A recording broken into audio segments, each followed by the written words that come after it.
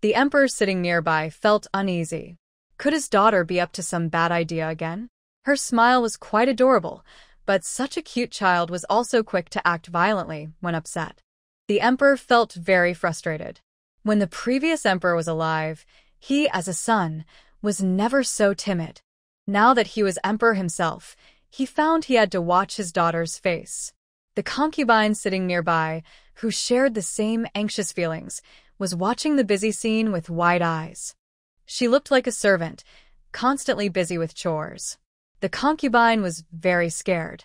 Since the last time the elder was mysteriously taken away by Princess Changlo, she had thought long and hard in her own room. She believed Princess Changlo must have discovered her true identity, but didn't know why she hadn't come to trouble her yet. Now, the concubine stayed in her room every day, trembling with fear, worried that one day she might wake up and find Princess Changlo sitting by her bed.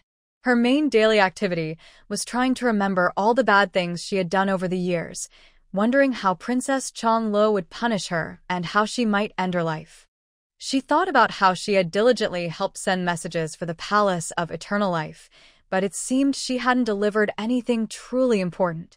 Her job was to watch the emperor, and the most she reported daily was that the emperor was fine, since he mostly ate and slept, not doing anything major. When Princess Changlo returned to the capital last time, the concubine quickly sent many messages hoping to improve her situation, but she didn't expect that her messages would be intercepted. Now, seeing the elders at the top working as servants in the princess's residence, she wondered what position she might end up with there. Suddenly, she started to give up. She no longer wanted to send messages and didn't even know how long she could survive. Feeling hopeless, she turned her frustration into hunger and began to eat greedily. Suehua, curled up in her master's arms, kept her eyes fixed on her chief disciple, then looked at her second disciple, pondering which one listened to her better. Xiao Jia looked down and saw Suehua plotting something bad. She grabbed Suehua's neck and threatened, "If you cause trouble here, I'll hand you over to Aunt Sue and let you see why flowers are so red." Hearing this, Suehua immediately became obedient, and her eyes cleared up. Meanwhile, a parrot named Swan Kai, assigned to guard the storeroom and given that nickname by Xiaojiu, was lazily wandering the streets of the capital. It saw a sneaky vendor secretly selling something in an alley. The vendor lifted the basket and mysteriously told a passing man, "This item, when lit, will surely make your wishes come true." The man looked at the object in his hand, and his eyes brightened. "Just light it?" The vendor nodded. "Don't worry, it won't harm your body." The pickled vegetables looked at the items in the vendor's basket and tilted their head curiously. Could this thing really make wishes come true? Maybe I should take one back to try. While the two people were bargaining, the pickled vegetables secretly sneaked out one item from the basket without anyone noticing. They clutched it in their mouth and flew quickly toward the princess's residence. Passing by the kitchen, they saw a fire on the stove. Remembering what the vendor said, that lighting it would work, they lit a bit of incense and watched it start to smoke. Excited, the pickled vegetables immediately flew to the owner to take credit, thinking this was a good thing that could make wishes come true. But halfway there, they noticed some movement in the storeroom. Thinking of their task, they approached quietly and saw two sneaky figures secretly sneaking around inside. The pickled vegetables were shocked. They had been tasked with guarding the storeroom, but now it was being broken into. Frightened, they immediately threw away the incense they were holding, but by coincidence, it rolled right into the storeroom. Inside, the two people were the Grand Master and the abbot. After some time of chasing and misunderstandings, they finally cleared up their differences. It turned out both were victims hurt by Princess Changlo. The two then joined forces to form a revenge alliance, determined to make the princess pay. They carefully examined their experiences and found they both had something in common: firecrackers that exploded on their own. Although they didn't know what it was, they felt it was extraordinary because of its powerful effect. Deciding to take action, they planned to use the upcoming banquet at the princess's house. With most people in the front hall and fewer in the storeroom, they intended to sneak in and find the explosive item to show their master, hoping to learn what it was. Seeing the two searching through the storeroom, the pickled vegetables went from being frightened to excited. This was their first mission, and they never expected such a big discovery. It was a great achievement. They hurried to the front hall. When they saw the young lord sitting at the head, the pickled vegetables excitedly shouted, "Thief! The storeroom has been robbed. Someone stole something." Storeroom? Thief? These words together sounded very tense. Hearing this, the little wine spirit from the guardian beast clan immediately understood the seriousness. With a flick of his chopsticks, he vanished in a flash. Soon after, the children of the princess's residence, energized like they had just been injected with adrenaline, tiptoed and flew toward the village chief's direction. Old Master Shin saw his little granddaughter, who had been sitting beside him just a moment ago, suddenly fly away in a flash. Old Master Shin rubbed his eyes, almost unable to believe what he saw. His ancestors of the Shin family had never been skilled in martial arts. Everyone in the family was a scholar who couldn't lift a finger. Now, his little granddaughter was both talented in literature and martial arts. Old Master Shin glanced at his equally stunned eldest grandson, feeling quite displeased. When the guests heard about the theft in the princess's treasury, they were all shocked. Who would be so daring as to steal from the princess's residence? A crowd of onlookers, eager for entertainment, felt that attending this banquet was worth it. Not only did they taste delicious food they had never had before, but they also got to see some excitement. So, everyone hurriedly followed toward the princess's treasury. The fourth prince was now very anxious. Why hadn't he learned to fly yet?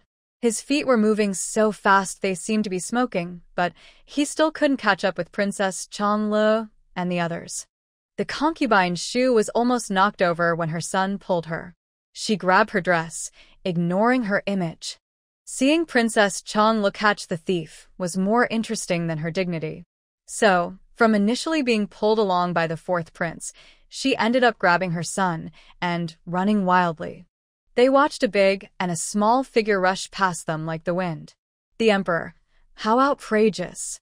How dare they run ahead of the ruler of the country? Behind them, the officials and concubines dared not cross the emperor.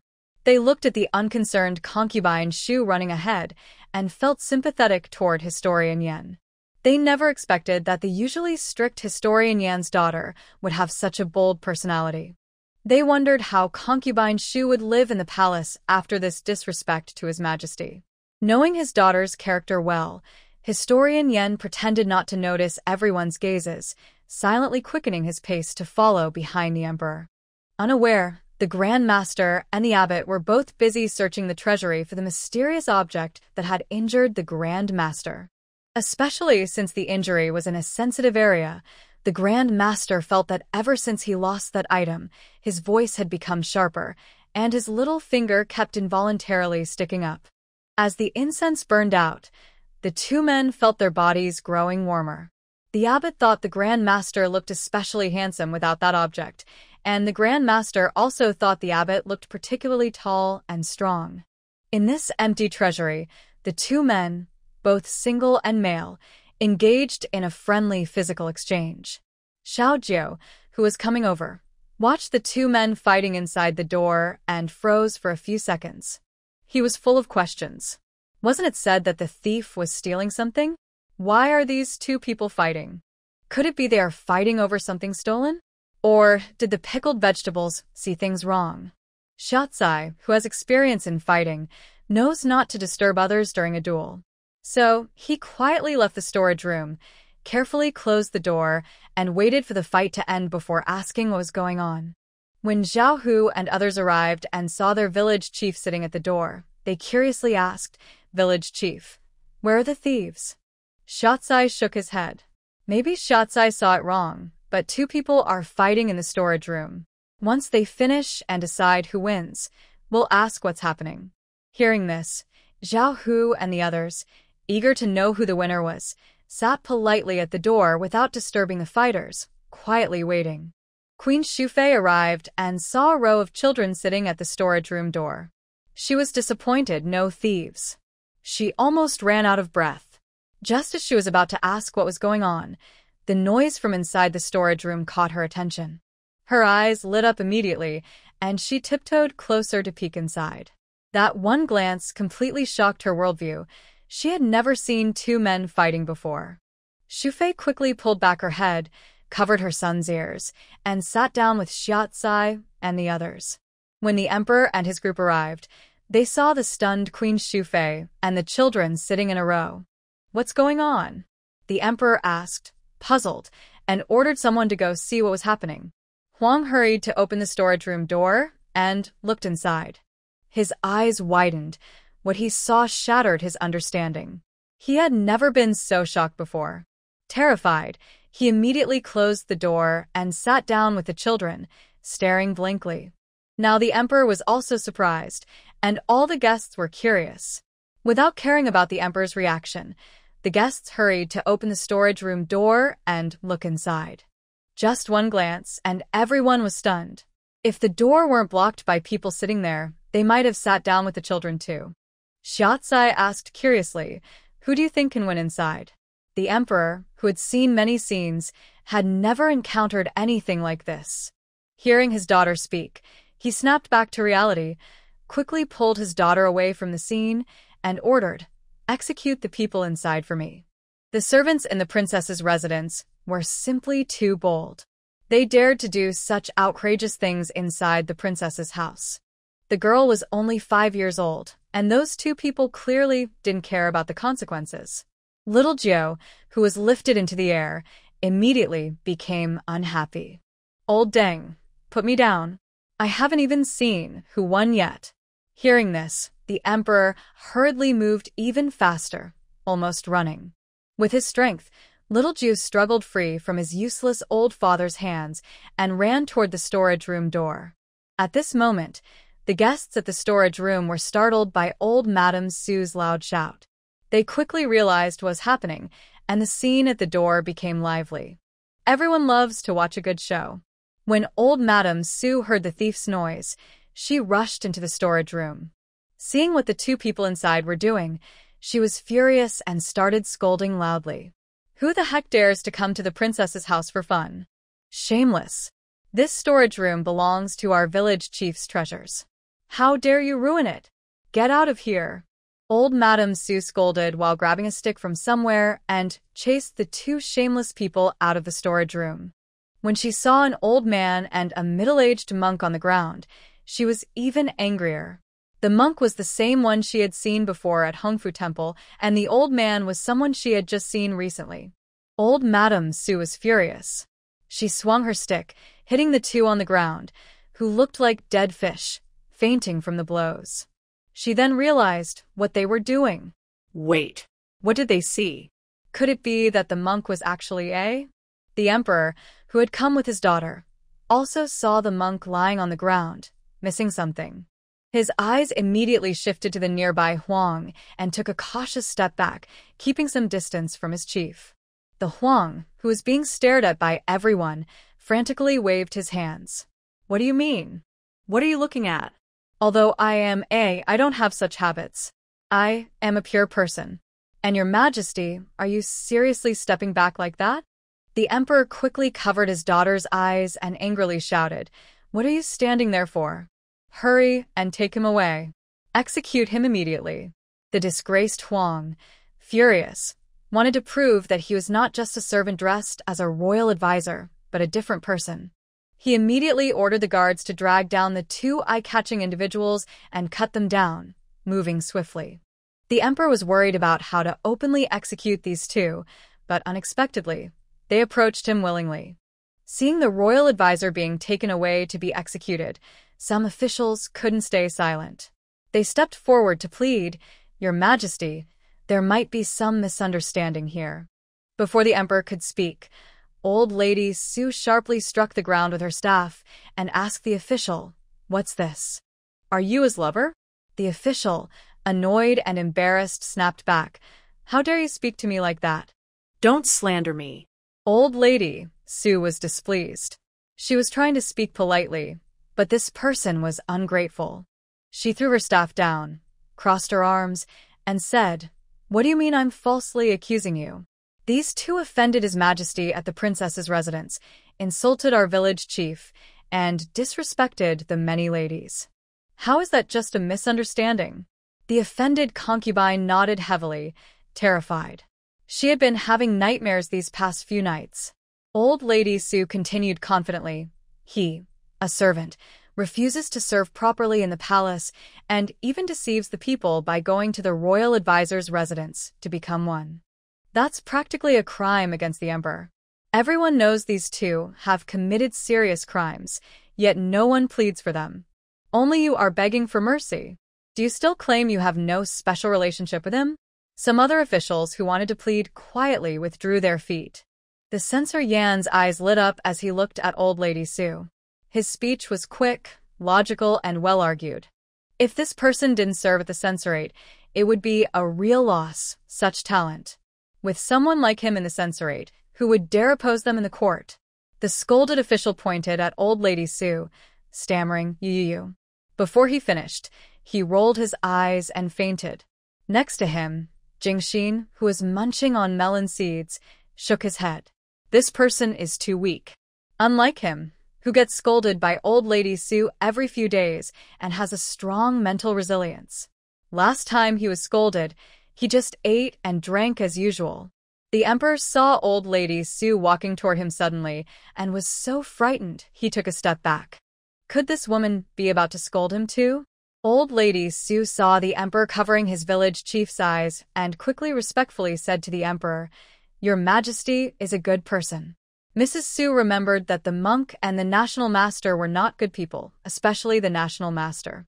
He once dared to use the excuse of praying for blessings to harm her village chief. If her village chief hadn't been so strong, they would have fallen under the national master's influence. Now, her village chief was still young and couldn't see through others' evil intentions, but her wife remembered. When she saw her father, the village chief, execute those two men, Mrs. Su couldn't help but praise him. The emperor, suddenly being praised, straightened his back a bit. This old woman still had good judgment. Looking at the national master and the abbot being taken away to be executed, the concubine felt even more scared, as if her head might fall off her shoulders. The national master and the abbot, who had been carefully cultivated by the palace of eternal life, couldn't even beat Princess Changle in a fight. They ended up killing themselves. The concubine, who didn't even know martial arts, wondered how she would survive under Princess Changle's watch in the future. Seeing the national master and the abbot being carried away, Little Wine quickly checked her own storage room. Everything was there, full and satisfying. She was happy to see it. If only her storage room were bigger. After counting her belongings, Little Wine happily followed her father back to the banquet. When they returned, the emperor saw most officials were present. He raised his cup and announced the recent granting of a fief to Princess Changle. He didn't say this in court because he knew officials would oppose it. He was too lazy to deal with their objections. Instead, he brought it up at Princess Changle's banquet. If anyone had opinions, they could tell her directly. The emperor trusted his minister's ability to speak well and handle challenges. He just wanted to sit quietly and enjoy the show. Then, the clever emperor raised his cup loudly and congratulated his daughter. I hope you can show your wisdom and kindness in your new land, Cheongzhou, and govern well to bring prosperity. After saying this, the emperor drank his cola in one gulp, showing his royal boldness and generosity. People who didn't know better might think he was drinking a strong liquor. Little Wine also bravely raised her small cup, clinking it with her father's, and said confidently, Dad, don't worry. With me here, my land will be the best. Then, she mimicked her father, drinking her cola in one go. The emperor watched his daughter and suddenly felt uneasy. A 5-year-old girl managing Cheongzhou. Would the officials and people there be able to handle her? The officials sitting below thought they had heard wrong. They quickly respectfully asked the emperor whether he intended to grant Cheongzhou to the princess as her fiefdom. The emperor replied that not only was it granted, but the imperial decree was also given directly to Changlo. Confused by this clear answer, the officials were stunned. None of the princes had been granted land yet, so how could a princess be granted land first? Isn't her fiefdom supposed to be just a county? When did it become a prefecture? The officials could no longer hold back. One of them stood up and respectfully said, "Your Majesty, we find this hard to accept. Since ancient times, a princess's fiefdom has only been a county. There has never been an example of granting a whole prefecture. Moreover, the princes have not yet received their land grants, so giving Cheongjo to the princess is inappropriate and against tradition." Another official quickly added, "Yes, Your Majesty, granting Cheongjo to the princess is a special exception. We humbly ask you to reconsider and revoke the decree." Others echoed, "Your Majesty, we agree. The princes haven't received their land yet, and if the princess gets Cheongjo first, it may seem unfair, causing resentment.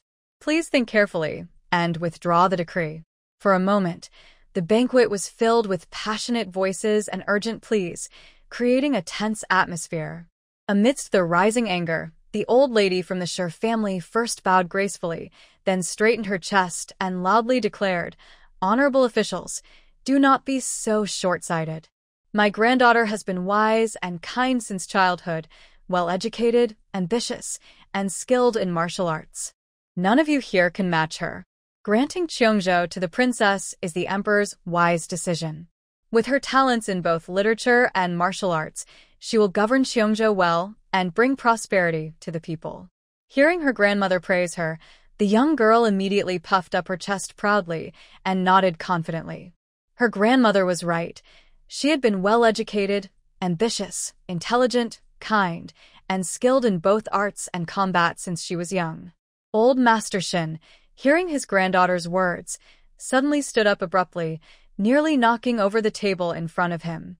The commotion was so loud that everyone at the banquet turned to look. Old Master Shin, pushed forward by his granddaughter, loudly declared, "Everyone, do not stubbornly cling to old ideas.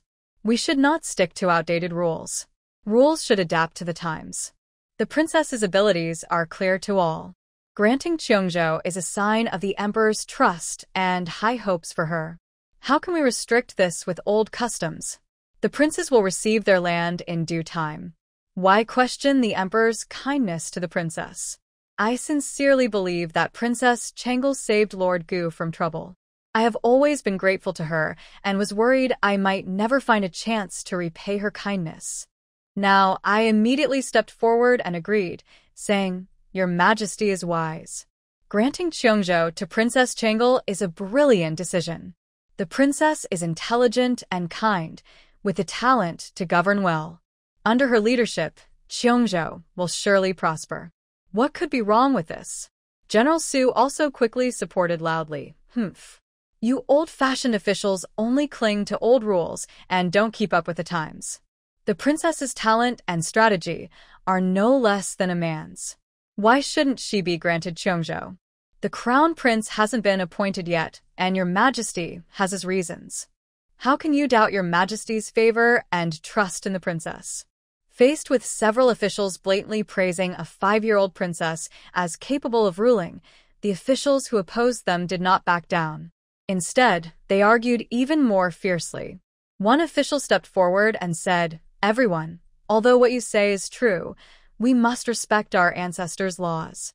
In history, princesses only received a county as their fief. This is the rule, and it cannot be easily broken."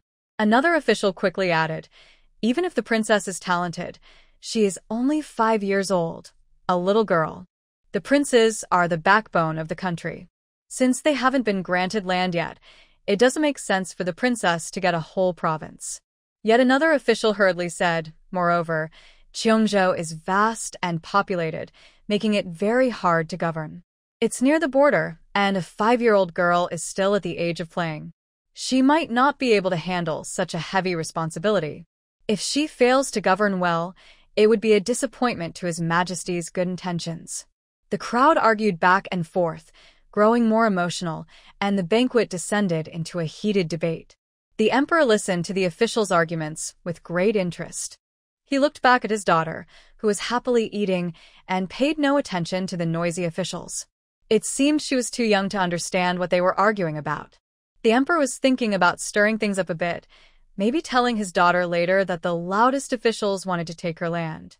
Before he could add fuel to the fire or stir up trouble, sitting beside Jingxin, the little Taoist priest, was observing the faces of the most aggressive officials at the banquet. Old Su, who had been eating his fill and was already ready to act, had already prepared himself. Master Su stepped forward and looked at the most lively Minister Zhou, asking Minister Zhou, "You keep saying that His Majesty gifted Queen Zhou to the princess. You claim it's improper and against protocol. I wonder, at your age, do you often secretly watch your daughter-in-law bathe at home? And does your son know about this?" This remark shocked everyone at the banquet. It also immediately caught the attention of some children, whose curiosity was piqued. They stopped eating and stared intently at Master Su. Seeing how serious the children looked, Master Su almost got angry. If only these kids paid such attention in class, it would be great. People looked at Minister Zhou with strange eyes. Usually, he talked about kindness, morality, and propriety, and boasted about righteousness and shame. Who would have thought that inside his home, he would do such shameful and shocking things? Everyone now saw that beneath Minister Zhou's respectable appearance, there was something lecherous and evil. He no longer looked like a noble gentleman. Faced with everyone's accusations and disdain, Minister Zhou's face turned red. He angrily retorted, "You are spreading lies. This is baseless gossip. I, Minister Zhou, have always been honest and upright. How could I do such immoral acts? Don't slander me with such filthy words to shame me." Hearing Zhou's excuse, Master Su snorted coldly. "Minister Zhou, you claim I am slandering you. But inside your house, you secretly hide not only your daughter-in-law's personal clothes but also private items belonging to the maids. How do you explain such disgusting things?" The emperor looked at his daughter, who was munching on melon seeds nearby. He quickly took a piece from her hand, continued eating his own melon seeds, and watched Master Su reveal more secrets. The imperial censor immediately stepped forward and said, "Your Majesty, what Master Su says concerns the reputation of officials. We cannot judge lightly. I am willing to personally investigate Minister Zhou's residence to ensure fairness and justice. We will leave no clue unchecked and will not let Minister Zhou be falsely accused." The concubine dowager sitting above rolled her eyes when she heard this. She knew very well that her father's noble words and righteous tone were just to be the first to get the latest juicy gossip. Xiao Jiu quickly said, "Father, I want to go too. I want to help. I love to be fair and just. Plus, I'm really good at finding things." Without waiting for her father to speak, she grabbed the imperial censor and said, "Let's go, lead the way." The imperial censor hurriedly bid farewell to the emperor above. As Princess Changel walked outside the residence, her steps seemed lighter and more lively. Behind her, a group of children and adults from the princess's household followed, worried about their village chief and eager to see him. The concubine Shu saw this and grew anxious. She quickly bowed to the emperor and said, "Your Majesty, my father is old, and as his daughter, I worry about him. I need to watch over him to prevent him from falling on the road." Then she pulled her son and headed toward her father's direction, calling out kindly, "Father, walk slowly. There are many stones on the road. Be careful not to trip." The second prince's wife nudged her husband, and he immediately stepped forward and said, "Father, Princess Changel and fourth brother are young. As their older brother, I worry about them. Rest assured, I will bring them back safely." Before the emperor could reply, he quickly grabbed his wife and ran outside the residence, afraid that the emperor might keep people back. The third prince saw his second brother leave and was very anxious. He hurriedly said to the emperor, "Father, I will go help second brother." Then he also ran off without looking back. The emperor, "Listen to this. They're just going to watch the fun, not going to war. You don't need to be so eager. And he also wants to go. Someone should give him a polite way out." Nearby, the old official Huang had already noticed that the emperor couldn't hide his curiosity about the situation. He quickly said, "Princess Changel is still young. If your Majesty goes to sea, with your Majesty present, everything will be fair and just." The emperor looked at old official Huang with satisfaction. Fine, I will go to the Zhou family to ensure justice. Rest assured, I won't let Deputy Minister Zhou be wronged. Then he took old official Huang and headed toward the Zhou residence. Seeing the emperor leave to watch the fun, everyone's eyes lit up, and they immediately followed behind eagerly. They had forgotten that just moments ago, they had been arguing fiercely about Princess Changle's appointment to Cheongzhou. Now, their minds were full of questions. Did Deputy Minister Zhou really peek at his daughter-in-law bathing? Was there really something hidden in the house, as Grand Tutor Su had claimed? Xiao Jiu was the first to arrive at the Zhou residence, pulling Yan Yushi along, followed by the main group of gossipers from the princess's household. Xiao Jiu knocked loudly on the gate of the Zhou estate. The gatekeeper saw it was Princess Changle and quickly bowed. Xiao Jiu waved his hand and asked, "Get up. Which room does your master live in? Take me to see him." Although the gatekeeper found Princess Changle's words confusing, he still helped lead her inside. After all, Princess Changle's reputation was known throughout the capital, and he didn't want to get into trouble. Mrs. Zhou hurried over upon hearing the news and respectfully greeted Princess Changle, saying, "Your Highness, welcome. We are sorry for not receiving you properly. May I ask what brings you to our house today?" Xiao Jiu immediately declared with righteous anger, "I'm here to seek justice for Deputy Minister Zhou. Someone has falsely accused your husband, and I can't stand by without acting. I came to prove your husband's innocence." Mrs. Zhou looked at Yan Yushi, who was accompanying them, and he nodded firmly, saying, "Mrs. Zhou, don't worry. As an imperial censor, I will handle this case fairly and will not let anyone wrongly accuse Deputy Minister Zhou." Mrs. Zhou quickly expressed her gratitude, saying, "Thank you both for defending my husband. Please let me know if I can help in any way." Xiao Jiu patted Mrs. Zhou's belly happily and said, "We will ensure justice. Lead the way." Mrs. Zhou personally led them, and upon seeing her daughter-in-law and son rushing over, she quickly asked them to follow and assist. With the enthusiastic guidance of everyone from the Zhou family, Xiao Jiu and her companions smoothly arrived at Deputy Minister Zhou's room. Although Xiao Jiu didn't know what secret item Master Su mentioned, she was strong and could lift things easily once she was told where they were. Mrs. Zhou watched as everyone rummaged through the boxes and thought they didn't seem like people there to defend her husband. She couldn't help but ask, "Princess, what are you looking for? Do you need help?" Jingxin looked at the eager Mrs. Zhou and quickly responded, "No need right now. Save your strength. You'll have plenty to do later." Suddenly, Yan Yushi exclaimed, "Found it. Is this it?" Xiao Jiu hurriedly brought out the box Yan Yushi found, broke the lock, and forcefully opened it. The box was filled with clothes, clearly women's clothing. Xiao Jiu pulled Deputy Minister Zhou's daughter-in-law over and pointed at the colorful clothes, asking, "Check and see which one is yours." Deputy Minister Zhou's daughter-in-law felt embarrassed and confused, thinking, "What is Princess Changle talking about?" The clothes inside the box looked like intimate garments, definitely her mother-in-law's. How could her intimate clothes be in her father-in-law's room? "Princess, don't joke. How could my clothes be in my mother-in-law's box?" She turned to her mother-in-law, who looked pale and stared at the intimate clothes in the box. Seeing that her daughter-in-law remained silent, the active Xiao Jiu immediately pulled Deputy Minister Zhou's son forward and said, "You check your wife's clothes. They must be there. Your father is too stingy, you know? Your father doesn't want to buy clothes himself. He steals your wife's clothes to wear and also takes many maidservants' clothes from the house. Our teacher says stealing is bad. You should tell your father to stop this bad habit." Xiao Jiu looked at his wife and continued, "By the way, your father is shy, but he also secretly watches your wife bathe." When he said this, everyone in the room was stunned. Even more surprising, the maidservants from the Zhou household found their own clothes in the boxes, and some even picked out a few pieces to give to the wife of the Deputy Minister Zhou, saying, "Madam, these are yours." The Deputy Minister Zhou's wife felt her vision go black. She tremblingly took the clothes from the maid and looked carefully. Indeed, they were her clothes. "Hubby, this. Her son quickly took a look and recognized them, feeling familiar.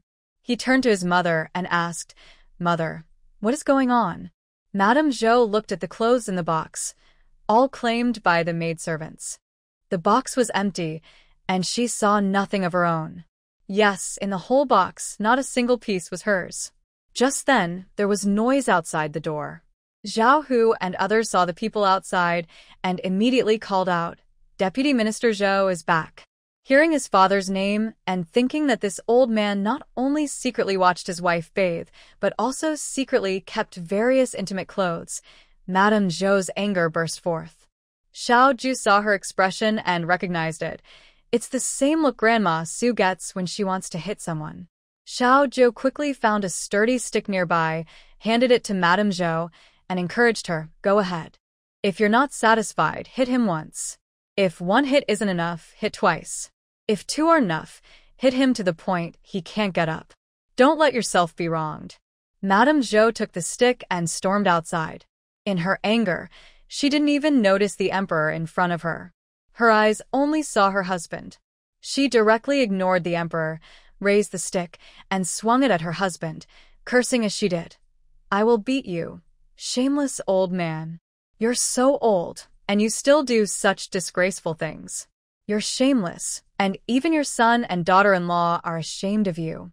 Deputy Minister Zhou looked at the stick hitting him and let out a wail, then immediately ran away. Madame Zhou chased after him, still cursing. "You dare to run? Try running again. I'll beat you to death, old man." Xiao Jiao and the others watched with bright eyes as the two fought and chased each other. Soon, Madame Zhou, exhausted from chasing, leaned on her stick and gasped for breath. Little Jiao saw Lady Zhou and thought about stopping her from fighting, but Lady Zhou still had energy to run away. This was unacceptable. The competitive little Jiao became anxious. "Where are we now? Are we not going to fight anymore?" Lady Zhou was too weak and needed to rest and recover. Little Jiao immediately exchanged a bottle of Red Bull in a bamboo container from the market. She ran over to Lady Zhou, handed her the bamboo bottle, and said, "Lady Zhou, are you tired? Drink some water to quench your thirst." Lady Zhou saw Princess Changel caring for her and was very touched.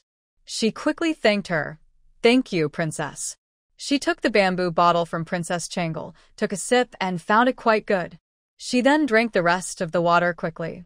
Little Jiao watched her finish and saw her still standing there resting with her stick. She became anxious and added some firewood to Lady Zhou, asking, "Lady Zhou, has Sir Zhou apologized yet? Or do you think he'll watch someone bathe again next time?" Hearing Princess Changel's innocent words, Lady Zhou's anger, which had just subsided, flared up again.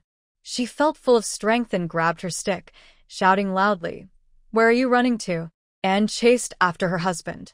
Her loud shout startled the guests watching. They saw Lady Zhou wielding her stick fiercely and Sir Zhou running away, crying out. Everyone was amazed. They had heard Lady Zhou was formidable, but now they saw it with their own eyes. She was not just formidable, but almost ruthless. Little Jiao watched happily as Lady Zhou chased Sir Zhou around the Zhou family yard several times without getting tired. She patted her chest, where her non-existent red scarf was, feeling very pleased. She loved helping others and thought she was a good child. She glanced at Sir Zhou's daughter-in-law, who was still crying, and Sir Zhou's son, who looked angry. She comforted them. "You don't need to be sad. You can buy new clothes if yours are gone. It's just a piece of clothing. I'll ask Grandma Su to make you a new one." Sir Zhou's daughter-in-law cried even harder. "Is it just about a piece of clothing? My father-in-law secretly watched me bathe. How can I live in the Zhou family anymore?" Little Jiao scratched her head, confused about what she said wrong. Why was Sir Zhou's daughter-in-law crying even more? Jingxin took her hand away from her head and explained, "It's not because her clothes are gone. It's because she feels embarrassed that Sir Zhou watched her bathe. She's worried about staying in the Zhou family and being talked about behind her back." Little Jiao didn't understand and looked up at Lady Zhou's daughter-in-law, asking, "Why are you so shy? It's not like you peeked at someone bathing. No one would blame you, they probably like to peek too.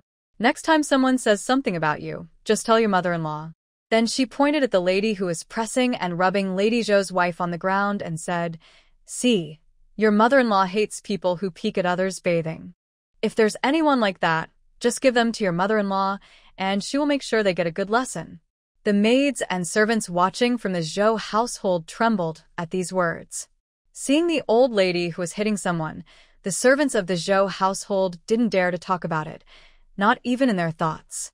After the lady finished hitting the person and finally calmed down a little, she went back and saw her daughter-in-law crying. Her anger flared up again.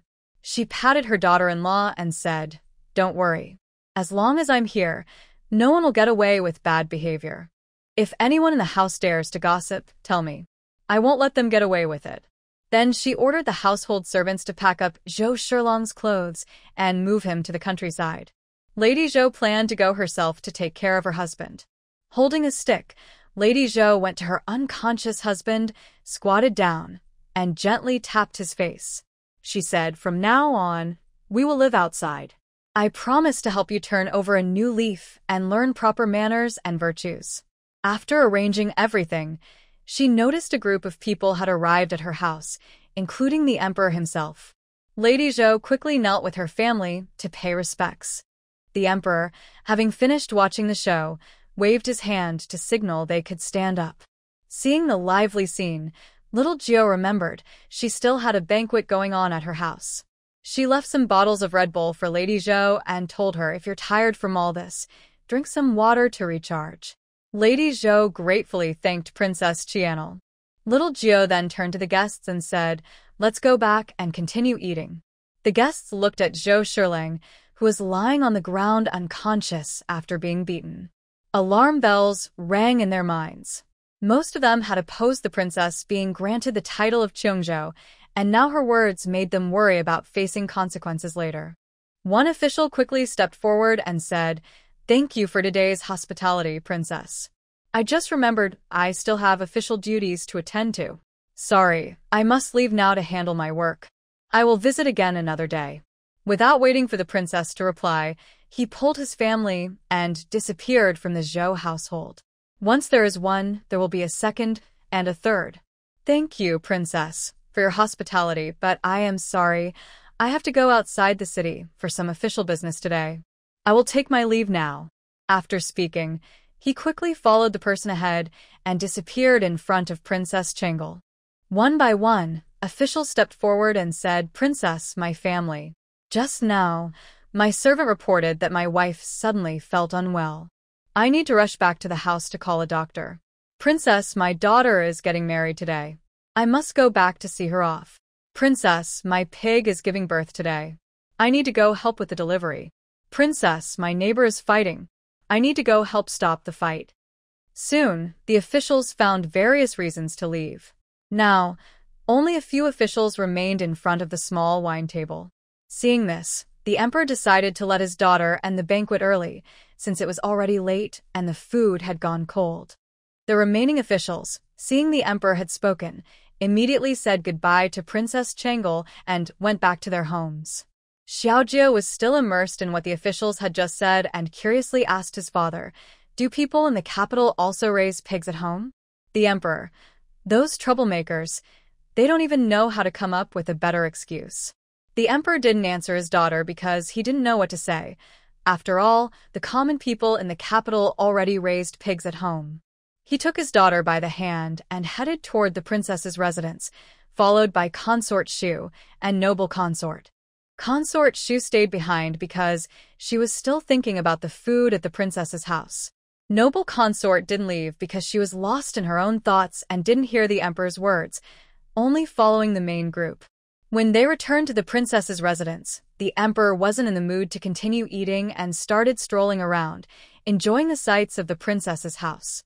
Suehua looked at the noble consort sitting alone in the pavilion, lost in thought, and felt a bit puzzled. Could it be that her top disciple was in a bad mood? Suehua, usually caring and attentive, tilted her head and tried to think of ways to cheer up the noble consort. She remembered that her master liked to dance when happy, especially a dance called shaking flowers, which her master had taught her before. Determined to make the noble consort happy, Suehua immediately began to give instructions. Cluck cluck, cluck cluck, cluck cluck, cluck cluck. back of the hand facing, cross the back of the hand with the palm, then the palm facing, cross the back of the hand with the palm. Cluck cluck, cluck cluck. Next, sway your hips left and right and dance with me. Upon hearing the command, the concubine immediately took action. At first, she was not very skilled, but after practicing a few times, she could walk and wave her flower hand smoothly at the same time. Her movements were very graceful. Suehua was nearby, humming a cheerful tune. From a distance, the emperor watched the scene unfold. He pointed at the concubine waving her flower hand and then at Chong Li's chicken, looking at his daughter with surprise and confusion. Is this right? Xiao Jiu tilted her head, confused. What's wrong? The emperor almost gouged out his eyes, doubting his own sight. He shouted in alarm, "What's wrong?" If I'm not mistaken, Changla, that chicken you're raising was just giving commands to the concubine. Xiao Jiu nodded confidently. Yes, the concubine listens to Tsuehua. The emperor found this absurd and incredulous. A noble concubine, listening to a chicken? Do you think that's right? Xiao Jiu thought her father was acting strangely and said, "It's right, Dad. You listen to our chicken too. What's wrong with that?" The emperor felt as if his head had been hit hard. He held onto a flicker of hope and asked nervously, "Changla, what did you just say? I didn't hear clearly." Xiao Jiu pointed at Tsuehua and said, "Dad, you and the concubine are both listening to Tsuehua. Don't you know that?" She also recounted how Tsuehua had previously directed her father to scold the noble consort in the palace. The emperor pointed at himself and then at Tsuehua, feeling that everything was absurd. "Do you think I should know that? And a chicken giving commands to the emperor? That's just impossible." Xiao Jiu tried to remember if she had ever mentioned that her father had worms in his stomach. Never mind, she couldn't recall and decided to stop thinking about it. She pointed at the emperor's belly and defended Tsuehua. "You have worms in your stomach. Tsuehua is commanding the worms, not you. You can't blame Tsuehua." The emperor looked down at his stomach with suspicion. "Worms? What kind of worms?" Xiao Jiu tried to remember and said, "It seems they said some kind of magic worms." She then recounted the conversation Tsuehua overheard in the concubine's palace, where the concubine was talking with a man in black.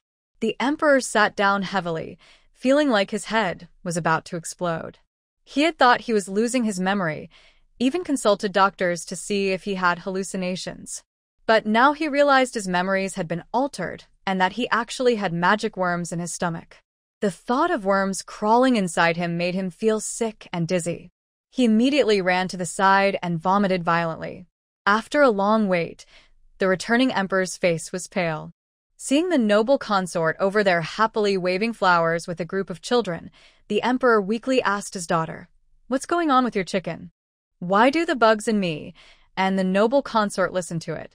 Just as he was about to join in the flower waving with some wine, he looked at his father with pity. He immediately stopped his steps and recounted how Tsuehua had picked up a bottle from a dark-clothed man in the cave, and how by a strange twist of fate, the bug king inside the bottle was eaten as a reserve food by mistake. The emperor was worried about the bugs inside him one moment, then happy that his daughter's pet had disrupted the plan of the longevity palace the next. Sometimes he feared he was being controlled by a chicken, and other times he was relieved it wasn't someone from the longevity palace controlling him. His mixed emotions of laughter and tears confused Xiao Jiu, who patted his father's shoulder and asked, "Dad, what's wrong?" The emperor looked at his daughter with hope and asked, "Changla, can you make your chicken get the bugs out of your father's stomach?" "The bugs are inside me, and I feel uneasy." Xiao Jiu asked confusedly, "How can we get them out?" Tsuehua doesn't know how. The emperor, who also knew nothing about bugs, was confused too, muttering, "Father doesn't know either." Xiao Jiu patted his father and said, "Dad, it's okay, it's okay. Tsuehua also has bugs inside her, but she's not worried at all."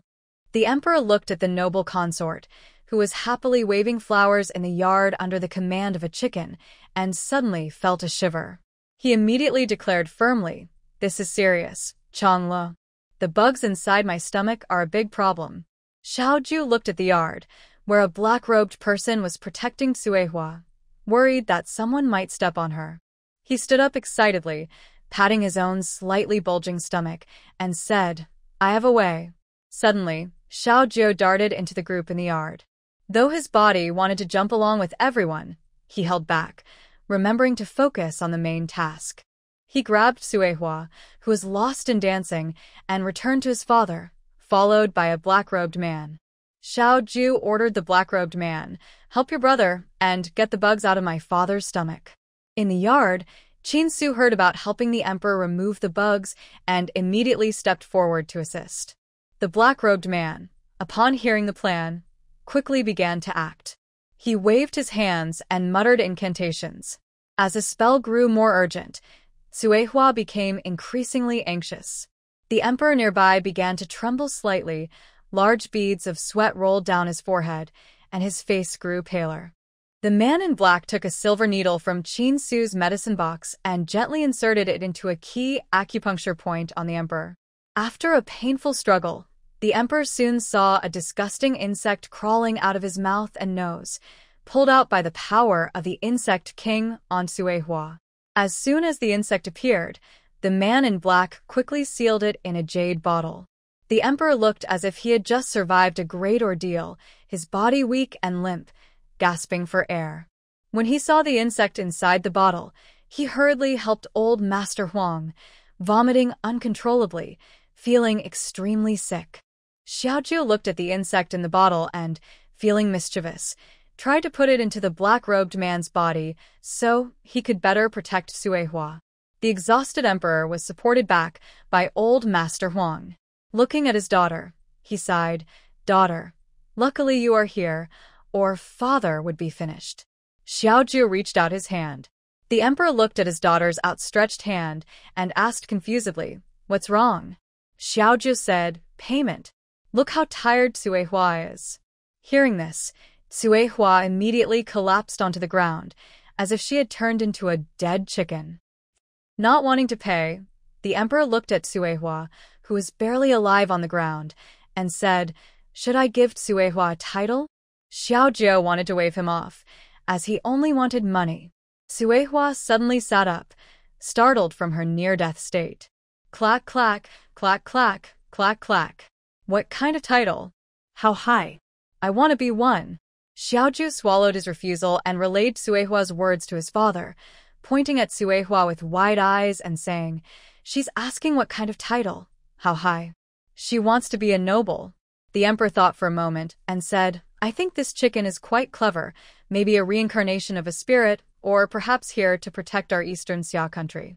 How about we make it a national guardian chicken with a rank equivalent to first class? What do you think, Chang Le?" Suehua immediately clucked happily, nodding her head like a chicken. Clack, clack, clack, clack, clack, clack. "Master, your father is very perceptive. From now on, I will support you."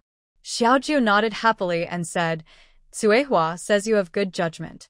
From now on, your father will support you." The emperor remembered how the noble consort had just waved her hand gracefully and thought, "There's no need for that. This chicken is too abstract," and he was afraid he wouldn't be able to handle it.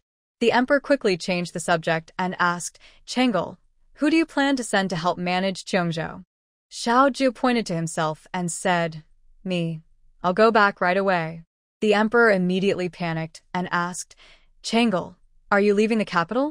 "Yes, my villagers are waiting for me." The emperor, "No. Chengel, if you leave, what will happen to the capital? What if someone from the Longxing Hall comes to trouble him again? He might not be able to handle it." "Chengel, if you leave, I'm worried, father. What if the people from Longxing Hall put some trouble into my body again?"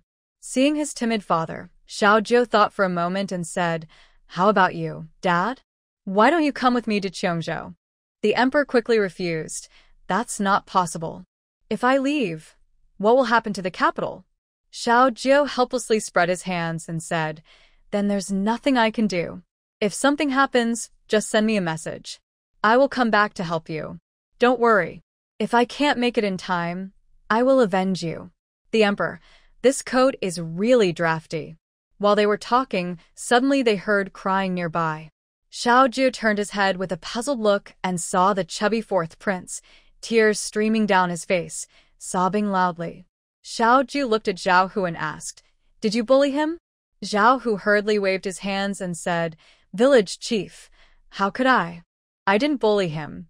I just came over." Xiao Ju poked the fourth prince and asked, "Why are you crying?" The emperor also looked confused and asked, "Yes, fourth brother, why are you crying? Are you hungry? Or is there nothing to eat in the kitchen?" The fourth prince cried so hard he hiccuped and sniffled, "Changel sister, please don't go back. I can't bear to part with you. Boo-hoo." Xiao Jiu, this charm.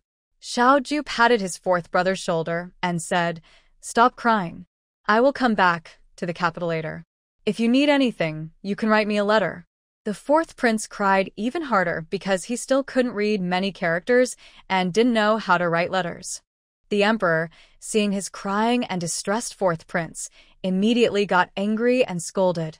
"A noble prince, crying like this, what kind of manners is that?" The fourth prince, who was always timid in front of his father, immediately retorted, "Can't I even cry? Then I don't want to be a prince. I just want to be fourth brother to Sister Changel." The emperor, it's unbearable to watch. How did Consort Shu give birth to such a foolish son? Meanwhile, Consort Shu was happily chatting in the kitchen with Su Xiaoxiao. She now felt that Su Xiaoxiao was her half-sister from her father's side. Xiaoxiao brought freshly baked egg tarts to concubine Shu and happily said, "Try this. Our village chief really likes eating these." Xiaoxiao hadn't encountered such enthusiastic customers in a long time. After all, who doesn't hope to meet someone who can give them emotional support through their hobbies? Concubine Shu took a bite and immediately exclaimed with sparkling eyes, "This tastes amazing. You're so talented. Your skills are much better than those of the palace chefs. You're like a female hero." The heroic Xiaoxiao quickly got busy again. "Wait for me. I'll make you another delicious one." Concubine Shu continued to praise her, boosting Xiaoxiao's confidence. Xiaoxiao was so happy she almost lost her way, eager to show off her skills by preparing a full feast for her. Meanwhile, on the emperor's side, a tense scene was unfolding. The emperor pointed at the tearful and snotty fourth prince and scolded disdainfully, "Stop crying and wipe your nose and tears." The fourth prince, feeling upset, gave up and said, "I won't. Father, I made a mistake. Now you should send me to Cheongzhou." The emperor was furious. Before he could yell further, he heard a creaking sound nearby. He looked back and saw that everyone in the princess's residence was sitting together, each holding a handful of sunflower seeds, all watching the scene with the same expression. It seemed they were just here to watch the fun. The angry emperor wanted to scold them, but saw his daughter and suddenly felt his anger fade. He thought, "I can't win this fight. Forget it, I'll just endure it." Xiao Jiu, seeing the father and son stop fighting but still eager for more, considered stirring things up to make them fight each other. Fortunately, Xiao Jiu, with a bit of reason, remembered that one was his father and the other his fourth brother. He regretfully withdrew his gaze. The emperor, furious, sent the fourth prince to stand aside and reflect on his mistakes. He then returned to the palace with Grand Huang and the exhausted concubine Gao, who was so excited she collapsed on the ground. He was so angry he felt it might shorten his life if he stayed longer.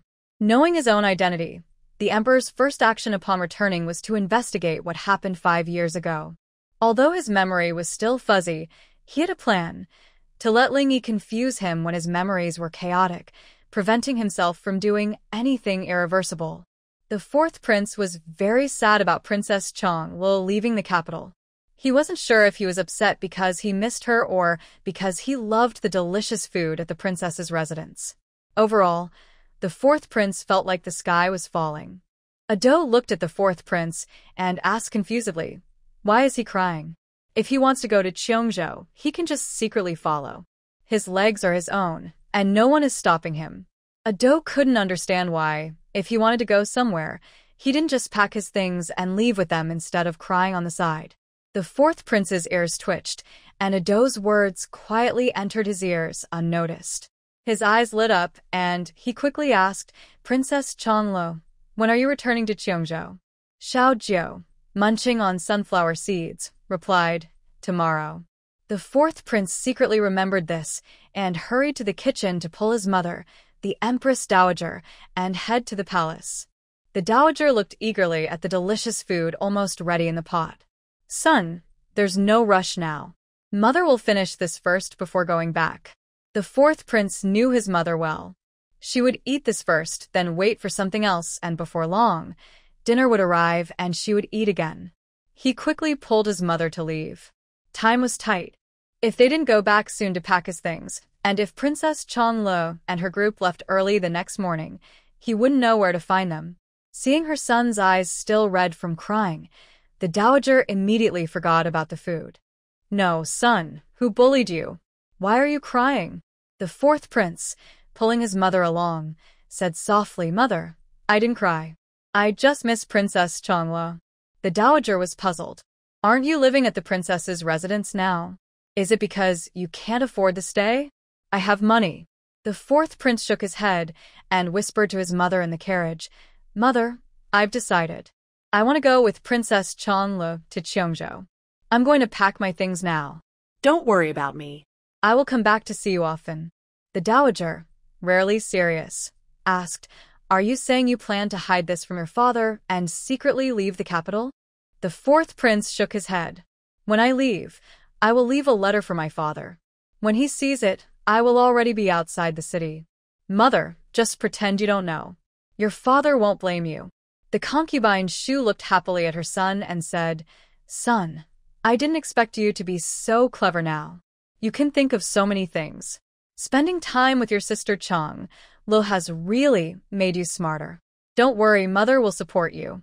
Later, I will give you some money to take to Cheongjo for fun. The fourth prince thought to himself that he knew his mother loved him the most, unlike his father, who only scolded him. Back in the palace, concubine Shu and the fourth prince hurriedly packed their luggage. The fourth prince saw his mother packing jewelry and clothes and asked confusedly, Mother, why are you packing too? Where are you going? Concubine Shu patted his head and said, Of course, I'm going to Cheongjo with you. I don't feel safe letting you go alone, so I plan to go with you. Son, you don't need to be so touched. It's only right for me to do this. The fourth prince thought he had misunderstood. He thought his mother was packing for herself, but now he realized she was going with him. Mother, if we leave the capital together, what about father? Concubine Shu waved her hand casually and said, Don't worry, I have my ways. You go ahead tomorrow. I will stay behind. Seeing his mother so confident, the fourth prince relaxed and carefully started packing his own things. The next day, the fourth prince got up before dawn. He carried his bag and appeared at the princess's residence. The gatekeeper recognized him immediately. He was the fourth prince living there and quickly let him in. The fourth prince headed straight to his sister Chang Li's courtyard, then placed his bag at her door and sat down heavily, leaning against the door to rest. In the morning, Xiaozhou opened her door and nearly fainted from shock, thinking she had sleepwalked and brought someone back. The fourth prince opened his blurry eyes and greeted her. Good morning, Sister Changlo. Xiaozhou stared at him and asked, What are you doing? You scared me to death. I'm still just a kid. The fourth prince immediately jumped up from the ground, excited, and said, I'm going to Cheongjo with you. I've packed my things and brought some silver notes too.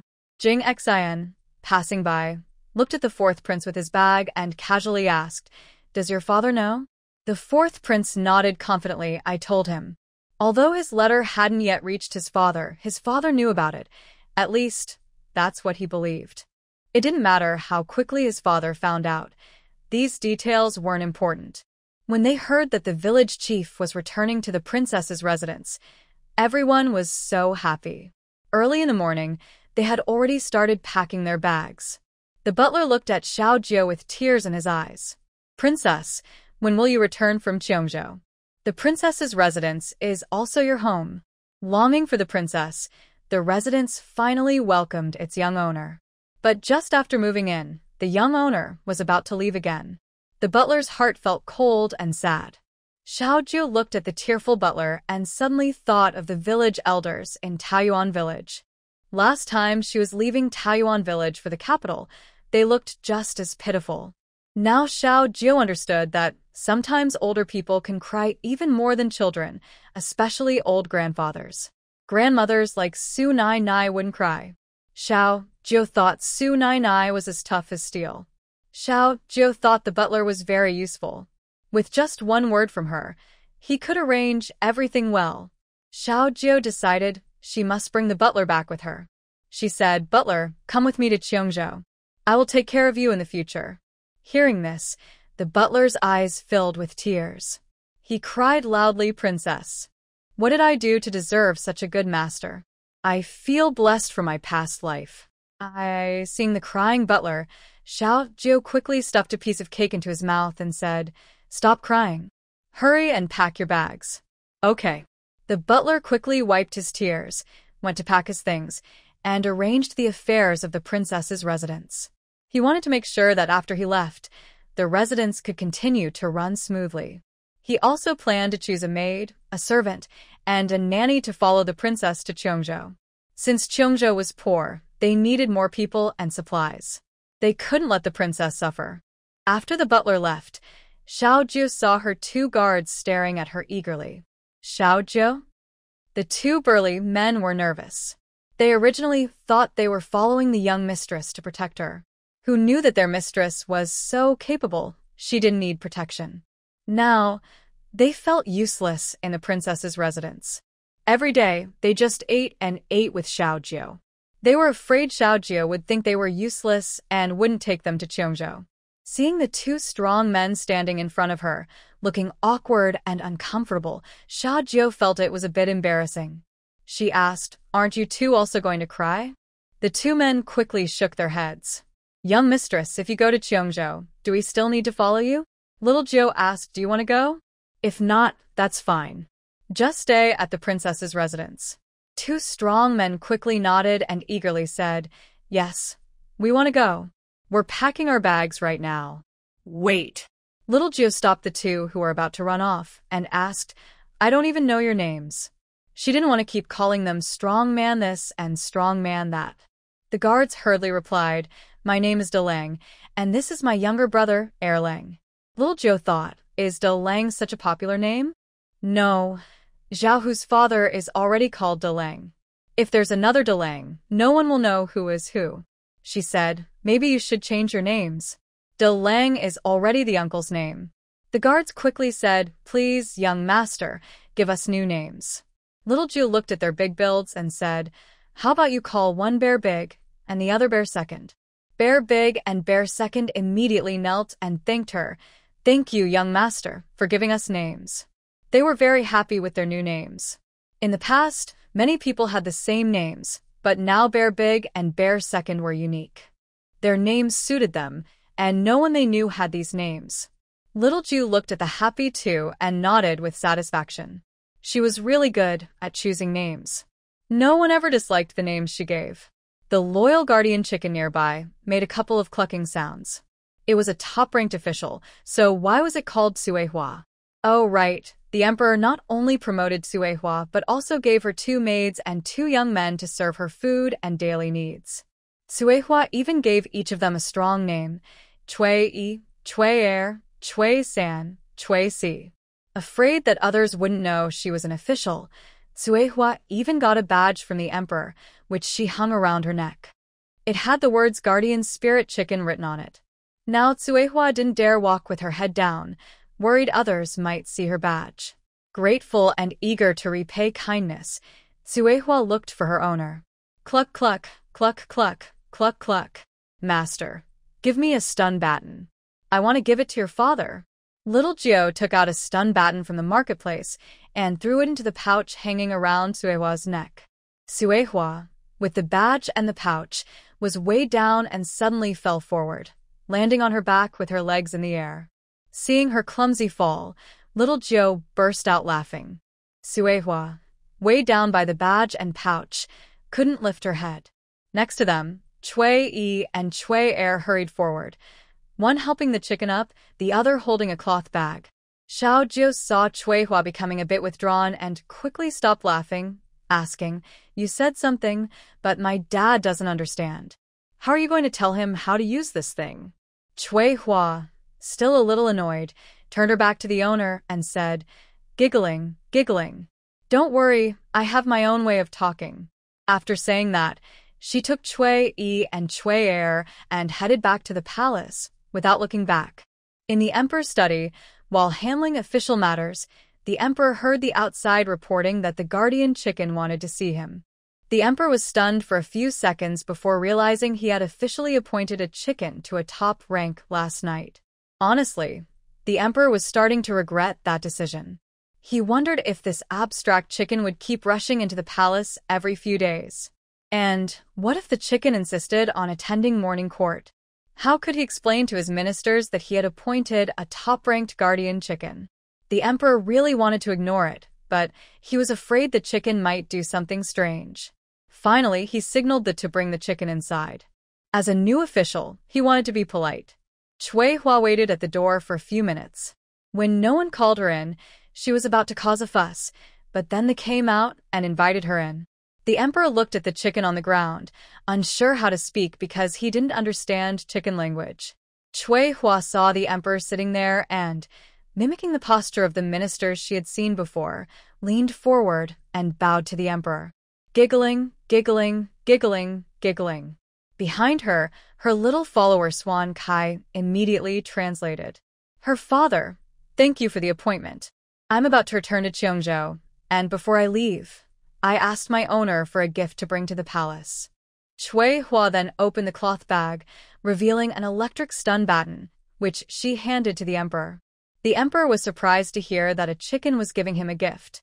He looked at the slender, cylindrical object in his hand, becoming even more curious. Chui Hua explained with a giggling sound. Swan Kai translated lively from the side. Soon, the emperor understood what the device was for. He pressed the button, eager to try it out. But after glancing at the people around him, he hesitated, feeling it might be rude to suddenly electrocute someone. The emperor sighed regretfully, thinking, if only an assassin would come now, I could test it on him. The emperor was feeling regretful when the palace came to report that Yang Ningzi wanted to see him. The emperor quickly issued an order for the person to be allowed in. Yang Ningzi, who was stopped outside the palace gate, thought he definitely wouldn't see the emperor today. To his surprise, not long after, a came to take him inside. Yang Ningzi immediately felt relieved. It seemed that the emperor's sudden investigation yesterday had found nothing, otherwise he wouldn't have had the chance to meet the emperor today. As soon as Yang Ningzi entered the study, he knelt down and bowed respectfully. The emperor threw the evidence he had found onto the table towards Yang Ningzi. As for how the investigation was so quick, it was thanks to the secret guard watching Yang Ningzi's residence. A few days ago, they overheard a conversation between Yang Ningzi and his mother.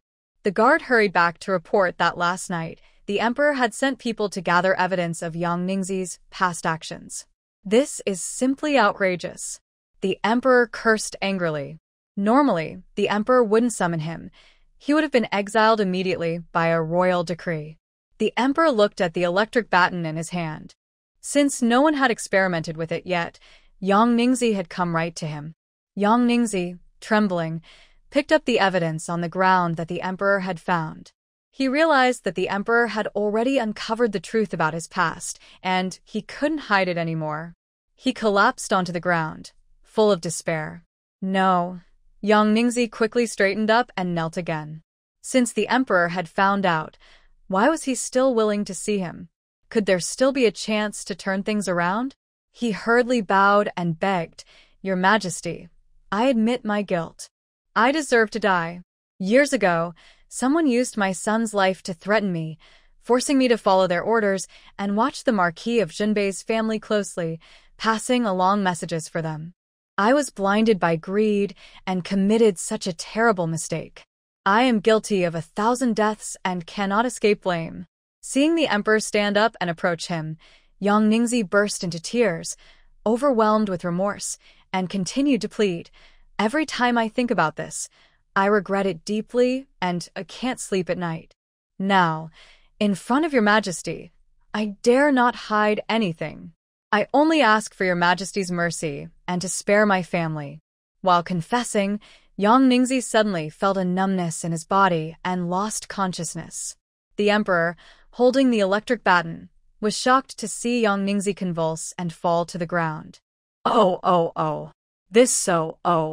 The emperor exclaimed excitedly, unable to speak properly. He loved this device so much, it's practically a life-saving tool. The emperor looked at Suehua with admiration and affection. No wonder he was officially named the guardian rooster of the nation. The emperor, pleased, granted Suehua 2 more guards, calling them protectors of the national treasure. Knowing this was his own daughters, the emperor added 1,000 personal guards for her. Seeing Yang Ningzi on the ground, unconscious and unresponsive, the emperor angrily shouted, "Humph! Such disloyal and unfaithful people, take him away and exile him to Cheongjo immediately." As soon as he finished speaking, guards entered the hall and dragged the person away like a dead dog. Suehua watched nearby, eyes shining, thinking she had learned something. Now that she was a high-ranking official, she also wanted to start acting with authority. Clack, clack. Sauerkraut excitedly translated. The emperor is mighty. The emperor is powerful. Hearing this, the emperor's lips curled into a slight smile. Finally, someone, a rooster, understood him after all these years. He really wanted a few more officials to come so his proud rooster could see how mighty and impressive he was. Indeed, a daughter reflects her father, so full of pride and arrogance. The emperor immediately pulled Suehua aside and began to boast about his life, claiming he was incredibly awesome even when he was born. Suehua, feeling sleepy, secretly muttered to herself. Her master dared not boast about being so impressive from birth, yet this little life form dared to do so shamelessly. Unable to bear it, Suehua quickly found an excuse to leave. She had just said those 2 words praising the emperor, or she wouldn't have been stuck listening to his bragging for so long. When Suehua returned, Xiaoju looked at the grand procession of 2,000 guards at the princess's mansion entrance. He was stunned. "Suehua, are you robbing my father?" He had seen thieves for money before, but never someone robbing people. Clack, clack. No, it's a gift from your father. He really likes that stun baton. Xiaoju mischievously said, "If one gift can get 1,000 guards, what if I give him a dozen?" Clack, clack. "Master, can you afford to raise them?" Xiaoju suddenly snapped to attention. "Oh right, these people all need to be taken care of by himself." He immediately dispelled the idea from his mind. Soon, everyone at the princess's mansion prepared to set out. Old Lady Su looked at the bustling army at the gate and was stunned. She hurriedly asked, "Village chief, are all these people coming back with us?" Xiaoju nodded. "From now on, they are all my personal guards." Little Jiu has not yet chosen her personal guard captain or deputy captain. So, she appointed Yan Fuzi as the captain. As for the deputy, Zhao, who insisted strongly, he volunteered eagerly, to the village head that he wanted to be the deputy. Seeing Zhao Hu's genuine desire, little Jiu agreed to let him take the position. Gazing from the side, Jingxin regretted not becoming an official himself. It seemed so easy. If you really wanted, you could get a position. If he had known, he would have tried to get one too. Just as little Jiu and her group were about to leave, the gatekeeper reported that someone wanted to see the princess. Little Jiu called the visitor over and recognized her immediately. She was Miss Chen, the former wife of the Marquis of Yongning, whom she had recently rescued from the depths of love-sorrow. Now, she was seeking an audience with her. Why are they both carrying bags? Are they going on a long trip? When Miss Chen saw Princess Changle, she quickly pulled her daughter forward and bowed, saying, "Your servant and my young daughter humbly greet Princess Changle. Wishing you peace and safety, Princess." Little Jiu hurriedly signaled them to stand up and asked, "Where are you both headed?" Miss Chen took a deep breath, looked up with hope and sincerity, and offered herself to accompany the princess to Cheongjo. "Your Highness, I dare to ask for the chance to follow you to Cheongjo. Though I am not talented, I have some experience in business. I understand that Cheongjo is still in development, and if I can go with you, I will do my best to use my skills to help the province grow and prosper." As she finished, she tightened her grip on her daughter's hand, her voice trembling slightly with nervousness and urgency. "Making money? That's a good skill." She needed someone like that most. Little Gio's eyes lit up, and she immediately invited them to follow. Old Madame Su quickly pulled Miss Chen and her daughter into her carriage. "Curious," she asked, "since you and your daughter are going to Cheongjo, what about your daughter's marriage? I heard last time that she was supposed to marry the young man from the Qin family." Miss Chen gently stroked her daughter's hair and replied slowly, "After experiencing a separation, my daughter and I have thought things through. My daughter was raised in a secluded courtyard, only knowing that small world. If she marries blindly now, it's like escaping one prison only to be trapped in another. We want to make sure she chooses her future carefully." Miss Chen looked at her daughter with kind eyes and said, "I don't want you to repeat the same fate. I want you to leave this narrow world, see the wide outside world, experience different scenery, and understand the many wonders of life. Don't stay trapped in this small place for your whole life. After you have experienced the outside world, if you decide to get married, I will be happy for you. If you choose not to marry, I will respect your decision. As for what kind of man you want to marry and how you want to live, as long as it is your true wish, I will support you fully." Miss Chen watched Princess Chonglu and Miss Shin jumping happily among the crowd and continued, "I only want you to follow your heart, not be bound by old customs, and live a happy, free life that makes you satisfied." Ji Seeing looked up at her mother with shining eyes and said firmly, "Thank you, mother. I know everything you do is for me. I will live well and do what I love." Old Lady Su listened to the conversation between Miss Chen and her daughter. At first, she looked surprised, then her face changed into a look of admiration. She said emotionally, "Miss Chen, it's rare to see someone so open-minded. That's truly caring for your child." Miss Chen looked at Old Lady Su with gratitude and said sincerely, "Thank you. The reason I dared to leave is because I heard Princess Chonglo and the children talk about your daughter. Their words touched me deeply. I wondered why I couldn't be brave like her, to do what I love and live the life I want. Before, I was always trapped by rules and others' opinions. I didn't even dare think about leaving. But after learning about your daughter's experience, I saw a new possibility, a chance to live for myself. That's why I finally decided to go to Cheongjo with my daughter and do what I love." Hearing this, Old Lady Su was first surprised. Then she smiled with pride and relief. Her wrinkled hand gently patted Miss Chen's shoulder and said, "It's wonderful that you think like that. The road ahead is long. As long as you have courage and determination, your future will become brighter and brighter." Old Lady Su laughed cheerfully, her smile full of hope for Miss Chen and her daughter's bright future.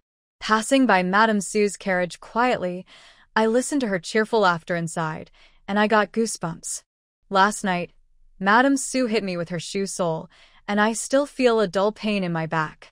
Last night, I just wanted to see if I could throw the firecracker that the village chief gave everyone into the stove to see if it would be more powerful when it caught fire. Maybe it could even explode into a big fire. When I arrived in the kitchen and was about to try it, I didn't expect Madame Su to stand behind me without me noticing. Before I could explain, she took off her shoe and started hitting me. She even said that when I pouted my bottom, she knew I was about to do something bad. But what bad thing was I doing? I just wanted to test if putting the firecracker in fire would make it explode bigger. If I could do that, maybe I could handle problems in Cheongjo better. I could only run and explain at the same time that I was just curious about the thing the village chief gave me. But Madame Su got even angrier. She took off both her shoes and chased me around the yard, hitting me so hard I cried out loud. A few days ago, some children asked me if I could only read the faces of living people. I was stunned because I had never tried to read the face of a dead person. That day, I took 2 guards and dragged a corpse back from the graveyard. When we got back, it was too late, so I just found a quiet place to leave the body. I was planning to study the face of the dead person the next morning, but I forgot about the corpse the next day. It turned out that the quiet place was where Madame Su exercised in the morning. I was still asleep when I heard a loud shout. Instinctively, I got up, dressed quickly, and ran outside to escape. As I suspected, Madame Su didn't listen to my explanation. After questioning me, she found out I had dragged the body back from the graveyard. She grabbed a broom and chased me around the yard. It was really tough for me. I knew Madame Su definitely had an opinion about me. Otherwise, why would she always scold me or chase me to hit me? The children didn't know how hard I was suffering because they were happily running around in the crowd. Sometimes they stopped at a vendor stall. Sometimes they ran into a small alley, but they weren't in the group. The villagers saw the large procession and, after asking around, learned that the newly returned Chanle princess was leaving Beijing to go to her fiefdom in Cheongzhou. The common people are very reluctant to see them go. Honestly, since Princess Changle and her group arrived, life in the capital has become much happier. Every day, there are new entertainments to enjoy. Unlike other members of the royal family, Princess Changle is more approachable. Ordinary people rarely see those in the palace, and even if they do, they are seen from afar as the royal family and officials look down on commoners. But Princess Changle often strolls through the city streets. The nearby food vendors have become familiar with her. They share gossip with a few children, and each stall even has small stools set aside just for the kids to sit and listen. In such a short time, Princess Changle has made the city lively and joyful. Everyone is happy. Who would have thought that these common people would have the chance to dance with the emperor in the street? That's something they could boast about for generations.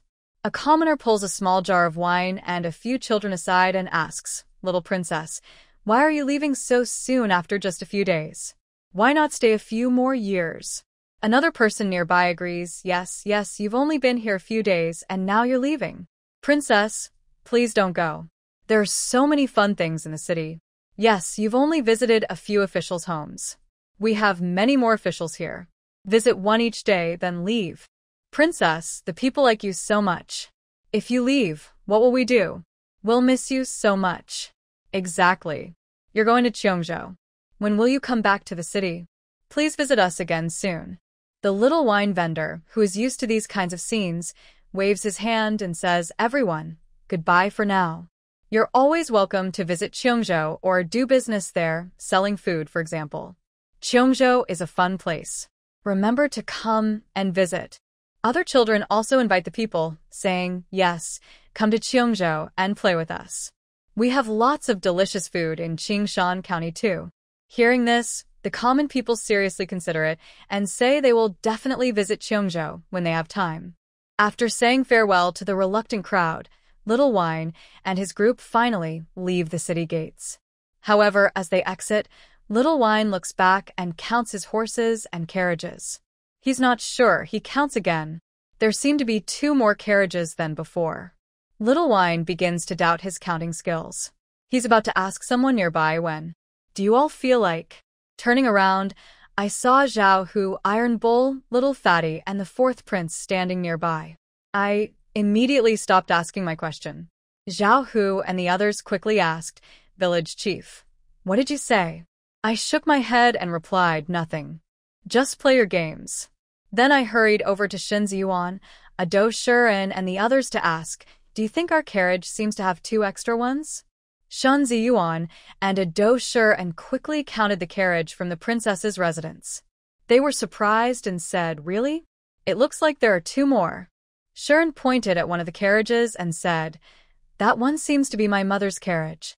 After saying that, Shiren hurried towards the carriage from the Shi family. Xiao Jiu touched the token in her storage bag, given to her by her grandmother last night when she said goodbye. Her grandmother also explained what the token was for. Xiao Jiu listened confused, not understanding what it was. She only heard the words "very powerful," so she quickly put it into her storage bag. Strange, her aunties didn't say they would go with her last night. Why is she here today? Unable to figure it out, Xiao Jiu also ran after the Shi family's carriage. Madame Shi lifted the curtain and saw her son running over. She quickly ordered the carriage to stop. When Shiren and Xiao Jiu saw the carriage stop, they immediately scrambled onto it. Shiren looked at his mother happily and asked, "Mother, are you going to Cheongzhou too?" Xiao Jiu also glanced inside the carriage, only seeing her third aunt and her maid, with no one else. Curious, she asked, "Hey, where are Grandma and the others?" Madame Sure fixed her little cousin's messy hair and said, "Your grandmother and the others have to stay in the capital. Your little uncle is over there, and once His Majesty issues the order, they should be heading to the frontier soon." Xiao Jiu sighed in disappointment. She thought her grandmother and the others would all go with her to Cheongzhou. That's not right.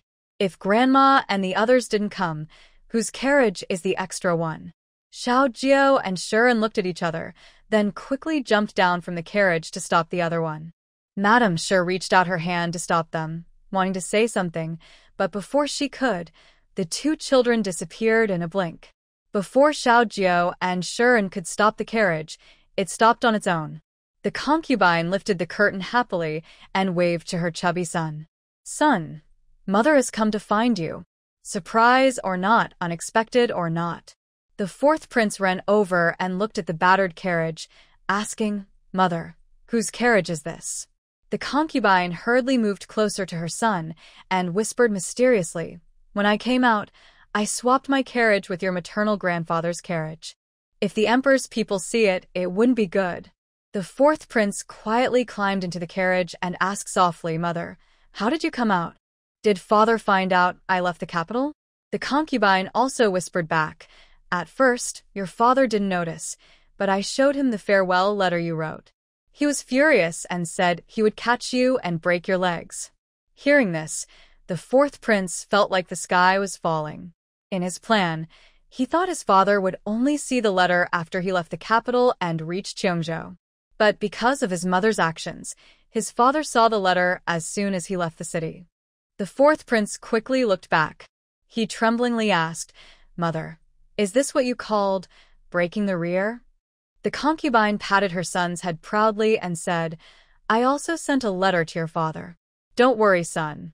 By the time your father reacts, we will already be in Cheongzhou. We'll stay there for a while and then return to the capital. By then, your father will have calmed down." As for what the letter said, of course, it was that her son's rebelliousness was her fault. She promised the emperor that she would personally go out of the palace to bring her son back before he ran too far away, leaving it to His Majesty to handle.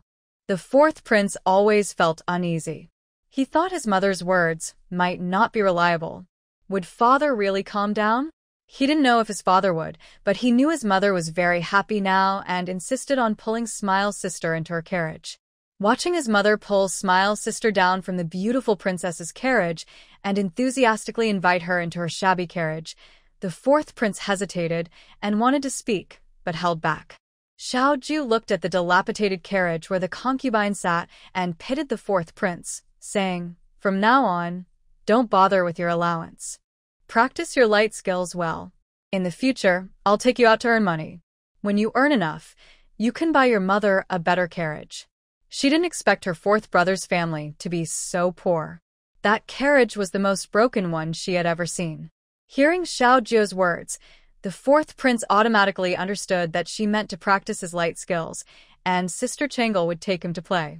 He quickly nodded, promising to work his martial arts. The young master saw how eager he was to practice light skills, so he immediately ordered, "From now on, you run with the cart and focus on practicing basic skills first."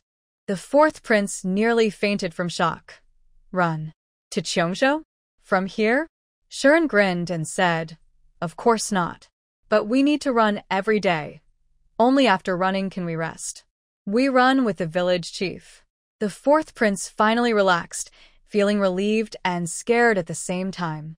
But before he could breathe a sigh of relief, Shuren grabbed him and started running again. The reason for the rush was simple. Their village chief had challenged his personal guards, claiming he wanted to see how skilled they really were. When 2,000 guards heard this, they refused to accept being beaten by a few kids. So, when the village chief shouted, "Start running," everyone began to run wildly. Shuren wanted to run while holding the fourth prince's hand, but the prince was too heavy, so Shuren had to let go and run ahead, warning him, "Don't hold us back. Even if you can't run fast, keep running, okay? If you really can't keep up, just grab a guard." See? Those guards. Make sure you're not the last, understand? The fourth prince nodded fiercely, watching Shirin dash ahead in the blink of an eye. He silently vowed that if he couldn't keep up later, he would grab the slowest person to avoid being last. Inside the carriage, the concubine looked at the group running outside and asked anxiously, "What's going on? Did something happen ahead?" She wondered if they had encountered assassins or bandits right after leaving the capital. Su Xiaoxiao looked outside and said, "Don't worry. It's probably just those kids causing trouble again." Then she quickly jumped down from the carriage and said, "It's been a long time since I last ran. Since we're leaving Taoyuan village, I might as well run a bit today, get some exercise." With Su Xiaoxiao leading the way, old Madame Su, Elder Su, who just wanted to enjoy life, and the servants from the princess's mansion also got out of the carriage, laughing happily with the children. Old Madame Su was stretching, doing exercises her village chief had taught her, and said, "I haven't sparred with anyone in a long time. I wonder if I can still beat those old sisters when I go back to the village." Miss Chen was surprised and asked curiously, "Are the people in your village not easy to get along with? Why do you have to fight?" Mrs. Su smiled and said, "Once you visit Taoyuan village, you'll understand. Everyone there, from young to old, practices martial arts. When they have free time, they like to spar a few moves. The villagers in Taoyuan village used to spar just for fun, but now they have turned greetings into friendly competitions." Miss Chen found this very interesting and became even more curious about Taoyuan village. Even though there was a carriage, everyone was outside running. Even the less active consort Shu and Miss Chen got out of the carriage to exercise with everyone, but their shoes weren't suitable for running, so they had to sit back in the carriage and change into proper shoes. Only Lady San, fully prepared and dressed in a strong outfit, jumped out of the carriage confidently and ran after the group, determined to train her martial skills during this trip to Cheongzhou and someday avenge her husband. At the front of the group, little Jo thought she was the best, but she didn't expect 2 guards from the royal to catch up and almost surpass her. She couldn't accept that. If her guards overtook her, she would lose face. The village chief, who was very competitive, immediately sped up. Her legs almost sparked with fire. The guards behind saw they were about to catch up with the princess. Suddenly, the little girl in front sped up, and they only saw a blur. What's this skill? How can she be so fast? The 2 guards running at the front nearly popped their eyes out in shock. Before they could recover, a child suddenly ran past them with a quick burst, and the child even turned back and smirked at them. Could they tolerate that? So, the 2 guards increased their speed and quickly caught up with the child, then imitated his attitude and turned back to mock him. Within half a minute of showing off, Zhao Hu was left behind by the 2 guards. The other children saw this and felt discouraged. They thought the princess was very powerful, and they couldn't compare. They didn't have many ideas, since she was a 5-year-old girl who could challenge the monks of Hongfu Temple alone. But the other children, who were still young and barely knew how to read, didn't fall behind at all. In fact, they ran closer to the front. Especially, just a second ago, some guards mocked that a little girl like Shen Jiyuan would definitely fall behind, but now they saw her running far ahead and felt embarrassed. What's even more surprising is that an old lady ran past me, shouting slogans. 1, 2, 1, 2. Listening to her voice, it was full of energy. Old Madame Su, who ran ahead, looked at the guards behind the team with a look of disdain and shook her head. "No good. You can't even outrun an old woman like me. How will you protect the princess in the future?" After saying this, she sighed with disappointment and ran forward. The guards, who felt deeply insulted, immediately wanted to cover their faces and run away. Too embarrassing. The guards at the back of the team immediately chased after the people in front, as if chased by dogs, running wildly to catch up. The 4th prince, who was walking slowly behind, had initially planned to stubbornly cling to a guard and ask him to stay at the back with him. But his plan only stayed in his mind for a few seconds before he saw the guards behind the team, as if injected with chicken blood, rushing forward at a fast pace. The 4th prince didn't speak. He just wanted to cry. Seeing his son sad, the concubine quickly comforted him. "It's okay. Mother is here with you. You haven't learned martial arts before, and you haven't exercised much. Plus, you have more flesh on your belly than others, so it's normal if you can't run fast. Keep running, and you'll catch up with those in front. Hearing this, the fourth prince pinched his belly, thinking his mother was right. He hadn't trained in martial arts, so it was normal that he couldn't catch up. So, the fourth prince, who had been comforted, stopped and held out his hand to his mother, saying, "Mother, I won't run anymore.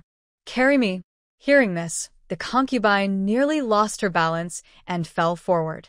She just wanted to comfort her chubby son who was eager to climb onto her back. Pretending not to hear her son's words, she continued to speak to herself. "Son, even though you haven't learned martial arts yet, think about Sister Changle and the others. They also started without training.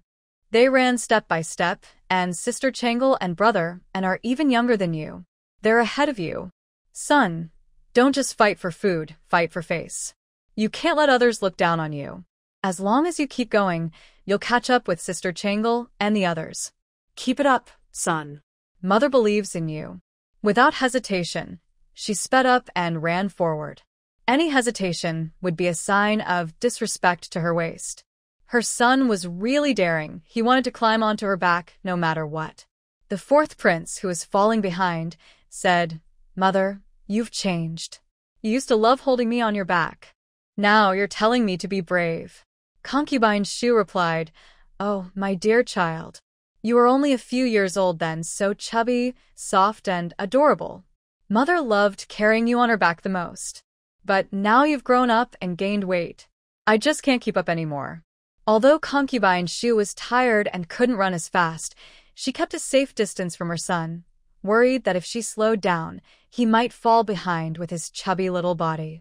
Meanwhile, little Gio, who was running in front, soon reached a forest.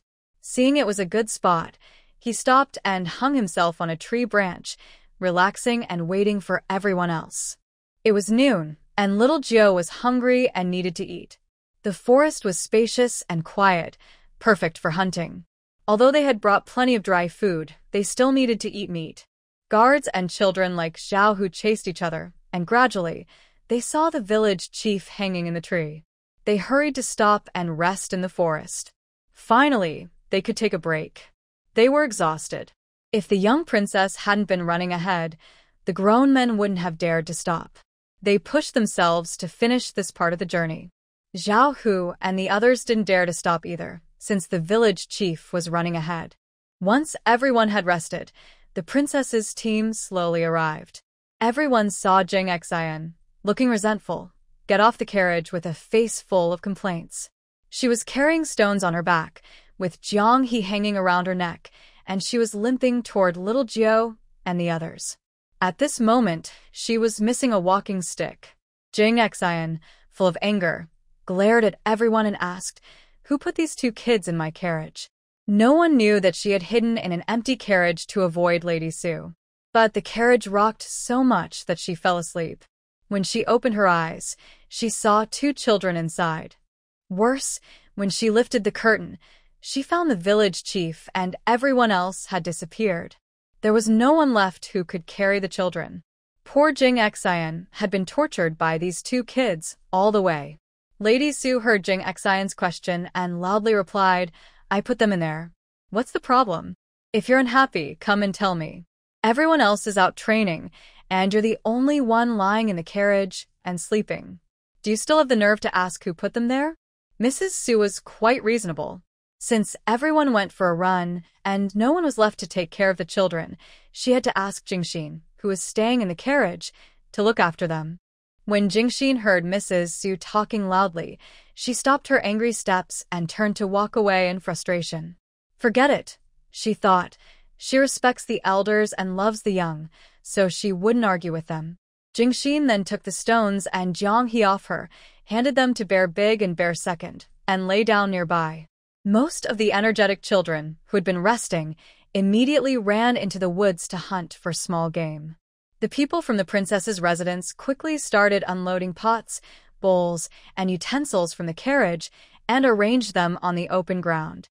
Most of the maids and servants brought along by the princess's residence were apprentices of Su Xiao Xiao and knew how to cook. Once everything was set up, Everyone began working in an organized way. After running for so long, the guards lying down initially didn't want to get up.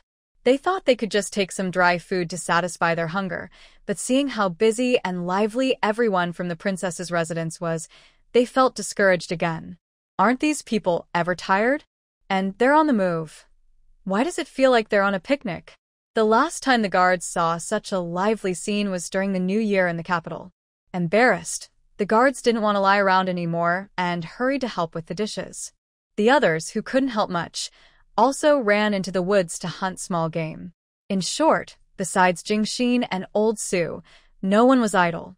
Even the 3-year-old Stones and Jiang, he happily ran to gather firewood nearby. Mrs. Su watched the old man and the child sitting there, sharpening knives with a scrape sound. Old Su immediately took out a book from his and said, "While everyone is busy, I'll share some knowledge. That way, we can work and learn at the same time." He opened the book and started speaking nonstop. Hearing this magical voice, Stones and Jiang, he kept moving farther away to gather firewood. If it weren't for their short legs, they might have gone to the next county by now. Seeing that the only one lying peacefully beside her, Old Su, was pretending to teach, Jingxin thought, "Very good. Now Mrs. Su's attention is all on me." Jingxin immediately got up to find something to do. She wasn't acting out of her heart. She's always been a diligent person since she was young and couldn't stay idle for long. In the forest, a few children were busy catching rabbits when they suddenly heard a loud clucking sound like Suehua killing a chicken, followed by Sauerkraut shouting for help. Did Suehua get mistaken for a wild chicken on the mountain again? Ado asked, listening carefully for a moment. When the children heard Suehua and Sauerkraut calling out, they immediately ran toward the sound. When they arrived, they saw a majestic eagle spread its large, powerful wings across the wide sky, darting like a black lightning bolt. Its sharp eyes fixed straight ahead, targeting Suehua and Sauerkraut, who were desperately trying to escape. Suehua was panic-stricken, flapping her wings wildly, trying to find a hiding spot among the grass and trees.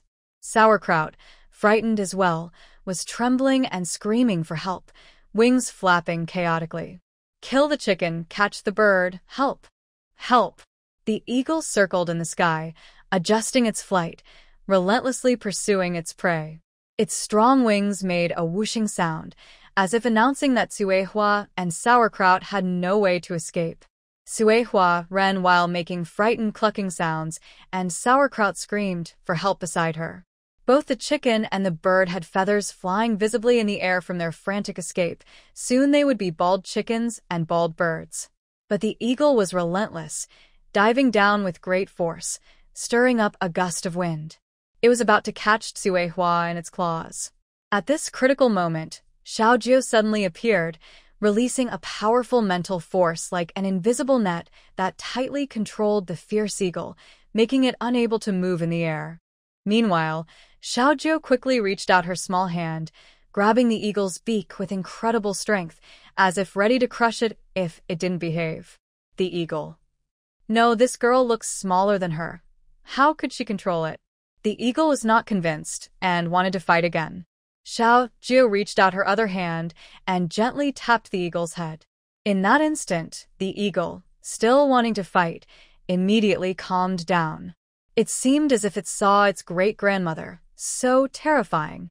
When the little Wine saw the eagle calm down, he loosened his grip on the eagle's beak and asked, "Why are you chasing my friend Suehua and the pickled vegetables?" Hearing this, the eagle was about to get angry again. But when Little Wine raised his fist, the eagle was so scared it instantly became quiet as a chicken. The eagle looked sad and chirped softly, expressing its feelings of unfairness. As it spoke, its calls grew louder, sharper, and more piercing.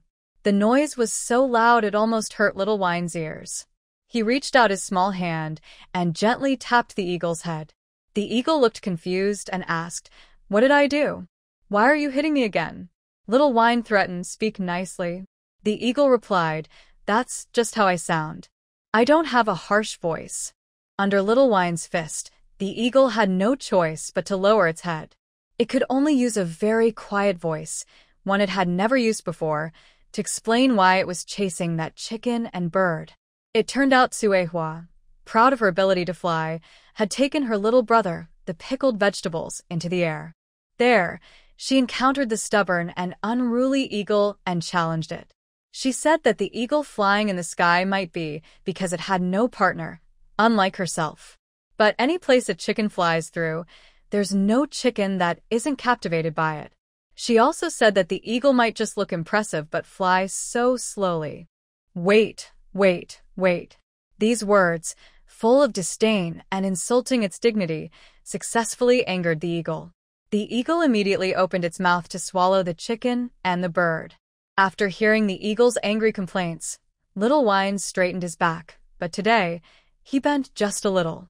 He said nothing, only sighed with his head lowered. Suehua was really asking for trouble. She was so reckless. He was worried sick about her. Without her, how would Suehua survive? Little Wine shot sharp looks at Suehua. After a frantic escape, Suehua and the pickled vegetables lay on the ground, exhausted, and quietly made a gaw sound. They wanted to explain, but didn't know what to say. It wasn't intentional. Maybe it was flying as high as the eagle. Suehua was feeling puffed up, or perhaps there was not enough oxygen at high altitude, causing her brain to short-circuit. Otherwise, she wouldn't even know why she was so stupid to provoke an eagle. Seeing her speechless, Little Wine was furious, his stomach trembling with anger. He didn't expect that just after leaving the city, Suehua and the pickled vegetables would cause trouble. He pointed at the chicken and the bird and said sternly, "You two wait for me. Zhao Hu, go call Grandma Su to boil water. We'll have pickled vegetables with chicken for lunch." Zhao Hu immediately responded, "Got it, village chief. I'll go right now, and make sure to get there quickly." Suehua and the pickled vegetables, "No. Master, are you serious?" The chicken and the bird hurriedly stepped forward to block Zhao Hu's way. Zhao Hu would never be stopped by these two. The village chief's orders are to be carried out no matter what, even if it means going through fire and water. The village chief said they would have pickled vegetable chicken for lunch, so today they must prepare it for him. The eagle saw the punished chicken and bird and chuckled happily, feeling pleased with their misfortune. Revenge is part of life cycle, no one is spared. When the eagle looked up and laughed loudly, it noticed the young girl staring at it, and immediately stopped. They're going to die. This timid, practiced move didn't match the proud and mighty image the eagle usually had. Xiaoju looked at it, not because of the eagle's happy laughter, but because she saw blood on the eagle's leg. Xiaoju became even more worried. Could this injury have been caused by Suehua and the pickled vegetables? How much will it cost to fix? We're doomed. Xiaoju is now thinking about cooking that chicken and bird into a stew herself. She pointed at the eagle's injured leg and asked carefully, "Who hurt you?" The eagle, angry, replied, "It was an evil human who shot me with an arrow. Humans are truly no good."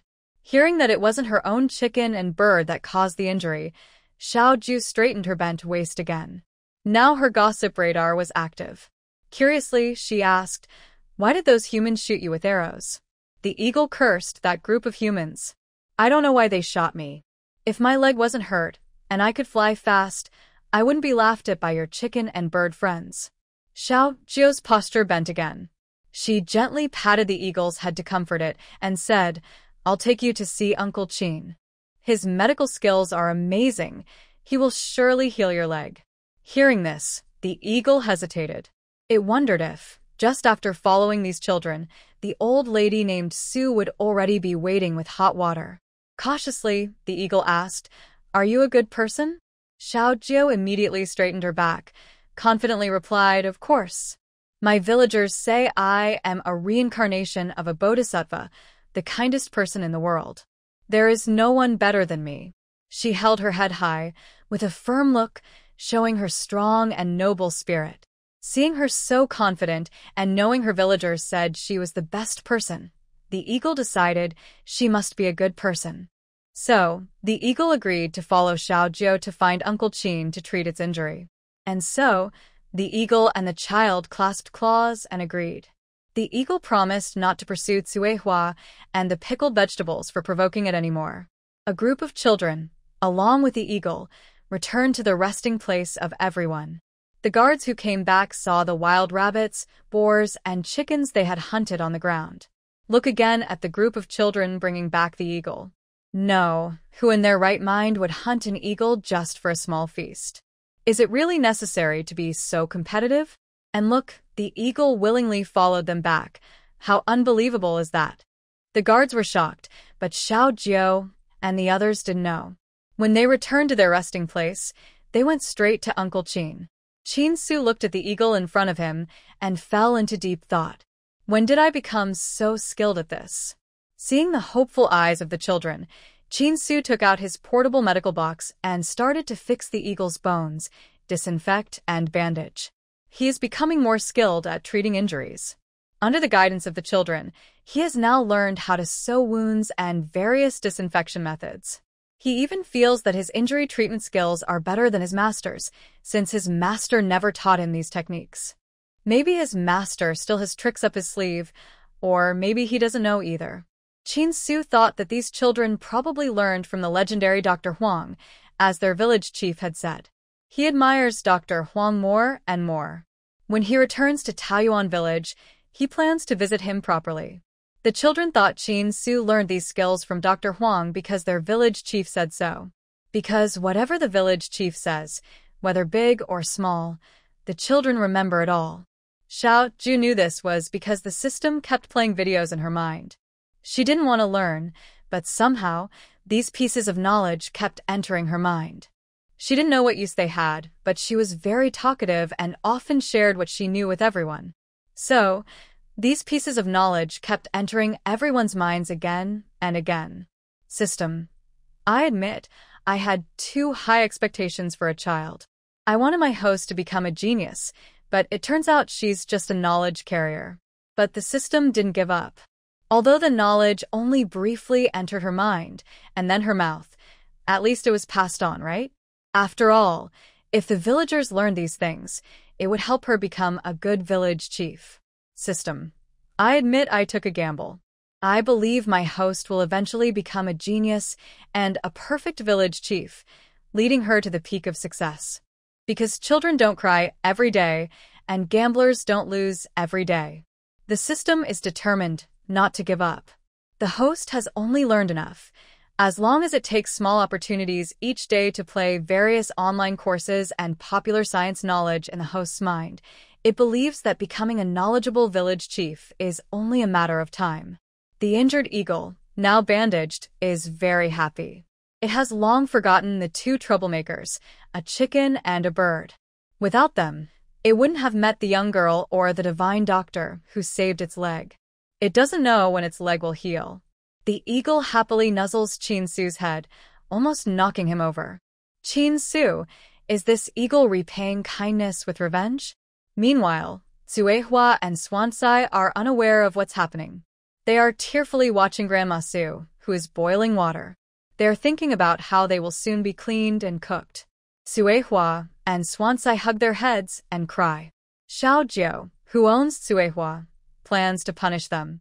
He asks, do you want to be cooked in the pot or reflect on your mistakes? Without hesitation, Tsuehua and Swansai choose to reflect. They think that reflecting means standing against the wall, so they relax, believing their owner will let them go. Xiao Jiao takes Tsuehua and Swansai to Uncle Daling. He makes Tsuehua stand on one leg, not allowed to put her claws down, and does the same with Swansai, no claws down without permission. Tsuehua immediately raises one claw, balancing on one leg. It's simple. Seeing her relaxed, Swansai quickly raises a claw as well. But soon, they can't hold it anymore. When Tsuehua notices the owner isn't watching, she secretly puts her claw down. Before it touches the ground for 2 seconds, she hears a loud chopping sound. She lifts her neck and sees Daling Zhao holding a kitchen knife, chopping fiercely. The wild boar meat on the cutting board is being sliced into pieces, while Zhao smiles at Tsuehua and Swansai as he cuts. Tsuehua screams in fear and quickly raises her claws again. Listening to the chopping sounds, Tsuehua feels as if the knife is cutting into her. It's terrifying. Zhao Daling sees Suehua has raised her claws and nods with satisfaction. She is quite obedient. Time passes second by second. Soon, a delicious aroma drifts over. Everyone in the princess's residence and their guards are drooling and staring at the pot. Besides the members of the princess's residence and the guards, the exiled group that had just arrived was also present. Everyone in the forest looked at a group of soldiers escorting chained prisoners, feeling very curious. They all poked their heads out to see who it was. When the exile group approached, the guards saw Princess Changle and quickly bowed, kneeling in respect. Seeing the princess wave her hand to let everyone stand, they all got up and found a quiet spot to rest. It was mealtime now. The officers took the prisoners' lunch from the accompanying team and handed it to them. It was some hard, dry bread that felt like biting into a stone. Jingxin recognized the ragged clothes of the man, who was the Marquis of Yongning, a neighbor of the Shi family. She was very surprised. What crime had he committed? Confused, Jingxin immediately turned to Miss Chun and asked, "Your husband?" Before she could finish, she was interrupted by a loud voice. Miss Chun angrily replied, "My husband." Jingxin was stunned. "No. Why are you yelling?" Miss Chun hated being called the wife of the Marquis of Yongning the most. Since their divorce, she found the Marquis more and more unpleasant. The 10 years she spent with him felt like a burden. Hearing someone call her your husband felt like an insult. Naturally, Miss Chun was very angry. Jingxin looked confused at Ji Xining, who immediately glared fiercely at her. It was as if Ji Xining was saying, "Your father," and Jingxin was about to reply, "That's my father." Jingxin felt both of them were acting strangely, like they had eaten firecrackers, and quickly moved away from them. Meanwhile, over with Xiao Jiao and the others, they were very different. They were curious and directly asked the person involved. Xiao Jiao held a rabbit leg in his left hand and a bowl of hot soup in his right. He ran over to the neighbor of his grandmother, Yang Ningzi. Seeing the village chief go that way, the children immediately followed, because wherever the village chief went, there was fun. So, Yang Ningzi, holding some bread, was surrounded by children with greasy meat in one hand and soup in the other. Yang Ningzi felt like he couldn't smell anything except the aroma of meat. His eyes fixed on the rabbit leg in Princess Changle's hand, and he kept swallowing hard. He just looked around and saw a group of children. Among them, Princess Changlo was holding the most meat, which looked the most fragrant and appealing. Yang Ningzi was almost unable to resist the urge to it. Xiao Jia watched Yang Ningzi holding the bread but not eating, and asked curiously, "Why aren't you eating? Are you not hungry?" Yang Ningzi's eyes nearly shot fire. It was really a heart-wrenching moment. Seeing Yang Ningzi's bad expression, Xiao Jia thought he was not hungry but didn't want to waste food. He suddenly felt worried and didn't know what to do. Helpful Xiao Jia quickly shouted to the nearby officer, "Uncle officer, he's not hungry." The officer understood automatically as, "The officer took his bread for the princess. Don't let him eat." So, several officers immediately stepped forward and snatched the bread from Yang Ningzi's hand. "If you're not hungry, don't waste food." Yang Ningzi, whose stomach was growling, looked at the bread that was taken away and almost started crying. Old Madame Yang Ningzi, whose face had become gaunt in just half a day, saw her son's food being snatched and about to go hungry. She immediately angrily said to Princess Changlo, "Princess, aren't you known for your kindness? Why did you let those officers take my son's poor little bread? Are you trying to starve us to death?" Xiao Jiao, who was happily biting meat in front of Yang Ningzi, heard this and curiously asked Jing Xian, who was nearby watching the scene, "What is she saying?" "I don't understand." Jing Xian simply translated what the old lady said. "She's saying you took her son's meat and want to starve him." After hearing this, Xiao Jiao immediately said fiercely, "How dare you accuse someone wrongly? Don't think I won't hit you just because you look old. I tell you, when I get angry, I can hit myself too." Old Madame Yang Ningzi, hearing she might get hit, immediately became timid. But then her eyes caught sight of Miss Chun and Ji Xining standing far away. She quickly shifted her focus and glared fiercely at them, full of resentment and unwillingness. "You two heartless girls. My son is about to starve, and you're here happily eating meat. My son, how did he end up like this? Old Madam, with her hair disheveled, her voice hoarse and sharp, raised her chained hand pointing at them and scolding, "You unfilial daughter. Your father has been kind to you, and now you're so cruel, watching your father suffer without a care. And you, Miss Chen, although you've divorced, you were once husband and wife. How can you be so heartless? Watching him starve. Can you feel at peace?" Madame Yang Ningzi was crying uncontrollably, almost going mad, as if she wanted to vent all her anger and frustration on them. Miss Chen and Ji Xining found the meat on their plates even more delicious and paid no attention to the foolish old lady shouting nearby, simply eating their meat happily. The emotional Madame Yang Ningzi, seeing that the two of them remained silent, immediately turned to Princess Changle and begged in a sorrowful voice. But if you listen carefully, you can hear a hint of blame. "Your Highness, is your kindness only for show to the common people? My son is also a human life. Can't you show some compassion and save him?" She knelt down toward Princess Changle, hitting the ground with her hands non-stop, her pitiful appearance touching to see. People almost thought that Princess Changle had done something terrible to deserve such punishment, bullying a poor mother and her child. At this moment, Madame Yang Ningzi probably forgot about the last time Xiao Jiao and his group went to her house and emptied the Yongning Marquis residence. Recently, she had heard many praises from the common people about Princess Changle, believing she was like a goddess in their eyes, and she couldn't bear to see the people suffer. Madame Yang Ningzi thought that if she just acted pitiful enough, Princess Changle would care about her reputation and give some food to her and her son. But she forgot that Princess Changle was just a 5-year-old girl who couldn't understand her moral blackmail at all. After all, Xiao Jiao's mind was filled with the praise from the common people calling her a kind-hearted goddess. Xiao Jiao hesitated slightly and asked, "Is my reputation as a kind-hearted goddess really that famous now?" Madame Yang Ningzi didn't answer but lowered her head and cried sadly. Seeing her silent, Xiao Jiao, who believed she had a kind heart, continued to ask, "Why are you crying? Is it because your son is unfilial and that makes you sad?"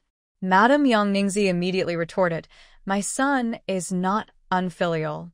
At this moment, the old lady thought that the little princess was cunning and ruthless, even trying to accuse her son of being unfilial again. Xiao Jiao, who wanted to do good, continued to comfort her. "Don't be afraid. Maybe your son often beats you, so you're scared. Don't worry, the officers are here. If your son bullies you again, just tell the officers. Let them hang him up and beat him a few times, then he won't dare anymore." The old lady almost lost her temper, thinking that Princess Changle was determined to ruin her son. Madame Yang Ningzi replied, "Why does the princess have to push so hard? My son has already fallen so low. Are you still not satisfied?" Little Ju looked at their outfits and suddenly realized they were the culprits. She asked, "What crime did you commit? Why is my father punishing you?" Old Lady Yongning was about to speak, but Yang Ningzi, who had been pretending to be dead nearby, immediately covered her mother's mouth with his hand. Fearing that his mother might reveal something and cause Princess Changla to become angry and hurt someone, he quickly shut her up. Before they reached Cheongzhou, he might have already harmed her. Seeing Yang Ningzi tightly hold his mother's mouth, little Jiao confirmed her earlier suspicion. "See? I told you her son is unfilial. So many people, yet her son dares to try to suffocate his mother. In a place without anyone around, he might be even more bold." Little Jiao immediately shouted to the officer nearby, "Officer, he is unfilial. He wants to suffocate his mother. Hang him up and give him a good beating. If he bullies his mother again, beat him every time you see him." Hearing the princess speak, the officers immediately moved to hang Yang Ningzi and punish him. They thought Princess Changlo was defending the Shi family, since they heard Yang Ningzi was secretly watching the Shi family and passing their news to unknown people. It seemed Yang Ningzi might have been involved in some of the tragedies that happened to the Shi family long ago. When Yang Ningzi saw the officers coming, he was so scared that he immediately let go of his mother's hand. Finally able to speak, Old Lady Yongning shouted loudly, "Princess, my son is the most filial. Please don't wrong him anymore." Her voice was hoarse and desperate. To little Jiao, it sounded like she was too afraid to tell the truth because her son had bullied her. Little Jiao ignored her and had her own understanding of the situation. So, Yang Ningzi, wearing shackles, had been walking all morning, hungry and without food, and was beaten again after being hung up. He felt darkness ahead and finally remembered that he was exiled to Cheongzhou, the territory of Princess Changlo. Yang Ningzi felt completely hopeless. Seeing Yang Ningzi become obedient, little Jiao was very pleased. She patted the tearful old lady and said, "Don't be afraid. He won't bully you anymore." The old lady wanted to say more, but seeing Princess Chang Li's innocent face, she worried that if she said anything, the princess would find more excuses to punish her son again. The old lady realized that Princess Chang Li was a ruthless and cunning person, just waiting for a chance to harm her and her son. The old lady tightly closed her mouth and stopped talking, just crying non-stop. She was determined not to give Princess Changle any reason to punish her son. Xiao Jie saw that the old lady had nothing more to say and thought she was moved. The officials, wanting to please Princess Changle, quickly assured her, "Princess, don't worry. We will take good care of the mother and her son." Hearing this, Xiao Jie thought they meant genuinely taking good care. He nodded, feeling these officials seemed quite kind. Madame Su, hearing this, immediately gave some food to the officials. The officials, smelling the delicious meat, thanked them profusely and felt more confident. Xiao Jie was satisfied and carried his bowl as he left. Soon, everyone at the princess's residence, full and happy, prepared to leave. Yang Ningzi and Madame Yang Ningzi saw Princess Changle and her group leave and immediately relaxed. Xiao Jie and his group, walking along the official road, were drowsy and unaware of the two spies from the Longxing Palace watching them. These two disguised themselves and followed the princess's group out of the city, planning to find a chance to blend in and gain her trust.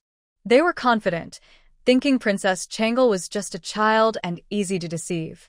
When the princess's group passed a mountain foot, the two spies were already waiting by the roadside. One man dressed as a father and a woman as his daughter, planning to perform a staged story of selling herself to bury her father, with the woman intending to sell herself to the princess as a maid. Their investigation revealed that the princess had no personal maids nearby. This was a good opportunity. So, by the road where the princess's group was about to pass, the woman knelt on the ground, crying with swollen eyes, messy hair, tattered clothes, and a sign saying she was selling herself to bury her father. Next to her, a man with a pale face was wrapped casually in a torn straw mat, lying motionless on the ground, seemingly dead. The princess's group slowly approached and stopped when they saw this strange scene.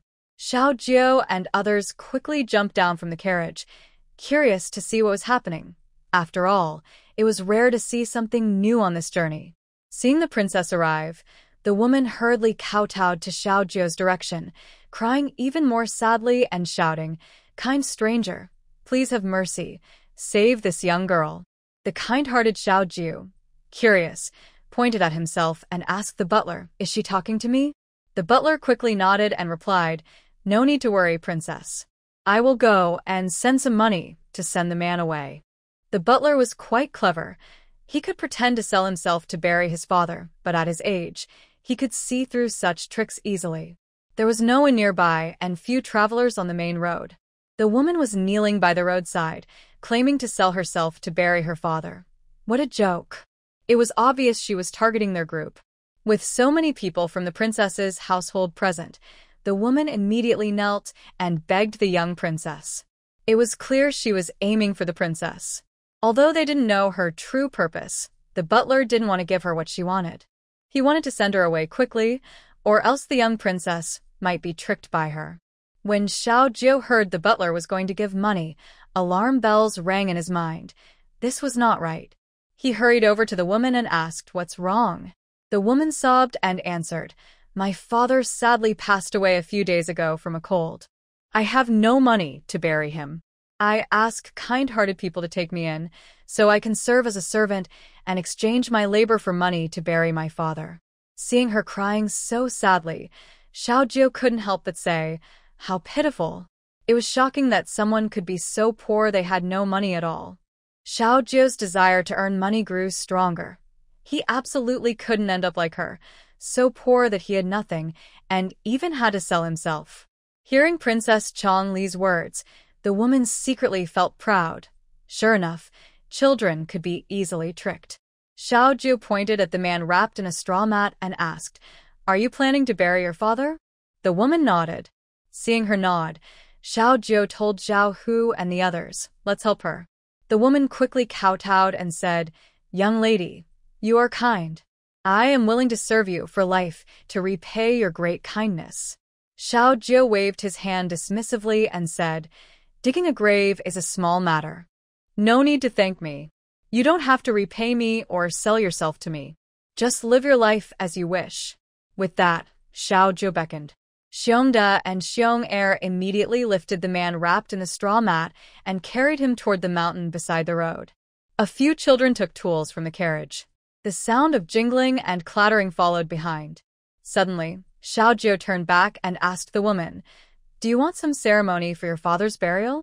While speaking, he reached into his bag and took out a horn.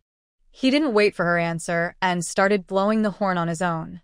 Hearing the sound of the suona, I immediately went to the carriage, changed into my Taoist robe, and put on a Taoist crown. I suddenly pulled out a peachwood sword. I recited incantations and began a soul-recalling ritual, claiming it was to help the woman guide her father's spirit and seek divine protection. Zhao Hu and the others followed behind, making loud noises to liven up the atmosphere. The entire team was as complete and professional as it could be. The system in the small wine bottle's mind saw this scene and felt like the sky was falling. Its knowledgeable host was drifting further away from its teachings. Instead, as the host grew older, it became more abstract and silly. The system kept questioning itself. Did it accidentally include silly videos in the online lessons it gave the host? Or was the host influenced by someone during its growth? After checking carefully, the system realized that its host had grown wildly on its own. It hadn't been influenced by others. Instead, it had influenced everyone around it. What worried it most was the woman who was selling herself to bury her father. Wait, why isn't Princess Changel following the usual rules? The woman was caught off guard. They had investigated and found that Princess Changel had a disciple from the medicine god Valley. To make the plan perfect, the man even took fake death medicine to seem more real. When the woman regained her senses, she immediately tried to stop the others. She ran forward, her mind racing to find a perfect excuse to steal the people away from Princess Changel's group without anyone noticing. But just a few steps ahead, the caring concubine Shu quickly held her back and comforted her, saying, "Don't worry. Princess Changel is kind-hearted and won't let you be a servant or meeting her is your good fortune. If you meet someone else, they probably wouldn't be so kind. Rest here peacefully. They'll finish their work and bury your father properly. Trust me, that Taoist priest is very powerful and will help find a good place for your father's burial." While comforting the woman, concubine Shu looked at her chubby son, who was loudly crying, and found it quite amusing. Suddenly, she couldn't help but laugh. Concubine Shu quickly stopped herself, feeling embarrassed, and explained to the woman, "Please don't misunderstand. I didn't mean to laugh at you. I just have a different way of showing sadness." The woman, who was selling herself to bury her father, no longer wanted to hear her chatter. A person suddenly broke free from the princess's hand and ran ahead up the mountain. "Princess Shufu, no! Who is this woman? How can she be so strong?" Meanwhile, a few people had already reached the top of the mountain. After careful searching, Jingxin finally stopped at a spot and said, "Here. The grass is lush, and a gentle breeze blows through, bringing a peaceful feeling. This is a good place for feng shui, gathering wind and energy. It's perfect for burying her father, ensuring his peaceful rest and blessing future generations." Xiaojie and the others looked at the spot Jingxin pointed to.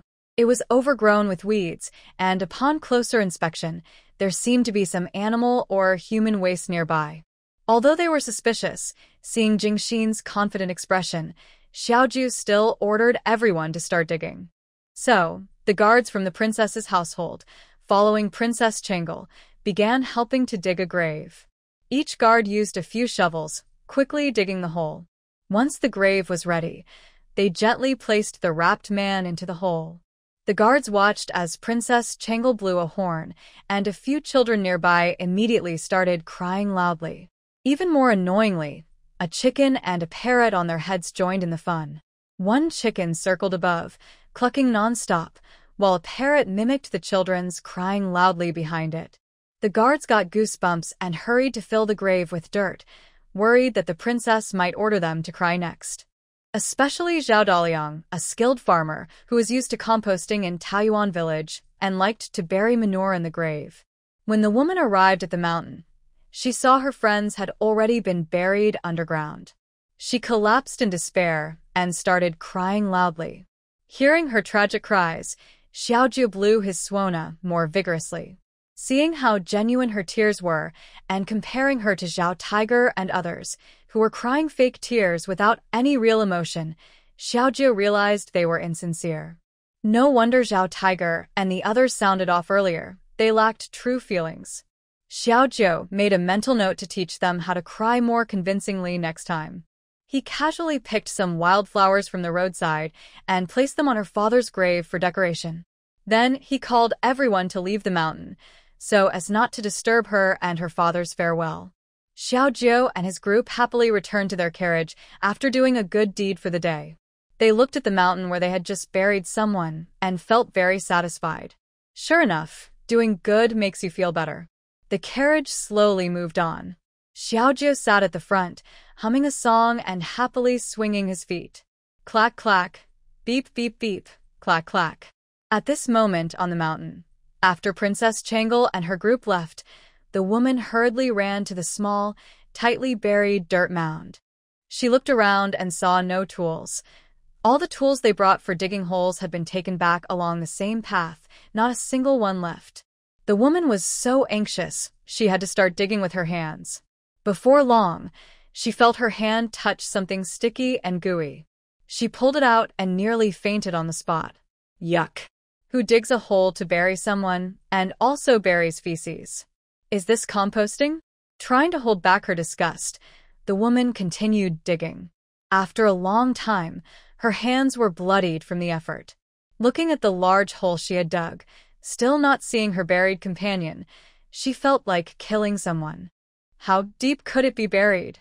She imagined chopping Princess Changel into pieces dozens of times, then kept digging.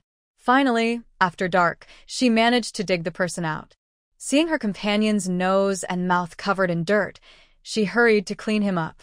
Fortunately, he had taken fake death medicine, so he was temporarily hiding his breath and would wake up tomorrow morning. Otherwise, after being buried so long, he would have suffocated. Seeing her battered hands, her desire for revenge reached its peak. She sat on the mountain all night until morning when the man opened his eyes. The man, who had faked death and come back to life, looked around. A barren mountain wilderness? Then he looked at the person beside him, a scout who was on the same mission. Why are they here? Could it be that the plan failed? The man struggled to sit up, feeling like his whole body was about to fall apart. He noticed the big hole nearby. Feeling strange, he asked, "Where is this?" The woman pointed to the hole and said, "This is where I buried you." Then she raised her bloodied, torn hand and said, "The one who dug you out." Seeing that the man still looked confused, she recounted how they met Princess Changel and how her group had buried him after their noisy farewell. The man thought he might still be confused after just being dug out of the dirt. Otherwise, how could he hear such unbelievable things? Now, the two smelly, exhausted people carefully reviewed the situation and decided their plan was not good enough. They chose to disguise themselves and continue following Princess Changel, hoping to find another chance to get close. They didn't believe that Princess Changel, being just a child, could see through all their plans. Thus, The two spies disguised themselves and, after several days of careful thought, came up with a clever new idea. They reviewed the reasons why their last plan failed and realized that perhaps they chose the wrong place to sell themselves and pretend to be mourners by the roadside in a deserted area, so they were easily spotted by Princess Changlo. This time they decided to be smarter. They arrived early in the county town that Princess Changlo and her group would pass through. The man believed he was smarter than his partner, thinking that last time it was his partner's poor acting that led to their failure, so he decided to take the lead himself this time. He chose to pretend to be a beggar. He didn't believe they couldn't get close to Princess Changlo this time. The man practiced for a while in a beggar's hideout, and today he learned that Princess Changlo and her group had arrived in the town and were wandering the streets. He found a conspicuous spot to beg, planning to start by making friends. He sat down not long after and noticed some townspeople looking at him with pale faces, thin bodies, and dull eyes, more pitiful than other beggars. Gradually, they threw a few small coins into his bowl. Seeing the coins in his bowl, the man felt confident that his acting was convincing. Meanwhile, Xiao Jiao and the others were running all over the street. The street was filled with vendors selling all kinds of food. At least, that's what the children saw. Their eyes were fixed on bakeries selling meat buns, roasted meat pies, and meat wontons. Wherever there was meat, there were a few children. Behind the children, a woman who seemed to have discovered a new world followed, her eyes wide with wonder. The woman held a meat pie in her left hand, munching on it, and carried a bag of food in her right hand. She was busy from head to toe, her limbs moving constantly. Her eyes were busy looking at the delicious food around her, her mouth tasting what she held, her nose smelling the fragrant aroma, and her ears listening carefully to the merchant's calls, afraid she might miss something at a stall. Throughout the street, the woman kept shouting, "Child, I want to eat that meat pie. Hurry and buy one for me. Child, this steamed bun just came out of the steamer. Hurry up, buy it for me before it cools down and doesn't taste good. Child, I'm thirsty. Do you know where I can buy some hawthorn water? Hurry and find out, I want a drink." Child. Child, why aren't you happy? There are so many delicious things. Eat quickly. When we return to the palace, we won't be able to eat any of these. The fourth prince, whose head was covered with the word smash after being hit by a child, walked heavily and kept sighing. He was only 7 years old, but he felt like he was 70. Despite this, the fourth prince still happily jumped around to buy food for his mother. Because he had a mother who ate and drank with him, he was very happy. The fourth prince took a few bites of a meat pie, then handed it to his mother, saying, "Mother, you can have the rest. Mother, let's each eat half of the buns, so we can try all the food in the street." Madame Xu took the meat pie from her son's hand and praised him with a thumbs up. "My boy, you're so clever." Meanwhile, a little drunkard running around the street finally saw a ragged beggar near a meat pancake shop. After buying a pancake, the little drunkard saw the beggar staring at him. Curious, he crouched down holding the pancake and looked at him. The little drunkard looked at the few copper coins in the beggar's bowl, feeling a bit greedy, and wondered how much money he could make in a day doing this. After all, he thought making money this way was quite easy. Just sit here, and people would throw coins into his bowl. To look a little more authentic, the man had fasted for 3 days and 9 meals.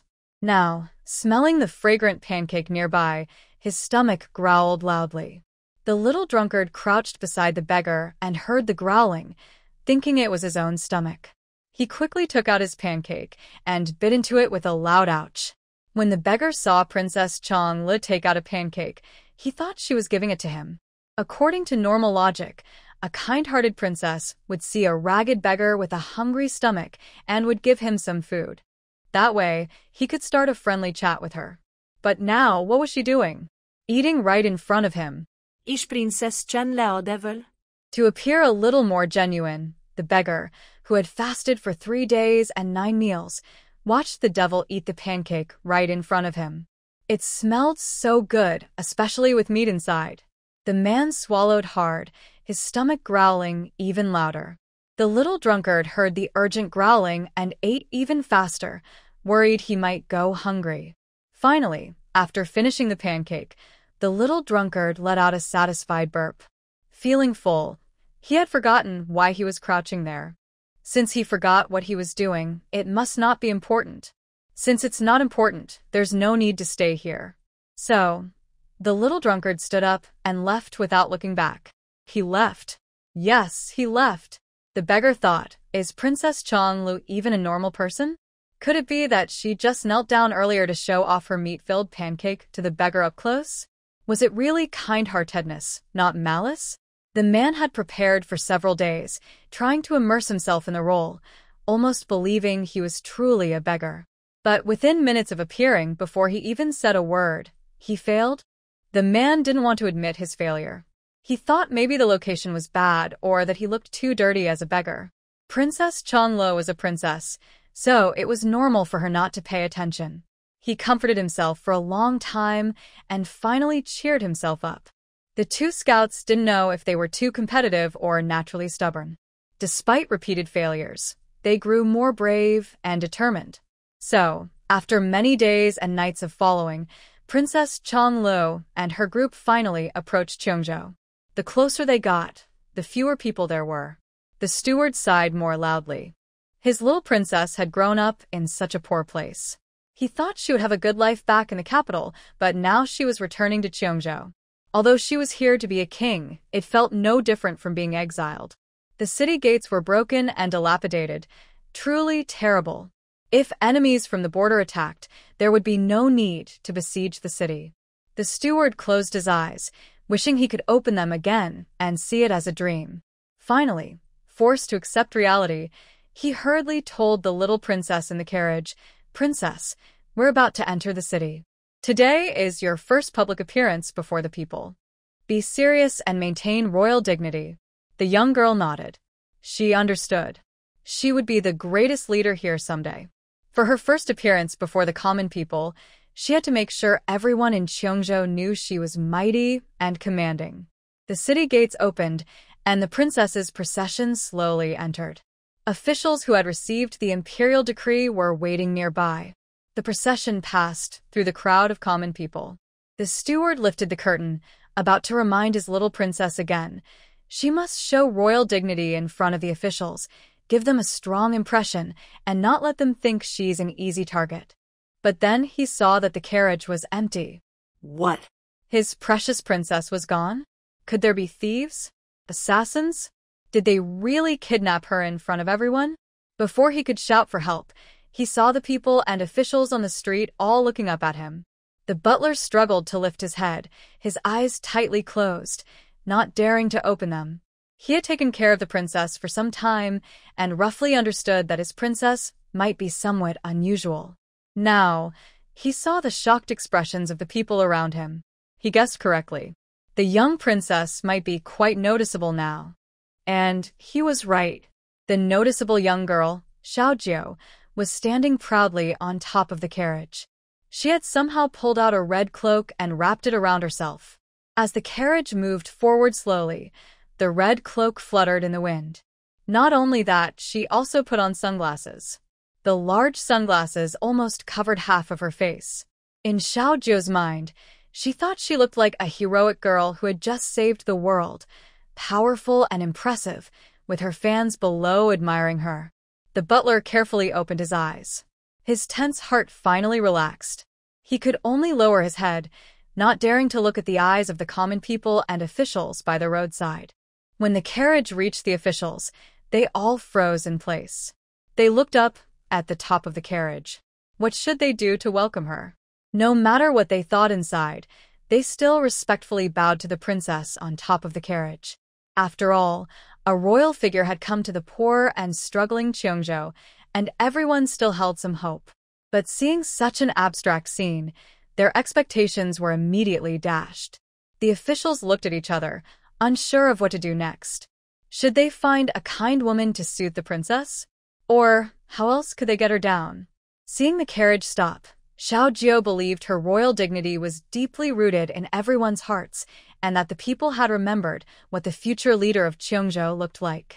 Satisfied, she jumped down from the carriage. When the officials saw the princess was no longer on top of the carriage, they all sighed in relief. The butler also felt relieved. He quickly ordered the officials to take the princess back to the Cheong mansion to rest. Hearing this, a few officials looked worried and panicked. They never expected that a royal territory would be in such a remote and poor place as Cheongjo. Not long after the edict appointed the princess to this land, Princess Changle and her group arrived in Cheongjo. This caught them completely off guard, and they had no time to build a proper palace for the princess. One of the older officials nervously said, "Your Highness, this place has always been poor. We never expected royalty to be granted land here. That's why the Prince Palace hasn't been built yet. Please forgive us." The steward immediately looked angry and raised his voice. "You didn't expect this? Then how should we settle the princess now? This is your failure as officials." Although the steward knew it wasn't entirely the officials' fault, they still needed to show the right attitude. Otherwise, if the princess saw them as easy to deceive, it would be harder to manage her in the future. Another official quickly responded, "Your Highness, we will find a way soon. We will find a temporary place for you to rest." The steward snorted and stopped talking. Little Gio, who had watched the whole scene, thought the old man was quite temperamental. She didn't care about all the complicated details. She waved her hand and said, "No need. When the time comes, you can give the money to my steward. We will build it ourselves. I am going to live in Taiyuan village now. If you need anything, just come find me there." After saying this, little Gio jumped back onto the carriage. Her meaning was clear. She was going back to the village. The officials who came to the princess watched as her group disappeared into the distance. This place was still some distance from Qingshan County. Little Gio and her group eagerly continued their journey toward Taoyuan village. Perhaps because they had traveled through many counties and then returned to Cheongjo, the contrast was striking. In the past, the children never thought Cheongjo was poor, but now everything looked desolate: old houses and suffering villagers. The people in the capital, little Gio felt, often had smiles on their faces, but here most of the villagers looked thin and tired, with no smiles. It seemed everyone was exhausted. Little Gio couldn't quite describe her feelings at this moment. She suddenly felt a bit upset. Fortunately, her bad mood didn't last long. Suddenly, she heard a girl shouting angrily, "Thief! Where do you think you're running?" A girl about 7 or 8 years old jumped down from a nearby tree. She kicked the man in front to the ground. Then a group of children ran out, shouting and yelling, and all the other men trying to escape were knocked down. The lead girl, also about 7 or 8, was carrying a big sword on her shoulder. She stepped on the man's head and said, "Run? You can't escape the temple if you run from the monk. How dare you steal money in front of me? You're old lady. You're tired of living." After saying that, she took out a bunch of ropes from her bag and told the group of children, "Tie them up and pull them back to the village to plant sweet potatoes." The children immediately started tying people skillfully. Xiao Ju looked longingly at the big sword. Now she felt proud. She also wanted to get one. Next time she fought, she would carry it on her shoulder, so brave. The children's eyes were fixed on the big sword, not noticing the kids' being. Only Grandma Sue was almost gaping in surprise. She uncertainly called out, "Xing Xinge?" Hearing her name, Xinger turned around with the big sword. When she saw the village chief with 2 small children, she quickly stuck her sword into the ground and ran straight to the village chief. "Village chief, I missed you so much. Boo-hoo, why did you take so long to come back?" Xiao Jio was still dizzy after Xinger picked her up and spun her around several times. She wasn't the only one confused. Grandma Sue and her group also couldn't understand what was happening. If she remembered correctly, Xinger liked to cry and was very shy. She spoke softly, and loud noises scared her. But the girl who was carrying the big sword and calling everyone auntie was completely different. What was going on? Xiao Ju pointed at the big sword and asked Xinger, "How did you end up here?" If she remembered correctly, this place was quite far from Peach Garden Village. And who were those people with her? Why were they following you? It seemed some of them were from other villages. Xinger replied, "Village chief, you don't know. Recently, our village has grown a lot of crops, but we don't have enough people. So I took them around to catch bad guys, tied them up, and brought them to our village to farm. Once everything's fixed, we'll send them home. And this is all your idea, village chief. Xiao Jiu was stunned. When did she teach everyone this? The villagers. Everyone remembered the village chief's actions and even learned to think ahead. 谢努力练武，决心成为桃源村除了村长之外最厉害的孩子。以后，他将是村长手下最强的战士。只要村长指示，他就会去做。为了这个目标，信每天都在练武，或者在练武的路上。尤其是现在，他每天都在村外扎坏人，与坏人战斗，实战经验非常丰富。赵虎看着满脸斗志的信，咽了咽口水。他有点想逃跑，他赶紧拒绝说：“不比了，我刚回来，体力还没恢复，不公平。”赵虎平时懒散，这时候心里很虚，他东张西望，就是不敢看信，但信可不会让他如愿。他拔起地上的大刀，对赵虎说：“不比，问问我的刀愿不愿意，给你2天时间休息，然后我们再比一比。”赵虎还想拖延，想着拖10天半个月，自己临时努力练武。但训早就看穿了他的心思，冷笑着说：“你是不是怕了？知道自己打不过我？”赵虎最讨厌别人说他怕，他怎么可能怕？他只说：“比就比，谁怕谁。”两人正准备比试，气氛很激烈。这时，一群孩子看到传说中的村长，纷纷跑上前去。他们不停地喊：“村长，村长！”正在和血争论的赵虎突然听到警铃响起：“你们在叫谁村长呢？这是我们桃源村的村长，别乱叫！”阿斗和其他几个人也赶紧上前，抢着喊：“就是栓子，你叫谁村长？你是下河村的，村长是你爷爷，别乱叫！”“对对对，黑娃，你明明是杏花村的，不许叫我们村的村长。”“就是，你们要村长，就去找你们自己村的村长，不要乱叫。”然而，孩子们完全不理会，继续喊：“村长，村长！谁说我们不能叫？我们现在都是桃源村的村民，以后你们的村长就是我们的村长。你能叫，我们也能叫。对，就是村长，村长，我们也是你们的村民。”小九扎住重点问：“你们都是我村民？这是怎么回事？” Several children were talking excitedly, trying to explain everything clearly, but maybe because there were too many voices, Xiao Jiu couldn't understand clearly and kept getting more confused. In the end, Xiao Jiu chose a representative from their village, Xinger, to speak. Xinger was amazing. Even though the children struggled to say 10 or more sentences, Xinger summarized everything with just one sentence. Village chief, the people from other villages feel more hopeful when they follow you, so they all joined our village. As expected from Xinger, Xiao Jiu immediately understood this. But he didn't feel satisfied because he wanted to hear more details. Old Lady Sue also wanted to know exactly what happened, so she quickly asked Xinger, "Tell us more." Old Lady Sue thought that something must have happened in the village while the village chief was in the capital. Otherwise, why would all the other villages join Taoyuan village? Xinger was puzzled and replied, "I've already told you everything." She thought she explained the cause and effect clearly enough, so she didn't see the need to say more.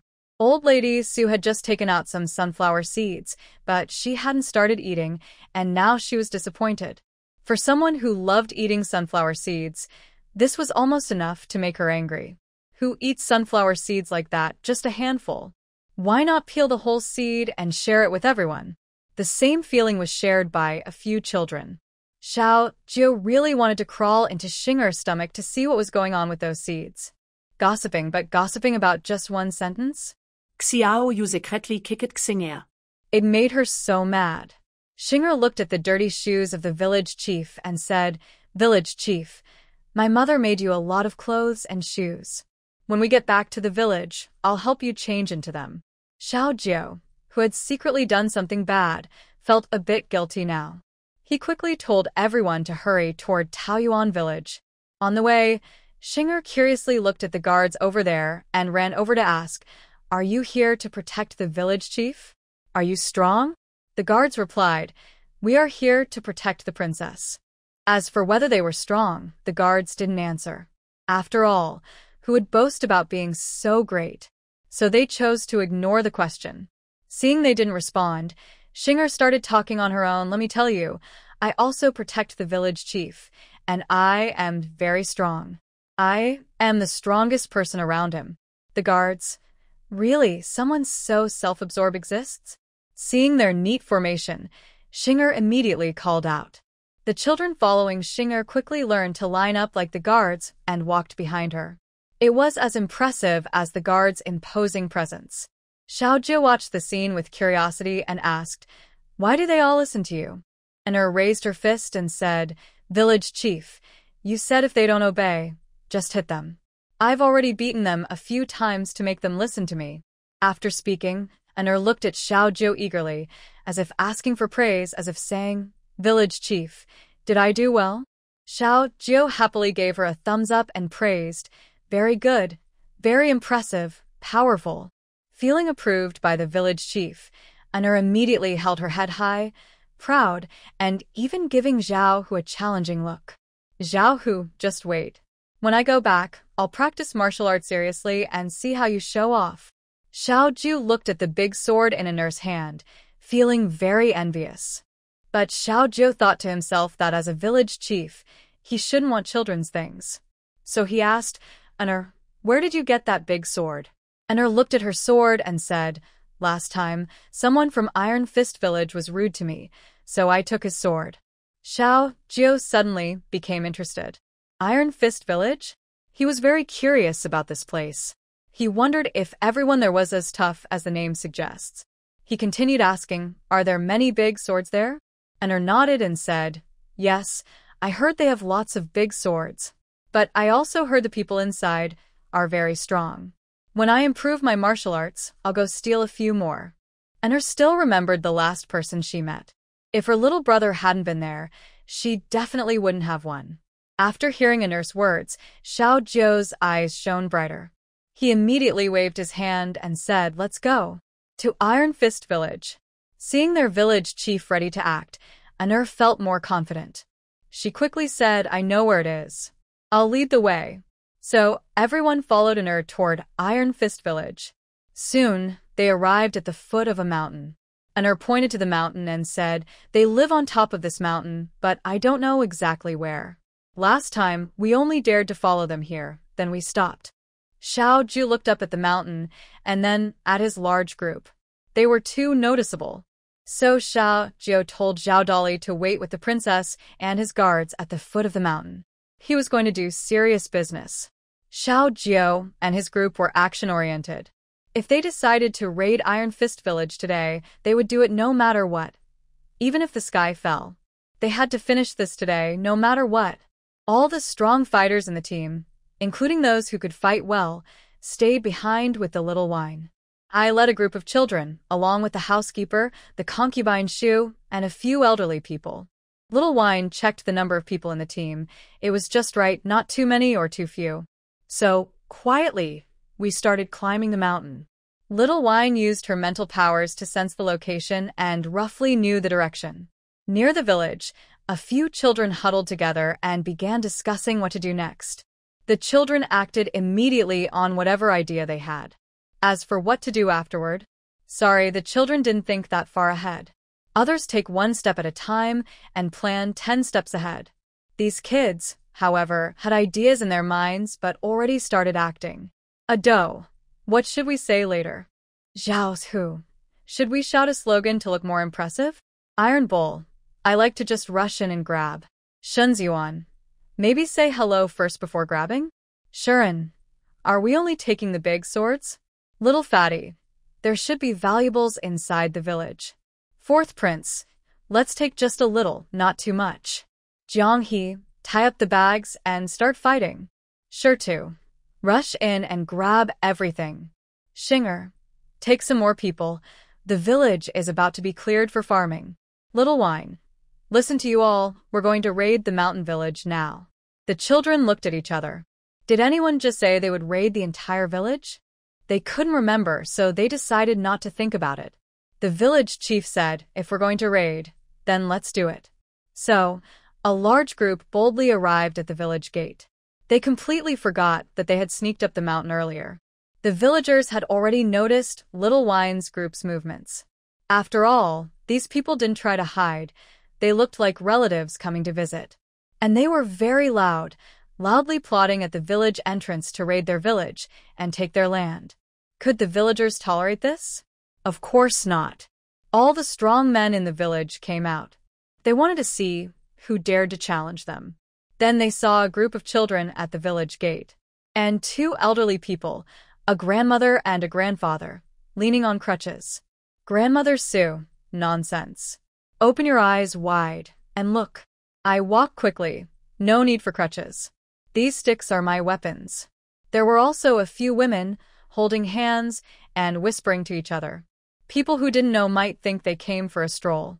Looking further to the side, there was also a Taoist priest, so thin he looked like he could fall over with a gust of wind.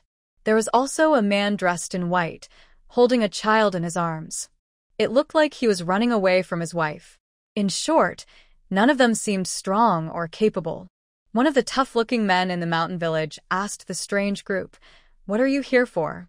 Zhao, who confidently said, "We came to challenge you to a fight." Xiao Jiao immediately kicked Zhao's leg and said, "Use polite words." Xiao Jiao politely told the people from Taekwon village, "We want to fight you." The villagers looked at the old, weak, women and children. They wondered if these people came to fight or just to cause trouble. They suspected that these visitors might not be here for a fair fight, but to take advantage of them. Maybe they couldn't afford to raise children, so they pretended to challenge them to stay in the village longer. The villagers even thought that these kids were just making noise at their village gate on purpose to anger them. Usually, anyone who provoked Taekwon village would be taken inside and robbed. But if they brought these people into the village, it would cost them more food and supplies, making things worse for the already poor village. The leader of Taekwon village looked at the kids and said, "Go back where you came from. Don't delay my nap." I don't deal with old folks, women, or children." Xiao Jiao saw that the other side didn't seem interested in fighting. She looked worried. She thought about asking Grandma Sue to scold them, so they would be the ones to start the fight, and she could defend herself. She remembered her cousin saying that fighting is okay if there's a good reason. If someone hits you, you can hit back. That's called self-defense. So Xiao Jiao went to Grandma Sue and said, "Grandma Sue, go scold them a bit. Maybe they'll be willing to fight us." Grandma Sue gave the village chief a confident look. She immediately stepped forward, cleared her throat, and started to scold. She said, "Whether you want to fight or not is just one question. Big men, stop hesitating. Are you afraid? If you're scared, just say so. A bunch of cowards, growing so big and still afraid. If you can't even beat a few kids, then just hand over your village. Otherwise, you'll be beaten so badly you'll be looking for your teeth later. Stop staring, or I'll poke your eyes out. Yeah, I mean you. It's obvious you're not smart." The big boss of the village got very angry. He hated being called not smart the most. The head of the village immediately ordered the people inside the camp, "Go and catch that foul-mouthed woman for me. Hang her on the tree at the gate and let her dry in the sun for a few days and nights, turning her into dried meat." The villagers had long wanted to beat that woman. At this moment, they didn't care whether she was just a visitor or what she was doing. First, catch her and give her a good beating, or else they might think the Iron Fist village is easy to bully. Xiao Jiao watched as the people from the Iron Fist village moved to attack. His eyes suddenly lit up. This was them starting the fight, so she was just defending herself properly. So, Xiao Jiao shouted loudly, "Grandma Sue, don't be afraid. I'm here to save you." Then, he leapt into the air, grabbing a few men close to Grandma Sue and tossing them into the sky. The village chief looked up at the people flying away. He was momentarily stunned, thinking, "Where are you going? Will you come back for dinner tonight?" It wasn't until the two men fell from the sky and hung on the tree he just mentioned that he finally realized what was happening. The village chief waved his hand and shouted, "Everyone, get them back and start clearing the land." The villagers quickly responded, catch them, clear the land, clear the land. Whether they were children or elders, no one was going to be spared today. Hearing this, Xiao Jiu was even happier.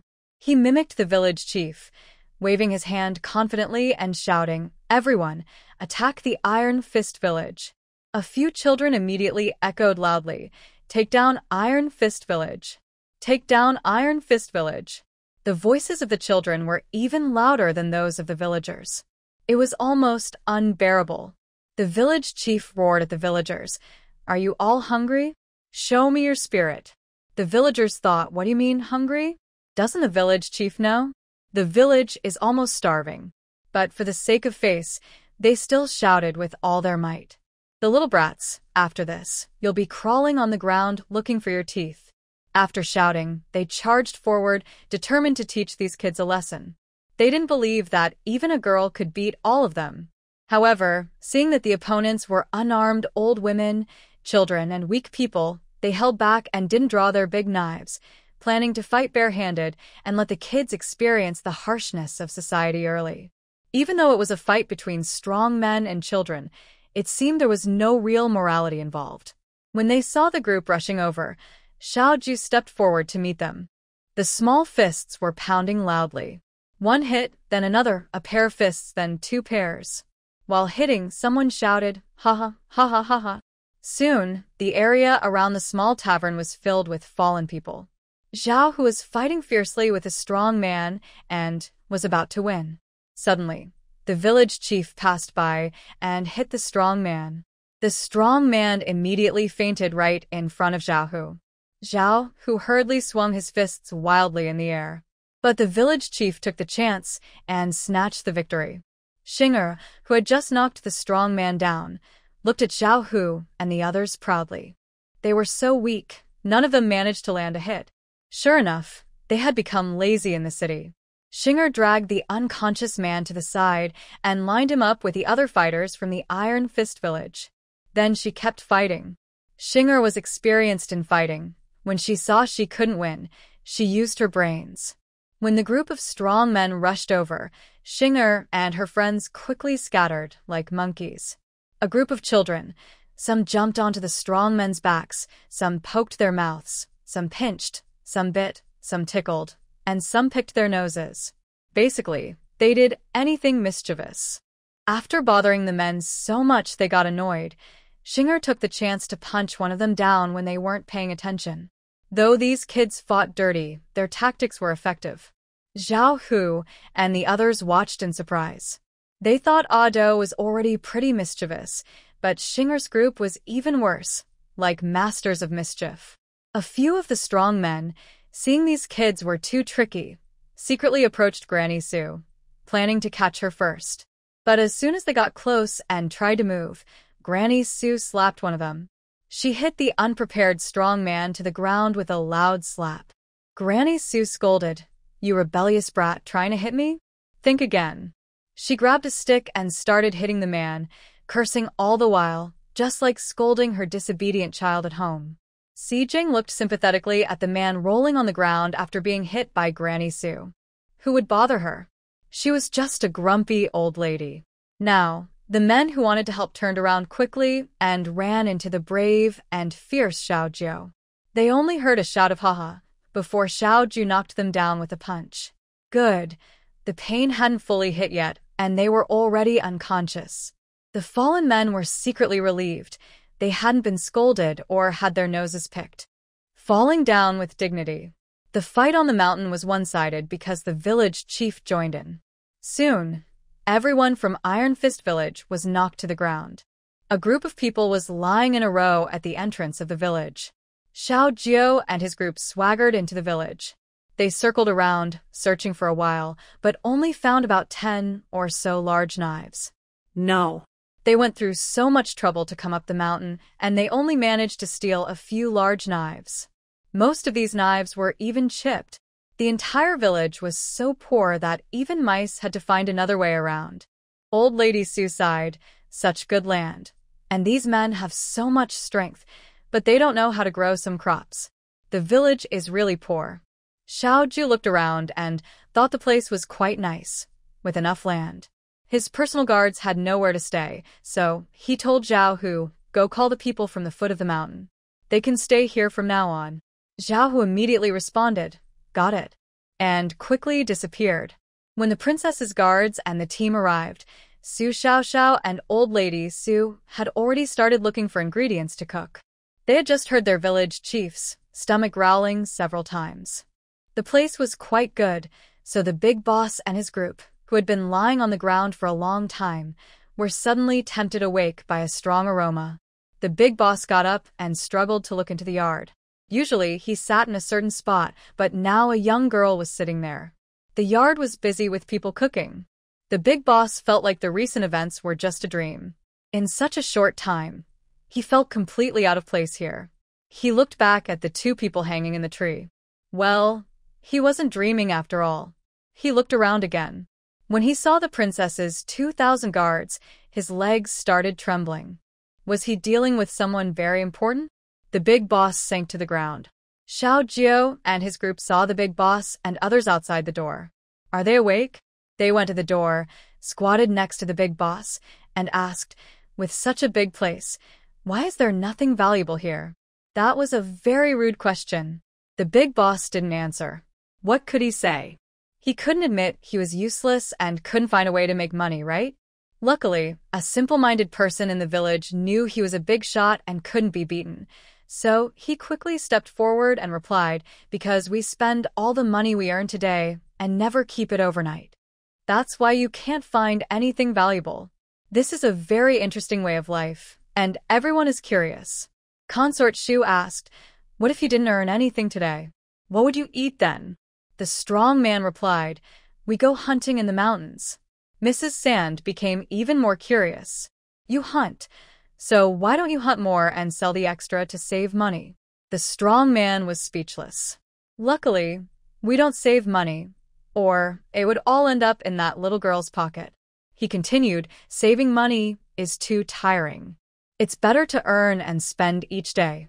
They are really a lazy bunch." No wonder old lady Su says that despite this good place, they haven't grown anything. Xiao Jiao touched the full purse in her pocket. She still liked saving money, especially money that only went in and never came out. Seeing her money made her happy. She also thought saving money was addictive. When she had no money, she wasn't worried about how to spend it. But the more money she had, the more careful she became.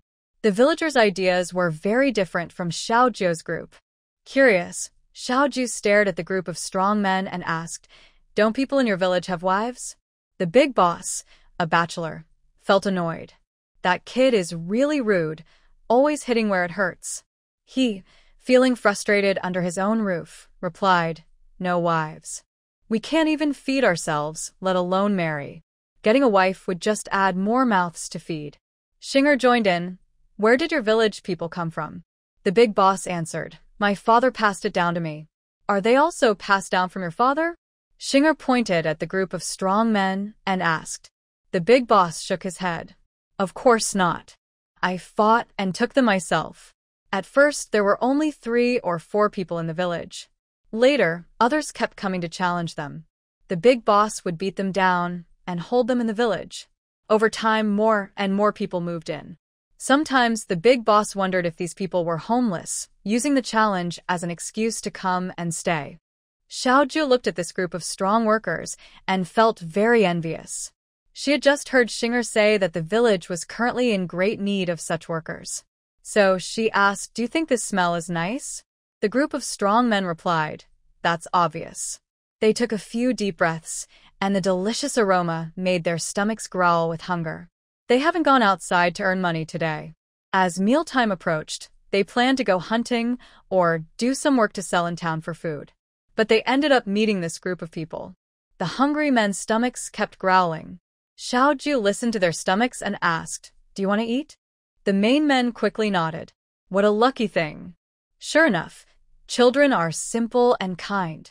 Xiaoju continued, "Do you want to eat every day? Do you want to never worry about earning money to eat?" Some of the men hesitated and couldn't nod anymore. This sounds too good to be true. Could such a thing really exist? Are these kids joking with them? Xiao Jiu explained, "Here, your land can be used for my guards to stay. In exchange, you can come live with us in the village.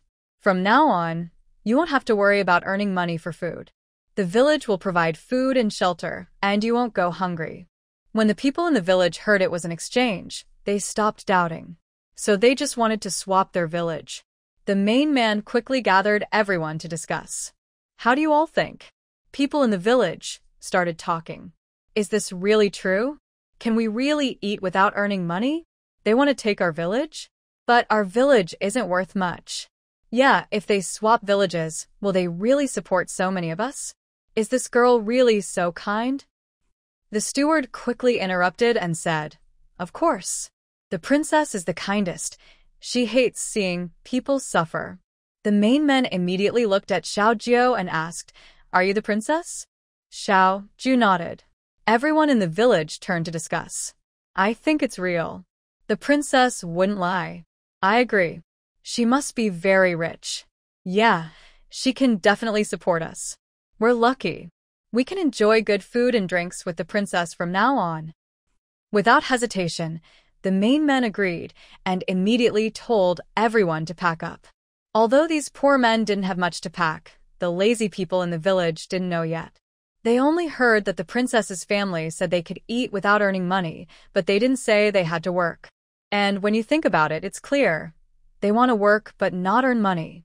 This group of simple-minded people wasn't thinking too deeply. They were full of hope about following the princess to live a good life, every day eating well and feeling happy. Now, they were so excited they were almost floating while walking, especially after tasting the delicious food cooked by Sister Xiao Xiao. They were determined to stay with this child for the rest of their lives. After drinking and eating enough, Xiao Xiao looked at everyone who had finished tidying up and nodded with satisfaction. She left the guards and Zhao Daliang behind and took the rest of the people back to the village. As for why she left Zhao Daliang, it was because he was very good at farming. Old lady Su thought the place was perfect for planting crops. The guards couldn't just stay idle. She had to find work for them. In her eyes, she couldn't stand to see anyone doing nothing, not even a passing dog. She always found something for everyone to do. Before Xiao Xiao left, the system suddenly announced, "Congratulations, host. A new strong worker has joined the village. You get 100 points and a free draw." Xiao Xiao, who hadn't drawn in a long time, couldn't wait and clicked to draw. The draw was successful. She received a bag of watermelon seeds. Xiao Xiao looked at the big bag of seeds and watched a video on how to plant watermelons. She licked her lips, eager to eat some. She was so tempted, she handed the bag of seeds to Zhao Daliang and also taught him how to plant them based on the video she just watched. After doing all this, Xiao Xiao felt satisfied and led everyone toward Taoyuan village. As for the big knife in the mountain camp, Xiao Xiao was a bit disgusted. All of them had broken knives. She couldn't find a perfect one. For her OCD, that was unbearable. She returned the knives to them as they were. Now, Xiao Xiao thought carrying the big knife was inconvenient. A brick was better. She decided to have someone make a metal piece that looked like a brick. It would be easier to hit people with it. Old Lady Sue watched this group of lazy men and kept thinking about how to make them work. Maybe she could have them chop firewood in the morning, clear land in the late morning, plow in the afternoon, and fetch water at night. Seeing how strong these men looked, she was more and more pleased. It was better if they were strong and capable. The men looked at her with strange eyes, which made Xiao Xiao's skin crawl. Especially the leader, who was sizing her up and then secretly nodding. He quickly crossed his arms, feeling that her gaze was not innocent at all. Now he was a little worried about whether he was still innocent himself. The head of the household quickly said, "I don't like older people."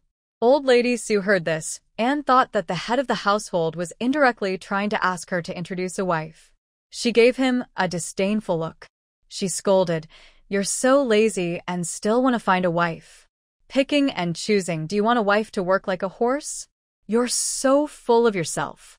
Unjustly scolded, the head of the household felt unfair and said, "When did I say I wanted to marry a wife?"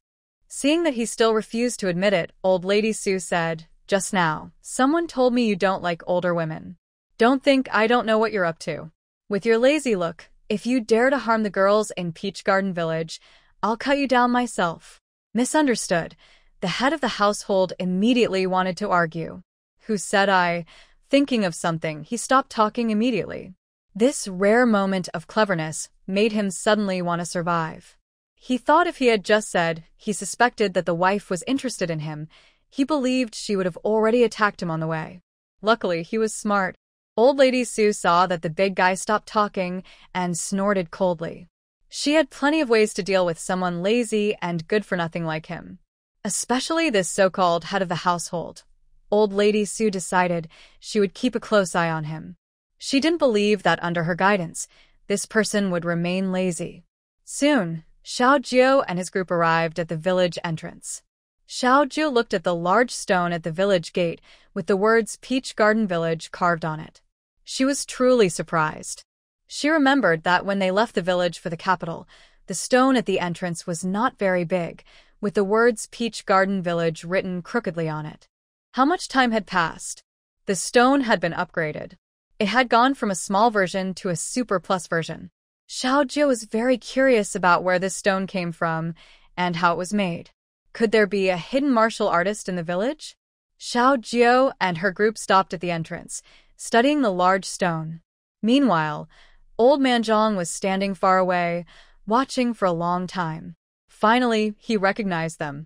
That small person was their village chief. Old Man Zhang was so excited that he immediately took the gong hanging on the tree at the entrance and started to ring it, shouting, "The village chief is back! The village chief is back! Come out and welcome him!" The loud gong startled Xiao Jiu. Hearing Grandpa Zhang's voice and then listening again, she felt as if people from all directions were rushing toward her. Xiao Jiu looked at herself, her clothes dusty and with a few blades of grass hanging on them. She cared about her image and thought that appearing like this in front of everyone would damage her reputation as the village chief. So Xiao Jiu quickly ran back to her carriage, put on her red cloak again, and wore large sunglasses. After being apart for a while, she was determined to impress the villagers and show that she was now a big and strong girl. She jumped onto the top of the carriage, held her head high, and stood tall. A few children were curious about their village chief's outfit. They had wanted to ask before, what was special about this look? Why did the village chief always dress like this when there were many people around? Shen Ziyuan looked at the village chief and asked, "Chief, maybe you shouldn't wear those glasses. They're black and you can't see, you might fall." Xiao Jiu shook her head and said, "No, I want to wear them. They make me look cool. When the elders see me like this, they'll think I've grown up." Shen Ziyuan, really? I think they might think you're even more childish with this outfit. Xiao Jiu was very confident in her look. Soon, just as she expected, a crowd rushed out from all directions, some from her village, others from nearby villages. Actually, now they all belonged to Taiyuan village. The elders might be old, but they ran surprisingly fast. The crowd looked around, but didn't see their village chief. They lifted the curtain of the carriage, but she wasn't inside. They squatted down, checked under the carriage, but she was nowhere to be found. Excited villagers shouted, "Where's the chief? Didn't he say the chief was coming back? Why isn't he here? Why are you all back instead?" Xiao Jiu, standing on top of the carriage, held her pose for a long time, her legs almost numb. She saw several people glance at the top of the carriage, but no one recognized her. Her mighty and confident look wasn't enough to blind everyone. It was too much. Xiao Jiu was angry. She remembered playing hide-and-seek with her grandfather, the village elder, and how she had painted her face black. Even then, he could recognize her at a glance. She asked her grandfather why he could recognize her so easily. He confidently said that their village chief, even turned to ashes, would still be recognized by the villagers. But now, just a few days after leaving the village, these people didn't recognize her anymore. The wind blew her red cloak tightly around her, covering her completely, leaving only her eyes visible behind the sunglasses. How could the villagers recognize her like this? They always thought it was just decoration on the carriage. People from the city had never seen a carriage like this, so they thought it was just the usual style. Just as they were tipsy and ready to jump out of the carriage to go back to the village alone, sharp-eyed village chief Zhou finally recognized her. The woman standing on the carriage, wrapped in red cloth with her eyes covered by something black, was none other than their village chief. As for how village chief Zhou knew, it was because he had just been looking for someone beside that carriage when he heard a loud, angry grunt. That sound could only belong to their village chief. Village chief Zhou circled the carriage several times, inside and out, searching multiple times. Finally, he hesitantly focused his gaze on the wrapped-up object. Honestly, just looking at that thing for a long time, he didn't dare to confirm it. If it weren't for little Zhou feeling overwhelmed and moving her head a few times, trying to see the villagers below who were searching for her, no one would have noticed. Village Chief Zhou immediately jumped up and shouted at little Zhou on top of the carriage, deliberately saying what his own village chief liked to hear. "Oh, our village chief has grown even more mighty and impressive on this trip out." Next to him, the big boss looked at the person wrapped in red cloth. He was clearly lying. From how tightly wrapped up she was, there was no way to tell she had grown or become more impressive. Little Zhou, feeling annoyed, heard village chief Zhou's words and immediately deflated, her anger vanishing in an instant. The others, hearing Zhou's words, hurriedly looked up at the red cloth. Is that their village chief? They had searched below for a long time and couldn't find her. Their village chief must have been angry. Whether true or not, they couldn't let their village chief think they hadn't recognized her. So, all the villagers ran to the carriage, thinking to praise her first. "I told you, our village chief must be the most impressive. I saw right away that the person on top of the carriage was the village chief. If you hadn't pulled me along, I would have found her already," said the village chief of Hehe village, pushing to the front, speaking to the person on top of the carriage.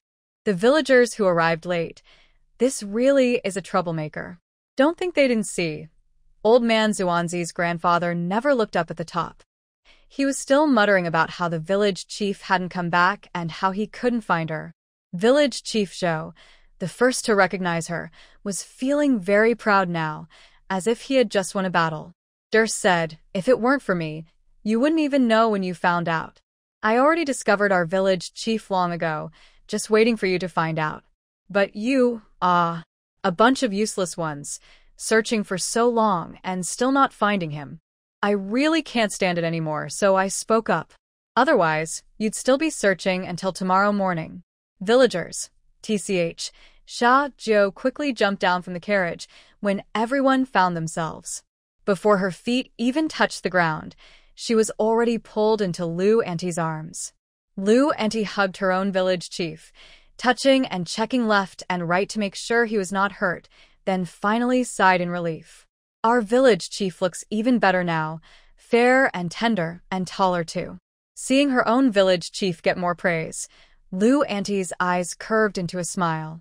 She quickly increased her enthusiasm and said, "When I left the village entrance just now, I felt something glowing on the carriage. The light was so bright, I was scared to look directly. I thought it was some kind of divine being coming down. Turns out it was the village chief. I almost thought a fairy had descended." Xiao Jiu was almost at a loss from the praise. "Really? There was light?" Xiao Jiu asked happily. Lu Auntie quickly replied, "Of course. The glow was so bright it almost blinded me. That's why I only just found the village chief now, because the light was too dazzling, I didn't dare to open my eyes." After hearing this, Xiao Jiu hurriedly asked the system in her mind, System, am I really a fairy? Did you see the glow on me just now? Is it pretty? Did you take a picture?" System: Why doesn't Lu Auntie even bother to write a draft when she lies? It has to think of a way to cover her lie. The system, feeling a bit guilty, said, "There was glow, radiating everywhere." Xiao Jiu: Did you take a picture? Show me.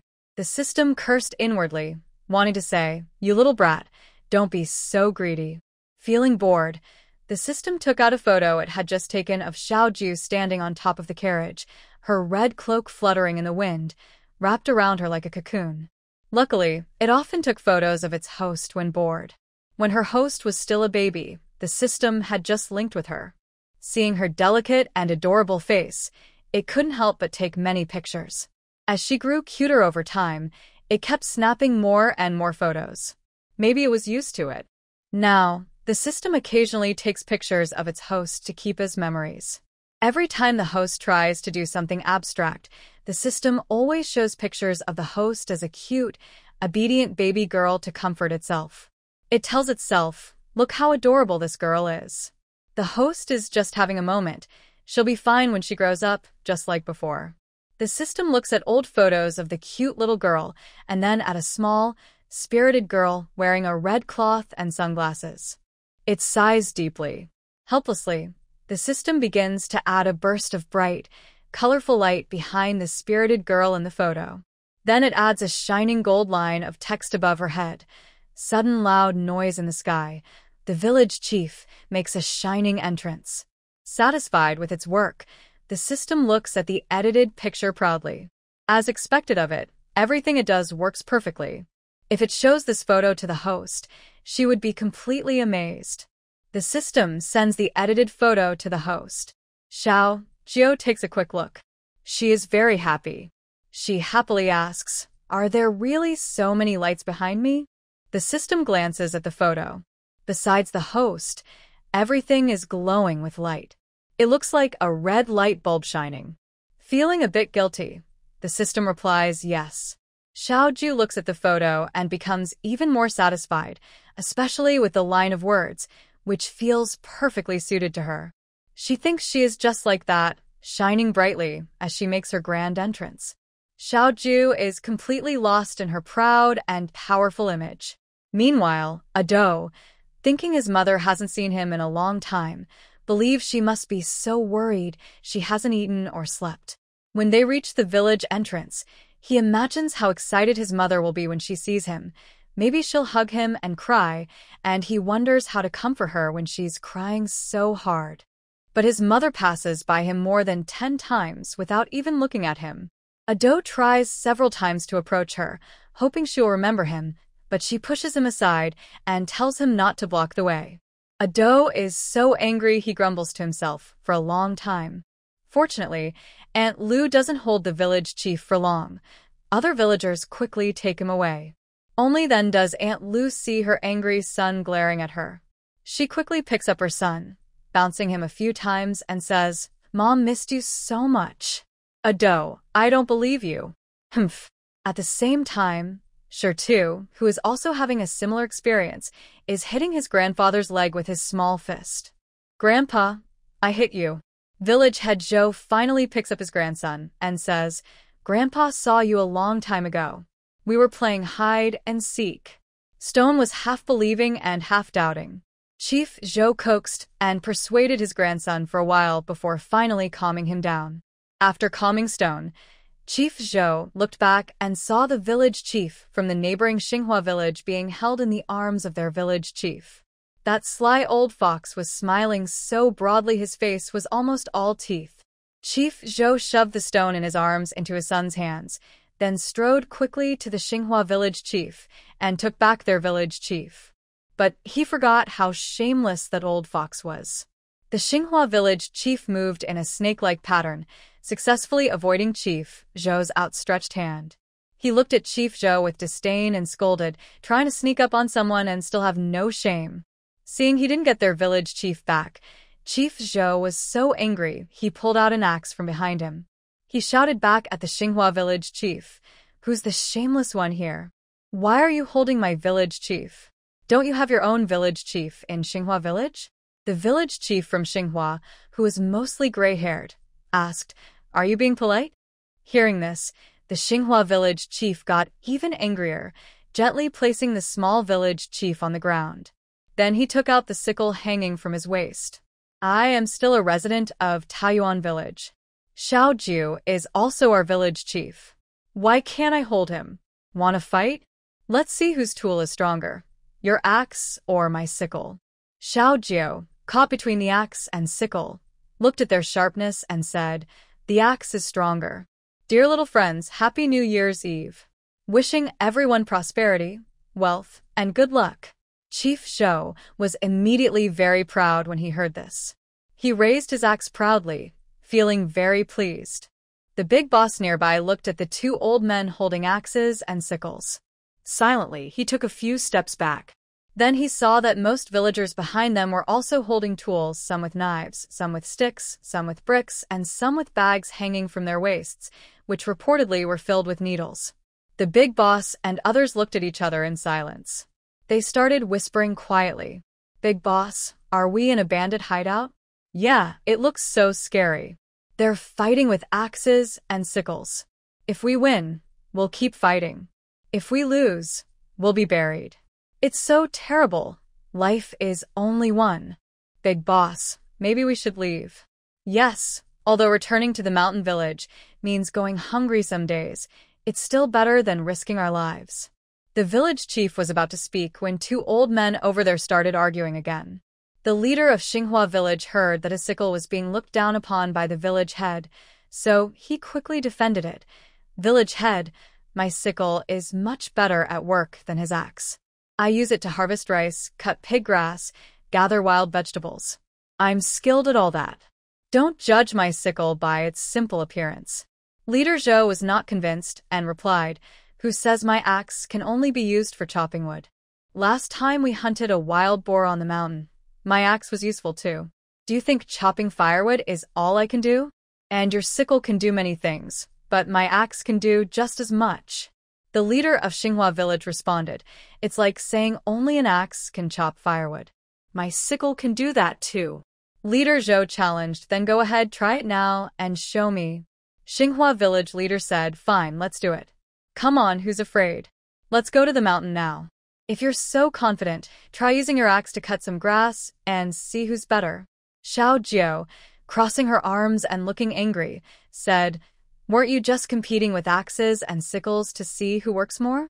I thought your villagers were already skilled at this." She was expecting a big showdown between axe and sickle. But this? What a waste of her expression. Even more surprised were the big boss and his group. They were terrified, thinking fights would break out over axes and sickles, and only the luckiest would survive. Hearing their village chief speak, Leader Zhou and the Xinghua village chief quickly explained, "Village chief, that's impossible. Our Peach Garden village is famous for being a civilized place. We never fight. Our people are honest and peaceful." Xiao Jiu listened and thought they're right. Her village was the most harmonious. "Yes, we don't fight. If we do, it's only because others start it. We're just defending ourselves." The villagers nodded in agreement. "That's right. There's no more honest village than ours." Xiao Jiao and the honest villagers returned to their village. Before leaving, she pointed at a large stone at the gate and asked, "Where did this come from?" The Shiha village immediately boasted, "That's from the mountain behind our village." The whole village worked hard to find it. "We tried many ways to bring it down from the mountain." Xiao Ju nodded with satisfaction and gave the villagers of Shiha village a thumbs up. The village chief of Shiha suddenly held his head high and walked with a more confident posture than the tribal leader. Xiao Ju kept walking and asking questions along the way. He then learned that the tools villagers carried were for working, not for fighting. He also wondered why villagers from other villages wanted to join Taiyuan village. It was because children from other villages came every day to learn and practice martial arts in Taiyuan village. The villagers there were kind and didn't chase them away. As long as they followed the village rules and respected the village chief, they could learn for as long as they wanted. The children who came to learn were kindly given some sweet potato seedlings to take home and taught how to plant them. Villagers from other villages saw their children go to Taiyuan village, learn to read, and practice martial arts, all for free, just by helping with chores in their own villages. The sweet potatoes grown from the seedlings they brought back were surprisingly abundant. When the sweet potatoes were ready to harvest, they went to dig them up. They found that the sweet potatoes were packed tightly together, full and evenly sized.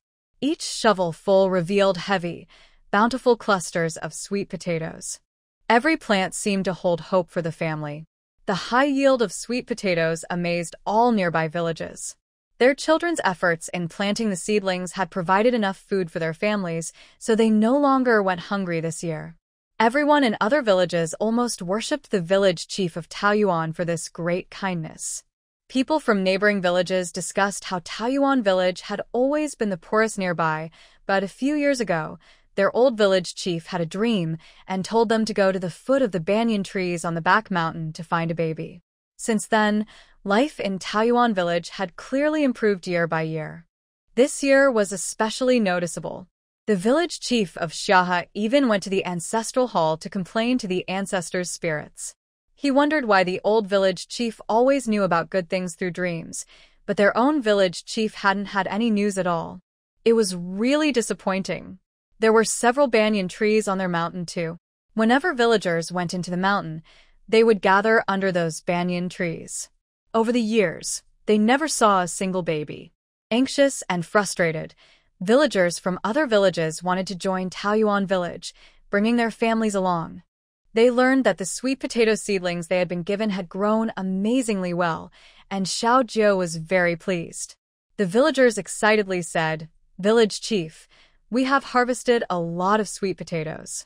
Some, as you suggested last time, are kept for planting and others are made into food. We sold some in the town and earned a lot of money." The county official initially wanted to report this to the capital city, but we didn't let him. Who knows, if it gets reported, the officials in the city might take credit for it. We've heard that many officials in the capital are greedy. Exactly, we should keep this good thing for ourselves first. This was hard-earned by you, village chief, so we can't just give it away to others. That's right. Now that you are the ruler of Cheongzhou, we should sell these things cheaply to our own people first. Yes, yes. From now on, no one in our village will go hungry. All the credit belongs to you, village chief. We won't let others take advantage. Once every household in Cheongzhou has planted enough, we can sell the surplus elsewhere. Xiao Jiu thought the villagers had a good point and quickly agreed. Okay, let's do that. We will make delicious food from the sweet potatoes and sell it elsewhere, so everyone in my territory can make good money. Su Xiaoxiao quickly said she would research more dishes made from sweet potatoes. She already has many apprentices, and she plans to sell these foods all over to help the village chief get rich. Miss Chen also offered to help. Seeing everyone busy with their tasks, Xiao Jiu happily strolled away. He saw a small, dark boy and thought he looked familiar. Finally squeezing to the village chief, Song happily shouted, "Village chief, you're back." Xiao Jiu asked confusedly, Song? Song nodded and said, "It's me. Don't you recognize me, village chief?" Xiao Jiu pointed at Song and asked, "Why are you so dark?" Song replied, "I'm outside every day under the sun, so I got this dark." Zhou Zuchang, standing nearby, patted Song on the shoulder happily and said to the village chief, "Village chief, this kid you brought back is a great farmer. Anything he touches grows well. He's really like a miracle worker." Song shyly scratched his head. He didn't know what was happening, but he loved running into the fields. He'd never farmed before, but somehow, after trying once, he learned quickly. Seeing the crops grow made him feel a strong sense of achievement. Xiao Jiu listened to this and looked at Song with surprise. Is it really that amazing? He quickly took out a bunch of random seeds from his pocket. He didn't know what these seeds were. Some were rewards from the system, and others he bought casually on the streets of the capital. Xiao Jiu handed all these seeds to Song and said, "These are for you to play with. You can plant them however you like." After giving the seeds to Song, Xiao Jiu also hurriedly instructed Head Zhou to arrange some land for Song, so he could always plant there. Head Zhou listened and quickly agreed, then said to Song, "If you need any help or don't understand something, just ask me or the villagers. They have been working with the land all their lives and are very diligent, especially the children in the village. If they are interested, you can also bring them to help you." Song immediately nodded, excitedly waving his arms and jumping around. He hugged the seeds the village chief gave him and ran away happily. Seeing Song run off, Head Zhou continued walking with Xiao Jiu. They strolled to Dr. Huang's door. When Da Huang saw the village chief, he immediately barked excitedly and wagged his tail. Dr. Huang quickly greeted the village chief. "Village chief, Please come in and sit. De Huang, dance for the village chief. De Huang immediately started lifting his legs, twisting his hips, doing backflips and push-ups. Truly the king among dogs. Xiao Jiu clapped and cheered. Hearing the applause, De Huang performed even more enthusiastically. Zhao Hu and the others asked in surprise beside Dr. Huang, who did De Huang learn that from? Before Dr. Huang could answer, a few children nearby shouted, Qin Su. Suddenly, Qin Su hurried over to Dr. Huang, excitedly shook his hand, and respectfully said, Senior, hello. I've heard of you for a long time and always wanted to meet you. Today, I finally see your true face. It's truly an honor for me. Dr. Huang, still holding Qin Su's hand tightly, looked confused. Who is this person? He had never seen him before. Dr. Huang struggled to try to pull his hand away. But Qin Su, overwhelmed with excitement, used a lot of strength and almost broke Dr. Huang's hand. Dr. Huang asked suspiciously, Do you know me? Qin Su shook his head and replied, No, I don't. But I've heard a few children mention you. I didn't expect your medical skills to be so high and to know so much. I truly admire you. When I was in the capital, I always wanted to come to Taoyuan village to discuss medical techniques with you. Today, I finally meet you. Dr. Huang felt a bit nervous and quickly asked, How did the children describe me? Qin Su replied, The village chief said you are the best doctor. Zhao Hu said you are capable of everything. Ado said there's no illness you can't cure, and Tainyo said there's no one you can't save. Hearing these exaggerated descriptions, Dr. Huang almost felt like digging a hole to hide himself and looked at the children with wide eyes in shock. The children confidently nodded, as if to say, Dr. Huang, you are so amazing. You must believe in yourself. In their eyes, that was exactly how Dr. Huang appeared. Embarrassed, Dr. Huang stiffly turned his neck back and gave a nervous smile to Qin Su. Qin Su continued, When do you have free time, Dr. Huang? I'd like to discuss medical skills with you.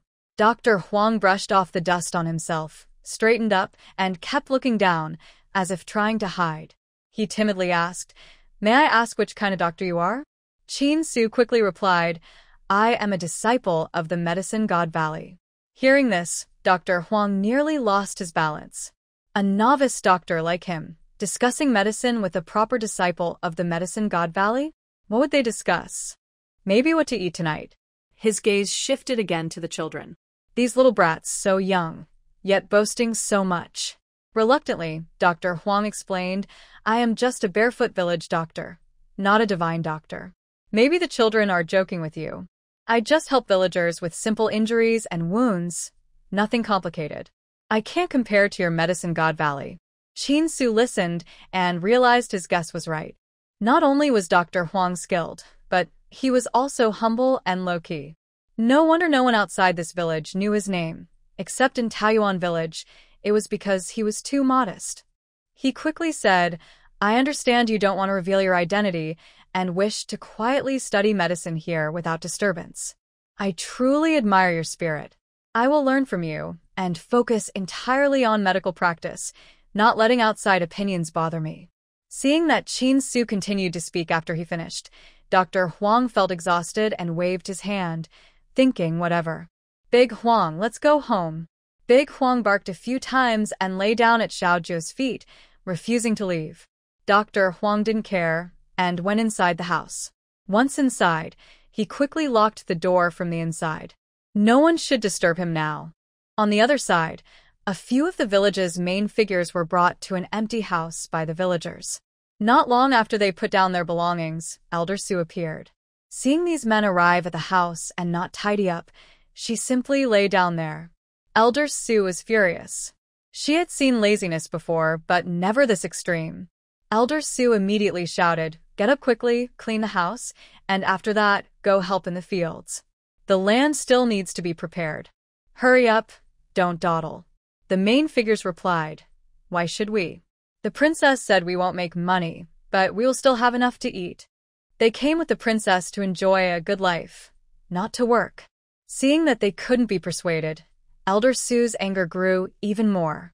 If every person the village chief brought back behaved like this, They would ruin the village chief's reputation.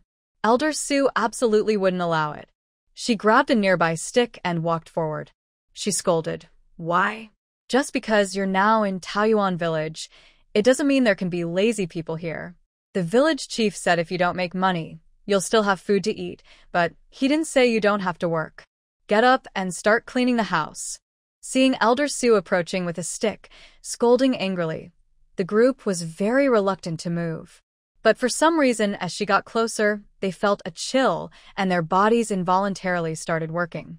The others saw the main figures move and quickly went to find something to do. The main figures felt very bitter inside. What is going on? They must have been tricked, right? They looked at each other and started complaining. Main figure, weren't you right next to the princess? Didn't the village chief say something? Didn't you think about what it really meant? The main figure replied, "What am I thinking? Didn't she say, if we don't make money, we'll still have food? Who would have thought a little kid would play word games with us?" When the princess said that, all he could think about was eating enough, not about anything else. Elder Sue was busy directing the cleaning and teaching them how to do it. Soon the empty houses finally looked like homes. The main figures looked at the cleaned-up place and felt a small sense of achievement.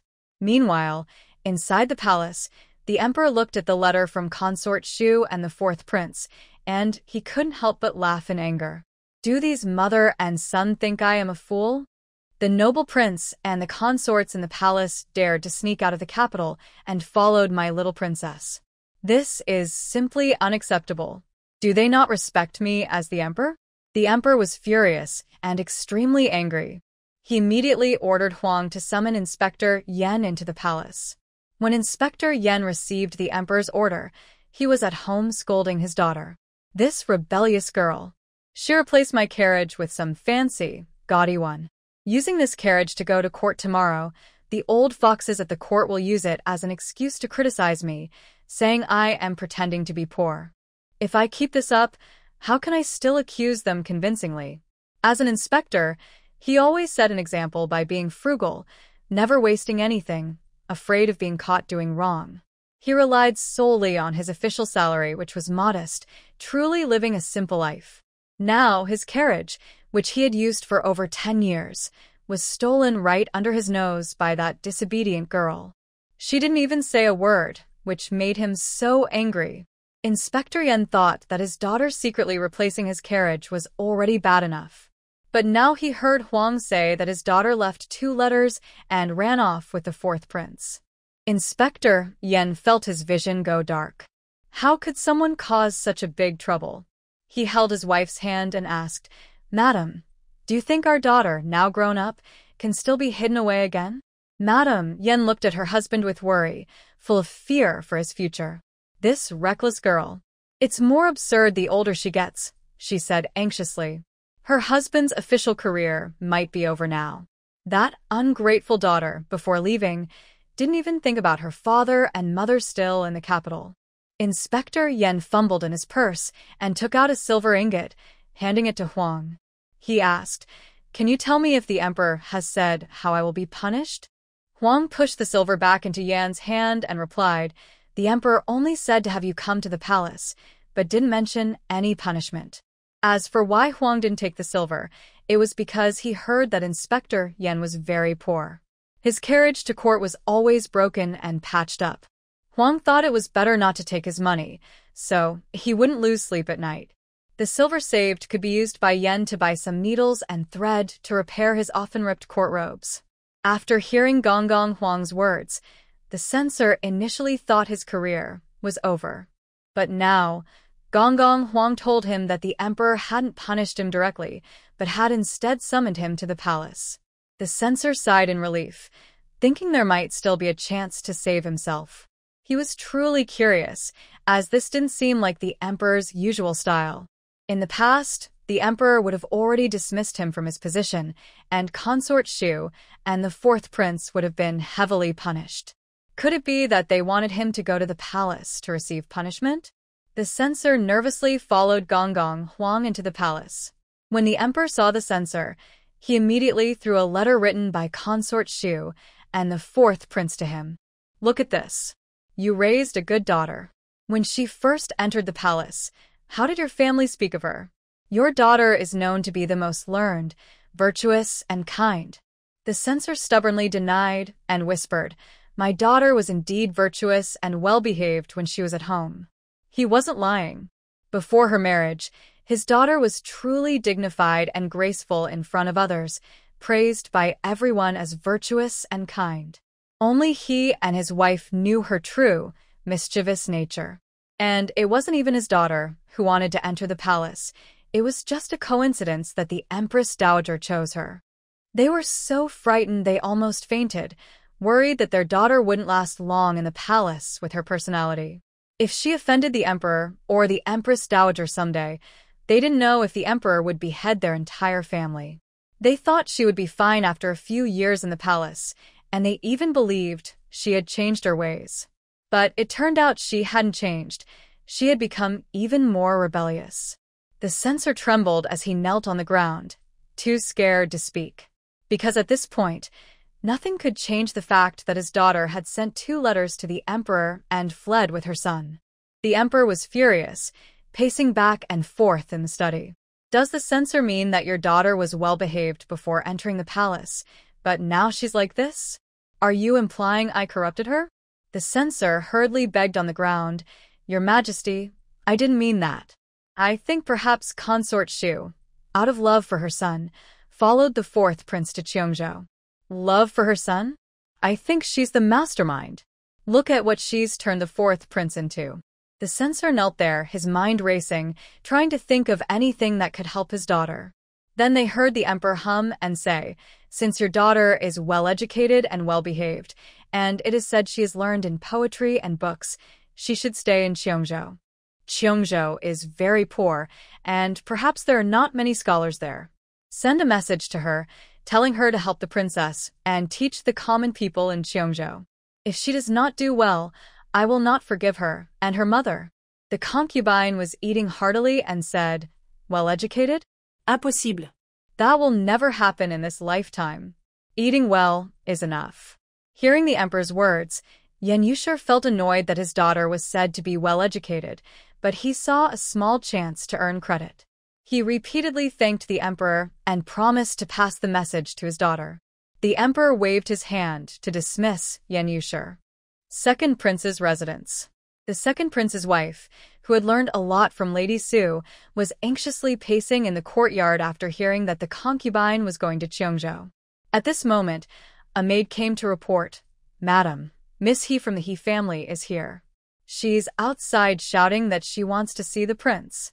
Bored, the second prince's wife decided to go meet her to pass the time. She said as she headed outside, "Didn't I tell the gatekeeper that you need to pay to enter the residence? If you can't handle this simple task, I'll hire someone outside who can."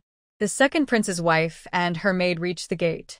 Seeing that Miss He still had injuries and had come out to find the prince, she was touched by her sincerity. But when she heard Miss He's words, she was no longer moved. Miss He was shouting at the gate, "Why do I have to pay? This is my cousin's house. Why should I pay to come in? Tell her to come out and explain." The second prince's wife looked at her calmly and said, "Oh, I forgot to tell you. The prince said from now on, I will be in charge of this residence. I don't know why you are so rude and you didn't bow when you saw me, but I am generous and won't argue with you. Since you want to enter the second prince's residence, you must pay." She sized up Miss He and exaggerated, "No way.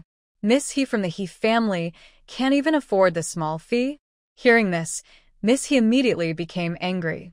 "Who said I don't have money? You think our He family is as poor as your broken family."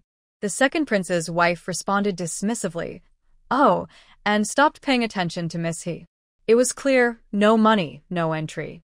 He Chi-Chio was delighted to see the proud second prince's wife behave so shamefully. She thought to herself that she must tell her cousin later, so he could see how unworthy his wife was. He Chi-Chio stopped shouting and asked directly, "How much?" The gatekeeper immediately replied, 500 taels per person. Seeing the group behind He Chi-Chio, the gatekeeper continued, "If all these people Miss He brought want to enter the residence." He counted the people outside and said, "Total of 10,500 taels." Our empress is quite kind. So, let's round it down to 10,000 taels. Hichichio was stunned by this number. She pointed at the second prince's wife and scolded, "You're so poor." The second prince's wife proudly nodded and said, "Yes. We're so broke, we can't even feed ourselves. We're just waiting for Miss He to help us." She was proud of earning money. What's wrong with that? Not making money when you can is foolish. Now she was the prince's wife, a very profitable position. Hichichio felt sure that the second prince's wife was deliberately making things difficult for her. She thought she would complain to her cousin later, and the money would surely come back into her pocket. So, Hichichio took out 2,000 taels, brought along her personal maid and 2 guards from the He family, and went inside. As she passed by the second prince's wife, she snorted coldly. She was determined to see her cousin later and give her a good lesson. But just as she reached the gate of the second prince's residence, she was stopped again. Hichichio looked back at the second prince's wife and asked, "I just paid. Why can't I go in?" The second prince's wife spread her hands and said, "You paid for entering the residence, but the fee for seeing His Highness is different." Hichichio's eyes flashed with anger. She glared at the second prince's wife and shouted, "You're cheating me." The second prince's wife immediately denied, repeating the falsehood 3 times, "No, I didn't. I didn't say that." The gatekeeper outside already made it clear. 500 taels per person to enter, but I never said it was 500 taels to see His Highness. Hichichio's hand trembled as she pointed at the second prince's wife, trembling with rage. She couldn't believe how shameless the usually timid second prince's wife had become. She was furious and gritted her teeth, asking, "How much?"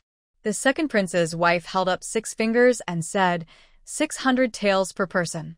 That's lucky, and it's suitable for seeing His Highness. Hichichio, tears in her eyes, took out the last of her silver notes, but it was not enough. They took out the money they carried from the maid and the guard, finally totaling 600 taels. Hichichio handed the money to the person outside the second prince's courtyard. Immediately, she headed to her cousin's courtyard, worried that the second prince's wife might come up with more charges later. After much effort and spending 2,600 taels, she finally saw her cousin, Hichichio. She almost burst into tears. "Cousin, your wife is too much. I came to see you, but she tried to extort me and wouldn't let me see you. Please, you must control her."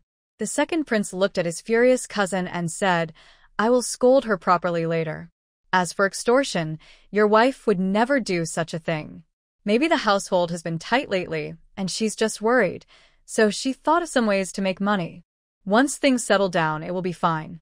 Hearing this, Hichichio quickly asked, "Does the cousin need money now? Didn't my brother bring some jewelry last time?" The second prince showed a shy but polite smile and said, "Last time, a noble guest came, and all the jewelry was used to entertain that guest." "Noble guest? Yes. All here in the nest." This was the first time Hichichio saw such an embarrassed look on her cousin's face, and she felt very sorry for him. She immediately said, "Cousin, I remember my brother still has some jewelry. Wait a moment, I'll have someone send it over right away." The second prince hurriedly waved his hand and said, "No need. Our household is saving and toughing it out." Hichichio replied, "That's not right. You are a prince. How can you live such a hard life? Don't worry, cousin. There are many valuable things at my brother's place. I'll go and get them for you." Then she turned and left without looking back. When the second prince saw his cousin leave, he quickly asked the servant at the door, "Where is the princess consort?" The servant replied, "Your Highness, just now." The princess took the money back to her courtyard to count it. The second prince immediately couldn't sit still. He quickly got up and went to the princess consort's courtyard. Seeing her counting money, he hurriedly asked the person beside her to step back. The second prince reached out and asked his wife, who was lost in counting money, "Where is my share?"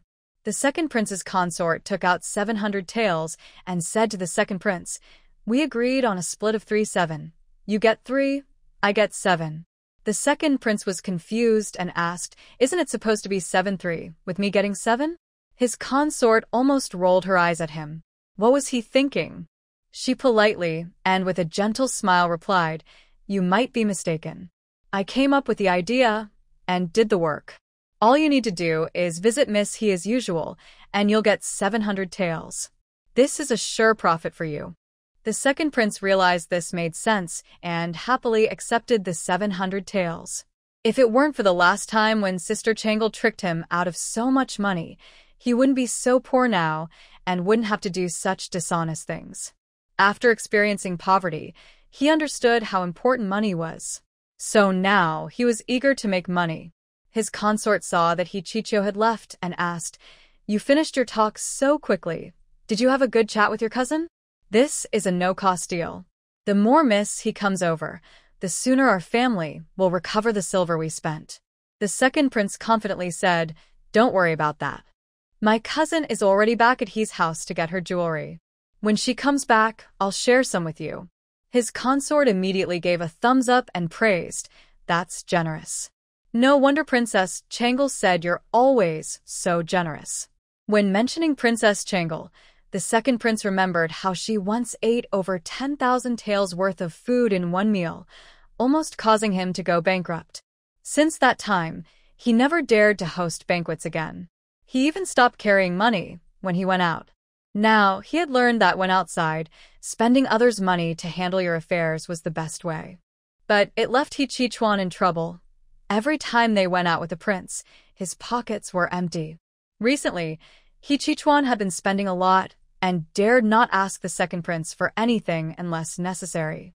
Every time he did, he lost money. Meanwhile, Princess Changle, who was mentioned earlier, was lying in bed chatting with her system. System notification: "Congratulations, host, for growing sweet potatoes and helping villagers solve their food problems. You earned 500 points plus 2 lottery draws." Xiao Jiao, lying on her bed with her feet up, clicked to draw a lottery. She received a bottle of scar removal ointment. She also got a blueprint for a bicycle. Hearing about the bicycle, Xiao Jiao excitedly sat up. What did she just hear? Bicycle? She quickly took out the blueprint and looked at it. It was different from the bicycles she had seen before. Many parts of this bicycle were replaced with materials available in this era. Xiao Jiao was so excited she couldn't sleep. She pulled Suehua and Swansai out the door, jumping happily on the roofs of the villagers' houses. A long time ago, Zhao Daliang, who was very frightened, almost had a bad memory about his wife. Who would have thought that while they were discussing the origins of humans, the village chief, along with Suehua and Swansai, suddenly appeared on his roof to warn him, giving him a shock. Xiaoju looked at the tall, broad-shouldered Zhao Daliang, who was shirtless, and said fiercely, "Don't bully Aunt Zhao. Be careful, or I'll tell Grandma Zhao to come and scold you." She saw everything, how Uncle Daliang, so strong and heavy, was lying on Aunt Zhao, almost crushing her. She also heard Aunt Zhao say no, no, while crying, and Uncle Daliang was still bothering her. After scolding Uncle Daliang, Xiao Jiao covered the tiles back on the roof. Feeling uneasy, she secretly sneaked into Zhao Hu's room and kicked him awake. Zhao Hu, sleeping very deeply, looked confused at the village chief who appeared in his room. He asked Village Chief, what's wrong? Wasn't the village chief supposed to be asleep? Why did he suddenly appear at his bed? Zhao Hu was now unsure whether he was dreaming or awake. Xiao Jiao pulled Zhao Hu to the roof to enjoy the cool breeze for a while. After Zhao Hu woke up, she said, "You should sleep with your parents from now on." Zhao Hu asked suspiciously why. He was already grown up, finally had his own room, and wanted to sleep alone. He didn't want to sleep with his parents because his father's snoring was so loud it was annoying. Xiao Jiao quietly told Zhao Hu what had just happened, then added her own analysis. "I suspect Uncle Daliang has been influenced badly in the city. He never used to bully Aunt Zhao before." Zhao Hu clenched his fists, and a picture of his mother being beaten by his father suddenly appeared in his mind. Suddenly, he remembered something and whispered to the village chief, "When I passed by my parents' house before, I heard my mother crying. Asked her if my dad was bullying her, and she said no." The two children looked at each other. Could it be? Is Uncle Daliang really so bad? Xiao Jiu clenched her fists and said to Zhao Hu, I strongly suspect your dad is hitting your mom secretly. You must observe carefully in the next few days and find evidence. If it's true, I won't forgive your dad. Xiao Jiu didn't want to see such a wife on her turf. Besides, Aunt Zhao was very kind. She often told her gossip and made delicious food for her. Although Uncle Daliang was also nice to her, making mistakes was still wrong. She was a fair village chief who wouldn't favor anyone.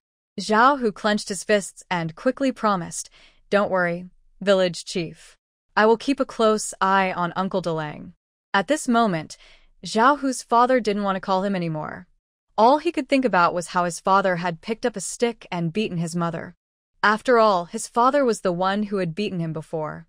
He never expected his father to be a bad man who hit his wife and son.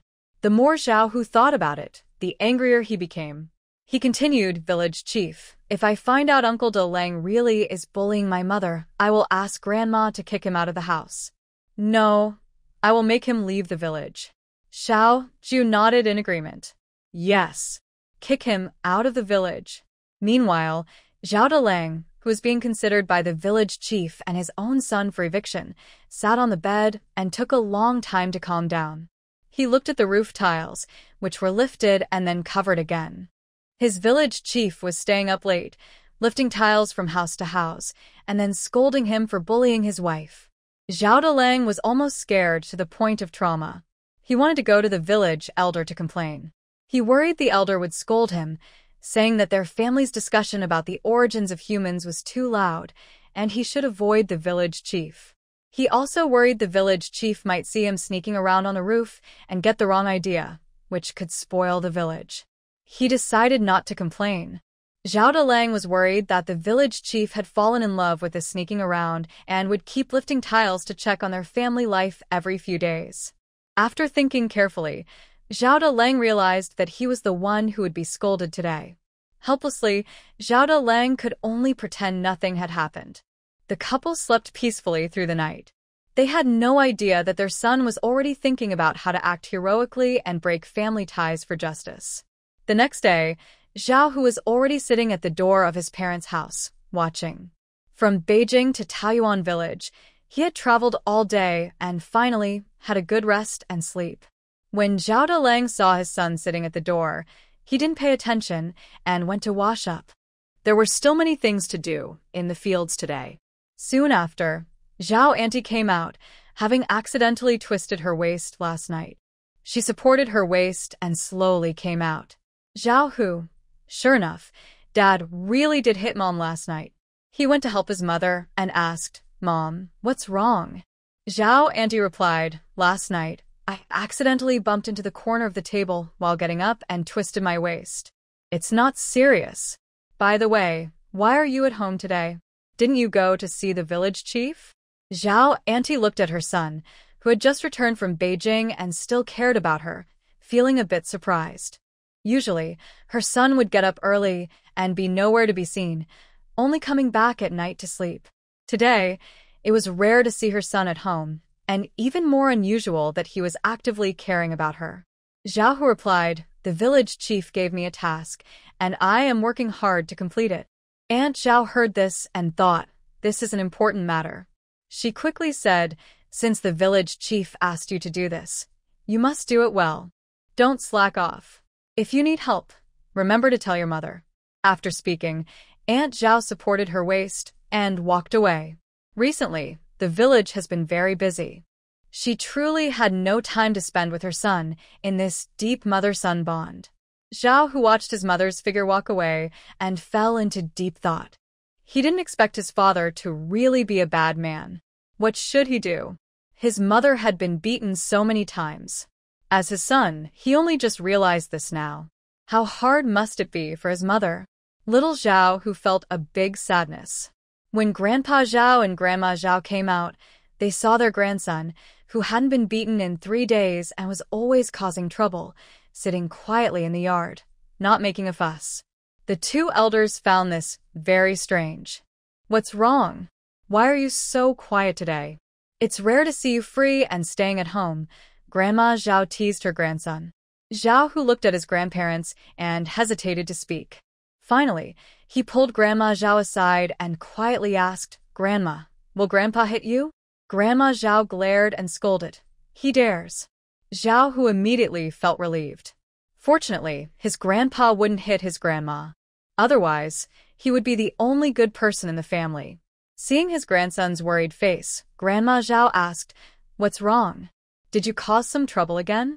Zhao Hu shook his head and looked at his grandparents, asking, "Grandpa, Grandma, if my father did something bad and the village chief wants to send him away, would you be sad?" Hearing this, Grandma Zhao and Grandpa Zhao, who had just sat down, immediately stood up in fear. Grandpa Zhao trembled and asked, "Did your father do something bad in the capital?" Then he muttered, "He must have done something wrong. Otherwise, the village chief wouldn't want to send Daliang away." Grandma Zhao angrily scolded, "This scoundrel.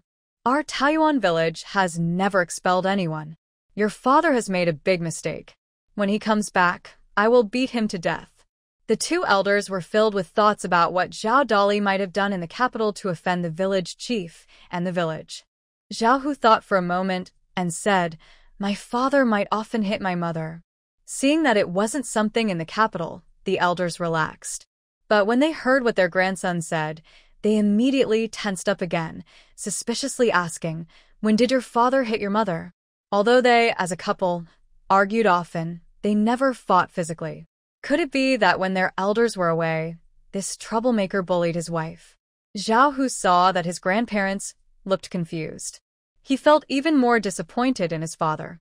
He never expected his father to act so secretly. Zhao Hu angrily said, "Dad hit him in secret. The village chief saw it, and I heard it too. Mom didn't dare tell me." Old Zhao looked at his wife and asked, "You spend more time with the daughter-in-law. Think carefully. Is there anything unusual?" Zhao's wife sat down and thought carefully. "You mentioned it, I remember. For a while, I kept seeing injuries on the daughter-in-law and could smell medicine. I asked her about it, but she was hesitant and wouldn't tell me." After hearing this, Zhao Hu clenched his fists tightly. He knew he was right, his father had hit him many times. Suddenly, old Zhao slapped the table hard, trembling with anger, and cursed this scoundrel. "Our Zhao family has always been honest. We've never had such a disgraceful person." Grandma Zhao also scolded angrily, "Exactly. There has never been a man who beats his wife in Peach Garden Village. This scoundrel. I must punish him today. Hooer, go call your parents back." Old Zhao, feeling so angry that his back stooped, said, "We owe old Chen's family an apology. Their daughter married into our family, and she's suffered so much. We didn't notice all these years. It's a sin." Hearing his grandparents' words, Zhao Hu felt very sad. His eyes turned red, and he immediately ran outside. Today, he was determined to stand up for justice. Xiao Jie saw Zhao Hu wiping tears and running, and immediately felt something was wrong. It seemed that Delang had really done something bad. Xiao Jie quickly followed. Feeling heavy-hearted, Xiao Ju knew that Uncle Delang had been kind to her, but he had done something wrong. She thought about how she would have to stand up for justice later, expel Uncle Delang from the village, and her eyes turned red. Zhao Hu searched for a long time before finding his father plowing in the field. He called out, "Uncle Delang, your grandparents want to see you. Come back quickly." Tired and sweating, Zhao Delang was furious. "You little brat. How dare you rebel? I won't call you anymore. Do you believe I'll hit you?" Hearing the word hit, Zhao Hu almost cried out loud with anger. He looked at his father and wondered why he hadn't noticed before. His father always mentioned hitting and beating him. It seemed he had beaten his mother secretly. Zhao Hu's eyes looked fierce as he stared at his father and shouted, "You're not my father. I don't have a father like you." Zhao Dalong suddenly got angry. He hadn't eaten breakfast and had gone out to work, feeling exhausted. His son, early in the morning, was acting strangely, which confused him. Zhao Dalong put down his tools, grabbed a stick, and chased his son all the way home. When Zhao Hu reached home, he hid behind his grandparents, crying and saying, "Woo-woo, my dad wants to hit me, and he might even hit my mom." Old Zhao and his wife saw their son running in with a stick, looking fierce and fierce. They immediately started to imagine things. Seeing their sons so skilled with the stick, they thought, he must have been hitting his wife secretly for a long time, which is why he's so good at it. Zhao Dalong, holding the stick, wondered, could it be that he learned to hit others from a young age, which is why he's so skilled? Old Zhao quickly grabbed the stick from Zhao Dalong and started hitting him, scolding, "You scoundrel! You've become addicted to hitting people. How dare you hit someone in front of us?" Zhao Dalong, after being hit several times, was confused and asked, "What's going on? Why are you asking me that?" Usually you tell me to watch over Zhao Hu. You said if I don't hit him for 3 days, he'll cause trouble. Now it's wrong for him to hit someone?" He hurriedly said, "Dad, Mom, what's wrong? Why are you doing this?" Old Zhao shouted, "What's wrong? You did it yourself, and now you have the nerve to ask." Zhao Dalong was puzzled and asked, "What did I do? Why can't I ask? Tell me clearly." He had gone out early to work and hadn't done anything bad. Zhao's wife picked up a broom and started hitting Zhao Dalong again, saying, "Still refusing to admit it? I swear I'll beat you to death today. You don't have to wait for the village chief to chase you out. I'll kick you out myself." Zhao Dalong was even more confused and asked loudly, "What am I supposed to admit? Tell me clearly. And what does the village chief have to do with this? Did I do something to get expelled from the village?" When Zhao's aunt returned, she saw her grandparents hitting her husband. She found the scene strange, as she hadn't seen something like this in many years. She quickly brought a stool and sat at the door to watch. The neighbors from the 2 nearby houses also came to watch. Aunt Lu handed Zhao's aunt some sunflower seeds and asked, "What's wrong with your man? Usually, your yard is full of the sound of Zhao Hu crying after being hit. Why is it your husband today?" Zhao's aunt shook her head and said, "I don't know. I'm just watching." Inside, Mrs. Zhao's voice sounded, "You're still stubborn. Are you secretly bullying your wife?" Aunt listened and said, "It sounds like there's more to this. What's going on with your husband?" Zhao Auntie, who was listening, realized she was involved. She couldn't keep eating her snack and quickly ran inside. Mrs. Zhao saw her daughter-in-law coming and hurried over, holding Zhao Auntie's hand. She asked, "Did that troublemaker hit you last night?" Zhao Auntie shook her head. "No, he didn't." Mrs. Zhao still didn't believe and asked again, "Tell me honestly, you don't have to be afraid. Does that troublemaker often hit you?" Zhao Auntie started to doubt herself. She thought for a long time, but couldn't remember her husband hitting her. She shook her head and said, "No, we're fine." Only then did Zhao Daliang understand what was really going on. He almost laughed out loud from anger. "Is that brat Zhao Hu making things up?" Mrs. Zhao still had doubts and asked, "Last time, you had injuries on your body. I asked you about it, but you hesitated and didn't answer." Zhao Auntie felt a bit embarrassed and said, "It was during the fight with Aunt Lu and the others. I didn't want people to know I got hurt, so I went home secretly to treat my injuries and didn't want to tell you too." Old Zhao asked his son, "What did the village chief say last night? Did he see you hit someone?" If Zhao Hu said that, old Zhao wouldn't believe him, but he trusted the village chief's words completely, since the village chief never lied. Hearing this, Zhao Daliang and Zhao Auntie blushed deeply. Zhao Daliang quickly pulled his parents aside and told them what happened last night. The atmosphere became very awkward. The elders realized it was all a misunderstanding. They were trying to figure out how to explain this to the village chief when he came in with a chubby face.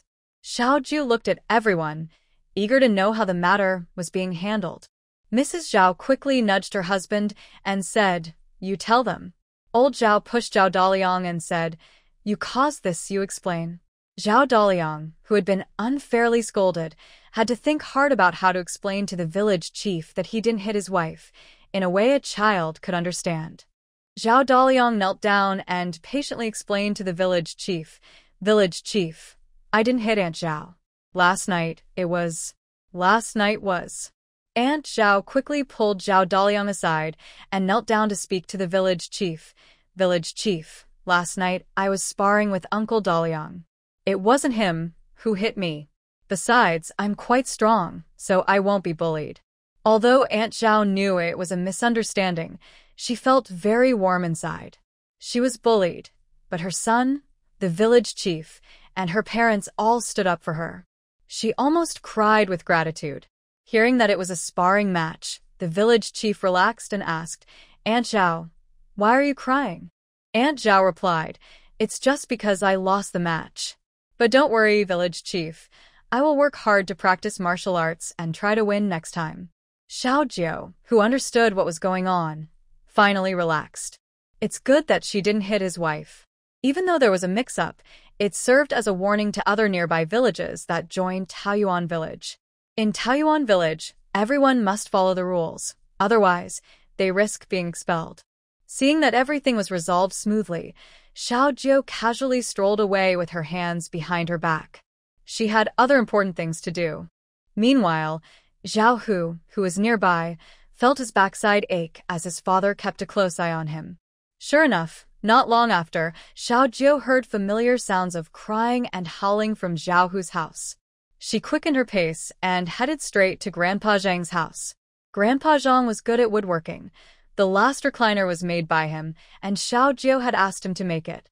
Xiao Jiao also heard that several children in the village were learning craftsmanship from Grandpa Zhang. She remembered that Shiren was interested in this too, so she took him along to Grandpa Zhang's house. Of course, a group of followers, including a doe and others, came along. When Xiao Jiao arrived at Grandpa Zhang's yard, he was just sunbathing. Seeing the village chief, Grandpa Zhang quickly got excited and brought out a stool for them to sit on. Xiao Jiao took out her drawings to show Shiren and Grandpa Zhang. She asked, "I want to make this." Grandpa Zhang looked at the drawings for a long time, but couldn't tell what it was. However, since the village chief wanted it made, Grandpa Zhang didn't hesitate and started preparing materials. Shiren looked at the drawings carefully and finally understood a little. He asked, "Is this something a person can sit on and then walk?" Xiao Jiao nodded and said, "Once we make it, we can sell it in the capital and make a lot of money." When Shiren heard it could be sold for money, he became even more eager to work. Immediately, she took the drawings and went to study with Grandpa Zhang. Xiao Jiao nodded happily. Being the village chief is great. As soon as you ask, someone will help you get things done. Xiao Jiao leisurely walked outside. Her mind was full of ideas about how to refresh tasks and get more prizes. Yesterday, she won a bicycle, and maybe one day she could win a phone in the lottery. Then she could play games. Xiao Jiao asked the system, "I am now the village chief. Do I only get rewards for doing things that help the village?" The system replied, "Yes." Xiao Jiao continued, "Now, Cheongzhou is my territory. I am the village chief of Cheongzhou. That means the people of Cheongzhou are now my villagers. If I do things that are good for Cheongzhou, do I get rewards?" The system almost got confused by the question but thought about it carefully. It seemed to make sense. So, the system was quickly convinced. It's good for the host to actively do tasks, and the system has no reason to stop her. The system hurriedly said, "Congratulations to the host on claiming the city. I hope you work hard to become a good city lord." Xiao Jiao nodded happily. That's the way it should be. She left feeling satisfied. Now she had a new goal. Not only to be a good village chief, but also to be a good city lord. Cheongzhou is so big. To be a good city lord, she needs to assign many people to work. Just like in Taoyuan village, as soon as she gives an order, the villagers will immediately get things done. Xiao Jiao decided she must assign officials to work and not let them be idle. Su Fuzi saw Xiao Jiao sitting at the door of the yard, resting her chin and deep in thought. He wondered what strange ideas this girl was thinking about again. Curious, Su Fuzi looked at the little girl at the door and asked, "What are you thinking?" Xiao Jiao looked up and saw it was Su Fuzi. She quickly said, "Master, how can I become a good city lord?" Seeing that Xiao Jiao was seriously thinking about important matters for the first time, Su Fuzi brought a stool and sat beside her, saying, "To be a good city lord, first, you must make sure the people of Cheongzhou have enough food." Xiao Jiao thought for a moment and replied, "But aren't the people already eating enough?" Su Fuzi shook his head, looking worried, and slowly said to Xiao Jiao, "Xiao Jiao, you should know that not every village is like Taoyuan village, where every family can eat enough. Most villages in Cheongjo are very poor, especially during natural disasters or calamities. Life becomes very hard, and the scenes are truly heartbreaking. The harvest failed, and the common people were displaced, living in a bleak and desolate environment. Not every village was as lucky as Taoyuan village. As Su Master spoke, he couldn't help but sigh deeply and then said, Cheongjo is close to the border, so it often suffers from invasions by other countries. Burning, killing, and looting are common. The people live in constant fear, with no guarantee of safety or food. If Xiao Jiao wants the people of Cheongjo to have enough to eat, that will be very difficult to achieve. Xiao Jiao was not discouraged by Su Master's words. Because, in her view, if she could make Taoyuan village self-sufficient, why couldn't she help other villages do the same? Xiao Jiao was full of confidence. She asked, how can I make sure these officials listen to my orders? Su Master said, just arrange for the prefect. The prefect will notify the county magistrates. The prefect? Xiao Jiao asked. Seeing that the young girl really didn't know much, Su Master explained the main officials of Cheongjo to her. After listening, Xiao Jiao felt overwhelmed. There were so many officials in Cheongjo. Su Master finished explaining and told her to take some time to understand what each official does. But Xiao Jiao only remembered the prefect and the county magistrate. She didn't retain the others. She had just understood that the prefect manages all major affairs in Cheongjo. Xiao Jiao thought that in the future, she could entrust everything to the prefect and let him decide how the county magistrates should act. Deciding to act immediately, Xiao Jiao was a doer. She believed that if she thought of something, she had to put it into action right away. So, she planned to go find the prefect now. Xiner knew the village chief was leaving, so she quickly took her younger brother along to follow. Claiming to help the village chief run errands, they said, if the village chief needs anything, just tell us. Lin Qi, seeing that they were all children, felt a bit uneasy and decided to go along too. Of course, the ever-present butler of the princess was also following closely. The group followed the restless village chief, who had just returned yesterday and was leaving again today. Thus, the group took a carriage and headed to the city. It was lunchtime when they arrived at a restaurant. Xiao Jiao looked up at the sign and said, this looks good. Let's have lunch here. Hungry and stomachs growling, everyone quickly agreed. They followed the village chief into the restaurant. The waiter warmly welcomed them and led them to a table by the window. Outside, people were bustling, and the lively market atmosphere made everyone feel happy. Xiao Jiao ordered some signature dishes. After ordering, Xiao Jiao casually asked about the direction of the magistrate's office, planning to go there right after the meal. The waiter, hearing this, kindly pointed out the way and reminded Xiao Jiao and his group that the magistrate usually handles official business in the afternoon, so it would be best to go now. The food arrived, looking delicious and smelling great. The hungry group ate happily, especially the children, including Xinger, who were visiting the city for the first time. They were so happy. After the meal, guided by the waiter, Xiao Jiao and his group crossed busy streets and reached the magistrate's office. Just as Xiao Jiao was about to step inside, he heard loud noises coming from inside. He saw the magistrate holding a court session. Xiao Jiao became interested and moved closer to watch the lively scene. In the main hall, a poor man, looking sad and ragged, was kneeling on the ground. His legs were weak, and his hands trembled as he sobbed hoarsely, full of anger. Please, sir, help me. I am accusing Ningwenza. He kills people without reason. When he passed by my house, he kicked my dog without cause. The dog barked at him, and he ordered his men to poison and kill the dog. My father tried to stop him, but this villain went crazy and beat my father too. The man was crying so hard that tears and snot ran down his face.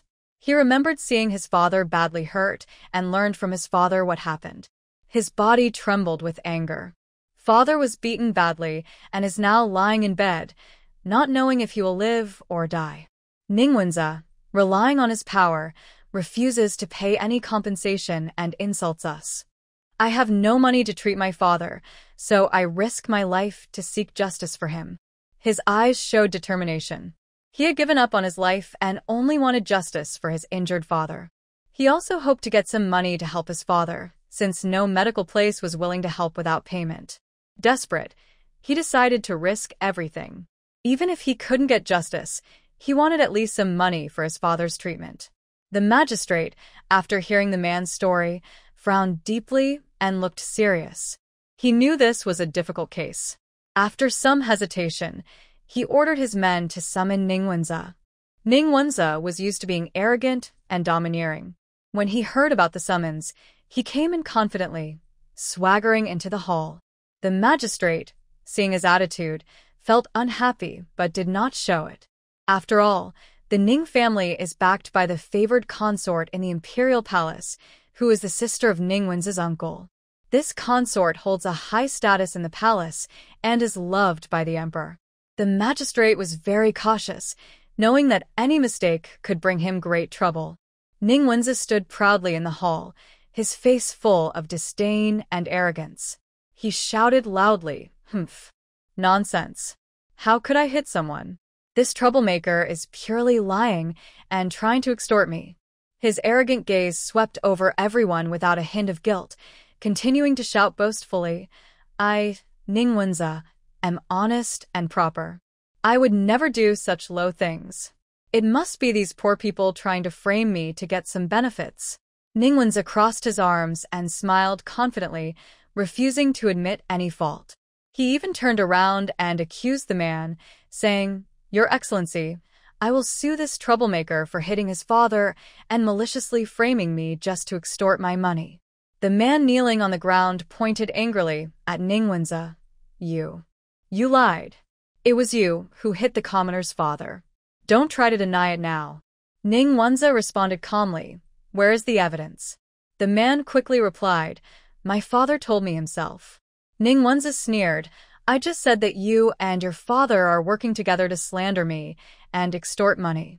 The magistrate, seeing this, furrowed his brows more tightly, and the atmosphere in the hall became tense.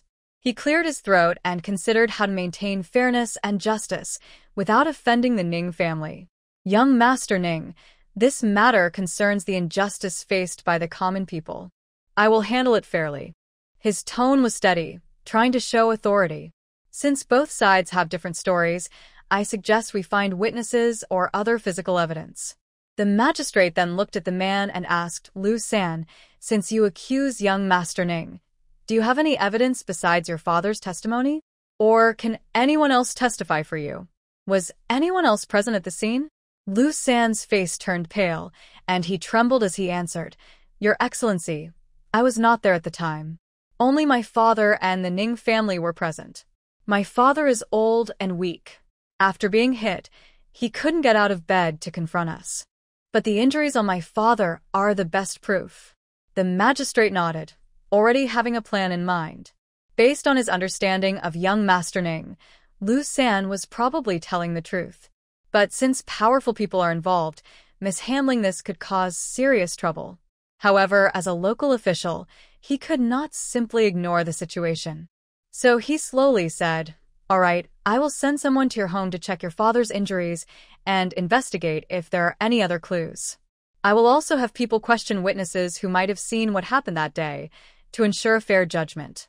The kneeling man on the ground, Lu San, looked hopeful upon hearing this. Perhaps neighbors on his side had seen something. If someone stepped forward to identify Ningwenza, it could prove Lu San's innocence. It would show whether Ningwenza had threatened to beat his father to death. If his father had not been so lucky and had not survived, Lu San and his father would be forever separated. But he did not expect that.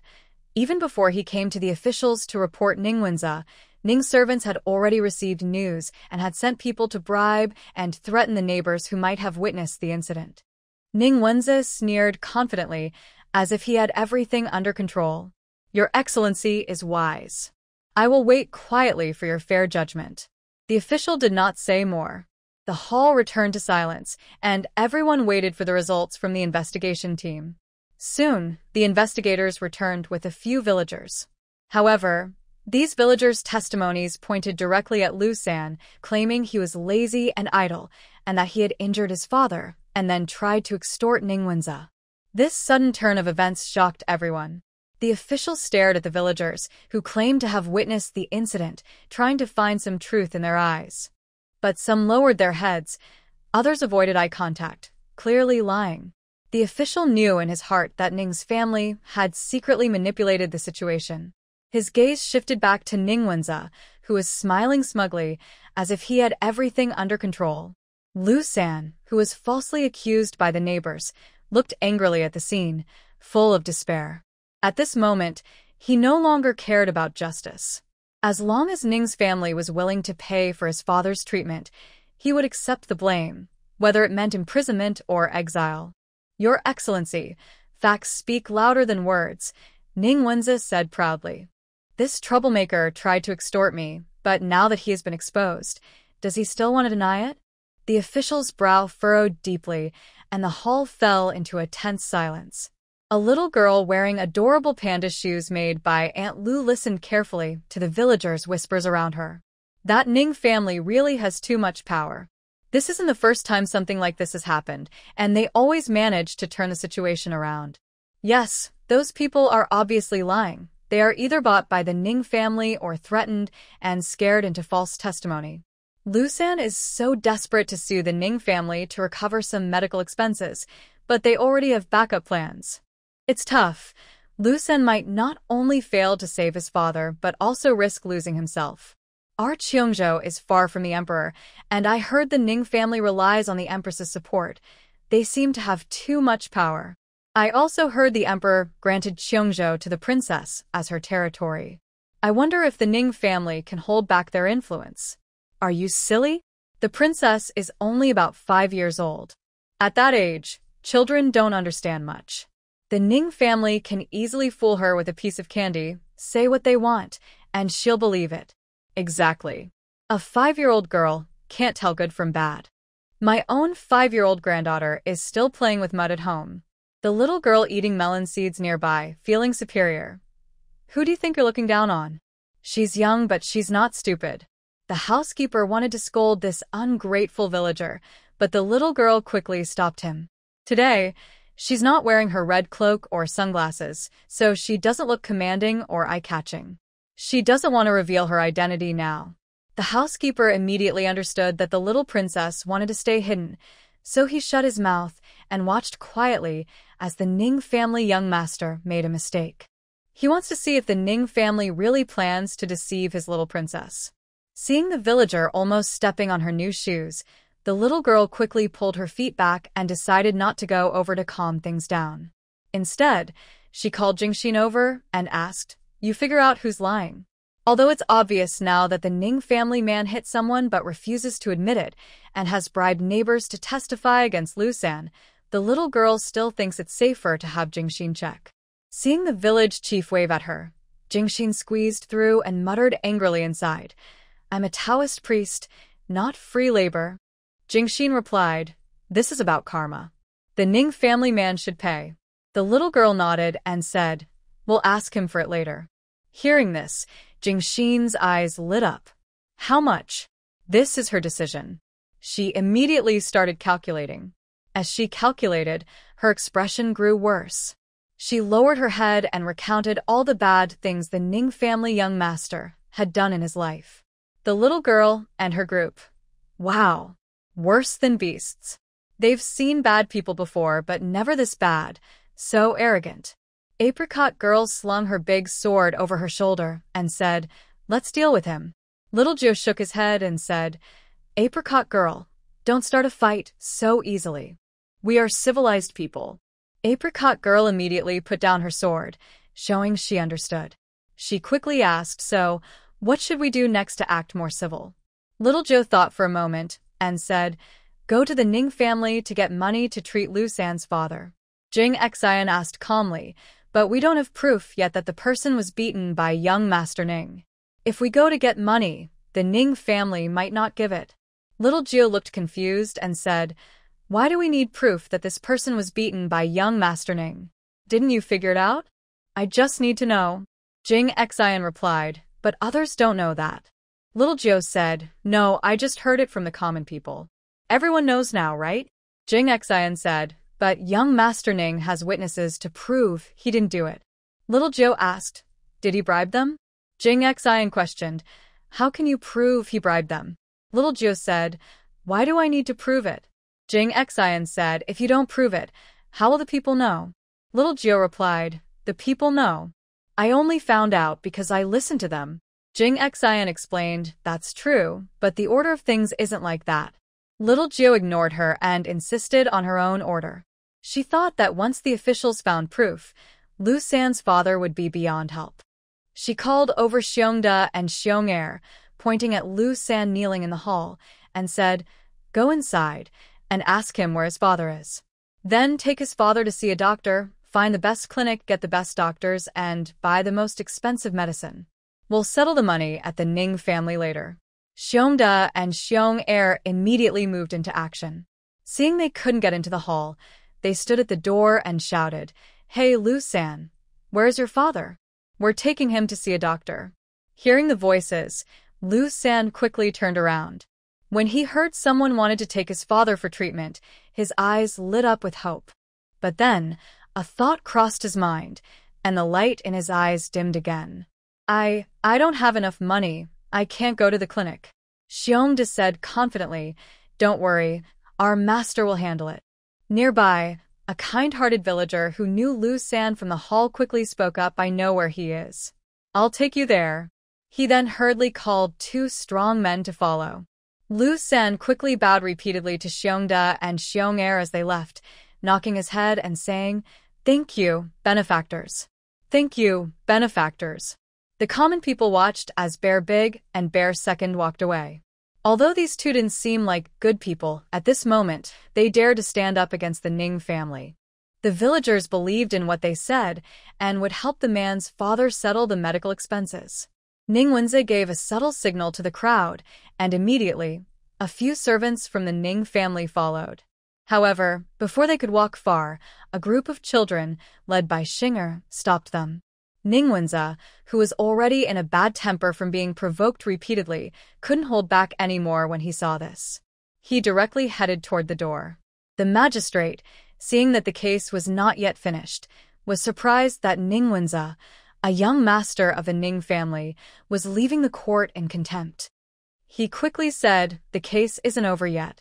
Is young Master Ning leaving now? Ning Wenzi, with a cold face, replied, Your Excellency, I believe the matter is very clear. These 2 father and son conspired to slander me and tried to extort money. When will you close the case and arrest these 2? The magistrate was caught in a dilemma after hearing this. He said earnestly, Young Master Ning, I will handle this fairly. I won't wrong any good person or let any bad person go. There are still many unclear points in this case. You're in such a hurry to leave, which might not be right. Ning Wenzi sneered and said, Your Excellency, if you could truly be fair, this ridiculous scene wouldn't happen today. I act openly and honestly. I won't tolerate such false accusations. If I don't get justice today, my Ning family won't give up easily. The magistrate felt a chill and sensed the threat in Ning Wenzi's tone. But as an official, he couldn't openly favor anyone. He smoothly said, Young Master Ning, rest assured, I will investigate this matter thoroughly. No one will be falsely accused. Please wait a moment while I clarify this. The magistrate was also anxious, stalling for time, hoping for some opportunity to turn things around. However, Ning Wenzi had no patience for the magistrate's delays. He just wanted to see which reckless person dared to oppose the Ning family. Especially when he saw the Ning servants being pressed to the ground by a group of children, his steps quickened. As he passed by the small tavern, he didn't even glance at it, and simply walked past. Xiao Jiu looked down at the footprints on her newly worn shoes today. Her shoes, which had looked the same just moments ago, now one had a footprint and the other didn't. She grew angrier the more she looked. She suddenly grabbed Ning Wenzi and threw him into the main hall. The magistrate saw Ning Wenzi, who had swaggered out arrogantly, return to the hall in a different way. Xiao Jiu walked into the main hall, slapped the person who had fainted awake, and said, Hey, you dirted my shoes. I'm very angry. Ning Wenzi took a moment to see the young girl clearly. Thinking about his recent embarrassing mistake, he became very angry. He threatened, "Do you know who I am? How dare you hit me?" Xiaoju nodded and replied, "I know who you are, but you stepped on my shoes. These are my new shoes." Seeing that he couldn't explain things clearly to the girl, Ning Wenze quickly shouted to the magistrate above, "Sir Magistrate, look at her. Hitting someone in broad daylight, daring to lay a hand on me. You must stand up for me." The magistrate looked at the girl and didn't recognize her as the princess of Changel from that day. That day, the princess was wrapped in a red cloak and covered most of her face with dark stuff, so her appearance was hard to see. The experienced magistrate just tried to smooth things over. "Young Master Ning, stay calm. I will handle this fairly." After speaking, he turned to the girl and said, "Young lady, you have a reason, but hitting someone isn't the way to solve the problem. Tell me, how do you want to resolve this?" Xiaojiu, who rarely tried to be polite, patiently said, "He stepped on my new shoes, and I'm a little upset. I want him to buy me a matching pair, and also apologize." The polite Xiaojiu thought this was a simple matter, and she was already being very reasonable. Hearing this, Ning Wenze's face turned pale. "You want me to apologize? And buy you shoes? Dream on." As soon as he finished speaking, a nurse slapped his head. "Speak nicely. Try yelling at our village chief again, and see what happens." Ning Wenze, feeling the pain, was about to shout back. A nurse's big knife was placed on the ground, cleverly positioned right between Ning Wenze's legs. Ning Wenze looked down at the knife's position and was so scared he wet his pants. The guards in the hall and the magistrate sitting above saw where the knife was and immediately clenched their legs tightly. Xiao Jia watched this man actually his pants in front of everyone and moved a little farther away. Pointing at Ning Wenze angrily, she said, "You shameless. You actually peed your pants." Xiao Jia was amazed. Neither Shi Tu nor Jiang he with their pants in front of everyone, but this man, who was so grown up, couldn't hold it anymore. Ning Wenze, who was pointed at and accused of wetting his pants, was about to go crazy with anger. He had never been treated like this before. When he saw the servants sent by the Ning family, he shouted loudly, "Butler, quickly arrest all these people and send them to Ning's residence. I want to personally take revenge." Ning Wenze was so angry that he clenched his teeth. Once these people were taken to Ning's house, he vowed to punish them severely. Xiao Ju pinched her nose and asked, "Are you taking us to your home?" Everyone knew that Xiao Ju loved visiting others' houses. She had been to every family in Taoyuan village. She thought she could visit many places in the capital, but it turned out that the people there either kept their gates closed or were busy with their own affairs and didn't invite her. It was very boring. Now, hearing someone invite them to Ning's house, even though they used the word arrest, Xiao Jiu didn't mind. She was actually going there herself to settle accounts. Since Ning Wenze didn't want to lose money, he decided to ask his father for help. Master Su said, "Children should be taught by their parents." Xiao Jiu understood this very well. She took the lead and ordered the servants of the Ning family, "Help him up. He wet his pants. Also, where is Ning's residence? How far is it? Lead the way." The servants of Ning's house didn't want to bother with these children. Without saying a word, they reached out to try to arrest them. Xiao Ju slapped them one by one, knocking the two who rushed forward to the ground. She said, "Hurry up and lead the way." The servants of Ning's house thought, "Is something wrong? Didn't the young master say he wanted to take them to Ning's house? Since these people are willingly going, there's no need to fight. Besides, this girl looks skilled in martial arts. If a fight breaks out, someone might get hurt." They quickly carried their young master and hurried toward Ning's residence. Behind them, Xiao Jiu and her group swaggered along. A group of Ning servants followed closely behind, worried they might escape. As for the magistrate, he was pretending to be a quail. He had just glanced and happened to see the person next to Princess Changel. Although he didn't recognize Princess Changel herself, he recognized the butler beside her. Rather than getting involved in the conflict, he decided to pretend he didn't see Princess Changel.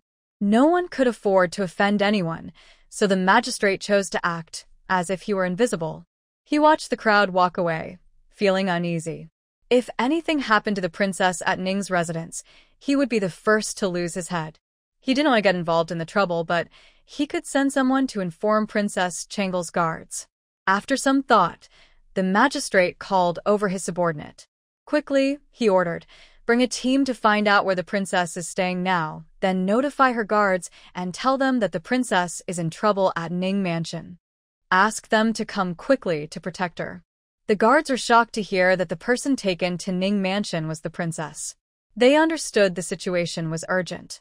They immediately began to investigate. Some heard that the princess was staying at Iron Fist Village, while others heard she was at Peach Garden Village.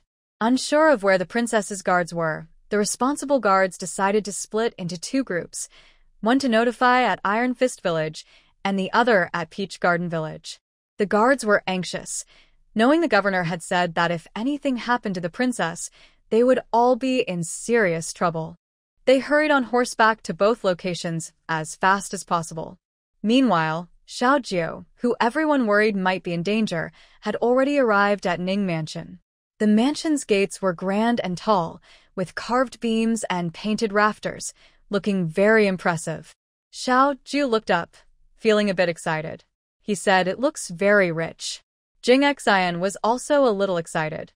She said, "Riches are good. I think the money I just used for my divination should be worth at least a few hundred taels." Xiao Jiu rubbed his hands and asked the butler, "Grandpa Butler, how much do you think my shoes are worth?" The butler glanced and replied, "Things the princess likes are naturally worth a lot."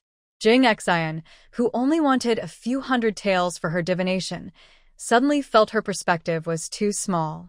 Xiao Jiu excitedly ran into Ning Mansion, thinking, valuable enough to be worth a fortune.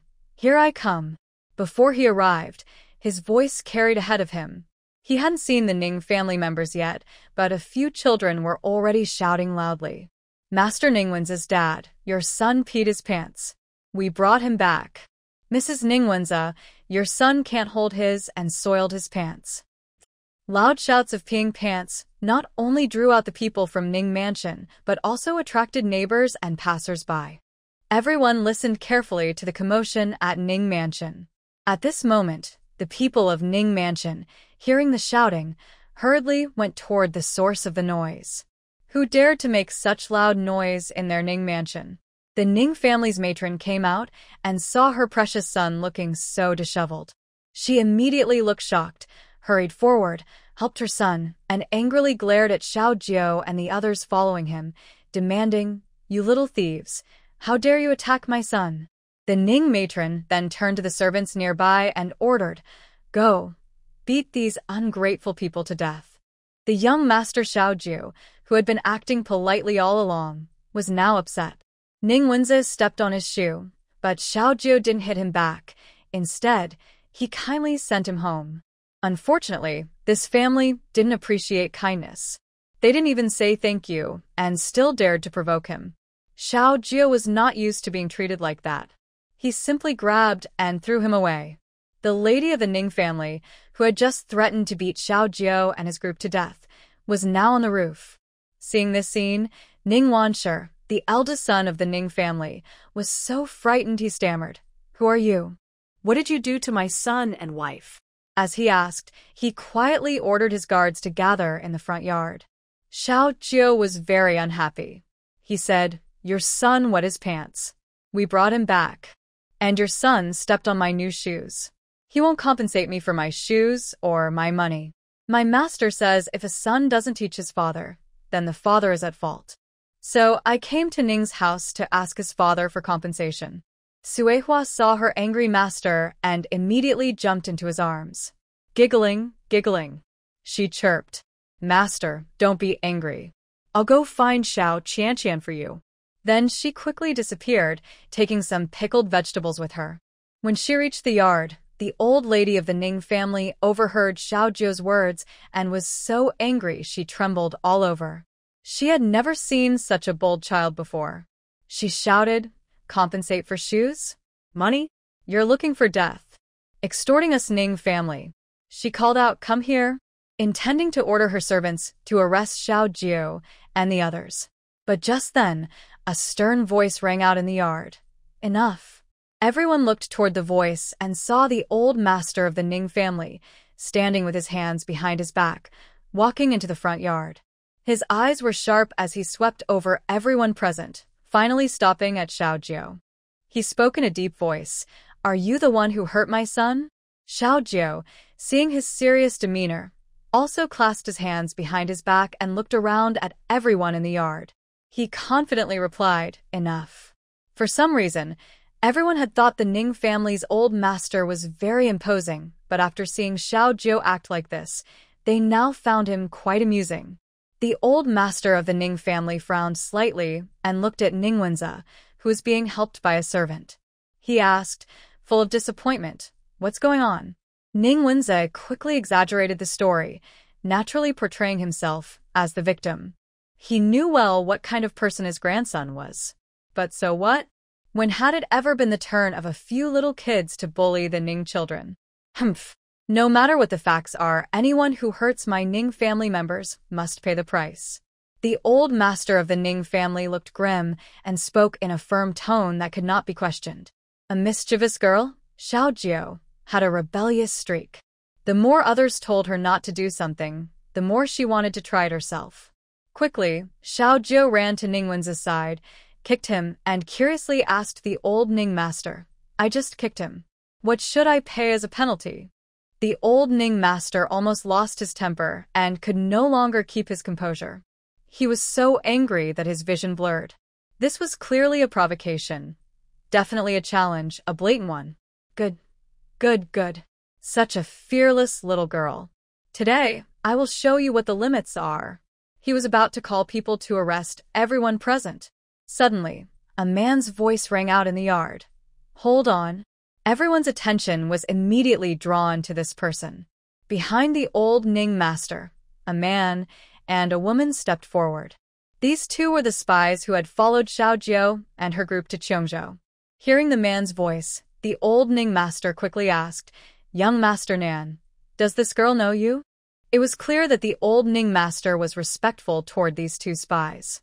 The spy, Nan Feng, shook his head and replied, "I don't know her." Another spy, Xia Yun, looked in Xiaojiu's direction and said, "Old master, today's matter might be a misunderstanding. There's no need for such a big fuss.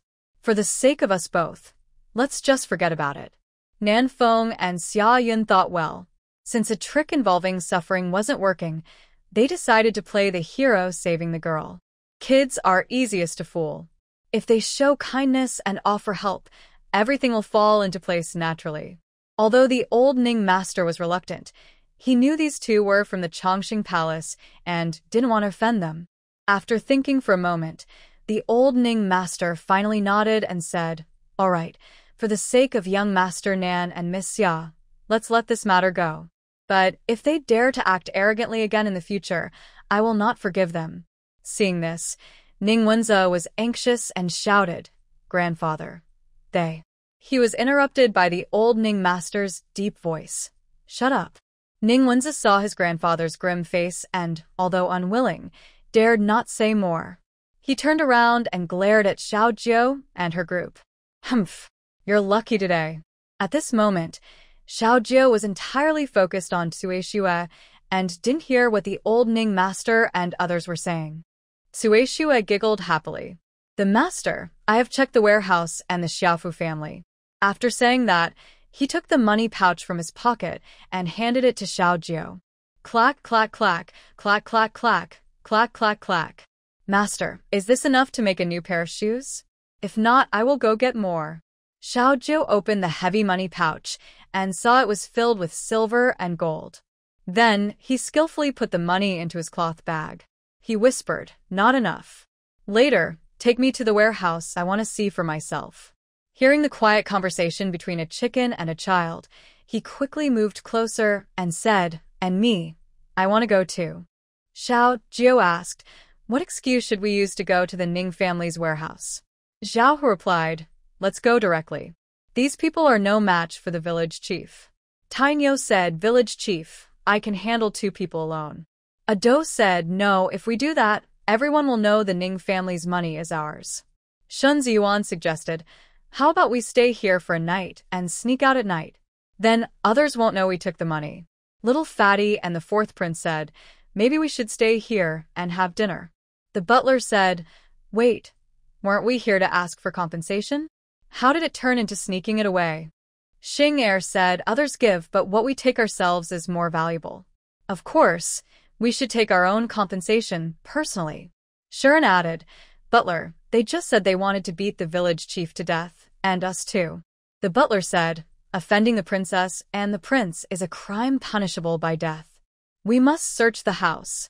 Xiao Jiu's eyes lit up. Offending her? Getting the house searched? Now, this is interesting. Xiao Jiu found another shortcut to get rich. Grandma Ning saw these people still lingering at Ning's residence. She impatiently said, aren't you leaving yet? Xiao Jiu shook his head and said, I won't leave. I want to stay for dinner. Grandma Ning was full of anger. She had never seen such thick skin. She thought, these people are just here to extort Ning's house, and now they refuse to leave. Nan Feng heard this, and thought it was a good chance to get close to Princess Changla. He quickly said, since you are guests, why not stay and have dinner together? It's a good way to make friends. Grandpa Ning looked at Nan Feng and the others with suspicion. These two usually ignore others at Ning's house, so why are they defending this girl again and again today? Could it be that the girl is someone important, like from the Palace of Eternal Life, or has a noble status? No matter what the Ning family thought, Grandpa Ning endured his anger and decided to let the children stay. As everyone went inside, no one remembered that Lady Ning was lying unconscious on the roof. No one expected that a large group of people was rushing toward the Ning residence as fast as possible. The first thing Xiao Jiu did when she entered the main hall was find a seat at the main table. How dare you? Old Master Ning saw this young girl sitting in his father's place and couldn't hold back anymore. He shouted loudly. Startled by the shout, Xiao Jiu almost jumped, then threw a teacup at him, hitting him right on the forehead. She clutched her chest and shouted angrily, what are you doing? You scared me to death. Old Master Ning was hit and fainted immediately. The teacup shattered loudly on the ground.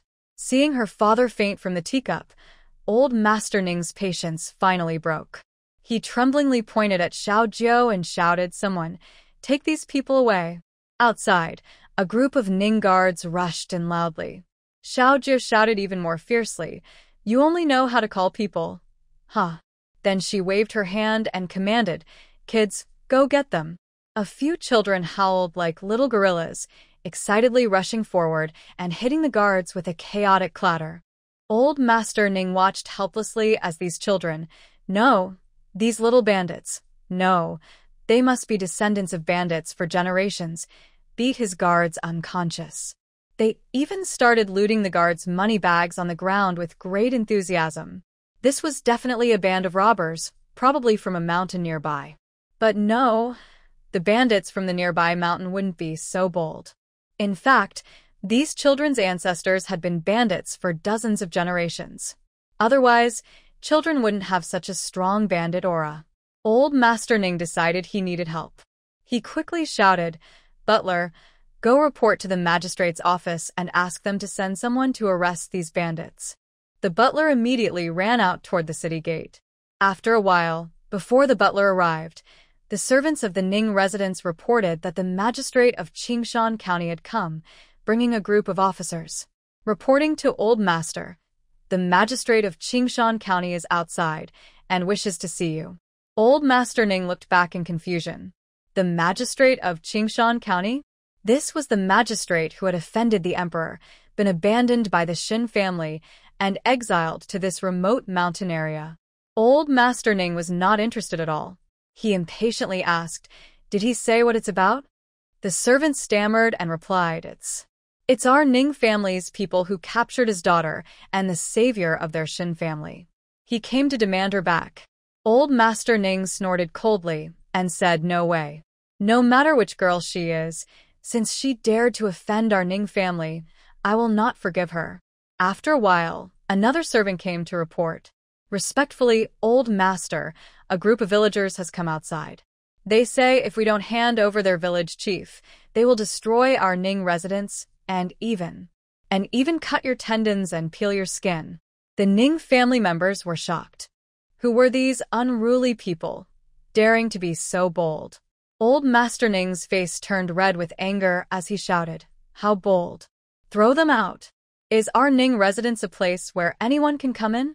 A trembling servant pointed outside and said, "Sir, there are quite a few people outside. We can't drive them away." Madam Ning glared and scolded, "Can't drive them out? What are we raising you for? If even a few unruly villagers can't be stopped, does the old master say we should just ignore them? Fight them to the death?"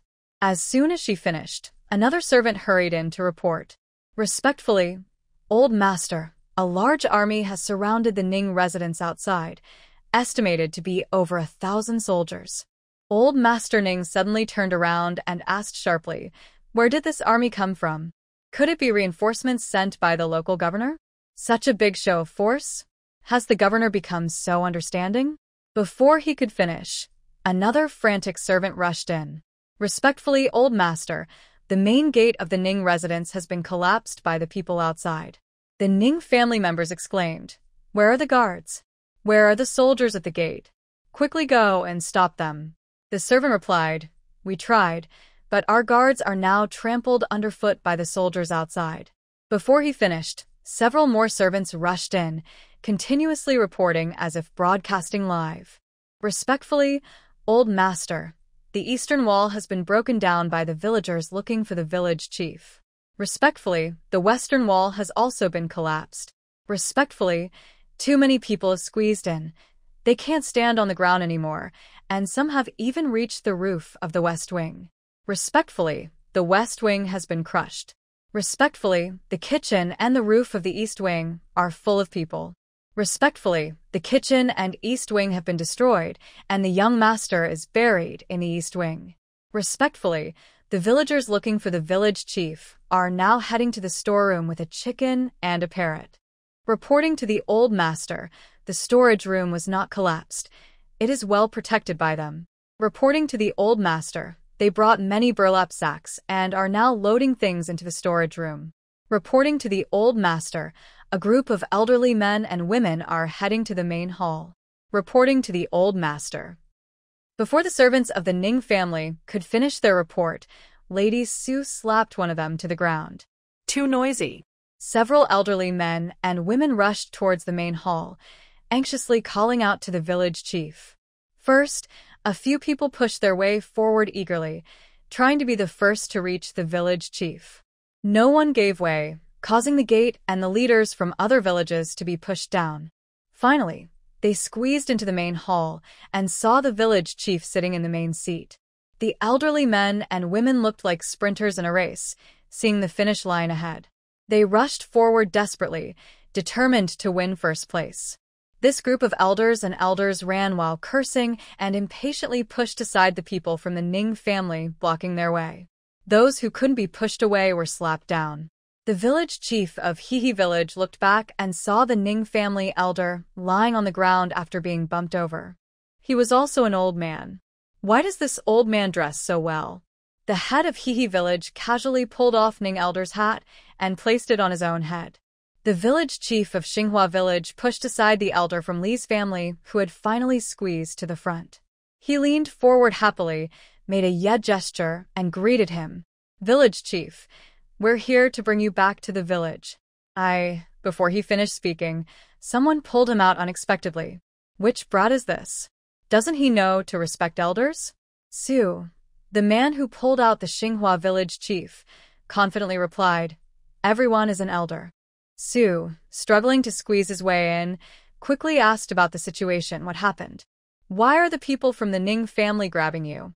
Before he received many answers from the children, villagers pulled him out again. "It's my turn now. It's my turn. Village chief, I brought you roasted sweet potatoes. Here, have one." He then shoved several roasted sweet potatoes into Iron Bull's arms and said, "Iron Bull, peel them for the village chief, so he can eat them while they're hot. Hey, be gentle, my new clothes." As soon as he finished speaking, someone snatched the sweet potatoes away with a whoosh, not knowing who did it. Next, someone else poked their head in and said, Village chief, I heard that the Ning family is causing trouble for you. Where are the Ning people? We'll speak up for you. The young Master Ning, who was woken up by being kicked into the corner and feeling pain, immediately closed his eyes and pretended to faint, acting as if he knew nothing. Meanwhile, Nan Feng and Xia Yun, who were pushed into the corner, saw that the situation was bad. They exchanged a quick glance and decided to leave first. The two spies sitting on the bench were squeezed so tightly that they couldn't stand up. They could only shift from the bench to the ground and squat, slowly moving out. Suddenly, a burst of foul air blew toward them, lifting Nanfeng's bangs. Nanfeng looked dazedly at the persons behind in front of his face. His face turned green with disgust, and he just wanted to slap the in front of him. The owner of the head of the household, might have caught a cold last night. Plus, they had just arrived in Taiyuan village and finally had a good meal. The village's sweet potatoes were plentiful, and the head of the household had eaten a lot of sweet potatoes recently. Suddenly, a series of loud sounds came toward Nanfeng. The noise made it seem like someone had just pooped. The smell made Nanfeng's eyes roll back in his head. He even realized that the last meal the owner of the had eaten was chives. Nanfeng used his last bit of reason to carefully pull his hand out of the crowded gap. He spread his palm and aimed at the in front of him, gathering strength, determined to slap the and punish it for blowing his bangs and disturbing him earlier. But before he could fully gather his strength and strike, someone pushed his hand forward. His palm pressed tightly against the owner's, stuck there, unable to be pulled away because there was no gap. Feeling the warmth from the head of the household let out a loud cry. Who is touching my... Take your hand away now. Do you believe I'll slap you to death? The head of the household struggled to turn his head and saw Nanfeng squatting in front of his, one hand clutching it, looking somewhat dazed. A cold shiver ran down his spine. Ah! Take your hand off. You pervert. The head of the household felt that his, touched by Nanfeng, was dirty and unclean. In a panic, he couldn't help but let out a loud series of noises, like firecrackers going off. Nanfeng was almost overwhelmed by the strong smell of chives. He didn't know if he was angry or disgusted. This was the first time he saw a south shape up close. He had always thought farts were invisible. The hand pressed against the head of the households clenched fiercely, as if seeking revenge. South wind, watch me not crush you. Today it's either you die or I live. The boss. Woof. You pervert. The boss's anxious eyes dart around, searching for Old Lady Sue. Oh no, his innocence has been noticed. Old Lady Sue, quickly find him a match. He needs to find a wife soon, or else, with such a good figure, this bachelor is too easy for other men to notice. South Wind, covered in a face full of embarrassment, thought he was already miserable. But sitting behind him, Xia Yun was even more pitiful. At least South Wind's was loud and noticeable, and the smell was bearable. Squeezed on the ground, Xia Yun leaned against South Wind. He stared blankly at the hand constantly pinching his backside. This hand belonged to the village chief of Hehe village. Maybe because he's old, he can't hold in his. Plus, as he moved around, the village chief felt his intestines clear after days of constipation and bloating, and he let out several silent farts, feeling refreshed. After releasing the gas, he realized the smell was quite strong. Always trying to emulate the cleanliness of the Taoyuan village chief, the Hehe village chief would wipe his pants and fan the air after each to keep the smell from lingering. Meanwhile, behind the village chief, Xia Yun almost caught a cold from the stench. How to describe this smell? Well, everyone who understands knows. She had never smelled anything like this in her life, and she hoped she never would again. She tried to hold her breath, thinking the smell had dissipated after a while. She took a deep breath, only to realize the village chief had just farted again. Unlucky Xia Yun inhaled the completely into her stomach. Xia Yun, yuck. She desperately moved her head away. Lu Pe, who was behind Xia Yun and leaning on her cane, felt like there was a moving lump next to her backside. Old Lu tiptoed and sat down heavily. Exhausted from traveling, Lu finally let out a long sigh. She was so tired, she finally could sit on a bench and rest. Xiaoyun stretched her neck, and with a thud, almost had her head fall into her stomach. Xiaoyun, she's been a scout her whole life, really. Never felt that life in this world is pretty pointless. After being notified by the steward of the Ning family, the magistrate slowly arrived. Looking at the crowd ahead, he turned back and asked the steward of the Ning family, "Is there a celebration today?" "So many guests, it's quite lively." The housekeeper, suffering a heart attack, looked at the scene before him. "Do you want to see the ruins ahead before saying that? And how did you figure out these people are guests of the Ning family?" The magistrate continued to stretch his neck and looked ahead, asking, "Are we lost? Why don't I see the sign of the Ning residence?" The housekeeper looked at the clueless magistrate, feeling speechless. "The mansion has been collapsed. Do you think the sign is still there?" The magistrate watched the lively scene for a while and asked again, "Didn't you say that your Ning family has been attacked by bandits? Where are the bandits?" The housekeeper thought, "You're blind. Don't the people pushing into the Ning residence in front look like bandits?" The housekeeper didn't want to continue talking to the constantly chattering, clueless magistrate beside him. He directly grabbed the magistrate's arm and pushed him toward the Ning residence, trying to squeeze through the crowd. Suddenly, the magistrate, caught in the crowd, was frightened and shouted loudly, "This official has elderly and young at home, and I am weak.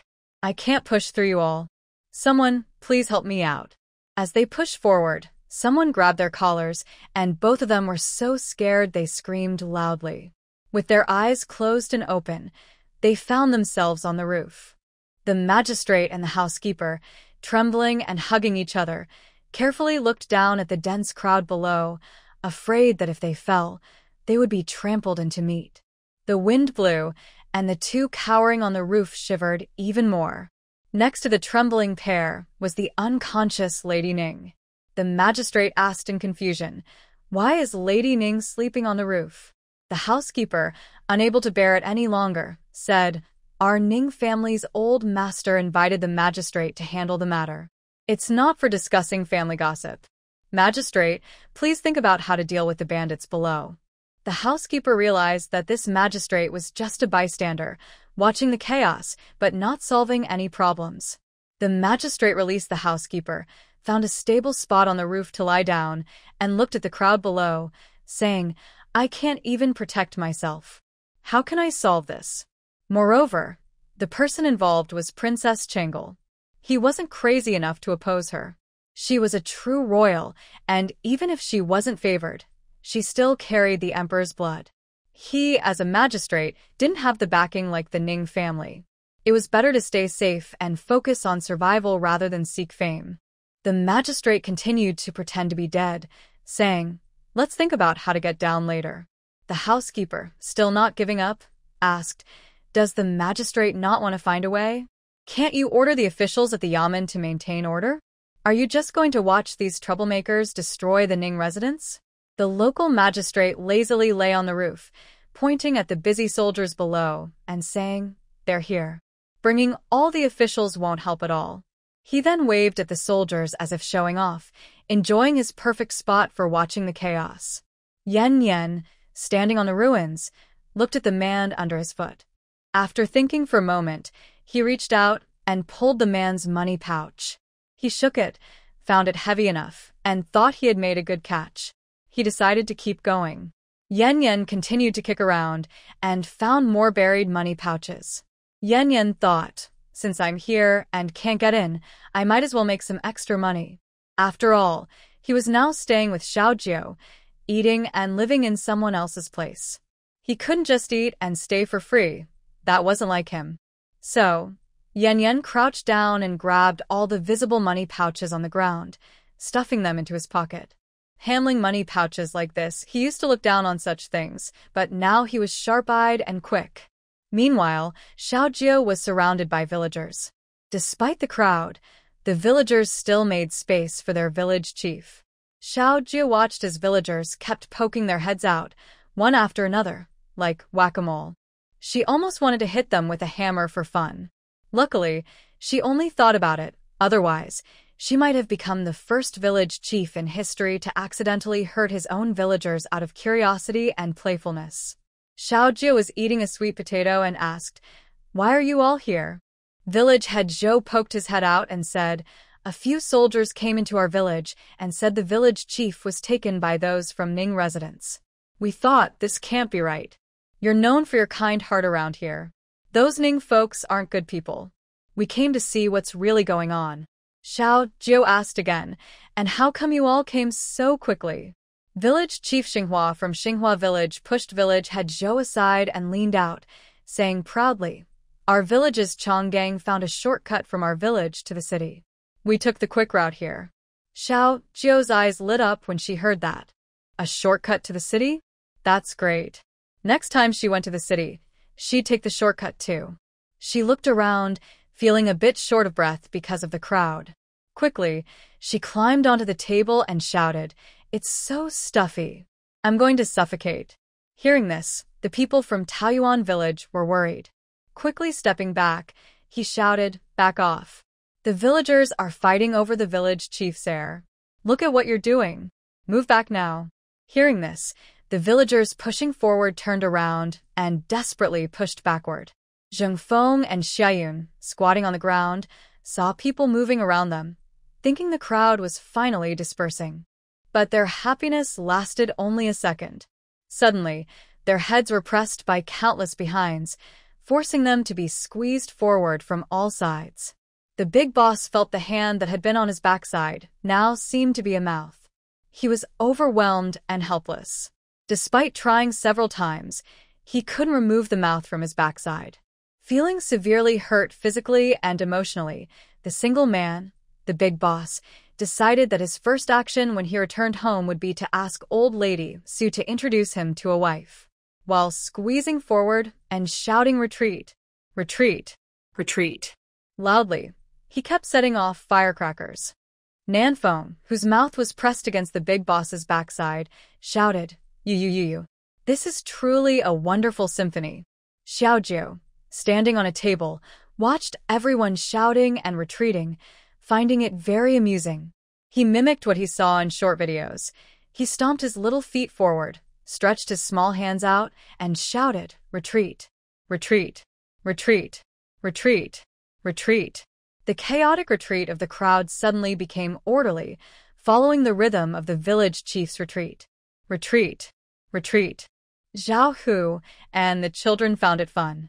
So, a group of children also imitated the village chief's actions. They stomped their little feet forward, stretched their small hands out, and shouted, "Retreat! Retreat! Retreat! Retreat! Retreat!" Soon, the crowd cleared a large open space. Xiaojiu leapt onto the still-standing roof. On the roof, the magistrate, the Ning family steward, and a drowsy Mrs. Ning were lying. Xiaojiu ignored them and took out a loudspeaker, directing below, "First, carry out the people inside." The men of Taoyuan village immediately responded, rushing into the yard, lifting everyone lying on the ground, and arranging them neatly in rows. Xiaojiu handed the loudspeaker to the nearby magistrate who was watching the scene and said, "Aren't you the magistrate? Tell us what bad things this family has done." The magistrate, caught in an unexpected situation, thought, "I'm just here to watch the fun. Why has the fun suddenly turned into my problem?" The prefect held a horn uncertainly and said, I am not very clear." Xiao Ju lifted the person and swung them outside the roof. He asked, "Are you clear now?" The prefect looked at himself hanging in the air and nearly peed himself, fearing that Princess Changlo, being so small, might tremble and accidentally drop him, causing him to fall and get badly hurt. The prefect hurriedly said, I need to think. Xiao Ju swung him again and urged, "Think now." The prefect, hanging on the roof, dared not move his hands or feet and nervously said, I need to." Suddenly, Xiao Jiu remembered what Grandma Su had said about lazy people needing to go often. So, the prefect's image in Xiao Jiu's mind changed to that of a lazy person. Lazy people are easy to handle, just leave them to Grandma Su. There's no lazy person Grandma Su can't fix. Xiao Jiu suddenly swung the prefect down to the ground and then led him to Grandma Su, saying, "The prefect says he can't figure out what this family has done wrong. Grandma Su, you help him think carefully." Grandma Su brushed off the dust on her and said sinisterly, "Village chief, don't worry. I'll help the prefect remember soon enough. I don't have many skills, but I like helping others regain their memories." She helped the prefect up and said, "Rest assured, prefect. I've been staying at the prefect's office recently. When you find out the truth, I'll go home. You've been an official for many years, so I believe you work efficiently." The prefect, who usually liked to turn a blind eye and be lenient, suddenly felt a chill run down his spine when he saw her smiling face, making him uncomfortable all over. Stammering, he said, I will do my duty and find out the truth. Please rest assured, princess." Xiao Jiu nodded contentedly. "Don't be lazy." After saying this, he handed the person over to Grandma Su and didn't pay further attention. Soon after, Xiongda and Xiong'er, along with Lu San and the doctor from the clinic, arrived. They said they came to settle the medical expenses. Xiao Jiu looked back at the ruins behind him, unsure whom to settle with, as the person had been buried in some corner and the others, who weren't buried, were placed in the yard. All of them were unconscious, and he didn't know who had knocked them out. He looked down at Madame Ning lying on the ground, her hair adorned with a hairpin. Xiao Jiu thought for a moment, squatted down and pulled out a few hairpins from Lady Ning's head. She handed them to the doctor and asked, "Is this enough?" The doctor at the clinic quickly waved his hands and said, "Too many, too many. You don't need so many." Xiao Jiu pointed at Lu San and then pushed the hairpins into the doctor's hand, saying, "His father still needs to recover." The doctor looked at the proud and domineering Ning residence, which had quickly become a ruin. He dared not accept so much money. Moreover, at the clinic, the doctor and Lu San had learned from Xiongda and Xiong'er that the girl saving people was Princess Chengel, the ruler of Cheongzhou. Now, the doctor only wanted to leave a good impression on the princess, while Lu San was filled with deep gratitude toward her. The doctor took one hairpin from the bunch and told Xiao Jiu, "Your Highness, you don't need so many. One is enough."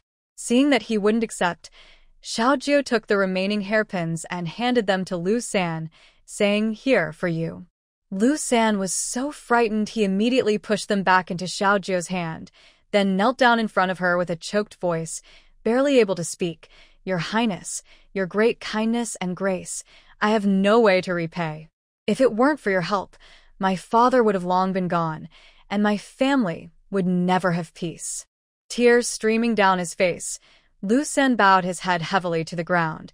"Your Highness, you not only saved my father's life, but also brought justice to him and punished the wicked Ning residents. I can never repay this kindness, even if I work as a beast or horse." Lu San looked up at Xiao Jiu with full admiration and reverence. "The princess has helped me enough. I dare not accept these hairpins. Your kindness will never be forgotten. I only wish the princess a lifetime of peace, happiness, and health." Lu San's heartfelt gratitude made Xiao Jiu very happy, and the villagers of Taiyuan village also cheered with joy. Feeling happy, Xiao Jiu then took everything off the old lady lying on the ground. Looking at the items in her hand, she worried that Lu San might refuse to accept them. Thinking for a moment, Xiao Jiu squatted down and poked the lying Lady Ning, asking, "Your grandson hit someone and now needs to pay for medical expenses. I'll pull out a few hairpins from your head and take your bracelets to pay him. I'll count to 3. If you don't speak, I'll take that as your agreement." Little Gio raised 3 fingers and counted down 3, 2, 1. "Okay, since you didn't say anything, that means you agree. Since you agree, I'll return the hairpin and bracelet to him." After saying this, she handed the hairpin and bracelet to Lu San. "Here, take these." Little Gio pointed to Madame Ning on the ground and said, "I asked her, and she agreed. You can rest assured and take them. These are compensation from the Ning family for injuring your father. I heard you can sell them for some money. Use the money to buy your father some good food." Yen Xie. So, before touching a corpse, you can also ask others like this. Yen Xie thought he learned something new. Asking first before taking is more polite and respectful. The villagers of Taoyuan village watched the village chief's actions silently, remembering them in their hearts. Seeing Lu San still hesitating, Grandma Su directly held Lu San's hand, which was about to push away, and said, "You have good judgment and speak kindly. This is our village chief's kindness. If you truly want to thank her, then praise our village chief more in the future. Our village chief loves hearing good words about herself." Village head Zhou also said, "Yes, what the village chief gave you. Just accept it. Our village chief has the kindest heart and hates seeing common people suffer." The villagers of Taoyuan village nodded in agreement, saying, "Our village chief is truly kind-hearted." Lu San, reluctantly accepting the hairpin, bowed again to Princess Changel. His heart was full of gratitude, as if words couldn't express his deep feelings.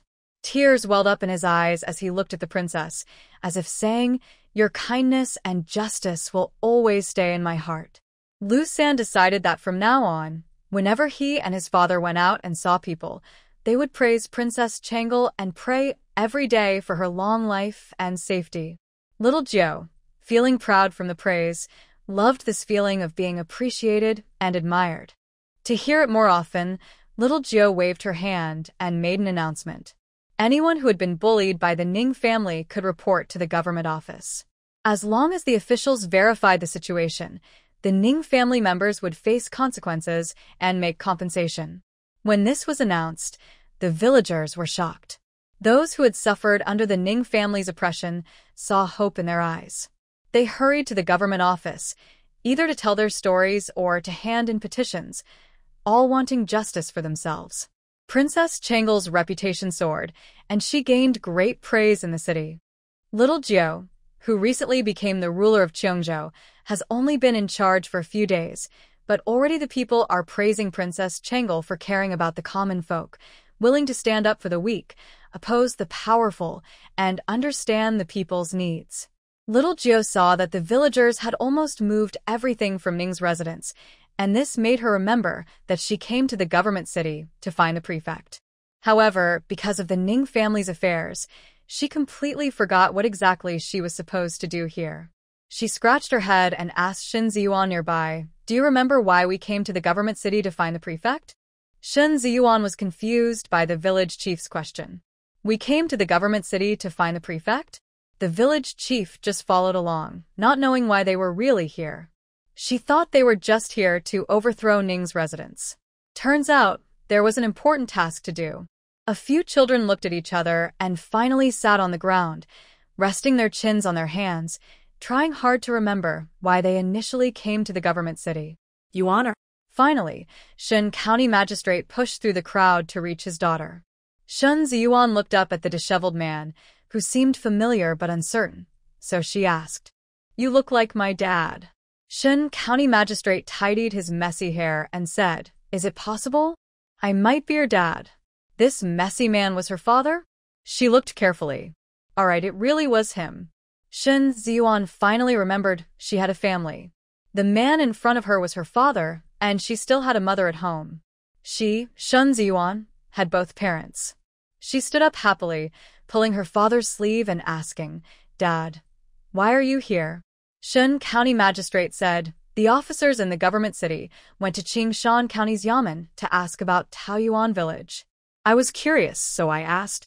They said you were caught, so I immediately put down my work and came here.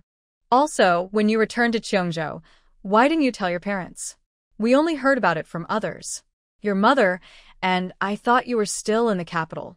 After saying this, Shen County Magistrate looked down and saw the little princess squatting on the ground. He immediately bowed respectfully. "Your servant pays respects to Princess." Little Jiao happily greeted Shen Ziyuan's father. "Hello, Magistrate Shen." As soon as she finished greeting, she suddenly remembered her main reason for coming to the government city. It seemed she was here to find the prefect and ask him to send a notice to the county officials below so they could find a way to make sure the common people could eat enough. Xiao Jiao pulled on the sleeve of Governor Shen, who was madly complaining to his own daughter, and told him she had something to discuss. She asked him to sit on the ground with her so they could talk more easily. Governor Shin didn't understand at first, but knelt down out of curiosity, wondering what Princess Changle wanted. Xiao Jiu asked, "Do you know how to make sure every person in each town has enough food to eat?" Governor Shin replied, "Princess, it's quite difficult to make sure everyone in a town has enough food. No one has ever managed to do that before. Even in the busy capital city, many people are so poor they can't afford to buy food." Xiao Jiu rested her chin on her hand, signaling him to explain more. Governor Shin didn't see Princess Changle as a child. She was now a princess and the ruler of Cheongzhou, so she had responsibilities. He thought of her as his superior and carefully explained, to make sure everyone has enough food, people need to have money. But most people in Cheongzhou are poor. In the hidden corners of the land, many are freezing or starving every day. Xiao Jiu asked, "If they don't have money, why don't they just earn some?" Governor Shin tried to answer in simple words a 5-year-old could understand. There are many reasons. First, most people only know how to farm and spend their whole lives working the land. They haven't learned other skills. Second, they don't know many words or facts, so they can't learn new ways to earn money. Third, there are bad landlords everywhere who take what they want and treat the people badly, making life very hard. Also, there are corrupt officials who steal from the people and don't help when disasters happen. Instead, they take more for themselves. He sighed and continued, "And our land in Cheongzhou is poor and produces little. It's often hit by natural disasters, making harvests worse. Business isn't good here and transportation is slow, so goods don't move easily. People can't sell what they have, and all these problems make life very hard for the people. They struggle just to survive." Xiao Jiu blinked, trying to understand everything Governor Shen had just said. After a moment, she asked, "If we fix all these problems, will the people have enough to eat?" The county magistrate Shin didn't want to hurt a child and just nodded, saying, "Yes, but these things are very difficult, and some people may never be able to do them in their whole life." Xiao Jiu replayed Shin County Magistrate's words in his mind, and then said, "It's not hard. Isn't there a magistrate in every county? Just leave these things to the magistrates." Xiao Jiu thought very simply. Cheongzhou is so big, and each county has a magistrate. If every magistrate manages their county well and works hard to help the people earn money and eat well, then all the people in Cheongzhou could be fed. Shun County Magistrate continued to explain, "The magistrate can't guarantee that all the people will eat enough. After all, the magistrate isn't a fairy. They have many daily tasks, such as governing the county, collecting taxes, judging cases, repairing water systems, and more. It's impossible for each person to be taken care of perfectly." Xiao Jiu curiously asked, "If the magistrate can't guarantee that the people will eat enough, then what is the magistrate for?" Shin County Magistrate choked and thought, "Is this how it should be understood?" Not wanting to suffer alone, Shin County Magistrate quickly pulled the prefect over and said, "The prefect knows more. We magistrates have to listen to the prefect. Let the prefect say a few words." Sometimes, when forced to sit on the ground with the prefect, Shin County Magistrate also felt like resigning. Xiao Jiu repeated what he had just said to Shin County Magistrate, and then looked at the prefect, continuing, "Cheongzhou is so poor, and you have a big responsibility." The prefect felt it was necessary to defend himself, so he replied, "Princess, Cheongzhou has always been poor. It's not because I just took office that it's become this way." Xiao Jiu asked, "Then why are you still so poor after you took office? And you say it's not your responsibility?" The prefect's face turned red with anger, but he didn't dare to get upset because she was a princess. Seeing he was not convinced, Xiao Jiu continued, "Why are the neighboring states so rich? And why are their city walls still intact? Why are our Cheongzhou's city walls broken and ragged? And you still say it's not your responsibility?" The prefect felt frustrated and replied, "The court hasn't allocated funds, so the government can't afford to repair the city walls." Hearing that funds could be allocated, Xiao Jiu felt like opening a new world and curiously asked, "Can the court really allocate funds for building city walls?" The prefect nodded and continued, "Not only for building city walls, but also for water projects, roads, schools, and military defenses. These can all be funded by the court." Xiao Jiu was immediately angry. Then why don't you ask the court for money to build the city walls? Are you lazy? The young lord was eager and ready to act, thinking that if the prefect said the wrong word, he would step in himself. The prefect smiled bitterly and said, "You don't know, Your Highness. Cheongjo is far away. The court wants to help, but when they send reports, they often disappear into nothing. Even if they are reviewed, the funds may not come through." A doe, who was sitting nearby and listening closely, couldn't help but ask, "Why is that? Doesn't the village chief's father like Cheongjo?" The prefect sighed, "That's not it. The court does care. It's just complicated. When reports reach the capital, they go through many offices. Each step can delay or block them. Even if the money is approved, it has to go through many officials, who often take a cut. By the time it reaches Cheongjo, very little is left." The young lord clenched his fist and asked, "Are you saying someone stole my money?" Seeing Princess Changla looking angry and ready to fight, the prefect swallowed nervously and advised, "Your Highness, you're still young and may not know. Politics is complicated, and Cheongjo is remote. No one in the court speaks for us, so we are easily ignored. Even if funds are approved, other regions often block them, claiming urgent needs. Very little actually reaches Cheongjo."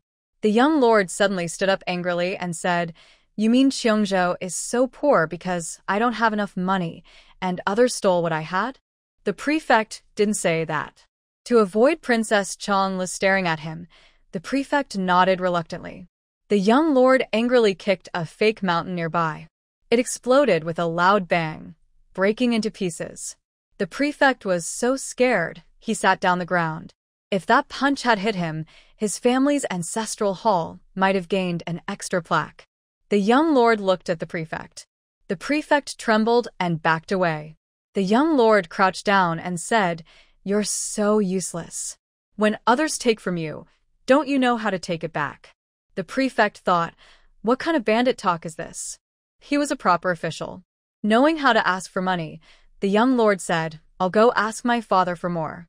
You go arrange for the county officials to do their jobs properly."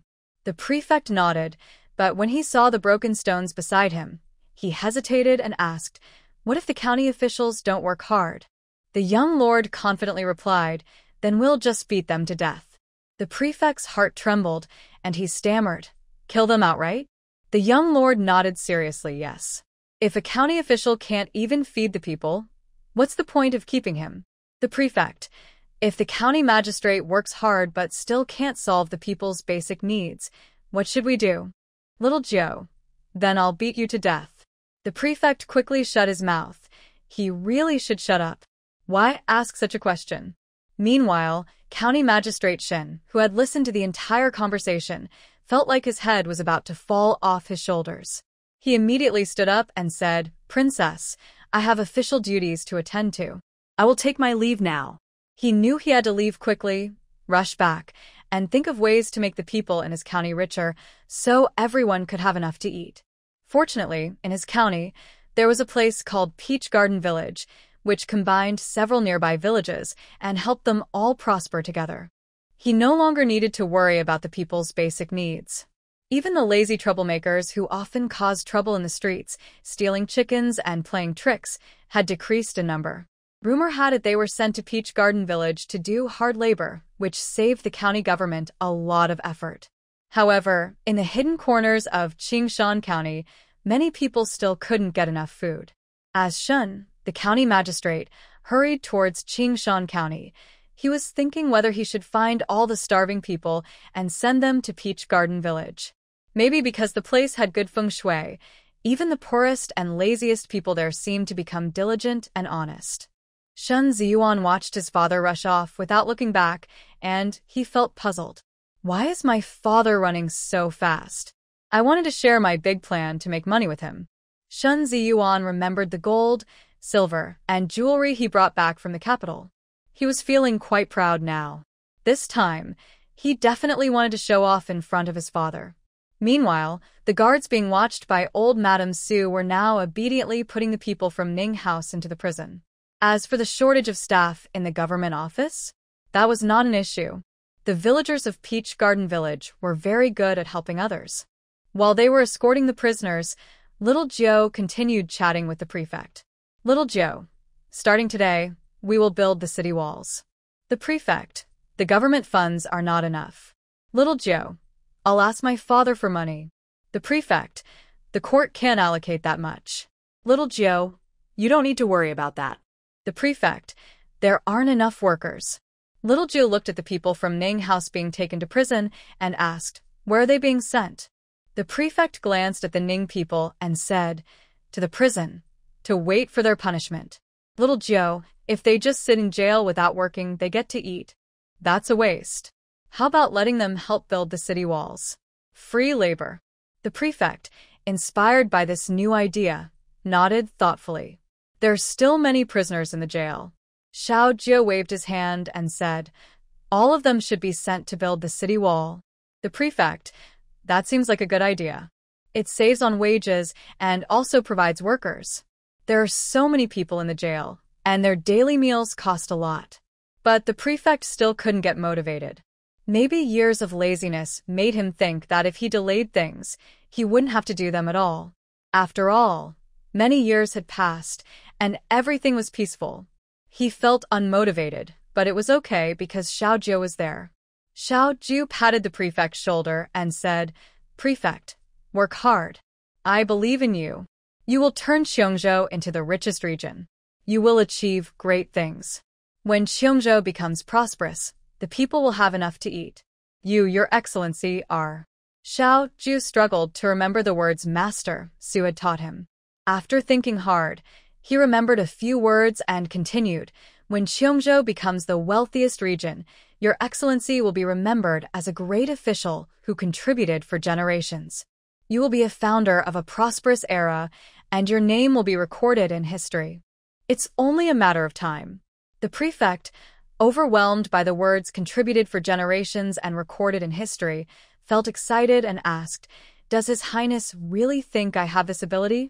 Xiao Jie patted the prefect's shoulder and encouraged him. From the first time I saw you, I knew you were extraordinary. You are much more capable than officials in the capital. Under your management, Xiongzhou will become the richest and most prosperous region in the world. At that time, no one in the entire Eastern Summer Country will dare to look down on you. You will be the most admired official in the hearts of the people. The prefect was so inspired by the princess's words that he became full of passion and said, Your Highness is wise. Since you trust me so much, I will do my best and live up to your expectations. I will dedicate myself completely and work tirelessly. The prefect immediately stood up. The idea of lying around was gone. He wanted to achieve great things and be remembered in history. He wanted to become the most outstanding official in the entire Eastern Summer Country. With full of ambition, the prefect went to work enthusiastically. Xiao Jie watched the prefect work diligently and felt very satisfied. Just then, the system in his mind also spoke. System notification. Congratulations, host, on once again punishing evil and rewarding 100 points plus 1 lottery draw. Xiao Jie clicked to draw a prize. The draw was successful. Reward, 10 health-strengthening pills. Xiao Jie curiously asked, What does eating these do? System reply, They can make your body healthier and improve your physical condition. Little Jie put the strengthening and health pills into her storage bag. She thought for a moment and asked, Can you give me a few more? System, How many do you want? Little Jie, I want each villager to have one. System, No. Little Jie, System, I always think you're the best. Look, if all the villagers eat one pill, we can finish our task faster. Then you'll be the greatest system ever. System, Hey, host, what did you say? Sorry, my signal is bad. Ding. The system suddenly disconnects.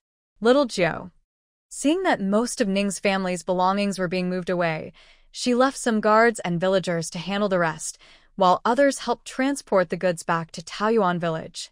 Although Little Jie felt it was safest to keep everything with herself, there were so many people here. If she suddenly made everything disappear, it would scare the villagers too much. So, she decided to move the items to her yard first and secretly put them into her storage bag later. Villagers, scared? No way. They would only admire the village chief more. The team followed the shortcut along the road that Xingang from Xinghua village had mentioned, rushing back to Taoyuan village. Little Jiu placed some money with the village chief for the village's use, and the rest she moved into her yard and stored in her bag. The villagers, having received a large sum of money, were very happy. They couldn't help but want to celebrate.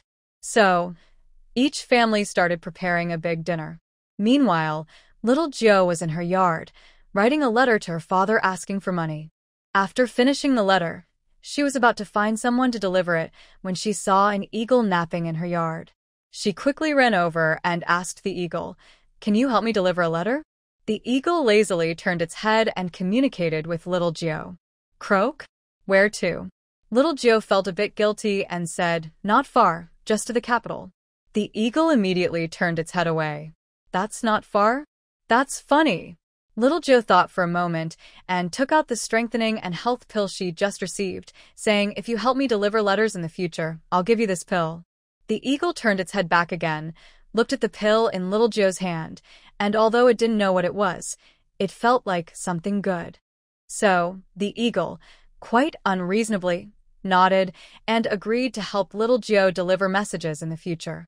The little wine threw the pill into the eagle's beak and thought for a moment before saying, "I'll give you a name. From now on, you'll be called Breeze." The pill was swallowed, and at first, the eagle didn't feel anything unusual. However, after just a few seconds, a warm flow suddenly surged through its body, as if an invisible force was spreading inside. The eagle felt its wings become lighter and stronger, as if each feather was full of life. It tried flapping its wings a few times and was surprised to find it could lift off the ground, flying higher and faster than before. Its vision also became incredibly clear, allowing it to see distant mountains, rivers, plants, flowers, and birds perfectly, even sensing tiny movements in the air. The eagle was shocked. It had never expected such changes. It looked down at its claws and saw they had become sharper and more powerful, able to easily crush hard stones. Its body was full of strength. Excited, the eagle eagerly pressed its head into little Wine's arms. "Ka-ka-ka-ka. From now on, I'm sticking with you. I will be your most loyal Breeze." Little Wine patted the eagle's head, then put the letter into a cloth bag and hung it around the eagle's neck, saying, "Go deliver this to my father. He's the emperor. Just ask around in the capital to find out who your companions are." The eagle, happy with the task, flew off to complete it. Meanwhile, at the government office, the people from the Ning household, who had just woken up, found themselves being escorted into the main hall. The magistrate was announcing their crimes, and everyone from the Ning family looked furious. The eldest son of the Ning family was the first to shout, "You official! How dare you arrest us? If you lay a finger on us, watch out for your head." The old lady of the Ning family also stepped forward trembling. Although her elegant hairpin had been taken, she still exuded a commanding presence. She sneered and said, "Honorable magistrate, you better think carefully. My daughter's sister is a noble consort in the palace. If you dare to harm our Ning family, a single word from the noble consort will make you lose your position." The magistrate, who had just been influenced by Princess Chong Li's persuasive words, now looked very firm. Sitting calmly at the front, he raised his hand to quiet everyone and said slowly, "Old Madam Ning, I advise you to behave. It's not I who ordered this, but the princess herself." Awakening, Lady Ning realized her hat had been pulled away by some careless person. She sneered, "Little princess? Huh, she's just the daughter of the empress whom His Majesty recently accepted back. The empress has been gone for 5 years. The emperor has long forgotten her. Now, the most favored person in the palace is the noble consort. What is a little princess? She can't possibly cause any trouble." Ning Wenza echoed, "Exactly. The noble consort is at the top of the palace. The little princess, being an orphan girl, doesn't have much power. Official Zhu, don't choose the wrong side. If you do, you'll regret it later." The magistrate frowned slightly and said coldly, "I advise you to speak carefully. Although the princess is young, she is still the emperor's legitimate daughter and has a noble status. Your careless words could bring trouble. Old Lady Ning scoffed disdainfully. Official Zhu, stop scaring us. The noble consort has been favored in the palace for many years. The little princess, no matter how noble, is just an orphan girl. She can't cause any waves. If you dare. Before she finished speaking, Old Lady Su, holding a shoe, suddenly rushed out from the side hall. Standing next to her, a guard looked confused after his shoe was abruptly snatched away. Old Lady Su swung her shoe at Lady Ning's mouth while cursing, a bunch of reckless dogs, daring to gossip behind our village chief's back. You're tired of living. Lady Ning was startled by Old Lady Su's momentum but quickly responded with a sharp retort. What are you? How dare you speak to me like that? I am related to the noble consort. Old Lady Su sneered coldly, tightening her grip on the shoe and hitting harder. Such a bold relative, huh? So what? I not only curse you, but also dare to hit you. If you're so capable, tell the noble consort. Still, you dare to act arrogantly in front of our village chief, insulting him. Shameless dog, I will beat you to death today. Lady Ning was chased away while clutching her head and shouting, Old thing. Just wait. The noble consort won't let you go. Old Lord Ning watched Old Lady Su chase and beat the Ning family members with her shoe and angrily shouted, Impudent. As soon as he yelled, Old Lady Su's shoe flew straight into Old Lord Ning's mouth. Old Lady Su quickly picked up her shoe from the ground and then chased after Old Lord Ning, hitting and scolding. Stop pretending. Why are you shouting so loudly? It just makes you look foolish. The Ning family members, no matter how arrogant they used to be, were now beaten until their faces were streaked with tears, trembling as they huddled together. Old Madame Ning, still unwilling to give up, felt the pain from the beating but believed that as soon as the news reached the capital and was told to her daughter would surely ask the Empress for justice. She was determined to make this crazy woman pay back 100 times over. Tired from the beating, old Madame Su returned her shoes to the officer nearby. The officer, upon receiving the shoes, was about to put them away. Who would have thought that, in the past, she had been humble in front of the Ning family, but now she had beaten all of them with her shoes. Old Madame Su looked at the still-dazed prefect and thought about some words she had learned from the steward in her daily life. She said, Honorable Prefect, these people show no respect for rank, slander the royal family, and are guilty of serious crimes. Please, punish them strictly to serve as a warning to others. Hearing this, the prefect immediately sat up straight, nodded, and looked at the Ning family with a stern face. His expression was completely different from his usual lazy demeanor. Now, he was determined to make a name for himself in history. He glanced at the Ning family members kneeling below. Although they had been beaten with shoes by old Madame Su, they still held their heads high, with proud faces, as if the hall was their backyard. The prefect struck the gavel and said in a deep voice, Ning family members, taking lives carelessly, oppressing the common people, lawless, with solid evidence of crimes, and now showing no respect for rank or the royal family. These are additional offenses. Today, I will punish you according to the law to serve as a warning to others. Ning Wenza, who had just been beaten with shoes by old Madame Su, completely forgot the pain from being chased and beaten. He stood up with his face covered in shoe prints and cursed, You corrupt official! How dare you move against our Ning family? Believe it or not, just one word from the Empress, and you'll lose your official cap. Ning Madam also shouted in agreement, Yes. You, a small prefect, dare to arrest our Ning family members?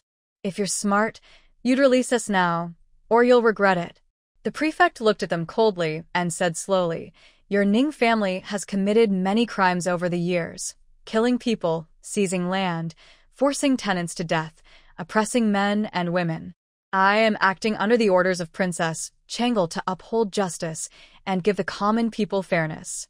Hearing this, old Madame Ning shouted sharply, How dare you? Our Ning family is related to the Empress. If you move against us, the Empress will never let you go. The prefect struck the gavel loudly and said sternly, Bring them out. The Ning family members are extremely guilty.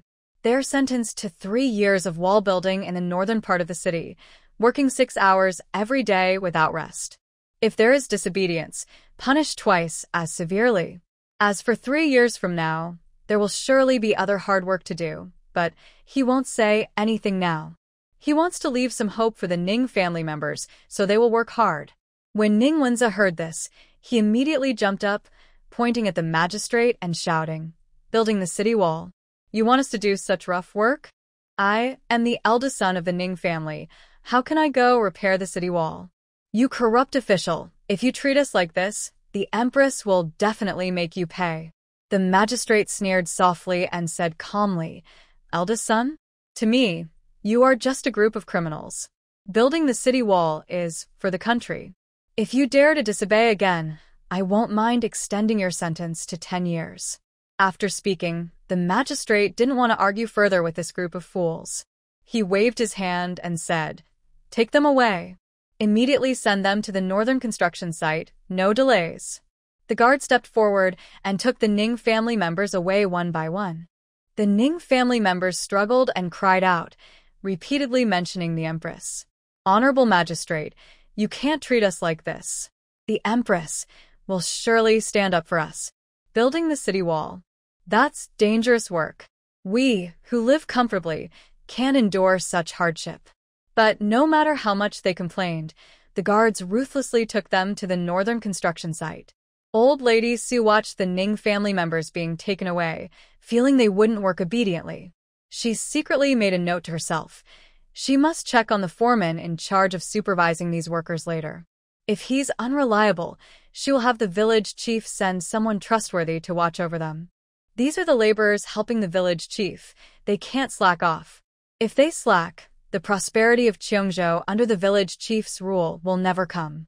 Meanwhile, the magistrate was also thinking about these things. Following Princess Chongli's plan, he decided to send all the prisoners in the jail to repair the city wall. But there was a problem. These prisoners were extremely wicked and unforgivable. If they were sent to the foreman, they definitely wouldn't obey orders. The magistrate's gaze turned to his wife, who looked energetic, sharp-eyed, and quick-handed. Judging by her commanding presence earlier, he thought even a dragon would have to bow before her. He cautiously asked, "Does this old madam have any interest in coming to the magistrate's office to work?" Old Lady Su shook her head quickly, refusing, "I'm busy. I don't have time." She had to stay with her little village chief all the time. There was no time to work elsewhere. The prefect believed he could still negotiate and said, "There's nothing else, just that Your Highness the Princess ordered us to arrest the people in the prison to repair the city walls. I'm worried they might not obey, so I want you to help manage them." Old Madame Su waved her hand and said, I thought there was something else." "You don't need to ask me. "I'll recommend a group of reliable people who will definitely keep those prisoners in line." The prefect clapped his hands happily and said, Thank you. That's very helpful." At this moment, the prefect didn't know that the group of reliable people old Madame Su recommended were actually a bunch of energetic children. Old Madame Su saw that the follow-up matters in Ning's mansion had been taken care of. After saying goodbye to the prefect, she led the remaining villagers toward Taoyuan village. As for the people she promised the prefect she would recommend, old Madame Su said they would arrive tomorrow. Sure enough, the next morning, the prefect heard the guards report that the reliable people old Madame Su mentioned had arrived. But the prefect didn't expect it to be a group of children.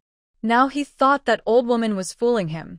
At the gate of the government office, Xinger, who was carrying a big sword, saw the prefect come out and happily waved hello. "Good morning, Your Excellency." Yesterday, Xinger heard Grandma Su say she needed someone to help the village chief supervise the prisoners. Without hesitation, she led her group of younger brothers to volunteer for the job. Using her diligent training in martial arts and her smarter brain compared to Zhao Hu and others, she successfully defeated Zhao Hu and the others, earning the honor of taking this position. By the way, the village chief also gave this position a grand name: Security Team Leader. The leader responsible for protecting the safety of all Cheongjo. What a powerful title. The children in the village were all crazy with envy.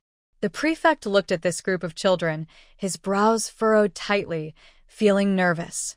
He had thought old Madame Sue would recommend some steady middle-aged men, but instead, a group of half-grown children came.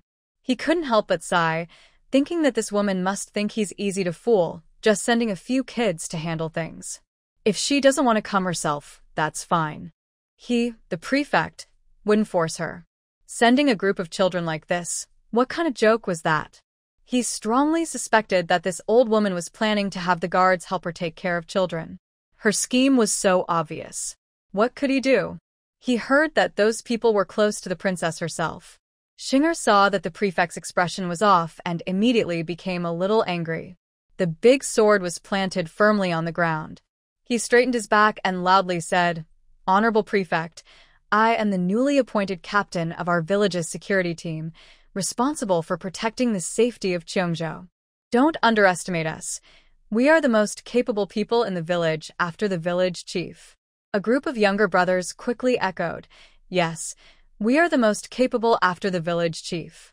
The prefect hesitated, wanting to ask, "Do the villagers know you're boasting about yourselves outside?" He didn't want to agree, but knew that their positions were appointed by the princess. He could only advise, "Since you are so confident, I will leave the group of criminals in the north of the city to you. But remember, be careful and cautious, and don't act recklessly." After speaking, he ordered the officers to take the children to the northern part of the city and instructed them to watch over the kids closely, worried they might get hurt by the criminals. The northern area was always difficult to manage because both the criminals and overseers there were unruly, so no one wanted to take charge. The prefect sighed, thinking that with not enough staff, he had wanted to get some help from the princess. Surprisingly, help arrived, but he still had to send a few officers to watch over the children. He felt that his path to fame was becoming even harder. The security team captain, along with his young guards, began their first supervision task, defending the city wall. Shinger carried her exaggerated big sword and led a group of children to the construction site on the northern city wall. At the site, a group of prisoners was working hard, some carrying stones, others mixing mud. Overseers occasionally scolded them from the side. Shinger watched carefully for a while and realized that only a few prisoners were actually working. Most were slacking off. Even the overseers only supervised the few who were working hard. If those working slowly, the overseers would kick them. The ones pretending to work while slacking off were ignored by the overseers. The officers accompanying them saw this and quickly told Shinger that these prisoners were exiled from the capital and very hard to manage. Some might have connections and could bribe the overseers to slack off openly. Shinger looked at the lazy workers, grinding her teeth. They had brought back many strong laborers from Taoyuan village. At first, they all behaved the same way, but in the end, they all worked honestly and diligently. Xiu crouched down, picked up a few small stones from the ground, and skillfully tucked them into her slingshot pouch. She squinted one eye and aimed at a man lazily leaning against the wall in the distance. The man yawned lazily, still holding his tool, clearly wasting time.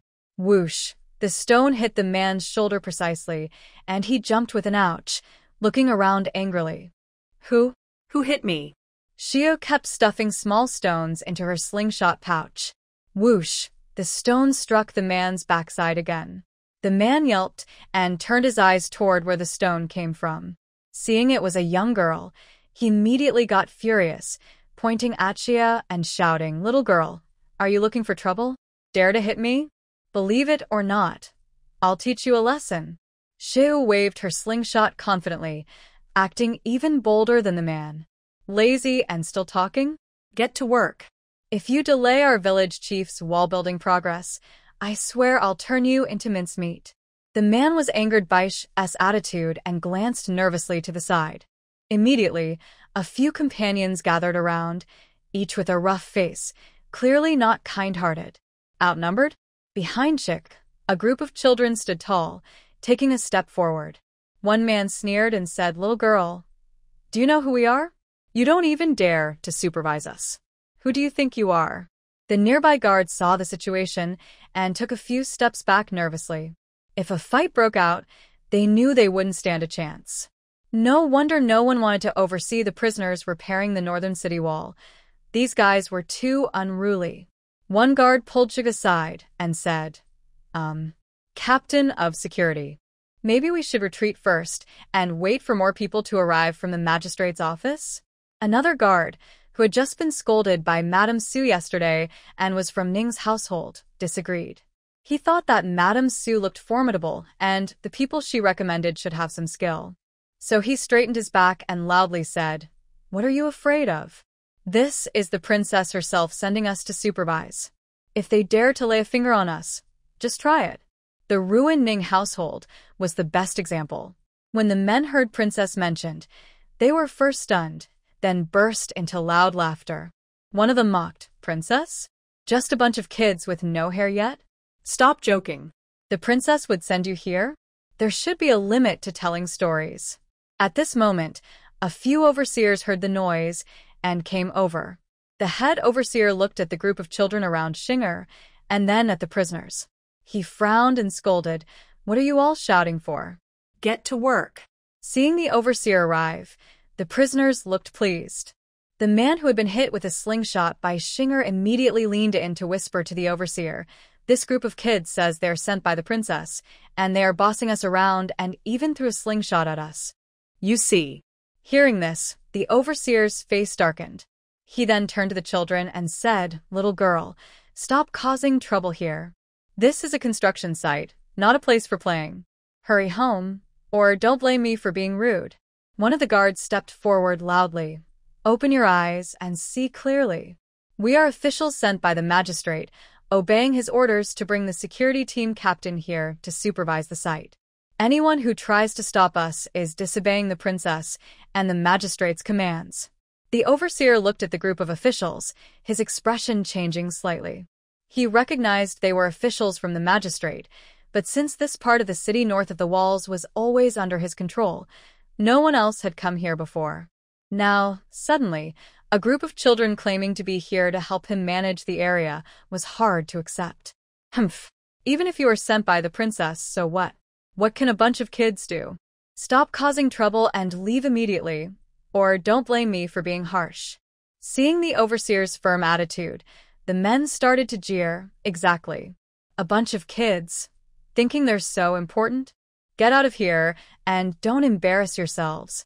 Shinger shoved her slingshot into her younger brother's hand and then grabbed a big sword, rushing to attack the group. Looking for trouble? Complaining and making noise, so annoying. If you're not happy, let's fight it out. Shinger felt she was still too gentle. If the village chief had been here, he would have already beaten these people down. They wouldn't be standing here arguing for so long. She secretly made a note. Next time she encounters this situation, she'd strike first. The man whose leg was almost cut by her sword was now trembling all over. He shouted loudly, "Are you trying to kill me? How dare you?" Singer kept swinging her sword, unfazed. "What if I do? Aren't you all criminals?" Seeing this young girl draw her sword without hesitation, the overseers quickly backed away, keeping their distance. After stepping back, one of them shouted to the officials, "Is this how you watch this little girl attack people? Someone lost their life. Can you really take responsibility for this?" The overseer was still shouting and yelling. Thinking for a moment, he picked up a small stone from the ground and put it into his slingshot pouch, aiming at the overseer's mouth. Whoosh! The shouting overseer was immediately covered in blood. A few children clapped and cheered. Shinger pointed at the overseer and said, "Why keep this overseer, who doesn't listen to even the governor's orders? If you're afraid to punish him, I will take him back to our Taiyuan village. Taiyuan village also needs workers. These overseers look strong and capable, so they should be able to work well." Hearing this, a few officers immediately agreed. "Captain Shinger, you're right. These overseers often abuse their power, deceive others, and do bad things. The governor has long disliked them, but they lacked a good reason to punish them. Now is the perfect time. They even dare to disobey the princess's orders. They're clearly asking for trouble." After speaking, the officers waved their hands and shouted loudly, "Brothers, listen up. These overseers colluded with criminals, deceived others, and disobeyed the princess and the governor's orders. They are extremely guilty and must be punished. Capture them now and bring them back to the office for the governor to decide. Hearing this, the overseers finally panicked. They originally just wanted to scare the children to make them retreat or at least weaken their influence. They thought that if the criminals saw these new overseers, they wouldn't take them seriously. Even if the children came to supervise the northern part of the city, they believed they could still control it. But unexpectedly, these children didn't fight back. Instead, they completely overpowered and uprooted them. One overseer quickly waved his hand and shouted, "Foul. We didn't do any of those things. You're framing us." The officer sneered without hesitation and retorted, "Faking charges? Do you really think we don't know what you do in secret? Today, you disobeyed the princess's orders, and the evidence is clear. How dare you deny it?" Another officer stepped forward, pointing at the overseers and shouting, "Stop wasting time. Surrender now. If you have any grievances, tell the governor." Seeing the situation was bad, the overseers exchanged glances with the criminals on the site. The criminals immediately understood, gathered together, and their eyes turned fierce. "Brothers, we can't just sit and wait. Let's fight together." The leader of the overseers shouted, grabbing a wooden stick from the ground and rushing toward Shinger. Other overseers and prisoners also started to act. Some picked up stones, others grabbed shovels, and they angrily rushed toward the guards and children. The scene quickly became chaotic. The guards saw this, hurriedly drew their knives, and shouted loudly, "How dare you resist arrest? Brothers, be careful." But before the guards could act, Shinger excitedly ran forward with her big sword. She shouted as she charged ahead, "Little ones, get back. Let them see how strong our security team is." A group of children cheered loudly and rushed toward the overseers and prisoners. They looked very excited, as if they were more eager than anyone to fight. Shinger swung her big sword into the crowd, but she was careful. She didn't use the sharp side to attack, but instead used the back of the sword. After all, if these people were killed, there would be fewer workers. The world is big, and working is the most important. The shiny big sword scared the prisoners and overseers quite a bit, but they had no choice but to fight. Today, it's life or death for them. The guards and prisoners could only grit their teeth and fight with all their strength. Shinger kicked over one guard rushing toward her, then turned around and hit another guard's shoulder with the back of her sword. The guard, in pain, dropped his wooden stick. Heiwa took this chance to rush forward, stomped on the guard's wrist, and grabbed the stick from the ground, then started hitting the guard. Heiwa was excited and shouted happily as he fought. He loved fighting in groups so much. Seeing this, Suanzi quickly ran forward. He shot 2 stones with his slingshot, hitting the 2 prisoners at the front precisely, making them cry out in pain and cover their faces. Li Dodo, the youngest granddaughter of Chief Li, immediately took out a fire poker hidden behind her, dodged a guard's shovel skillfully, and struck his knee with a stick. The guard fell to his knees and wailed loudly. Then she jumped onto a pile of stones like a monkey, threw stones at the prisoners below, and made them scatter in fear. Meanwhile, Chuer from Xianghe village moved quickly, dodging a guard's wooden stick with a flip, then grabbed some sand from the ground and threw it directly into the guard's face. "Ah, my eyes. You little rascals. You have no sense of honor." The guard yelled, covering his face, and dropped his stick. Shinger took the opportunity to rush forward and kicked him in the knee. The supervisor fell to the ground with a loud thud, clutching his knee and grimacing in pain. A group of children showed off their skills. The officers watching were stunned, forgetting to wave their swords. Wow! These kids are so capable. Not only are they strong, but they also respond quickly, move nimbly, and have many clever tricks. Some of the kids' methods were a bit unkind, like poking noses, blowing dust into eyes, tickling others, or even spitting at them. The officers were shocked and also felt ashamed. They, as adults, couldn't compare to a group of children in fighting skills. They had been wasting their time all these years. It was time to get serious, stop slacking off, and train harder. In a short while, the The supervisor and the prisoners were beaten into a mess by Xinger and her younger brothers, lying on the ground and crying out in pain. The officers finally reacted and quickly went forward to tie up the prisoners tightly. The leading officer wiped sweat from his face, then gave Xinger and her friends a thumbs up, praising, "Captain Xinger, you all are amazing. These guys are usually so arrogant, but today they got what they deserved." Xinger dusted off her hands and proudly lifted her chin. "Of course. I'm the second strongest person in our village after the village chief." The officers weren't sure whether to believe her, since she seemed quite full of herself. A few officers pretended to agree and nodded in approval. Then they led the bruised and battered supervisor and prisoners away from the site. Xinger watched their backs, still feeling pleased, and shouted at the prisoners, "Humph. If I catch you slacking off again, I'll hang you up and beat you." Happy, Xinger also shouted to the officers, "Tell the governor that they should keep punishing these guys to work on the city wall in the north. We know them well, so they won't have to get used to a new place if they're sent somewhere else." Hearing this, the prisoners shivered all over. That little troublemaker was relentless. They looked like little devils.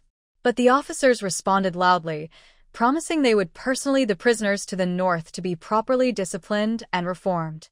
After the group left, the area in the north was temporarily quiet. That group of honest workers finally relaxed after the supervisors and prisoners left. They were relieved no longer being bullied. Although these children looked fierce when fighting, after watching the whole process, they thought that as long as they worked hard, these kids wouldn't be like the supervisors who often took their frustrations out on them. Nearby, the Ning family members, who had just been brought to the construction site, looked nervous like quails, afraid that the group around Xinger would notice them. Now, everyone was bowing their heads and working quietly. Xinger watched them with satisfaction. That's the way it should be. In the village chief's territory, under the supervision of Xinger and the children, everyone was busy and energetic. Pomegranate Garden Village was no different. At this moment, in the village chief's courtyard, Miss Chun and consort Shu looked at the table filled with delicious food carefully prepared by Xiao Xiao, with a tempting aroma. Miss Chun picked up a juicy braised lion's head meatball, tasted it carefully, and suddenly had an idea. She looked at consort Shu and asked, "Your Highness, what do you think of Sister Xiao Xiao's cooking skills?" Consort Shu, with her mouth full, finally looked away from the food and said, "Don't call me Your Highness. This isn't the capital city. Just call me Yan Jinua." Thinking about Miss Chen's question, consort Shu put down her chopsticks and said, "Xiao Xiao's cooking skills are unmatched. It's the best I've ever had, better than the royal chefs in the palace. Sister Xiao Xiao's cooking is unique and one of a kind." Consort Shu looked at the delicious food on the table, her eyes shining like stars. Back then, she heard that the best-tasting food in the world was in the palace kitchens. To be able to eat palace delicacies every day, she pretended to be well-educated and kind, even secretly spreading her reputation for being knowledgeable and gentle through her maid. That's how she managed to sneak into the palace and catch the Empress Dowager's eye. As she expected, the palace's food was indeed better than outside. Otherwise, she wouldn't have stayed quietly in the palace for so long. But ever since she ate a meal cooked by Sister Xiao Xiao at the princess's residence, she felt like she had discovered a new world. She thought palace chefs were just SSO. There were more varieties outside. So, she secretly followed Xiao Xiao to learn her cooking. After hearing consort Shu's words, Miss Chun understood her intentions and smiled slightly. She said, "Your Highness, the newly granted territory of the young princess, Cheongzhou, is in need of everything. There's a lot of silver needed everywhere. Why don't we open a restaurant, using Sister Xiao Xiao's cooking skills as our main feature? It would surely attract diners from all around and help raise funds for the little princess." The concubine looked excited and nodded eagerly, saying, "That's a good idea. Xiao Xiao's cooking skills are enough to make our restaurant famous everywhere." Seeing Su Xiao Xiao come out of the kitchen, the concubine happily ran over and took her hand, saying, "Xiao Xiao, come over. We have a money-making idea, but we need you." Su Xiao Xiao was pulled to the table and asked curiously, "What's the idea?" Miss Chun directly asked, Xiao, we want to open a restaurant, using your cooking as our main feature, and then help Princess Chang Lo earn money. There are many places in Cheongzhou that need funds. Would you be willing? Su Xiao was surprised for a moment, then became more enthusiastic than the others, saying, "Of course I want to. When should we start? Maybe right now?" Su Xiao had long wanted to help the village chief earn money, but she wasn't a business person and didn't know how to start. The village chief had mentioned several times about opening a dessert shop, a restaurant, or other businesses. Su Xiao had been waiting for the chance and even trained some chefs to cook delicious food. But she realized that the village chief only talked about it. He never actually did it. Perhaps the village chief saw that others outside were making more money by selling things, so he forgot his own promises. After all, making money by selling outside could earn more in a short time than opening a shop for a lifetime. Now the village chief had lost interest in opening a business. But Su Xiao still wanted to open one. After all, who wouldn't want more money? Earning a little more would lighten the village chief's burden. Cheongzhou is so big, there are many places that need money. Miss Jin saw everyone agreed and nodded happily, glad that they all shared the same idea. All right, then let's go ahead with this plan. What do you mean, let's go ahead? What are you talking about? Mrs. Shi, who had just finished practicing martial arts, asked curiously as she entered the room. The three people at the table quickly repeated what they had just discussed to Mrs. Sure. Mrs. Shi nodded in approval and said she would join in opening the restaurant. Then, the four of them immediately started dividing the work. Miss Chun was in charge of the funds, Su Xiao handled the dishes, the concubine was responsible for attracting customers, and Mrs. Shi took care of miscellaneous tasks at the restaurant. After discussing, the four looked at each other, as if they could already see the busy restaurant filled with guests and the flow of money. Inside the courtyard, four women were planning their big money-making scheme. Outside the yard, a group of children and a young boy named Jingxin are discussing their plans to visit Qing Shanguan to see master and uncle. This is thanks to Zhao Hu, who asked if the little fat boy wanted to go home and see his parents. Of course, the little fat boy didn't want to go. He considers his home in Taoyuan village. Zhao Hu's words were a bit rude. When they talk about home, Jingxin suddenly remembers his poor master and uncles, who are still living in the dilapidated, drafty Qing Shanguan. He thinks about how he used to enjoy big fish and delicious food with his thighs, while his master and uncles are now eating simple meals like coarse rice and bread. Feeling a rare sense of conscience, Jingxin decides to return to Qing Shanguan. It's like returning home in fine clothes. He is no longer the same person who once went out begging for food and ended up so poor he couldn't afford a meal, resorting to tricks and theft, almost begging to go back in disgrace. When the children hear about going to Qing Shanguan, they become very excited. Qing Shanguan is known to be very fun. The few villagers returning home are full of energy. At their age, they love to cause trouble and can't sit still or stay put. Their small village isn't big enough for these little troublemakers to run around freely. So one moment they are thinking about the trip, and the next they are already moving. Before leaving, Xiaoju looks at Jingxin and asks curiously, "Does your master really fight dogs for food?" Xiaoju asks because she has heard that Qing Shanguan is very poor, and Jingxin's master often has to compete with the guard dogs for food. Hearing this, Jingxin feels something is off but thinks maybe it's true. Although the guard dogs often steal freshly made buns and bread when the master isn't looking, and the master has to chase them around to get his food back, it's true that he's competing with the dogs for food. His master is indeed fighting dogs for food, so Jingxin's words are not wrong, just a bit brief, and the order is reversed. But the meaning is roughly the same. Zhao Hu, curious, asks, "Have your uncles really never taken a bath?" Jingxin nods and says, "Probably not." He has never seen his uncles change clothes. They always wear the same Taoist robes. Uncles. Could it be that they have two identical robes? Their senior brother, a straightforward man, bought the same fabric for their robes to save effort, and he made two identical robes for each of them. Why are the robes of the peaceful monks so varied?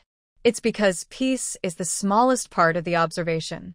These uncles, whenever they go down the mountain, will make clothes for Jingxin from whatever fabric they find or buy.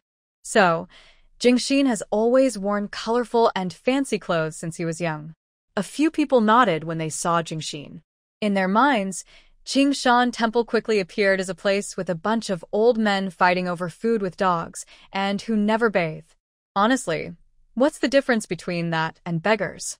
Could it be that Qingshan Temple is actually a gathering place for beggars, just with a nice name? The children felt very sorry for Jingxin's master and uncles. A group of old men going out every day to beg just to support Jingxin. They buy tasty food and nice clothes for Jingxin. They take good care of Jingxin. Meanwhile, they themselves are begging daily, wearing shabby clothes, and often going hungry. After all, the first time they saw Jingxin, he was dressed neatly and properly. And Jingxin's robe is different from other monks' robes. No other monk's robe is as bright and colorful as Jingxin's, which comes in all sorts of colors. Shen Ziyuan, like a little adult, patted Jingxin and said, "You must be good to your master and uncles in the future." Jingxin nodded and replied, "Of course, they are my master and uncles." Jingxin decided that this time, when he returned, he would help repair Qingshan Temple and also improve the meals for his master and uncles. The children, full of sympathy for Jingxin's master and uncles, set off toward Qingshan Temple. They left a letter for the clan elders and didn't bring any adults with them. Well, the only one who might be considered an adult is Jingxin. To Xiaojiu, he thought he was already grown up and had been on many trips far away, so he didn't need to bring any adults. The children's combined ages are nearly 70 or 80 years old. Rounding up, that's about 100. More than 100-year-olds going out doesn't worry the clan elders at all. After all, in that case, they are even older than the elders. The elders? Is that how you count ages? Su Laoshi, come out and explain how you taught the village chief. A group of children, thinking they are all grown-ups, set out without anything but their own courage. They ran happily and played along the way. Soon it was time to eat. That's when they remembered they didn't bring a cook or any dried food. None of them knew how to cook. Everyone looked at each other, unsure what to do. Jingxin suggested, "How about we go to a restaurant to eat?" Zhan Ziyuan looked around and said, "There isn't even a house here, so where's the restaurant?" "That's true," the chubby boy happily said. "Maybe we can find a village nearby and ask to join their meal?" Whenever food is mentioned, the chubby boy is always very enthusiastic, full of energy, and his mind is racing quickly. Zhao Hu felt a bit tempted because he was really hungry now. What if others don't let us join their meal? The fourth prince touched his purse and said, "We can just pay for the food." Everyone immediately agreed, saying, "Yes, let's find out if there's a village nearby." As for where the village might be, just asked Suehua. Suehua always runs around when she goes out, eager to find her kind and chat. On the way, you hardly see Suehua's chickens, but they appear instantly when called. No one knows how sharp Suehua's hearing is. Xiaojiu caught Suehua and asked, "Did you talk with your friends and find out if there's a village nearby?" Suehua proudly lifted her head. Cluck, cluck, cluck. "Of course. I not only know where the villages are, but I also know one is celebrating a happy event with wine and meat." Xiaojiu's eyes brightened at the news. A celebration means there will be a feast to join. She happily put Suehua back on the ground and said, "Suehua, lead the way, let's go to the feast." Suehua clucked happily and ran ahead to guide everyone. The children, hearing they could join the feast, were very excited. Feasts are so fun. It reminded them of the lively feast scene in the capital. They really wanted Gu Zixing's grandfather to remarry so they could enjoy another feast. Xiaojiu decided to talk to Gu Zixing next time and ask him to have his grandfather marry once a day, so she could always enjoy the Gu family's feast. Slurp, slurp. Just thinking about it made her happy. Hungry and stomach growling, Xiaojiu and her group followed Suehua and soon saw a village ahead. They excitedly ran forward. Many people were entering the village gate, probably to join the feast. Xiaojiu and her friends quietly blended in. They saw a villager's house decorated with lanterns and banners, very festive. Everyone at the door looked happy and joyful. Xiao Jiu excitedly rubbed her hands and whispered, "Wow, there really is a celebration, a feast to join." Smelling the delicious aroma coming from the family's house, the fourth prince wiped his uncooperative saliva and asked, "How can we get in?" Xiao Jiu thought for a moment and said, "Maybe we should pretend to be relatives of the bride? Since there are so many people, others probably won't notice a few children." Good idea. Jing Xin nodded that approving. Why didn't he think of that earlier? So, the children followed a group of adults chatting and successfully blended into the banquet, finding a corner table to sit at.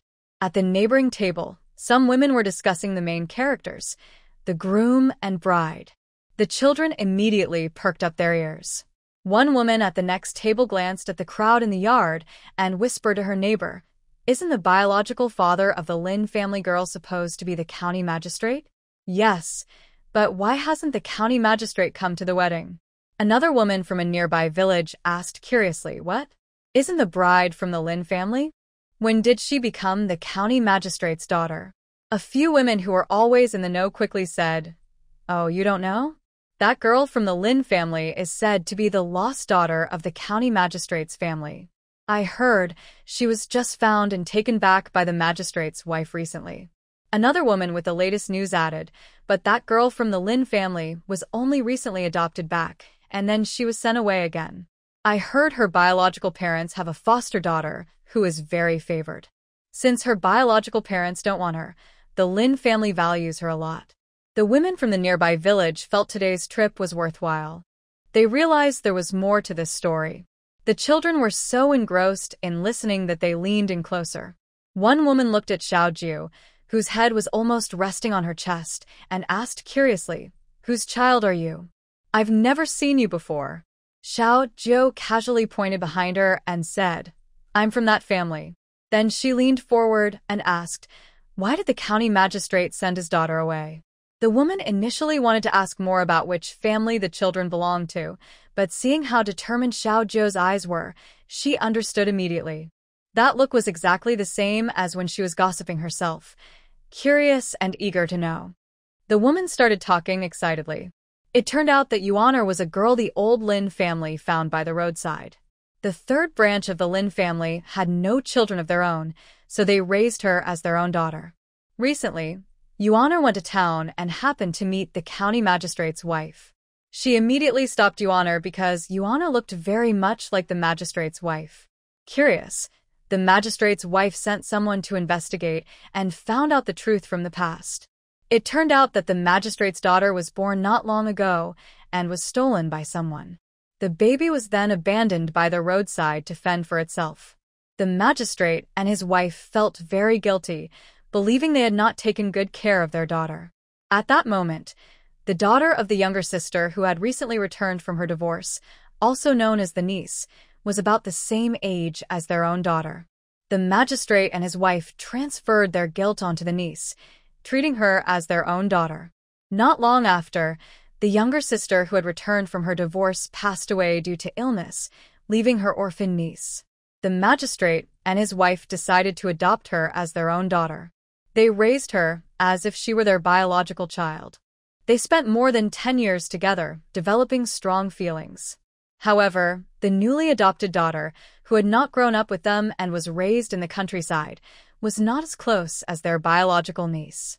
The magistrate and his wife, as if they were ill, seemed to dislike their own biological daughter and favored the niece instead. In the eyes of the villagers in Lihua village, the magistrate's behavior was considered very strange and abnormal. As for why the woman knew so much, it was because she had a contact working at the magistrate's house.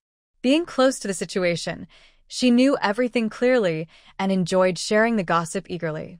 Fortunately, the villagers of Lihua village were not snobbish. When Yuan'er was sent back, neither the nosy women nor the troublemakers in the village mocked her. Instead, they were happy for the old Lin family, who cherished their biological daughter. The Lin family was reunited, and everyone was joyful. During a small gathering, everyone was eating and listening carefully to the woman, trying to hear every detail more clearly. "Are there really such strange parents?" Shen Ziyuan asked while holding her bowl and eating. The woman beside her, feeling empathetic, responded, "Yes, indeed." Luckily, Yuana met the Lin family and now married Su Xiaozai. Her future life will only get better. Growing up together, childhood sweethearts, what a perfect match. Another woman chimed in. A few young men are happily listening to the music. They're thinking about enjoying a free meal and listening to gossip, and maybe later they will bring some gifts to the bride and groom. Suddenly, loud noises come from the village entrance.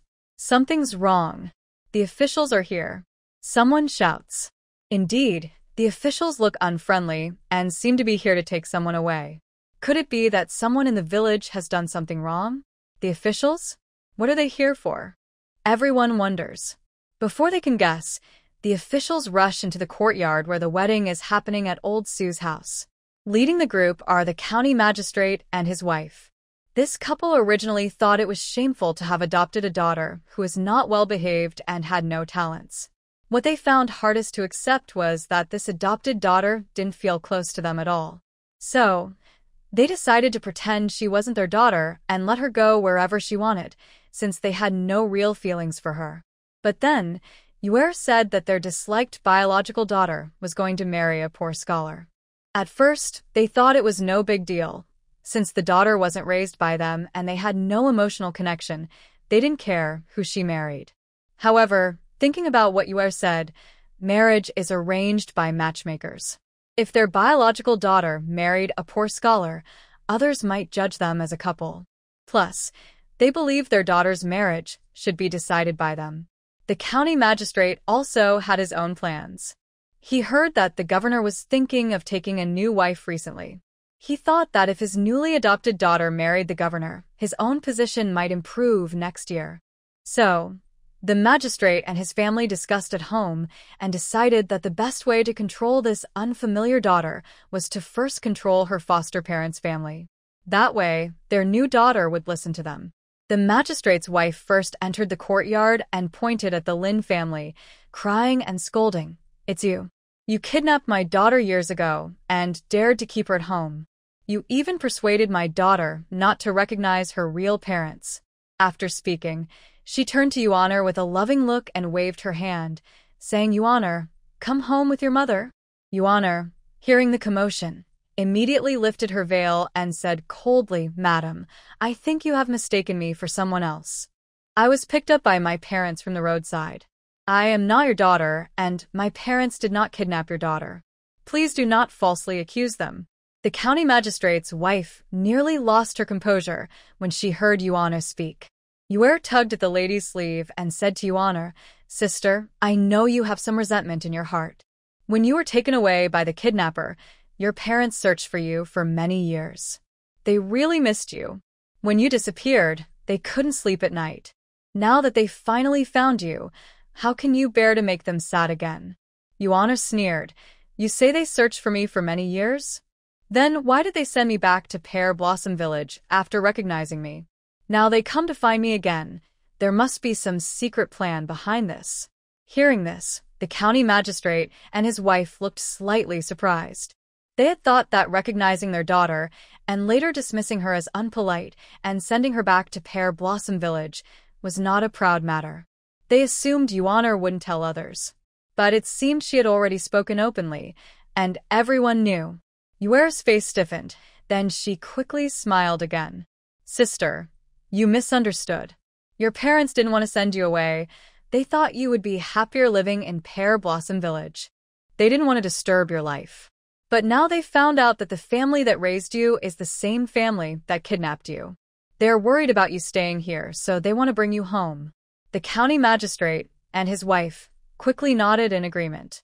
"Yes, Yuan'er, your parents would never send you away. We've searched for you for so many years and finally found you." Yuan'er was very angry and said, "I'll say it again. My parents found me by chance on the roadside. They didn't kidnap me."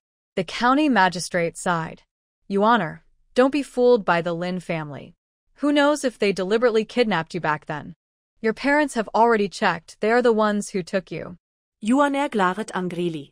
"You're lying. My parents are good people. They raised me and taught me how to behave. They never mistreated me. Why do you accuse them? The county magistrate's wife advised, "You honor, you're still young and don't understand how cruel people can be. Your parents only want what's best for you. They don't want you to be deceived by those unworthy people. Come back with us, and you'll be a noble lady, living in comfort. Why suffer here?" Without hesitation, Yuana shook her head. "I don't care about fancy clothes or riches. I only know that the so-called good people you speak of are the ones who raised me. They took care of me and loved me. No matter how good your family is, it has nothing to do with me." The county magistrate's tone turned cold. "All right, Yuana, stop causing trouble. Your father knows you're upset and misunderstood your parents. We will catch those who took you away and bring them to justice. Then you'll see that what your parents said is true." Yuana was shocked and trembling with anger. You "You are so shameless." The magistrate's voice carried a hint of threat. "Your parents are doing this for your good. As long as you obediently go back with us, the Lin family will be safe. Otherwise..." Yuana clinchel hertil. "Otherwise what? You still want to force me to die?" Yuera leaned close to Yuaner's ear and whispered, "They wouldn't really force you to die, but your foster parents might have some trouble. You need to think carefully." After a moment of silence, Yuana looked up and said, "Fine, I will go back with you. But you must promise me not to bother my parents anymore." The lady of the magistrate smiled with satisfaction. "That's better. Don't worry, as long as you come back with us, your foster parents took good care of you, so your parents won't pursue this further." The people from the Lin family hurriedly stopped them. "Yuana, you can't go back. Something's wrong." "Yeah, they forced you back before and now they want to take you home again. There's definitely something fishy." "Exactly, Yuana, your parents didn't do anything wrong, so don't be afraid of their investigation." "Yes, Yuana, don't be scared. Your parents will go with them to the yamen."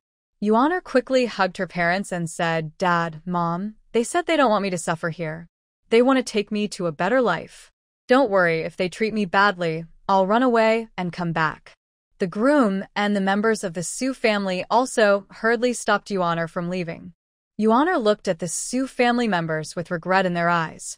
She didn't want her actions to put the Lin family and the Su family in danger.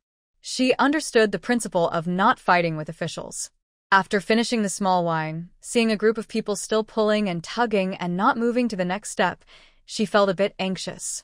So, wanting to know what would happen next, she decided to speed things up manually. She ran forward and suddenly carried Yuana onto the horse-drawn carriage. Then she called the magistrate and others to set off. The guards, caught off guard, obediently followed her orders. The carriage sped toward the county town, dust flying everywhere. Meanwhile, Yuer, who had been casually thrown onto the horse's back by someone, was bouncing roughly and looking furious, her face turning pale. She tightly held onto the saddle, gritting her teeth as she stared at the carriage ahead. She was eager to rush forward and pull Yuana down, as it was a special carriage made just for her by her parents. Get down. That's my carriage.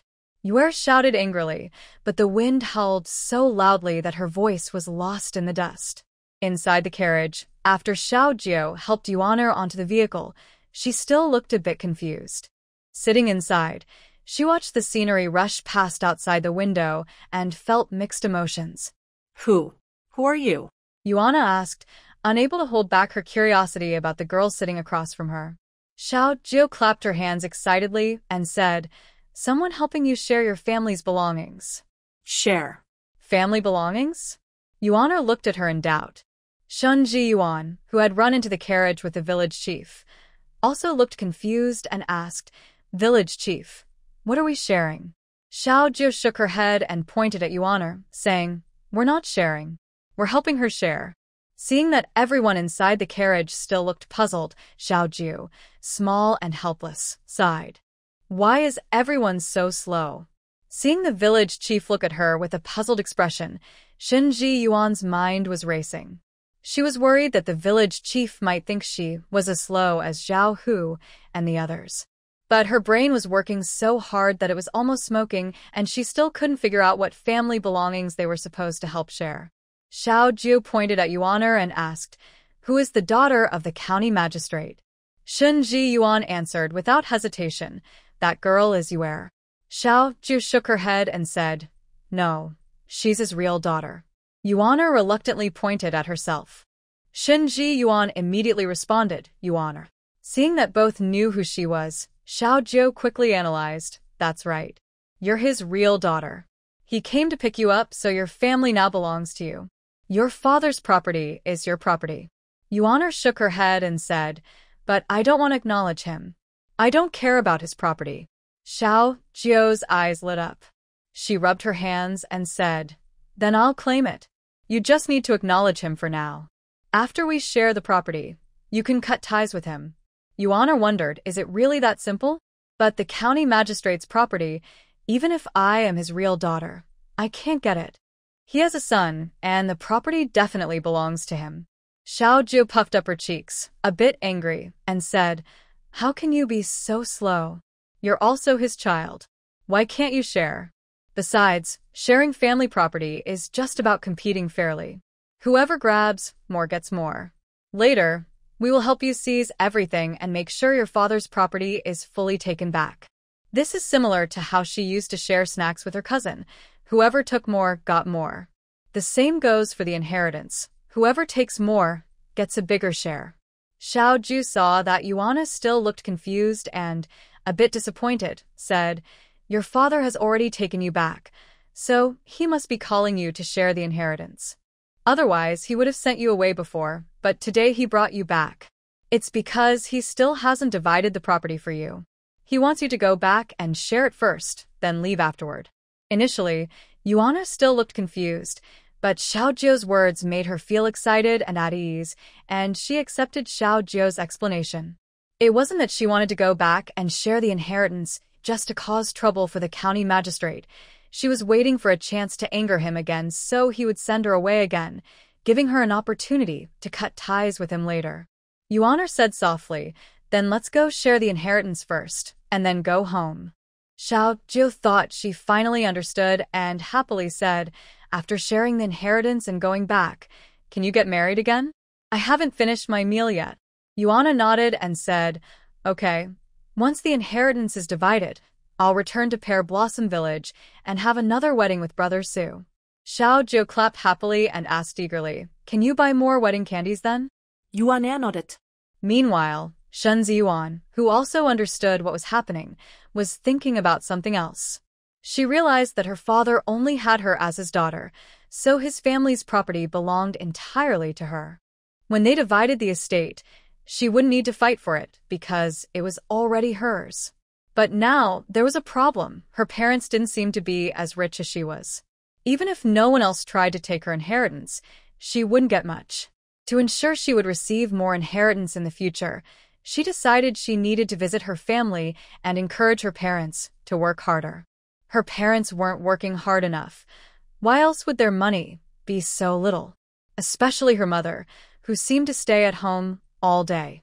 Shen Ziyuan thought this wasn't good enough. After finishing her visit to Qingshan Temple, she planned to make sure her mother's days were fully scheduled. Her mother was still under 30, with 40 or 50 years left to work hard. The more Shen Ziyuan thought about it, the more excited she became. She even imagined that her father was her grandfather's son, so he could inherit her grandfather's property. Her father's share would then be her own. In that case, she needed to write a letter back to the capital to keep an eye on her grandfather and make sure he stayed diligent. Her grandfather was at the age of working hard, earning enough to support many people, so he couldn't slack off. Inside the carriage, they were discussing how to divide the inheritance. Outside, the county magistrate finally realized what was happening. The chatterbox young man still wanted to talk, but suddenly the carriage braked sharply, nearly hitting the wall. Startled, the young man angrily pulled aside the curtain to see what was going on. Seeing a small head sticking out inside, the magistrate immediately shouted, "You children, whose family are you from? How can you be so unruly?" The young man, feeling annoyed, stood outside the carriage confidently and shouted back, "Just helping out." Seeing the girl in a red dress with two little buns, looking angry but lively, the magistrate's anger eased a lot. After all, the girl looked cheerful and cute, which made it hard to stay angry. The magistrate's tone softened as he asked, What kind of help are you giving?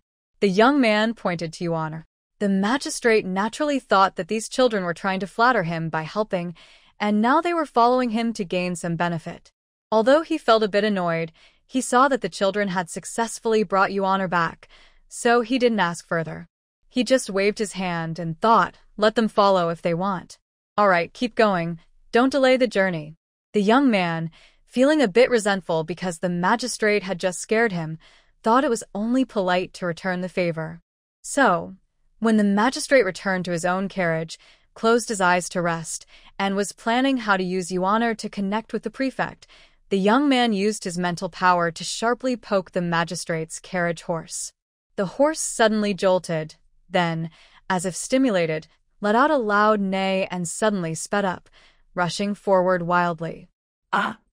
The magistrate and his wife inside the carriage were terrified by the sudden acceleration. They tumbled inside, hitting their heads against the walls of the carriage. What's going on? What's happening?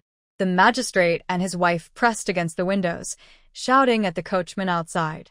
The coachman looked terrified, gripping the reins tightly, trying to control the crazy horse. Sir, the horse. The horse suddenly went mad. I can't hold it back. Useless. Stop it now. The magistrate's voice changed, his face turning pale. The carriage was crashing along the road, wheels rolling over stones, jolting the magistrate and his wife so badly they almost vomited. Two people tightly held onto the car window, feeling like leaves swept away by a fierce wind, with no power to resist. Help! Stop it! The county magistrate wailed loudly, his voice sharp like a cat that had been stepped on. Meanwhile, sitting inside the carriage watching the circus-like scene ahead, little Wine found it very funny. She covered her stomach, laughing so hard she almost rolled inside the carriage.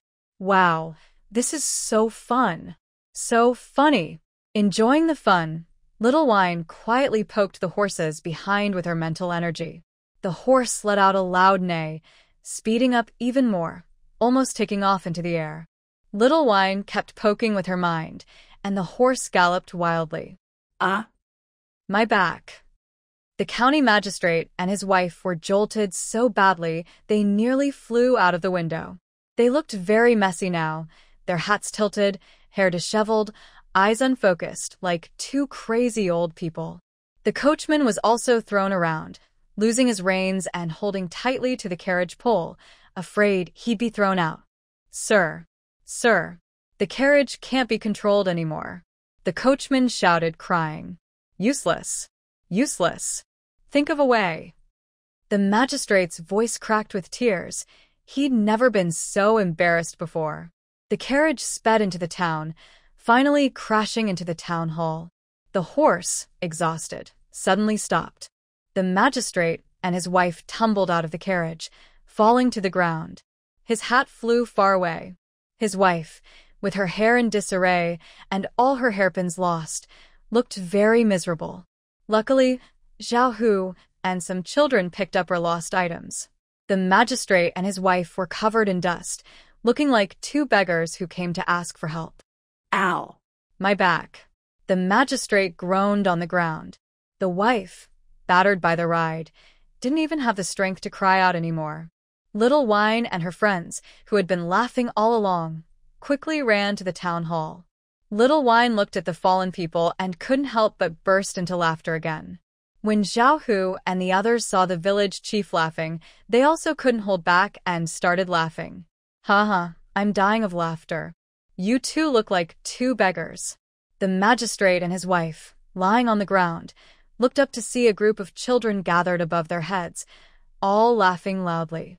The magistrate immediately became furious and could no longer tolerate this humiliation. He wanted to shout for the guards to arrest the children. Before he could speak, a young girl slapped him unconscious. Before losing consciousness, he heard the girl say, "You're so silly, Ma is crazy. Why didn't you jump out of the carriage instead of just following it?" Xiaoju looked at the unconscious magistrate and then at her small hands, feeling a bit embarrassed. She only wanted to take a picture to remind him kindly that next time Ma is crazy, he could jump out of the carriage early. But she didn't expect the magistrate to faint so easily from just a light slap.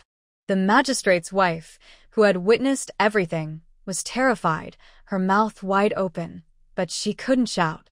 Seeing that the magistrate's wife was looking at her, Xiao Jiu thought, "Oh, there's a witness." She didn't mean to make the magistrate faint and felt it was hard to explain that it wasn't intentional.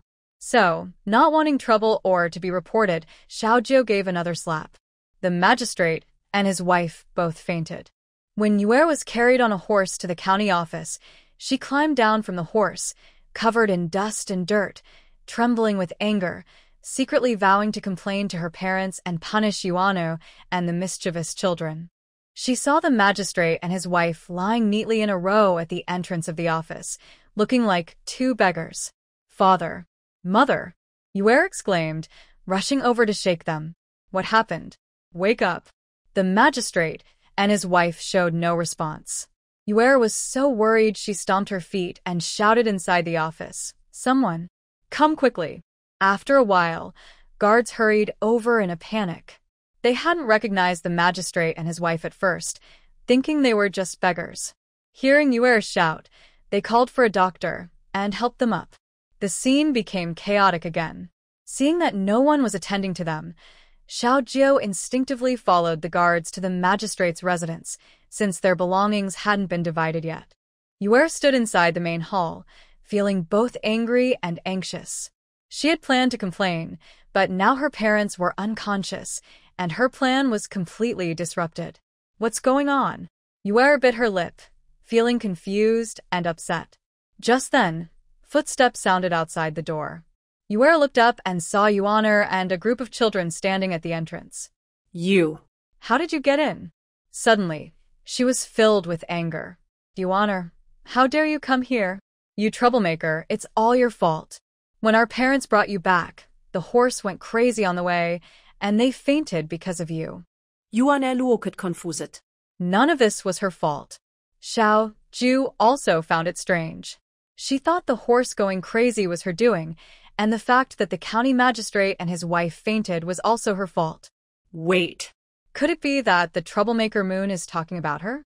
Xiao Jiu, standing nearby, finally figured out that Moon was calling her a troublemaker.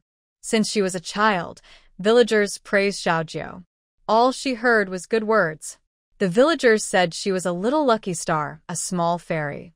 No one ever called her a troublemaker before. The more Xiao Jiu thought about it, the angrier she got. She casually broke off the leg of a nearby table and carried it toward Moon. Zhao Hu and the others saw that the village chief was so angry his head looked like it was about to smoke. They were curious. "Village chief, what's wrong?" they asked. Xiao Jiu, angry, pointed at the table leg and said, "She said I am a troublemaker." "What?" the children exclaimed.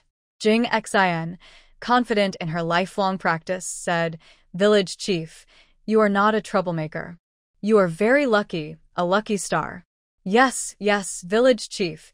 You are a small fairy, the strongest village chief." Exactly, village chief. You are invincible in the world." "Village chief, you are a little lucky star." After praising their village chief, the children turned to scold Moon. "How dare you call our village chief a troublemaker? You're finished.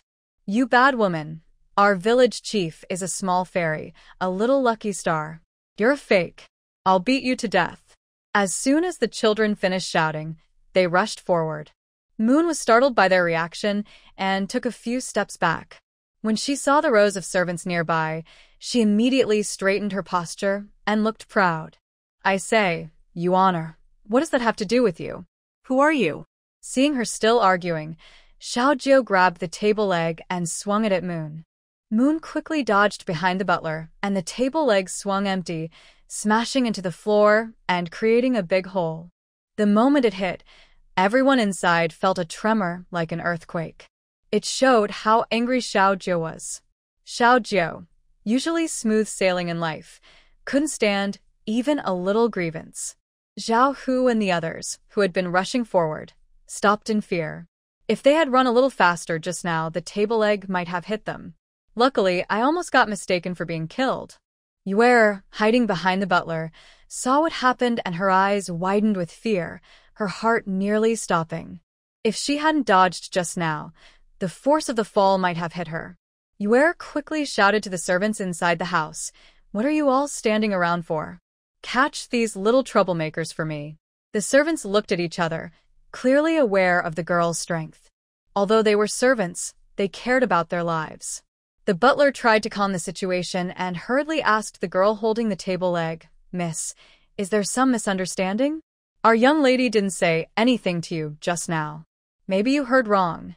Let's talk nicely. Please put down the table leg." Little Jo clenched her small fists and said angrily, "She said it. I heard it with my own ears." Hearing this, Yue quickly pointed at Yuan'er and said, "I didn't say that. I was talking about her. She's a troublemaker. Ever since we brought her back, nothing good has happened. Horses went crazy, my parents fainted, and I almost got trampled by a horse myself. She's just a bad omen." "You're calling me a bad omen too?" Little Jo's eyes nearly shot fire. She lifted the table leg again and aimed it at Yue.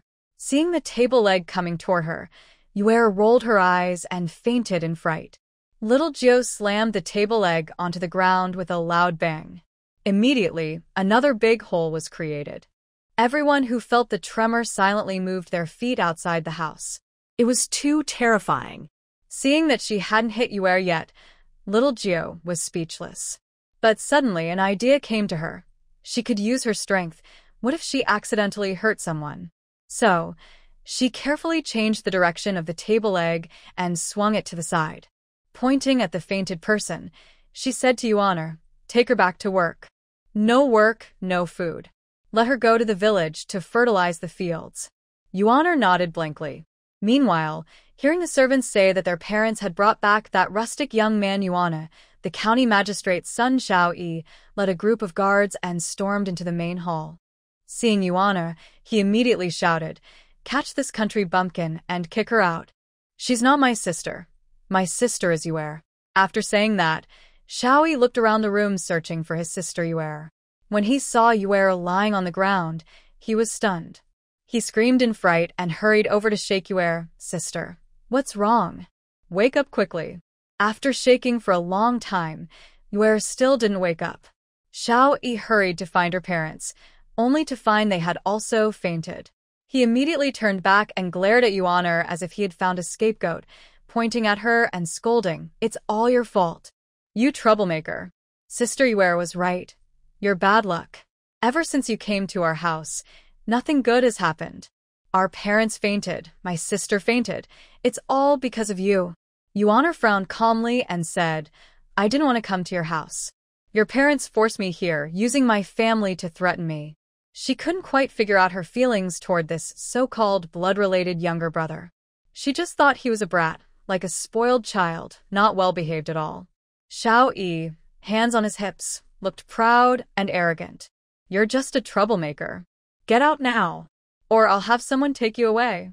Yuan'er looked at her younger brother, who was about the same age as Xiao Jiu. Despite their age, one looked so annoying, while the other looked adorable no matter how she looked at him. Shun Ziyuan raised an eyebrow. It was the first time she saw a kid cursing like that, and she felt a bit disgusted. "So this is the uneducated child your mother mentioned." Hearing the voice, Xiao Yi immediately turned around and saw Xiao Jiu and his group. He sneered, "Who are you? Dare to cause trouble in my house?" Though Xiao Yi was young, he relied on being the county magistrate's son and was used to acting arrogantly. He didn't take Xiao Jiu and his friends seriously. But Xiao Jiu was even more fierce than Xiao Yi. Compared to Xiao Yi's arrogance, Xiao Jiu was even more aggressive. Xiao Jiu reached out and pinched Xiao Yi's face, pulling it to the sides. Xiao Yi's face instantly turned blue, and his mouth looked like it was torn open from both sides. He screamed in pain. Xiao Jiu said while pulling his face, "This is the most annoying kid I've ever met. If you were my villager, I'd beat your parents too." After saying that, Xiao Jiu grabbed a nearby table leg and handed it to Yuan'er. "This is your brother. You teach him. Hit him until he listens. If he still doesn't listen, that means you haven't hit him enough. Then I'll come and beat you instead." Yuan'er thought, what? None of this is her business. She cursed silently, but acted quickly. She looked at the table leg in Xiao Jio's hand, but decided it was too cumbersome. Instead, she grabbed a handy broomstick. Yuana looked around and found a broomstick somewhere. She grabbed it and started hitting Xiao Yi. Little Yi was crying loudly after being hit, and she was so scared that she cried while shouting to the servant nearby, "The troublemaker hit someone with a broom. Quickly catch her.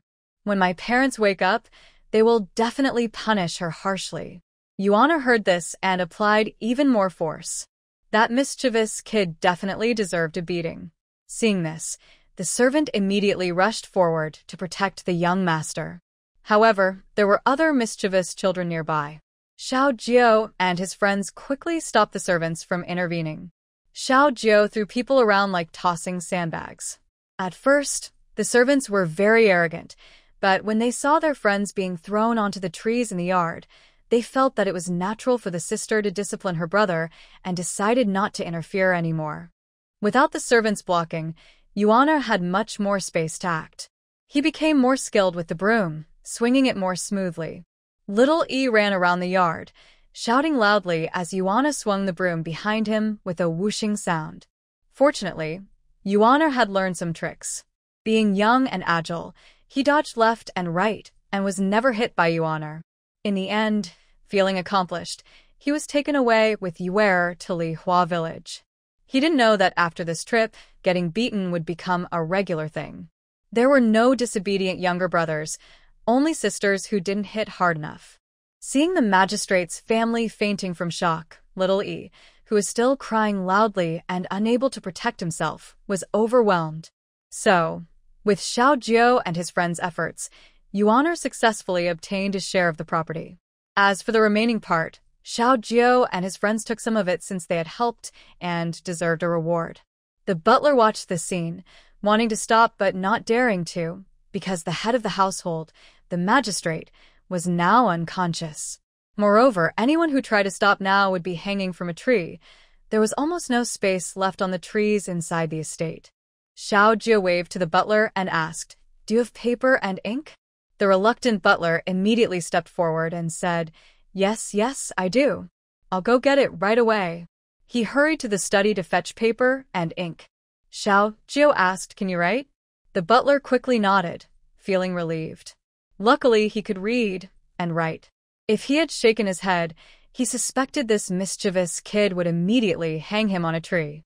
Xiao Jio nodded in satisfaction and said, "Write this." The butler immediately obeyed.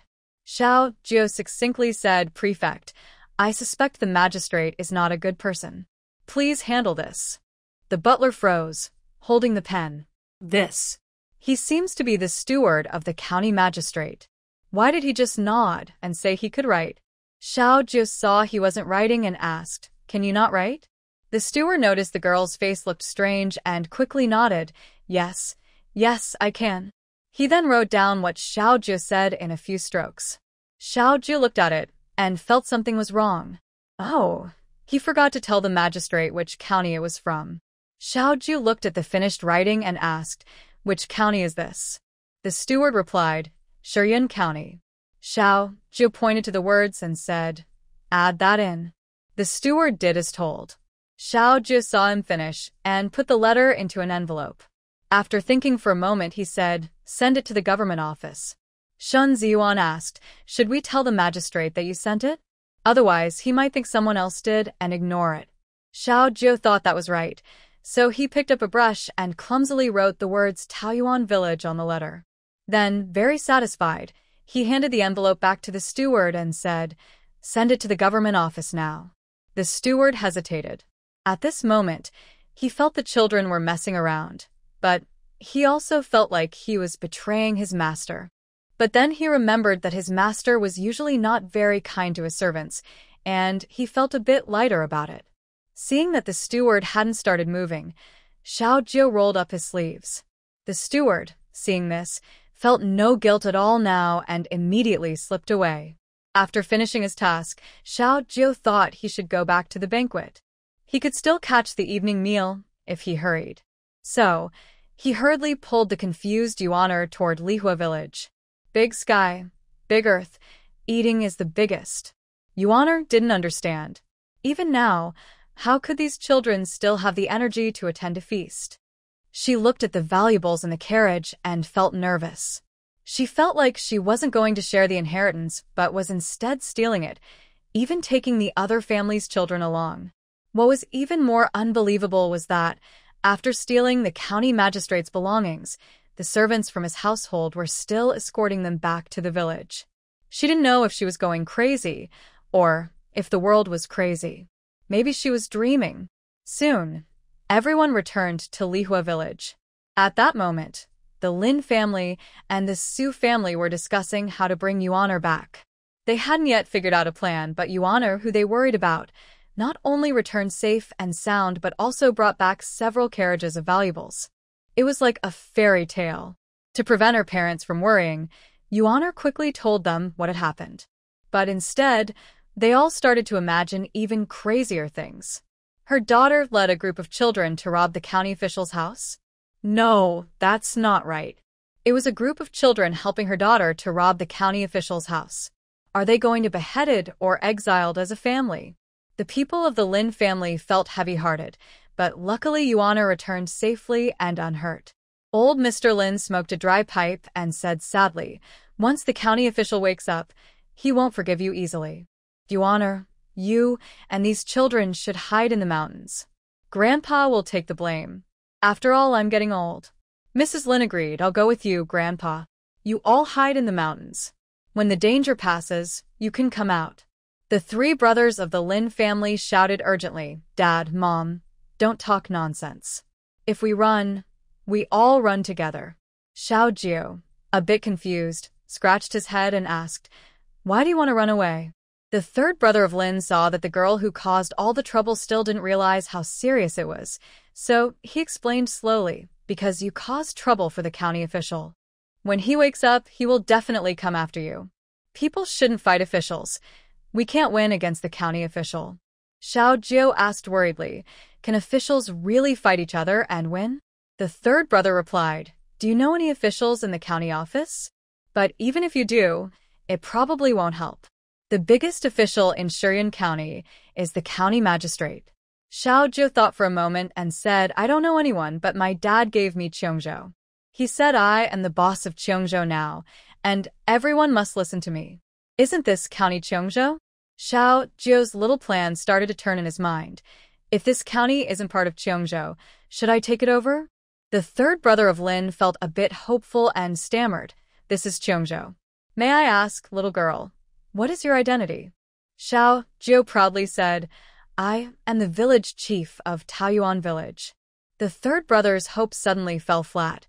He realized he shouldn't have had such unrealistic fantasies. He still thought this girl was the daughter of the governor. Old Mr. Lin waved his hand, not wanting to talk with children anymore. He had to pack his things and escape with his family. The fourth prince saw everyone busy and became a bit anxious.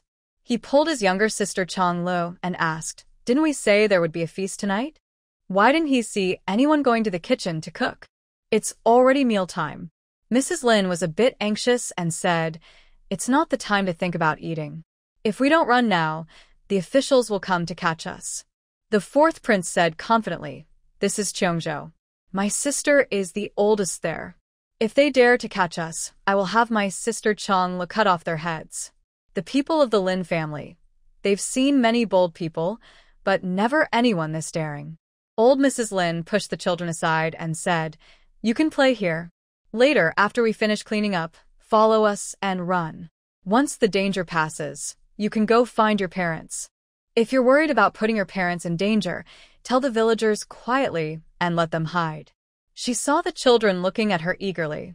Old Mrs. Lin took out some sugar cakes from inside the house and handed them to the children. "Hold these to fill your stomachs.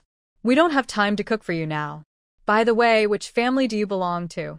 Seeing the tasty treats, the fourth prince happily replied, "Royal family."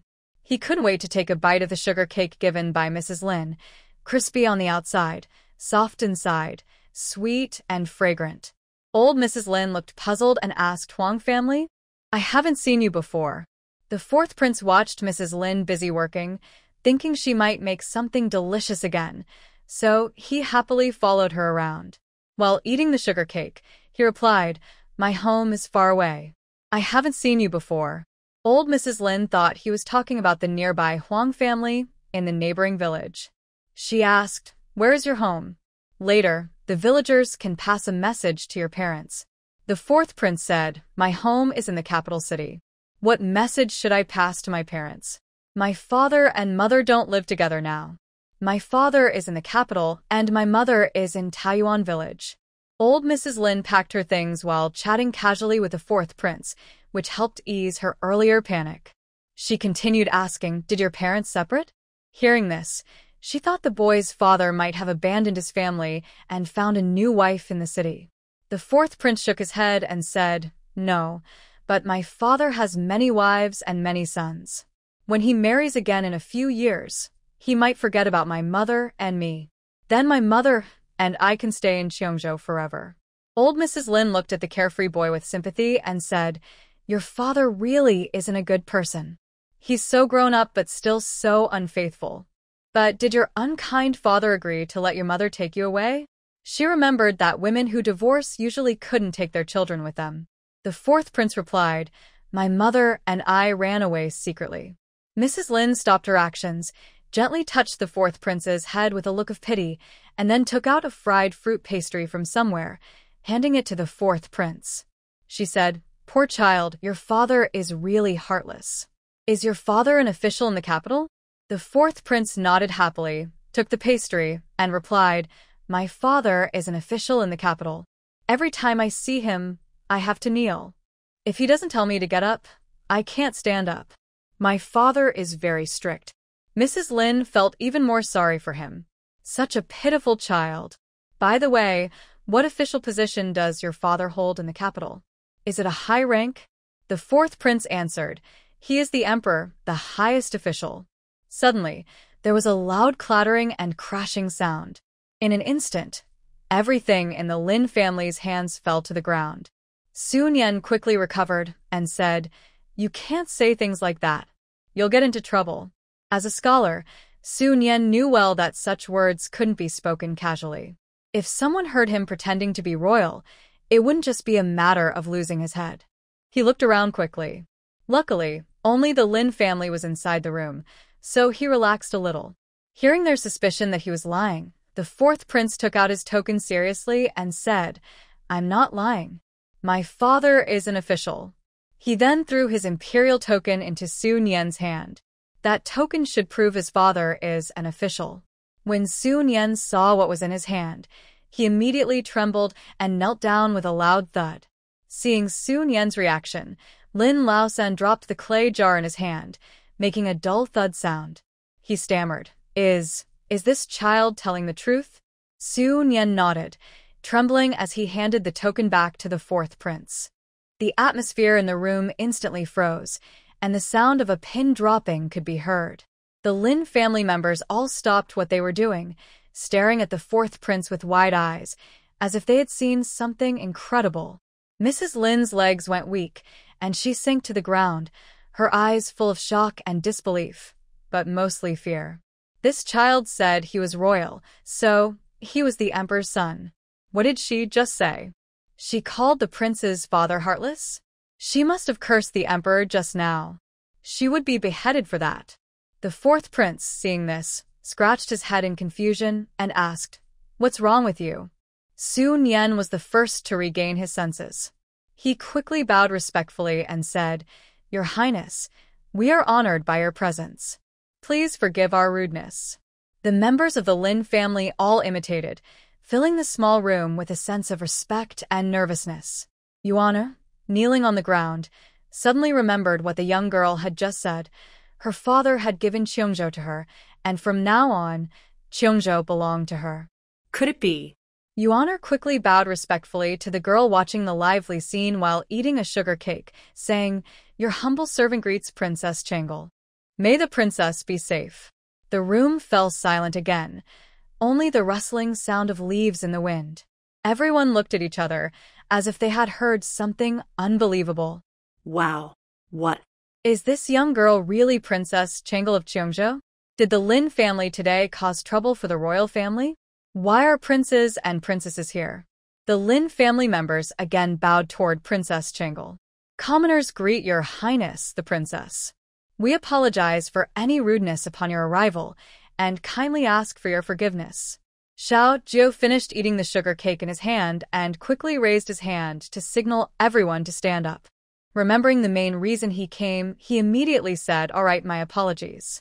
When will we start the feast?" The Lin family was surprised by this and quickly replied, "Start." The feast? Yuan'er immediately understood and quietly explained to her family. Only then did the Lin family realize that the princess had come back with Yuan'er just to enjoy the meal. Although they didn't understand why royal children, used to delicacies, would be so eager for their simple farm meals, the Lin family members still began to act. Old Mrs. Lin immediately picked up the pots and bowls on the ground and hurried to the kitchen, taking out everything they usually kept from eating. Now, not only could they have another wedding feast for Yuan'er, but they could also enjoy a meal like the one they had with her and her husband. Xiao Jiu saw they finally started moving and quickly added, "The wedding should be lively, right?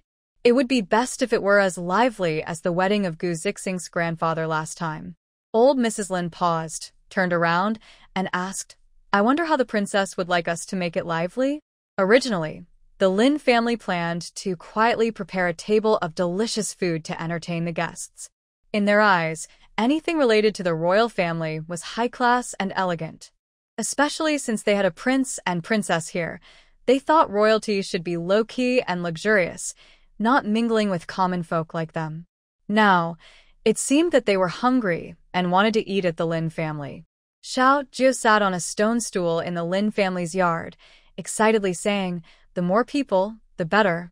Thinking about the gossip he hadn't finished hearing at noon, he added, "Everyone invited for noon." Aunt Neo from the next table said she saw a ghost when she passed through Juliang Mountain on her way home last time. I haven't heard the rest yet. The Lin family members. So, the princess wants to hear Aunt Neo's gossip? Is it really that outrageous? It turns out royal people like to listen to gossip just like they do. No, actually, it seems royal people like gossip even more than ordinary folks. Clever Lin Lao Send immediately responded, "Rest assured, Your Highness. Tonight, Aunt Neo will sit with you, and I guarantee you'll enjoy it." Xiao Jiu nodded happily and gave a thumbs up, saying, "You're pretty nice." Lin Lao Send, feeling praised, walked as if he was floating. This is unbelievable. He was praised by the princess and even given a thumbs up. Seeing that it was getting late, the Lin family started visiting neighbors to ask for help. They heard that the county magistrate disturbed the Lin family's noon wedding banquet, which was considered unlucky, so they planned to hold it again at night. The villagers immediately came to help without hesitation. After all, it was a happy event, and everyone loved to join in the fun. They could eat at the feast and share in the joy. Soon, red banners hung high in the Lin family's yard. Men moved tables and chairs, women washed vegetables and cut meat, and children ran around happily, filling the air with laughter. Several of the Lin family's aunts were especially busy, directing kitchen work and attending to everyone. Lin Lao Sen and Old Lin stood at the door, smiling warmly as they welcomed the villagers. Everyone's faces were shining with happiness. After all, if the county magistrate's family held a grudge, they would definitely have a tough time ahead. They thought they might have to pack up and run away. But suddenly, the ancestral grave of the Lin family started smoking, and the distant princess and prince appeared in their home, even helping Yuana solve her identity problem. It was said that the princess personally sent a letter to the prefect, indicating she had discovered what the county magistrate had done wrong, and had asked the officials to come and arrest him. Soon the feast began. The Lin family didn't tell the villagers from Lihua village that the children in the yard included the princess and the prince. They only said those children were noble guests and must not be offended. After all, they didn't know that the princess and the prince came alone, without guards or attendants. They appeared at Pear Blossom Village for some important reason, perhaps to hide their identities and catch corrupt officials. If their identities were exposed, and if someone with bad intentions encountered them, it could be dangerous. Soon, everyone arrived, and the feast was about to begin. Just as Old Third Lin said, They arranged Aunt Neo at the same table as the princess and the prince. Aunt Neo looked at herself, being quite old, and felt a bit embarrassed to be seated at the children's table. She refused to sit down. "Hey, old thirdlin, what do you mean? The children at this table are all younger than me. Why am I sitting here?" It looked strange, leaving her alone at this table. Does the Lin family have some opinion about her? Later, villagers might think she gave some favor to the Lin family to be seated with important people, trying to flatter them. But she was not that kind of person. Old Third Lin quickly explained, "Aunt Neo, it's because these children heard you talk about the ghost story in Jiliang Mountain last time, and they want to hear the follow-up." Hearing this, Aunt Neo immediately relaxed. It's good that she's not being treated specially. There are so many people in the village. If someone misunderstood her, it would be bad. She didn't want people gossiping behind her back. Old Third Lin looked around and saw that only Aunt Neo was sitting with the children, which seemed a bit odd. So, he chose two of the most gossipy women in the village to sit nearby. Now, the princess could enjoy listening to gossip. Xiao Jiu saw that the aunt who told ghost stories at the neighboring table last time was sitting next to her. She immediately leaned over and asked, "Aunt Neo, last time you said you saw a ghost in Jiliang Mountain. Can you tell me more?" I didn't hear the end. Hearing this, Aunt Neo got excited. She still got goosebumps just thinking about it. She picked up the sunflower seeds on the table and slowly began to tell her story. "That day, I finished my work in the fields and was free. I thought I hadn't been home in a long time, so I decided to go back and visit.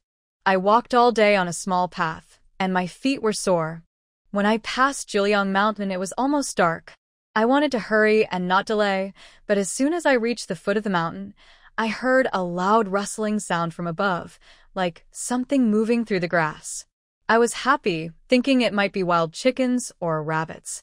If I could catch a rabbit or a chicken, my family would be happy. I followed that sound upward, holding a stick in my hand, thinking about making soup tonight." Aunt Neo paused here, seeming to remember something frightening. She rubbed her arms and continued, "The higher I went, the stranger the sound became. It didn't sound like wild animals, it was more like someone crying or laughing, with a sharp voice that made me shiver all over. I started to wonder if I was hearing things, but the sound got closer and closer, as if it was right next to my ear." Aunt Neo swallowed hard, her voice almost a whisper, lowered as if afraid to wake something. I gathered my courage and took a few steps forward. Suddenly, I saw a white shadow moving behind a tree. I thought it was a person, so I shouted, "Who's there?" But when the white shadow turned around, oh my goodness, that wasn't a person. It was a ghost. Its face was as white as paper, with black holes for eyes, and its mouth stretched from ear to ear, laughing ha ha ha at me. Her voice suddenly trembled, and her face turned ghostly pale. I was so scared, I thought I'd faint. I turned and ran down the mountain as fast as I could. But that ghost wouldn't leave me alone. It chased after me. I could hear its footsteps crunching like dry leaves. I was panting and my legs felt weak, but the ghost kept getting closer. I even felt its cold breath on the back of my neck. I ran as fast as I could, losing my shoes in the process. Finally, I reached the bottom of the mountain. When I looked back, the ghost was gone, but I still felt like it was hiding in the dark, watching me. Since then, I've never dared to walk alone in Jiliang Mountain again. My heart still races whenever I think about it. After Aunt Neo finished her story, the room was silent. All the children shivered, pressing close together, afraid of ghosts. No child was brave enough not to be afraid of ghosts. Xiao Jiu hugged Tsuehua, squeezed in the middle. Although she was scared, her eyes sparkled like two shining stars. Xiao Jiu licked her lips and whispered, "Are ghosts really real? Are they really that scary? I've never seen one." Ado trembled as he spoke, his voice shaking. I haven't seen one either. Do ghosts eat people?" Shun Ziyuan hugged the village chief to give herself courage and said, "Ghosts probably only scare people, not eat them." Zhao Hu, a bit braver, curled his lips and said, "What's there to be afraid of? What if Annie Neo just saw things wrong? Also, I haven't seen what a ghost looks like." If I could see one with my own eyes, that would be so interesting. Hearing Zhao Hu, another auntie quickly said, "You shouldn't go there. Juliang Mountain is not a place to play. I heard many people have died there before, and there's a lot of angry spirit energy. Going there won't bring good luck, especially for you kids. Ghosts love to bother children like you." When the fourth prince heard this, his face turned pale. He quickly waved his hands and said, "I won't go. I want to sleep with you tonight. I don't want to stay in a separate room." Tiniu, a small but brave man, said, "What are you afraid of? If a ghost dares to bother me, I'll fight it. Let's see if the ghost is stronger or my fists are." Zhao Hu also said, "Exactly. We have light skills. If we meet a ghost, we can just run away." Although Zhao Hu and Tiniu are strong, they're a little scared now. Still, they are more curious about what a ghost looks like. The fourth prince was so scared, he kept shaking his head. "I can't fly. If you all fly away and leave me behind, what if the ghost eats me? Plus, he has so much meat on him. Maybe the ghost likes to eat meat too." The more he thought about it, the more scared he became, almost falling off his stool. Seeing the kids really want to go, Auntie Nyo wished she could sew her mouth shut. She truly regrets saying anything about ghosts in front of children. If these nobles are really curious and go to Juliang Mountain and something happens, she would need 10 or 8 heads to cut. Auntie Nyo's voice started to tremble with tears. That place is very evil. You must not go. The ghost is still there. It's definitely still there. You can't go, or you'll be scared to death." Xiaojio's eyes lit up more when she heard the ghost was still there. She asked, "Is the ghost really still there?" Auntie Nyo nodded very confidently. "Yes, it's still there. A few days ago, my relatives passed by and heard strange rustling sounds on the mountain. But after I told them about it, they didn't dare go up the mountain. They just ran away and stayed far from there." Xiaojio listened more excitedly, her eyes spinning, thinking about whether to go to Juliang Mountain tonight to see what the ghost looks like. Seeing the fourth prince almost in tears from fear, the little wine drinker, feeling somewhat guilty, comforted himself by saying, "Don't be afraid. Jingxin is a Taoist priest, right? Later, let Jingxin go up the mountain first to catch the ghost. We can hide nearby and watch." Hearing his sister Changle say this, the fourth prince immediately held back his tears. He looked at Jingxin with hopeful eyes. Jingxin, just after hearing the story and about to relax, almost lost her temper when she heard what the village chief said. She quickly shook her head and refused, saying, "I won't go. Being a Taoist is my fate." The little wine drinker didn't listen. In his mind, Taoist priests are ghost catchers. He patted Jingxin on the shoulder and said, "You can do it. Taoist priests are very good at catching ghosts. I believe in you." The fourth prince eagerly looked at Jingxin and quickly agreed, saying, "Jingxin Taoist, you are the best. When the time comes, you go first and catch the ghost. Just give a signal, and we'll go up the mountain." Jingxin glared at the chubby boy and continued to refuse, saying, "I'm not going. My master never taught me how to catch ghosts. I only deal with living people." Seeing a group of children still staring at her eagerly, Jingxin thought for a moment and looked at Suehua. She said, "Let Suehua go first. Suehua is from the mountain and has seen a lot of these ghosts. She's experienced and not afraid at all." Hearing Jingxin say this, the children immediately found it reasonable and turned their eyes to Suehua. Suehua's feathers stood on end. "Cluck, cluck, cluck, cluck, cluck, cluck. I won't go, you lousy Taoist. Stinky Taoist. I'll bite you to death." If it weren't for the little wine drinker holding her tightly because she was scared, Suehua might really have rushed over to fight Jingxin. Jingxin thought, "Good. It looks like this chicken is cursing quite badly." The little wine drinker looked at Suehua in his arms and then at Jingxin, saying, "Why don't you two go together?" Jingxin, "Why should I?" Suehua, "Cluck, cluck. Taoist first." While Suehua and Jingxin argued, the dishes were served. Everyone at the table immediately stopped their previous conversation. Eating was more important now. After all, only when they were full would they have the strength to go up the mountain to catch ghosts later. The children at the table waved their chopsticks happily. Although the food wasn't as good as what Sister Xiao Xiao made, it still had its own flavor.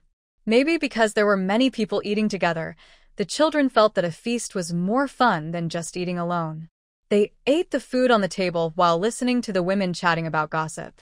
Throughout the meal, the children didn't hear any gossip more interesting than the ghost story told earlier by Aunt Neo. So, after eating and drinking well, the children were more energetic and started thinking about how they would go up the mountain to catch the ghost later. Seeing that the children still insisted on going to Jiuliang Mountain to see for themselves, Aunt Neo felt very nervous. After a mental struggle, she decided to go with them. On one hand, she was worried that if these important guests heard her and insisted on going to Jiuliang Mountain, something might happen. If something went wrong, she could at least help the children run home. On the other hand, she was very curious about the ghost she saw that night on Jiuliang Mountain. She wanted to find out if it was really a ghost or something else. If she didn't figure it out, she would be haunted by this memory forever and wouldn't dare to walk that road back to her hometown again. When the people of Lihua village heard that these important guests wanted to go to Jiuliang Mountain, they initially tried to stop them. After all, they had heard that many people had died there, and no one who went in ever came out. The place was said to be haunted, and if they went and couldn't come back, what would they do? But as they kept persuading, some brave men from Lihua village became curious. They said the place was evil and haunted by ghosts. Everyone has curiosity, and they believed they wouldn't be that unlucky. So, as the moon rose, Aunt Neo, along with the Lin family and a few brave men, followed the children to explore Jiuliang Mountain for ghosts. Aunt Neo led the way, with Xiao Jiu and the others following behind. They soon reached the foot of Jiuliang Mountain. Looking up, the moonlight was dark as ink, and the mountain's outline looked especially eerie under the moon. Xiao Jiu held Suehua, and the children huddled close, feeling both scared and excited. Although earlier at the dinner table, the children had debated whether to go quietly first or to let Suehua go ahead, once on Jiuliang Mountain, they were honest and felt they should stick together. They believed that being united in fear was better. Xiao Jiu wanted to take out a flashlight, but thought that if the ghosts saw the light, it might not come out. So, everyone could only walk quietly in the faint moonlight, creeping up the mountain. Their footsteps on the dry leaves made a rustling sound, adding to the spooky atmosphere in the silent mountain. They climbed closely together, listening to the rustling of their steps, unsure if it was their own or the ghost's. They kept feeling like someone was behind them, but no one dared to look back, afraid that if they did, the ghost would notice them. I could only grit my teeth and force myself to keep climbing higher. The fourth prince tightly hugged the chubby boy, both of them trembling as they clung to each other. While shaking, they nervously whispered, "Village chief, do we really have to go up? Maybe we should go back and come tomorrow during the day." Xiao Jiu held Suehua even closer and swallowed hard before saying, "We've come this far, let's just take a quick look and then leave." Although Xiao Jiu is known for causing trouble and smashing things, the mysterious creature called a ghost always seemed both intriguing and frightening. Right now, Xiao Jiu was also feeling nervous, thinking of the ghost movies he watched with his older cousin. He was worried that while walking, a head with a long tongue might suddenly fall from the tree. A few kids led the way and continued climbing up. Suddenly, Xiao Jiu stopped and listened carefully, lowering his voice. "Did you hear that? Is there a sound?" Perhaps because the atmosphere was too tense, Xiao Jiu forgot to use his mental powers to check what was ahead. Or maybe he was afraid of discovering something terrifying with his mind, and since it was more exciting to explore together than alone, he chose to stay with everyone. Hearing this, Zhao Hu and Iron Bull, who were braver, immediately held their breath and listened intently. Sure enough, from a distance, came a rustling sound, like something moving in the grass. The fourth prince and the chubby boy were so scared they hid behind the village chief, their voices trembling. "Village chief, could it be a ghost? Is there really a ghost?" Everyone felt uneasy and dared not move forward, staying close together. Xiao Jiu and the others summoned their courage and took a few steps ahead. Under the moonlight, a faint white shadow floated in the distance, standing motionless behind a tree, facing their direction. When everyone saw this white shadow clearly, their hearts pounded in their chests. Aunt Nyo trembled as she pointed at the white shadow in front, saying, It's this one. It chased me last time." Xiao Jiu saw the white shadow standing still at the base of the tree. From afar, it looked like it was floating because its feet weren't visible. The kids exchanged glances and, at the same time, thought of firecrackers.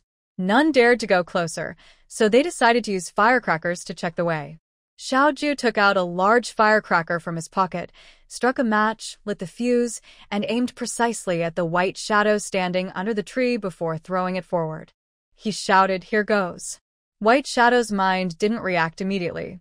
When he heard the young girl shout, he casually caught the object in his hand. Suddenly, a loud bang exploded in White Shadow's hand.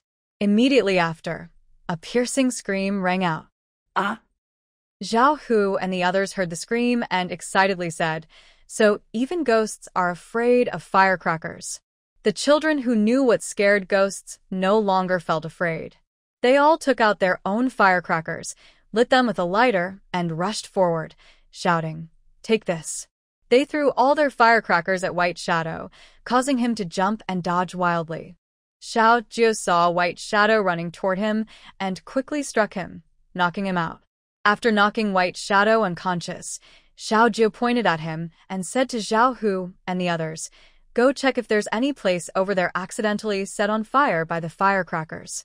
If there is, put out the fire." Although Xiao Jiu was a bit fierce, he knew that playing with firecrackers could easily cause fires, especially in the mountains. She remembered one important rule: setting fire to the mountain means spending forever in prison. Zhao Hu and the others originally wanted to go over and see what the ghost looked like. Hearing this, they immediately looked toward the place where they had just thrown firecrackers. Sure enough, they saw several spots smoking.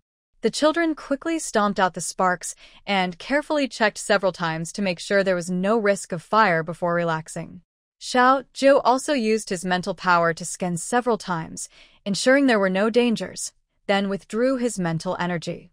The group continued running toward the fallen White Shadow. When they got close, they curiously gathered around to see what this ghost looked like. They saw the White Shadow lying on the ground, its white cloth torn to shreds by the explosion, revealing a human shape inside. "It's a person!" everyone exclaimed. The first to doubt was Aunt Nyo. She immediately picked up a stick nearby and poked at the White Shadow's skin, which looked like human skin. She touched it with her hand and felt the warmth of a person. Angrily, she struck the White Shadow on the ground with a stick and cursed, "It really is a person. No wonder I was so nervous for so long. I thought I really encountered a ghost." Prince Air and Little Fatty, hearing this, quickly peeked out from behind the village chief, looked at the White Shadow on the ground, and asked wide-eyed, "Is it a person pretending to be a ghost?" Zhao Hu and the others also curiously squatted down to look at the person on the ground and asked, "Why is he pretending to be a ghost in the mountains?" The young girl used her mental strength to wake the man in white on the ground and said, "Just ask him, and you'll find out."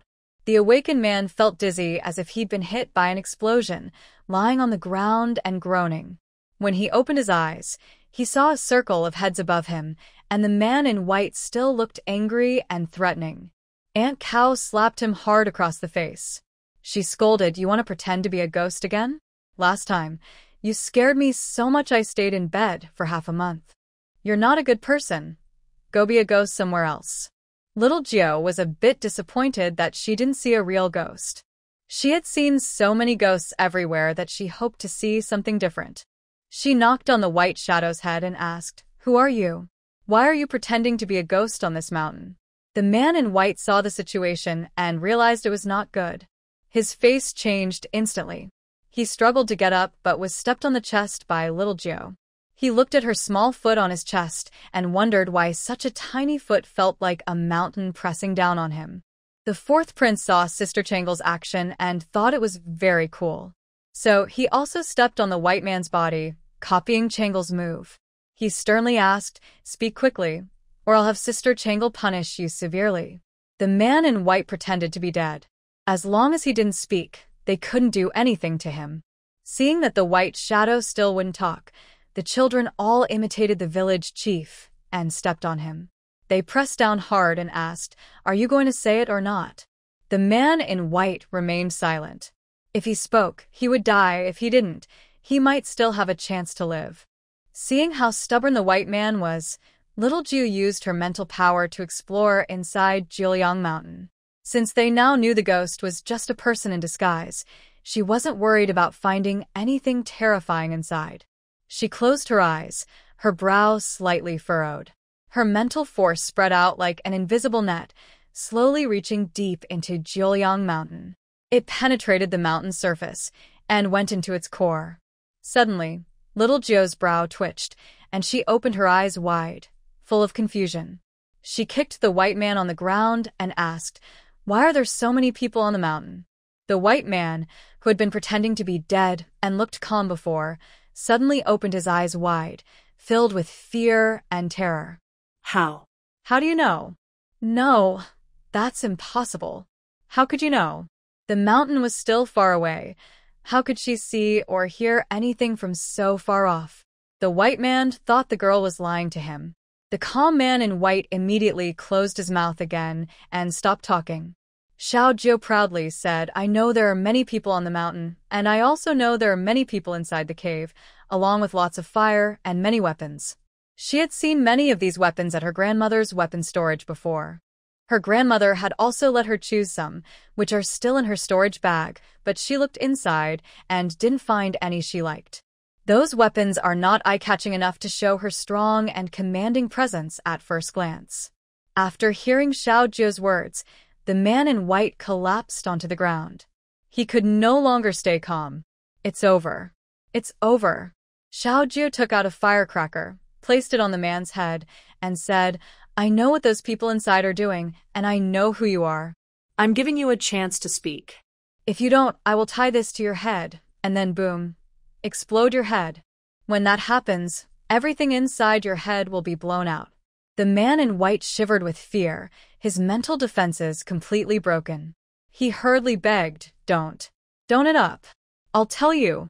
I am from Nanling country, and I was ordered to pretend to be a ghost here to scare the villagers nearby, so they won't go up the mountain." At this point, whether he spoke or not didn't seem to matter anymore. The little girl seemed to know everything. If he told the truth, she might even spare his life for being honest. Jing Xian, who had been lazily listening, finally became serious. She grabbed the collar of the man in white and asked, "What are people from Nanling country doing on our Dongxia country's mountain?" The man in white trembled and said, Just mining some ore and making weapons, that's all." Xiao Jiu was furious when she heard this. "You people from Nanling country come to our Dongxia country's mountains to mine ore and make weapons, then use those weapons to fight against us. It's just too much." Everyone present, regardless of age or size, was very angry now. They had seen shamelessness before, but never such extreme shamelessness. Xiao Jiu kicked the man in white on the ground and continued to ask, "How many weapons have you taken out?" The man in white shook his head uncertainly and said, "I'm just a lookout. I usually scare the villagers who come up the mountain. I don't know the full situation inside." Jing Xian asked, "Do you know when your Nanling country started mining ore on Jiuliang Mountain?" The man in white nodded and said, "It was last year. Last year, someone from Dongxia country traded with South Ling country using news about iron ore from Jiuliang Mountain, and they made a lot of money from our second prince." Xiao Jiu heard that since last year, people from South Ling country had started digging on her territory in Cheongzhou, using the iron ore from her mountains to make weapons. Just thinking about all those weapons being made and given to others made her heart ache. If all those weapons had been given to her villagers, Tao Yuan village would have become the strongest village long ago. Xiao Jiu's heart was bleeding. She felt so upset she could hardly breathe. She had always been the one stealing from others, never the one being robbed. Grinding her teeth, she asked angrily, "Who did business with your South Ling people?"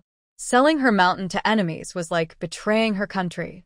If she found out who it was, she would make sure they paid dearly and faced the consequences. Seeing the girl's face turn red with anger, the man in white quickly shook his head and said, I don't know. I only heard it from other guards. I don't know if it's true or not. Oh no. He's just a unlucky guard watching the mountain. Don't ask him anything. He really doesn't know anything. Xiao Jiao clenched her fists tightly, her teeth grinding. This was too much. They stole her land and her workers. It's like they were digging up her roots. Shin Yuan quickly asked, "Village chief, what should we do now? Should we send soldiers to catch these people?" Adwa added, looking at the man in white on the ground. "Are all those people from Southling country?" The man in white shook his head and said, "The workers are from Dongsha country. Our Southling country is just supervising you."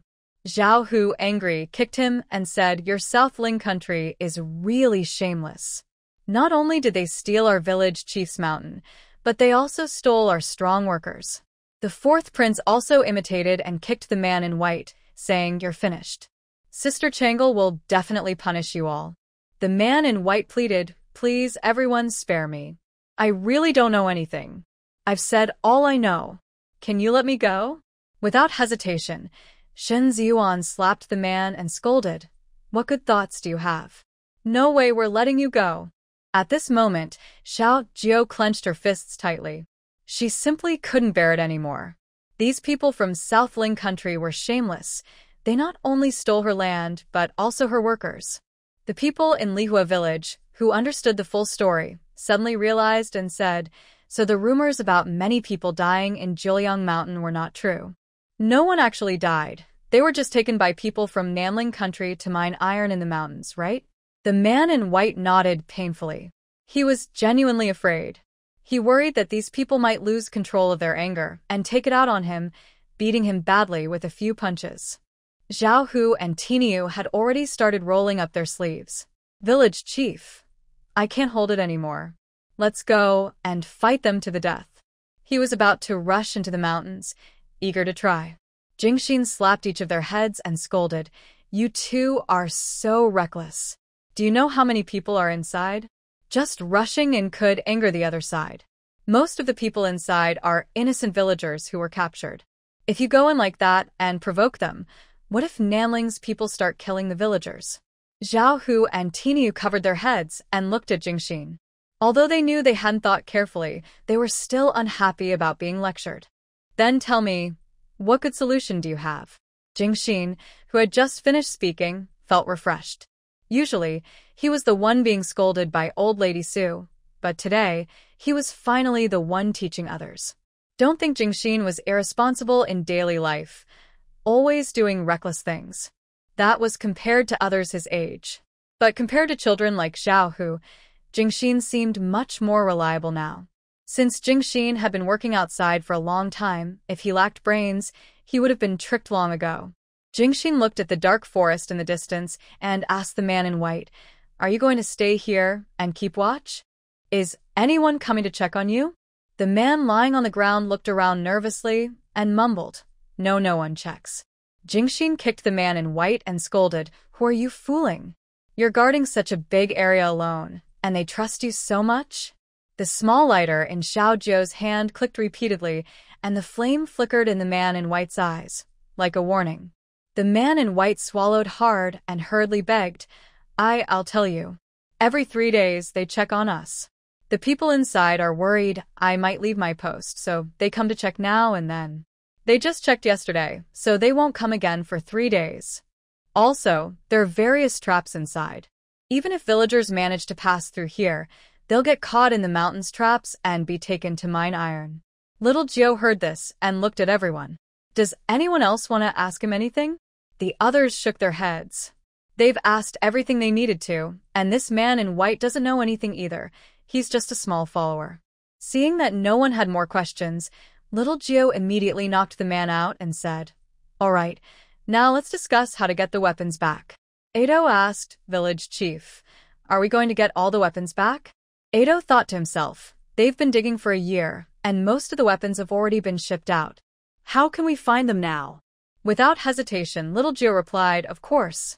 They dug in my mountain and stole my weapons. When we get ours back, we'll go to Nanling country and dig for a year to make new weapons, that's fair. Shin Ziyuan asked, How do we plan to steal them? Little Jiu picked up Tsuehua and Swansai and said, "You two go find the village elder and ask them to send more people to help dig the mountain for weapons. When the time comes, every villager should have a big chopping knife. Also, bring my 2,000 guards. The more, the better. Surround Mount Jiuliang completely, and don't let a single fly escape."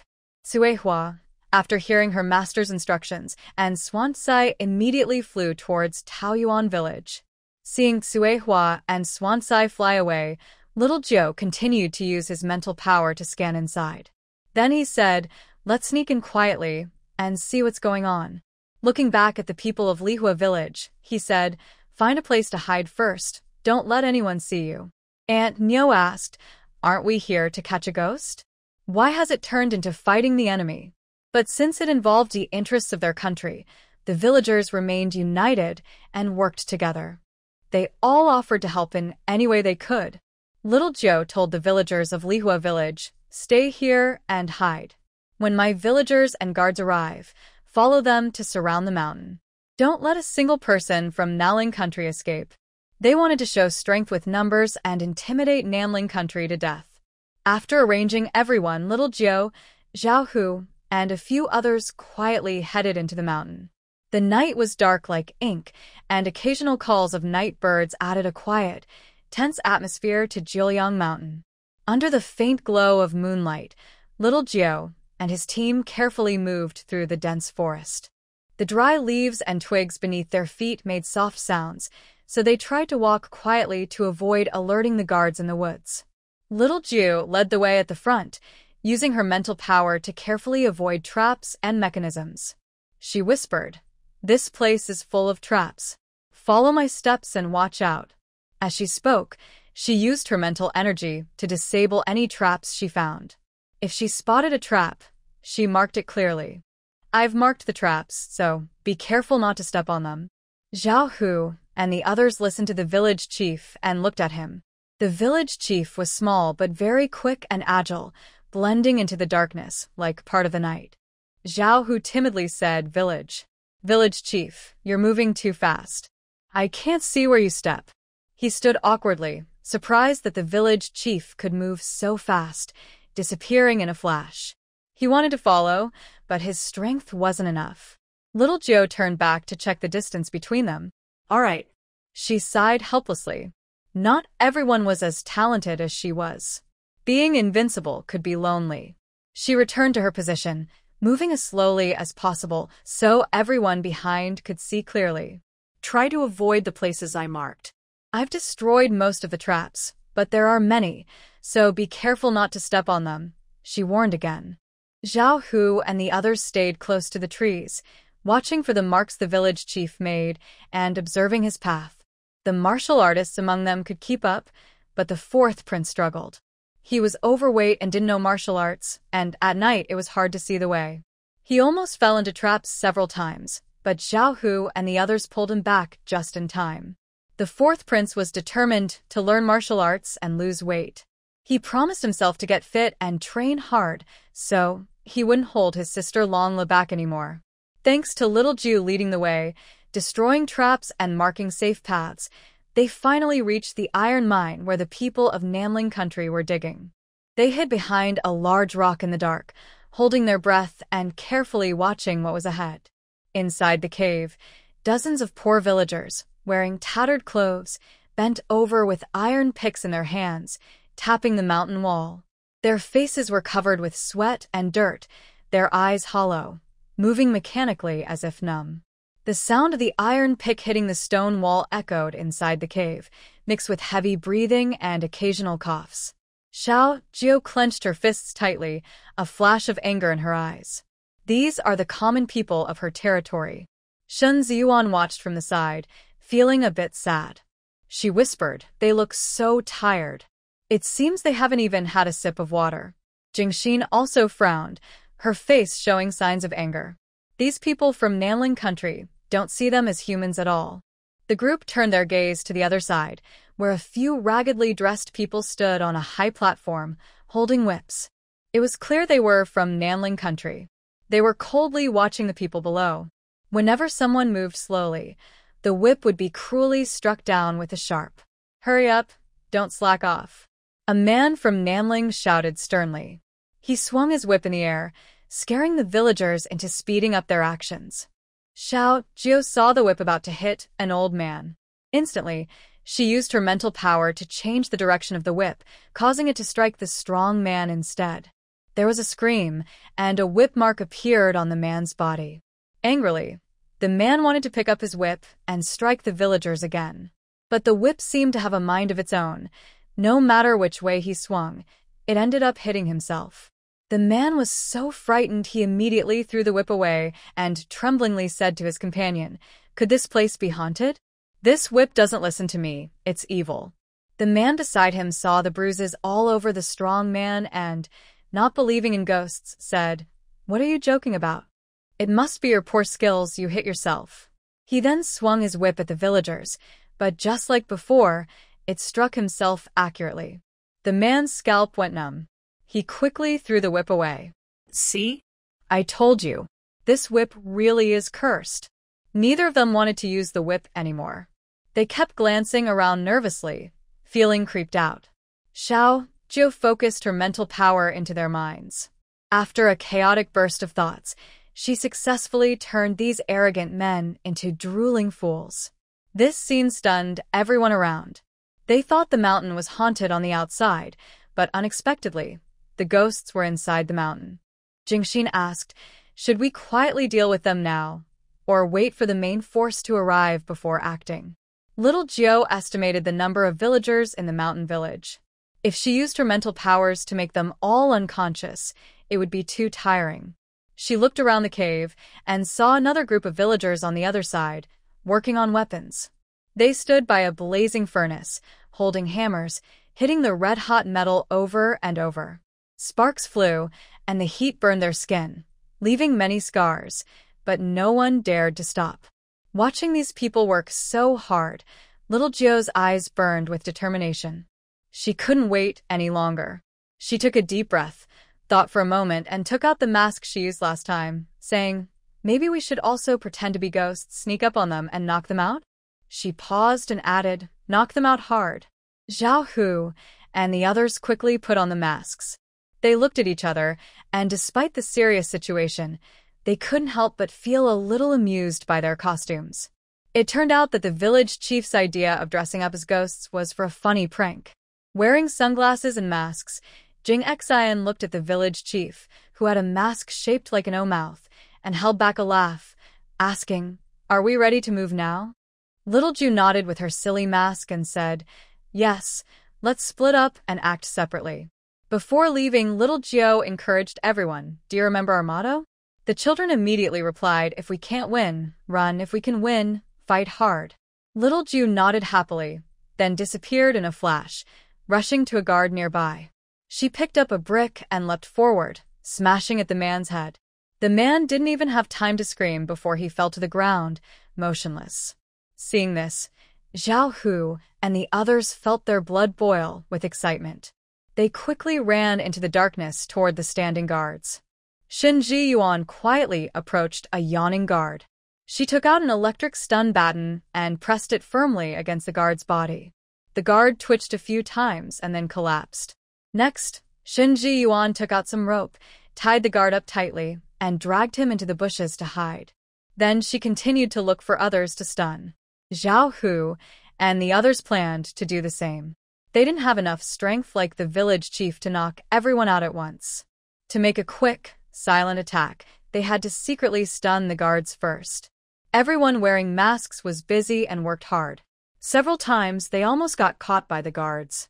However, since it was the guards' first time seeing someone wearing such a hood, they were so surprised that they stood still for several seconds, unsure if the person was human or ghostly. Taking advantage of their hesitation, Zhao Hu and the others quickly used stun batons to attack. Speed was everything. Meanwhile, Tai Nyo had already reached near the cave. He saw a weak young boy suddenly faint on the ground inside the cave, and his iron hammer fell with a loud clang. A guard from Namling country immediately rushed over and whipped him harshly, shouting, "Stop pretending to be dead. Get up." The boy remained still, clearly unconscious. The man with the whip impatiently waved his hand, saying, "Drag him out and throw him away. Don't delay our progress." Tainyo was eager to rush forward, and the whip, then beat these people up. But he knew he was outnumbered. If only he had the strength of the village chief. Quietly, Tainyo followed behind the man who was about to drag the boy away. When the man reached a deserted spot with the boy, Tainyo picked up a large stone nearby, jumped high, and fiercely smashed it onto the man's head. Hearing the noise, the man turned around sharply, just in time to be hit by the flying stone. Blood immediately gushed from his head. Before he could shout, "You!" he suddenly felt numb all over, twitched a few times, and then collapsed. Tainyo quickly carried the boy and moved toward the large rock where the fourth prince was hiding. He gently placed the boy behind the rock and said to the fourth prince, "Watch him. He looks like he's about to die. When Uncle Chin arrives, let him save him." The fourth prince nodded blankly. Seeing the boy's lips were dry, Tainyo immediately took out a small water pouch, opened the boy's mouth, and slowly poured water in. When the boy started swallowing, he finally relaxed. Seeing this, Tainyo continued toward the cave. Meanwhile, on the other side, Little Fatty and Shin Ziyuan were lying in a bush. Shin Ziyuan saw an elderly man struggling and stumbling, then falling to the ground. Someone immediately went over and kicked the old man. The old man tried to get up but couldn't stand. The man with the whip impatiently waved his hand and said to the others nearby, "Drag him out and throw him away. Don't let him block us." The others stepped forward, roughly grabbing the old man's arm and dragging him out of the cave like a sack. Shen Ziyuan clenched her teeth and nudged the little chubby boy beside her. She said, "See that man holding the whip? We must not let him die so quickly. Later, we'll tie up the person and use the whip to make him work." The little chubby boy, who also saw what just happened, was so angry his eyes turned red. He said, "He should be hungry too. That's too much." After speaking, the two of them followed the direction the old man was dragged and went there. They found a path back to the cave and hid in a dark spot. Holding an electric baton, they waited until the man who had just dragged the old man passed by them. As he was about to go past, they quickly aimed the baton at his feet. Using double power, the man was shocked so badly that his hair stood up. A passing Little Wine, small drink, casually nodded in approval. Little Wine, holding a brick, was smashing people along the way. Now, he had arrived at the place where the people of Namling country lived, and they were drinking and eating meat happily inside. Little Wine pressed his ear against the wall to listen to their conversation. One man spoke disdainfully, "The people from Dongxia country are really stupid. They don't even know how to use the precious iron ore on their mountain." Another man agreed, "Exactly. The people of Dongxia are cowards. If it weren't for worrying about the sudden appearance of the Shurji army, our Namling country would have already taken over Dongxia." Inside the cave, everyone was eating and drinking while joining the talk. But General Qin has been provoking at the border for so many years, and now the army hasn't moved at all. They probably disappeared long ago.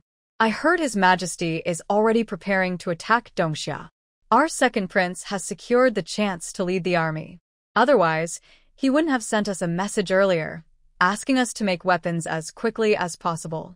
Fortunately, our second prince is wise and brave. He thought of digging iron ore from Jiuliang Mountain in Dongxia to make weapons. Haha, then we can use those weapons to attack the people of Dongxia. Our second prince's plan is like Zhuge Liang's, perfect and foolproof. Little Wine listened to their conversation inside, mentally memorizing the name of the second prince of Naling country in his little notebook. Thinking about how shamelessly these people discussed how they would easily conquer Dongxia country, Little Wine couldn't hold back anymore. Her Cheongzhou, a place name, was not a coward who can't fight. At that moment, a drunken man staggered out, mumbling, "This wine really hits the spot." He then looked for a quiet corner, unfastened his belt, and prepared to relieve himself. Just as he reached into his pocket, Zhao Hu, who was following the village chief, cut him down with a knife. Before the man could shout, Zhao Hu pressed his stun baton against him. Finally, he smashed a stone to the man's head. After a series of quick actions, the man fainted completely. Zhao Hu immediately ran to the village chief to take credit. He whispered in the village chief's ear, "Chief, that man has no manners. He's urinating in public." "Chief, wasn't I really impressive just now? My moves were so smooth." Before Zhao Hu could finish bragging, Xiao Jiu interrupted him, looking at the bloodied man on the ground and saying, "From now on, everyone in Xiongzhou needs to learn martial arts. I just heard someone inside say that their country is about to attack us." Zhao Hu scratched his head and said, "Just fight them. Who's afraid? I'll make them cry and call for their mommies." Seeing that the people inside were pretty drunk, Xiao Jiu said, "Quickly knock them out so no one else notices." Zhao Hu quickly agreed. Xiao Jiu then flashed over to the man who had just been boastful about chopping off the emperor's head to use as a stool. He swiftly drew a dagger, stabbing in and out, then punched him hard at the wound. Blood splattered everywhere, and the man immediately saw the king of. Seeing the village chief's actions, Zhao Hu understood that these people had probably angered him. Usually the village chief would just knock them out and then make them work. But now, killing someone outright was very rare. Zhao Hu grabbed the big sword inside the cave and started slashing at the drunken crowd. Others wanted to shout out, but it felt like an invisible hand was choking their necks, making it impossible to speak. They could only watch helplessly as the sword came close to their necks. The fight about war that the group was discussing reminded Xiao Jiu of Zhao Hu, who wanted to become a general. A general has to go to the battlefield, and on the battlefield, you have to keep killing. So Xiao Jiu kept the group of people from Namling country quiet and let Zhao Hu attack. Zhao Hu swung his sword, cutting down one person after another. For the first time, Zhao Hu killed so many people, and he directly cut off their heads alive. He was breathing heavily, his chest rising and falling rapidly, and sweat covered his forehead. Looking at the blood on the tip of his knife, which was still trembling slightly. Usually they only knocked people out or injured them, but today was the first time he had cut off a head alive. At first, his hands trembled so much he could hardly hold the knife. But then he remembered the people from Namling country waving whips and fiercely beating the civilians of Dongxia country. The civilians looked suffering, numb, and hopeless. Zhao Hu kept raising his sword and cutting at the enemies, each strike making a sound like a heavy hammer hitting flesh, which felt like a sharp to his heart. His hands trembled, but his heart did not shake. At this moment, his eyes were very firm, and inside, he felt stronger than ever. When he saw that everyone in the cave had been dealt with, Xiao Jiu happily said, "Zhao Hu, you're becoming more like a great general now." Zhao Hu quickly took off his hood, grinning widely, and said happily, "Village chief, really? Did I look very mighty just now?" Xiao Jiu looked at Zhao Hu, who was grinning like a foolish boy from a landlord's family, and immediately said, "I take back what I just said." Zhao Hu put his hood back on, still happy, and said, "Village chief, even if I take it back, I heard everything. Am I now much better than Xing'e?" Xiao Jiu shook his head and said, "Xing'e is still better than you now." Xing'e dared to hold his sword and cut people without showing any fear. But Xiao Hu's hands were trembling just a moment ago when he cut those people's heads. After feeling proud for less than 3 seconds, Zhao Hu heard the village chief's words and immediately drooped his head. Then, thinking of something, he suddenly cheered up and said with full enthusiasm, "Village chief, I will definitely surpass Xing'e." He then grabbed his big sword, held his head high, and walked out of the cave like he had just won a battle. But after walking only a few steps, he heard the village chief's angry voice. "What are you doing?" Zhao Hu's proud chest immediately sank. Remembering that they were sneaking away quietly, he squatted down and tiptoed along the side of the cave wall to go outside. Xiao Jiu grabbed Zhao Hu's collar and quickly slipped out of the cave. He looked inside and said, "We need to speed up. If anyone comes here later, they will definitely find us." Hearing this, Zhao Hu immediately became more alert, lifting his big sword. Xiao Jiu pointed to a few other caves behind the one they just came out of and said, "The people from Namling country should all live in those caves." As soon as the words were spoken, the two immediately began to act. Xiaoju used his mental power to control the people inside the cave so they wouldn't make any noise, while he grabbed a brick and started hitting the walls. Zhao Hu followed with a cleaver, swinging it at the brick frame.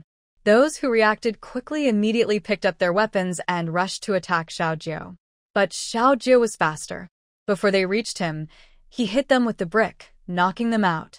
The remaining people, seeing what was happening, grabbed their weapons and surrounded Xiaojiu to fight him. Xiaojiu was fearless. He swung the brick with strength, hitting each enemy precisely in vital spots. Soon, everyone inside the cave was on the ground, knocked out. The two of them were about to move on to the next cave. Suddenly, loud noises came from afar. Stop! Who are you? It sounded like someone had been discovered. The others inside the cave heard the noise and rushed out. Some sharp-eyed ones saw the commotion at the nearby caves and, noticing no one was coming out, went to check. When they saw the people inside with blood everywhere and their heads and necks separated, they immediately shouted, "Someone's broken in." Hearing the shout, the others quickly grabbed their weapons and ran out. But when they came out, they saw that 2/3 of the people inside the cave were gone. The remaining people didn't know where everyone had run off to. Meanwhile, Xiao Peng and Xin Ziyuan, who had been discovered, saw a dozen people chasing after them. It looked like more and more people were coming. Realizing they might not win, and remembering what the village chief said, "Fight hard if you can win, run if you can't," they decided to escape. Fortunately, their martial arts training included learning lightness skills first. At first, they didn't understand why the village chief insisted that everyone in Taoyuan village, regardless of age or gender, had to learn lightness skills. Now they understood it was for better self-protection. They ran quickly, throwing hidden weapons behind them as they fled. Xin Ziyuan, running and throwing hidden weapons, said, "Next time we fight, I don't want to be on your team." Xiao Pan quickly apologized. "It wasn't on purpose. I thought there was no one around, so I let one go." Earlier, hiding in the grass, Xiao Peng had held in for a long time. When he finally saw no one nearby, he let it out loudly. But unexpectedly, someone from Namling country, who was there to relieve himself, heard it. Xin Ziyuan, annoyed at being dragged into this, decided not to bother with Xiao Peng now and planned to settle the score later. Since they were already caught, the chubby boy quickly reached into his pocket, took out a firecracker, lit it, and threw it at the man, saying, "We are just here to steal things. Here's your stuff. Big brother, please be kind and let us go." The man chasing behind immediately caught the object thrown by the chubby boy and looked closely upon receiving it. With a loud bang, the explosion blinded the man's eyes, causing him to bleed and scream loudly as he fell to the ground, clutching his eyes. Seeing this, the others slowed down, afraid that someone might throw another object. They were very cautious and dared not get any closer. Meanwhile, Xian and Ado, hiding in the trees, quickly shot hidden weapons at the group from Nanling State chasing after the chubby boy and Xin Ziyuan. After some time of training in pigeon shooting, Ado's aim had become much better, always targeting the eyes and hitting precisely.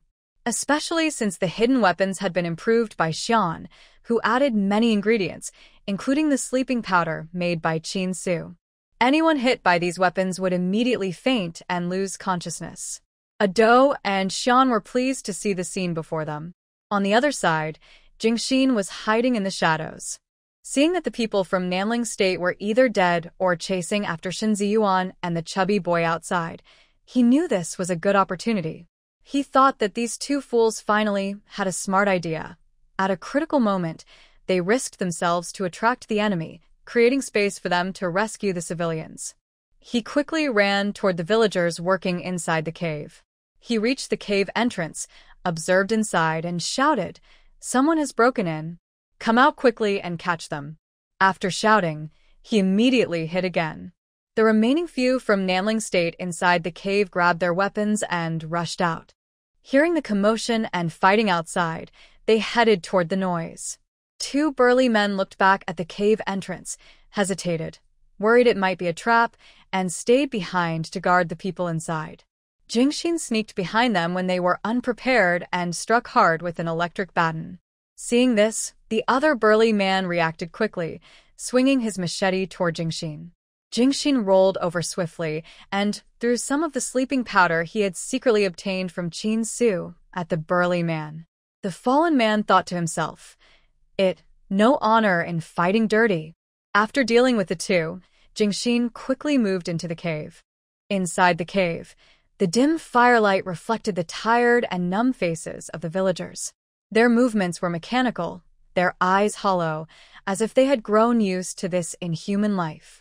Jingxin's heart suddenly tightened, but there was no time for sadness now. He quickly approached the villagers who were hitting with an iron hammer, lowering his voice to say, "Follow me quickly." The people outside had been distracted.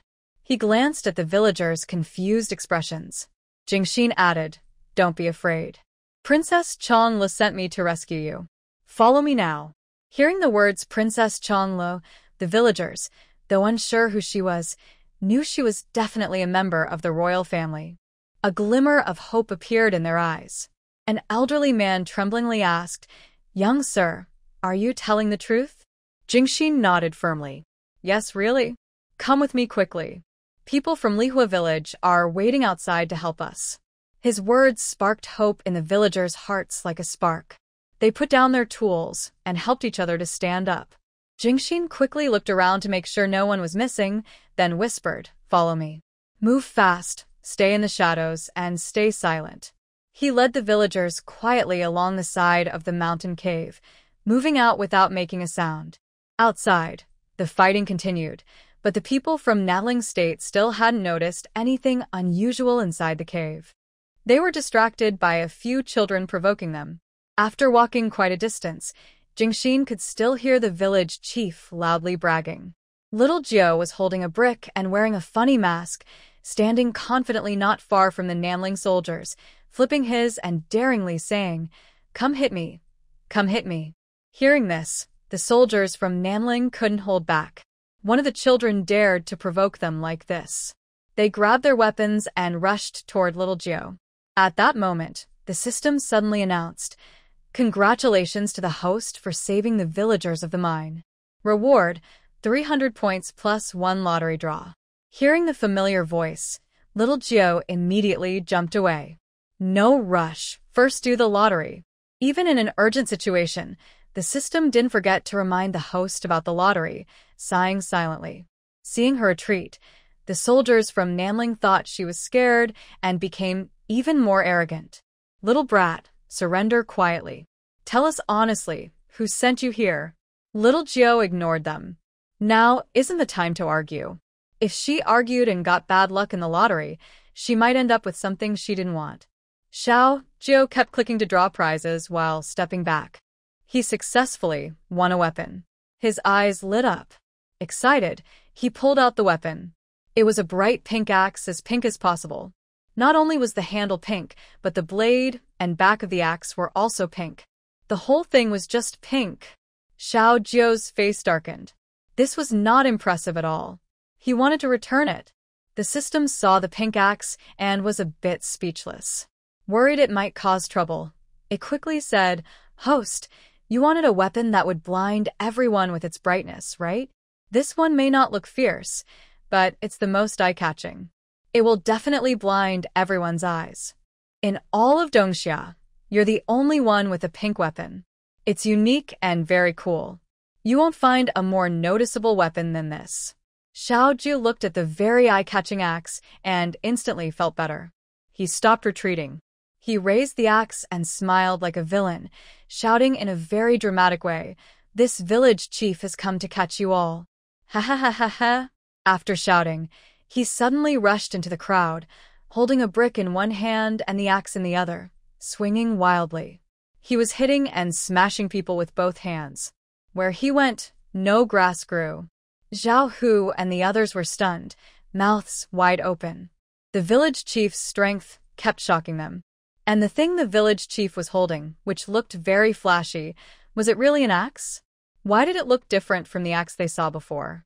Jiao, playing happily with his new weapon, saw Zhao Hu and the others standing far away, staring blankly. He shouted to the people over there, "What are you doing? Slacking off?"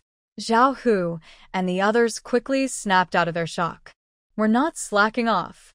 They hurriedly copied the village chief's pose, raising their S at the people from Namling country, and shouted, "Come fight me! Come fight me!" Without waiting for the people from Namling to come over, they eagerly jumped into the fight.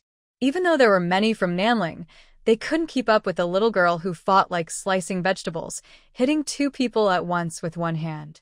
She hit one with a brick in her left hand and killed another with her axe in her right. The person on the right was regretting why they hadn't run to the left. The person on the left was glad they were still on the left, just knocked out, at least still alive. Soon, the people from Nanling who ran out of the cave were mostly taken care of by Xiao Jiu and the others. The people from Nanling, who planned to fight to the death but saw they couldn't win, quickly thought of the villagers inside the cave. They secretly went into the cave, planning to use the villagers as hostages. He ran over and found the cave completely empty, as if it had been vacated suddenly. The group of workers had disappeared without a trace, as if they had vanished quietly. The man angrily cursed aloud. Just as he was about to run up the mountain to find a dark place to hide, planning to wait until the troublemakers left before escaping, he decided he must report to the second prince, who would send soldiers to recover the weapons and capture the children to punish them. While he was thinking this, a sinister voice suddenly sounded behind him. Xiao Jiu was holding a small pink axe, standing obediently behind the man, and asked eagerly, "What are you looking for? Do you need help?" Hearing the voice, the man trembled all over. He stiffly turned his head and looked down, seeing the little troublemaker grinning mischievously at him. His legs suddenly felt weak, and he collapsed to the ground, face filled with fear, cold sweat pouring down his forehead. Clearly, he was terrified by Xiao Jiu's aggressive actions with the brick and axe just moments before. He immediately kowtowed and begged, "Heroine, please spare me. I'm just a handyman. I didn't do anything wrong." Xiao Jiu looked at the bloodstains on her axe with some disgust, then picked up the axe and wiped it on the man's clothes to clean the blood. While wiping, she said, "Oh, a handyman. Then why are you running?" The man, "If I don't run, I'll be killed by the axe." He looked at the blood on his clothes, almost scared to himself. He swallowed hard and stammered, I'm scared." "Heroine, please have mercy. You're a great person, let me go. I have an elderly mother and children to support. I can't die." After wiping her axe, Xiao Jiu replied, "Where do they live?" "I'll bring your mother and children here." The man choked, thinking Xiao Jiu was planning to wipe out his entire family. She must be a demon. He immediately fell silent, trembling as he knelt on the ground, begging desperately. Xiao Jiu raised her head slightly. Zhao Hu, her loyal follower, quickly understood and found a rope to tie the man up securely. Using her mental powers, Xiao Jiu scanned the surroundings and caught all the hidden people, tying them up as well. Then she began inspecting her iron mine. She found the weapons storage cave and entered. Inside, it was filled with all kinds of weapons, sharp swords, heavy war hammers, and more, each gleaming with cold light.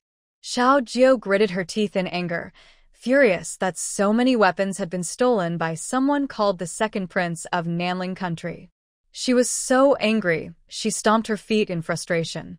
Immediately, a tied-up person from the southern Ling kingdom was pulled over and asked, "Where is the second prince from your country?" The man on the ground shook his head quickly and replied, "I don't know, I really don't know." Xiao Jiu pouted boredly. These people were clueless, and it seemed pointless to keep asking. Forget it, let the clan leaders handle them later. Thinking about what those people in the cave had said, that the second prince would come to lead an army to attack their eastern Xia kingdom, Xiao Jiu clenched his fists, ready to settle old scores and new grudges. But for now, the main task was to train their own soldiers well. If they went to war and lost, it would be embarrassing.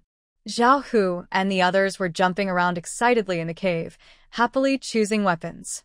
Suddenly, Zhao Hu's eyes were caught by a huge warhammer. The hammer was completely black, with a head as big as his own, looking very impressive and powerful. "Wow, this is so cool." Zhao Hu's eyes lit up. He ran excitedly to Xiao Jiu and pointed at the hammer on the ground, asking, "Village chief, can I use this big hammer as a weapon?" I think it suits me perfectly. Xiao Jiu glanced at the hammer and then looked at Zhao Hu's build. He said, "You want it?" "Sure, but first, you have to carry it." Hearing this, Zhao Hu got excited and patted his chest. "I'll carry it. I will be a great general someday. This little thing won't stop me." He ran over happily, squatted down next to the hammer, grabbed the handle with both hands, and tried to lift it. But the hammer didn't move at all. Zhao, who was stunned, clenched his teeth, and tried again. This time, he used all his strength, his face turning red, but the hammer stayed firmly on the ground, not even wobbling. "Why is this hammer so heavy?" Zhao Hu gasped, looking disappointed. Xiao Jiu walked over, squatted beside him, and watched him with a mischievous smile. "How about it? Still want it?" Zhao Hu pouted, a bit discouraged. "This hammer is too heavy. I can't lift it." Xiao Jiu patted his shoulder and comforted him. "It's okay. Not everyone is as strong as me. Don't be sad. Keep practicing martial arts, and when you get stronger, you'll be able to lift this hammer." Keep at it. Then Xiao Jiu easily lifted the hammer, showing off by swinging it several times in front of Zhao Hu, holding a weapon bigger than himself. Zhao Hu seriously suspected that the village chief was deliberately trying to embarrass him. "Xiao Jiu, no need to doubt. That's what I do, show off in front of others. I'm best at that." Zhao Hu looked at the village chief's war hammer and said, "I must become stronger. When that happens, this war hammer will be mine." Xiao Jiu, showing off his strength, put the war hammer back in its place and said, "All right, when you can carry it, it will be yours." At this moment, Tai Niu and Xiao Pang ran over. Tai Niu was holding a short knife and excitedly said, "Village chief, what do you think of this knife?" "I want it." Xiao Jiu glanced at the short knife and nodded, saying, "Yes, it's pretty good. Keep it for yourself." Xiao Pang was holding a long stick, swinging it a few times, and said proudly, "I think this stick suits me. I want this one." Shun Ziyuan saw everyone choosing weapons and quickly started picking in the cave. She picked up a short knife like Tai Niu's and said, "This one is good. I want it." Then she saw a spear nearby and immediately picked it up, saying, "This one is good too. I want it." Seeing a steel whip over there, she hurried over and said, "This one is great. I want this too." Ado, who was still debating whether to choose a short knife or a bow, heard Shin Ziyuan casually saying she wanted this and that, and immediately stopped hesitating. He quickly grabbed everything he wanted and said, "This and this and that, I want all of them." Shuren tugged at Xiao Jiu's sleeve and asked, "Sister, which one do you want?" Xiao Jiu took out her pink small axe and said, "I have a weapon. Do you think this looks good?" Shuren scratched her head and asked, "Sister, why is your axe this color? Where did you get it?" It was the first time Shuren saw that not only the axe handle was pink, but the blade was also entirely pink, completely pink from handle to edge. Xiao Jiu looked at her eye-catching axe happily and said, "My friend gave it to me." Hearing this, Shun Ziyuan looked at the extremely pink axe in the village chief's hand and guessed that the fairy who gave the village chief the axe was probably about the same age as him, also a child. Xiao Jiu liked her axe more and more. Indeed, all the weapons in the cave were the same color, except for her axe, which made her stand out among all the weapons. After sending the villagers out, Jing Xian returned and saw everyone fighting over the weapons. She immediately joined in, wanting everything she saw.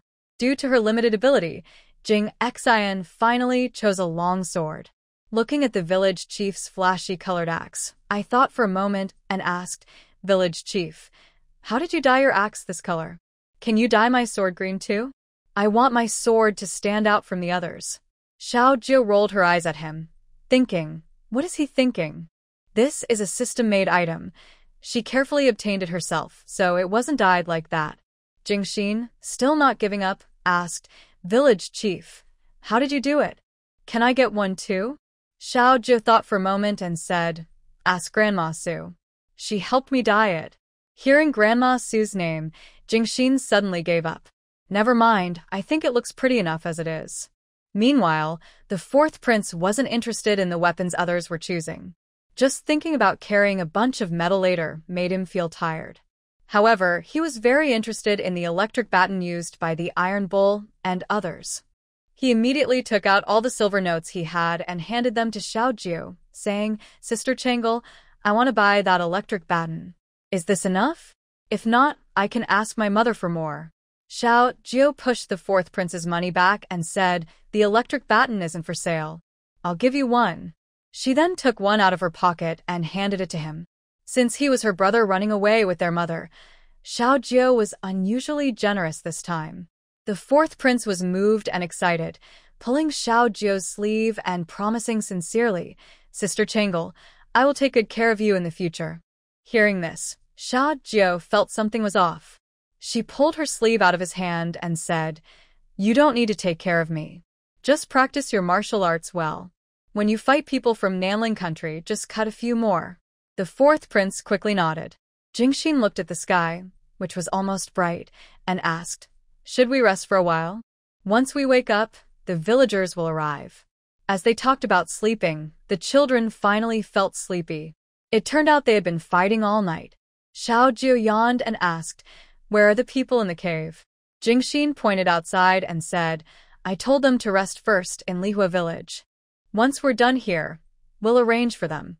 Xiao Jiu nodded happily and then found a spot by the fire inside the cave. She lay on a bench and fell into a deep sleep. Zhao Hu and the others saw the village chief sleeping and quickly found a place to lie down and rest. After all, children shouldn't stay up late. It could affect their growth, and fighting all night was very tiring. While the children were still asleep, the villagers from Taoyuan village had already arrived. Seeing a few children peacefully sleeping, the villagers quietly tiptoed around. Old Lady Su saw the village chief sleeping soundly on a bench and felt very sad.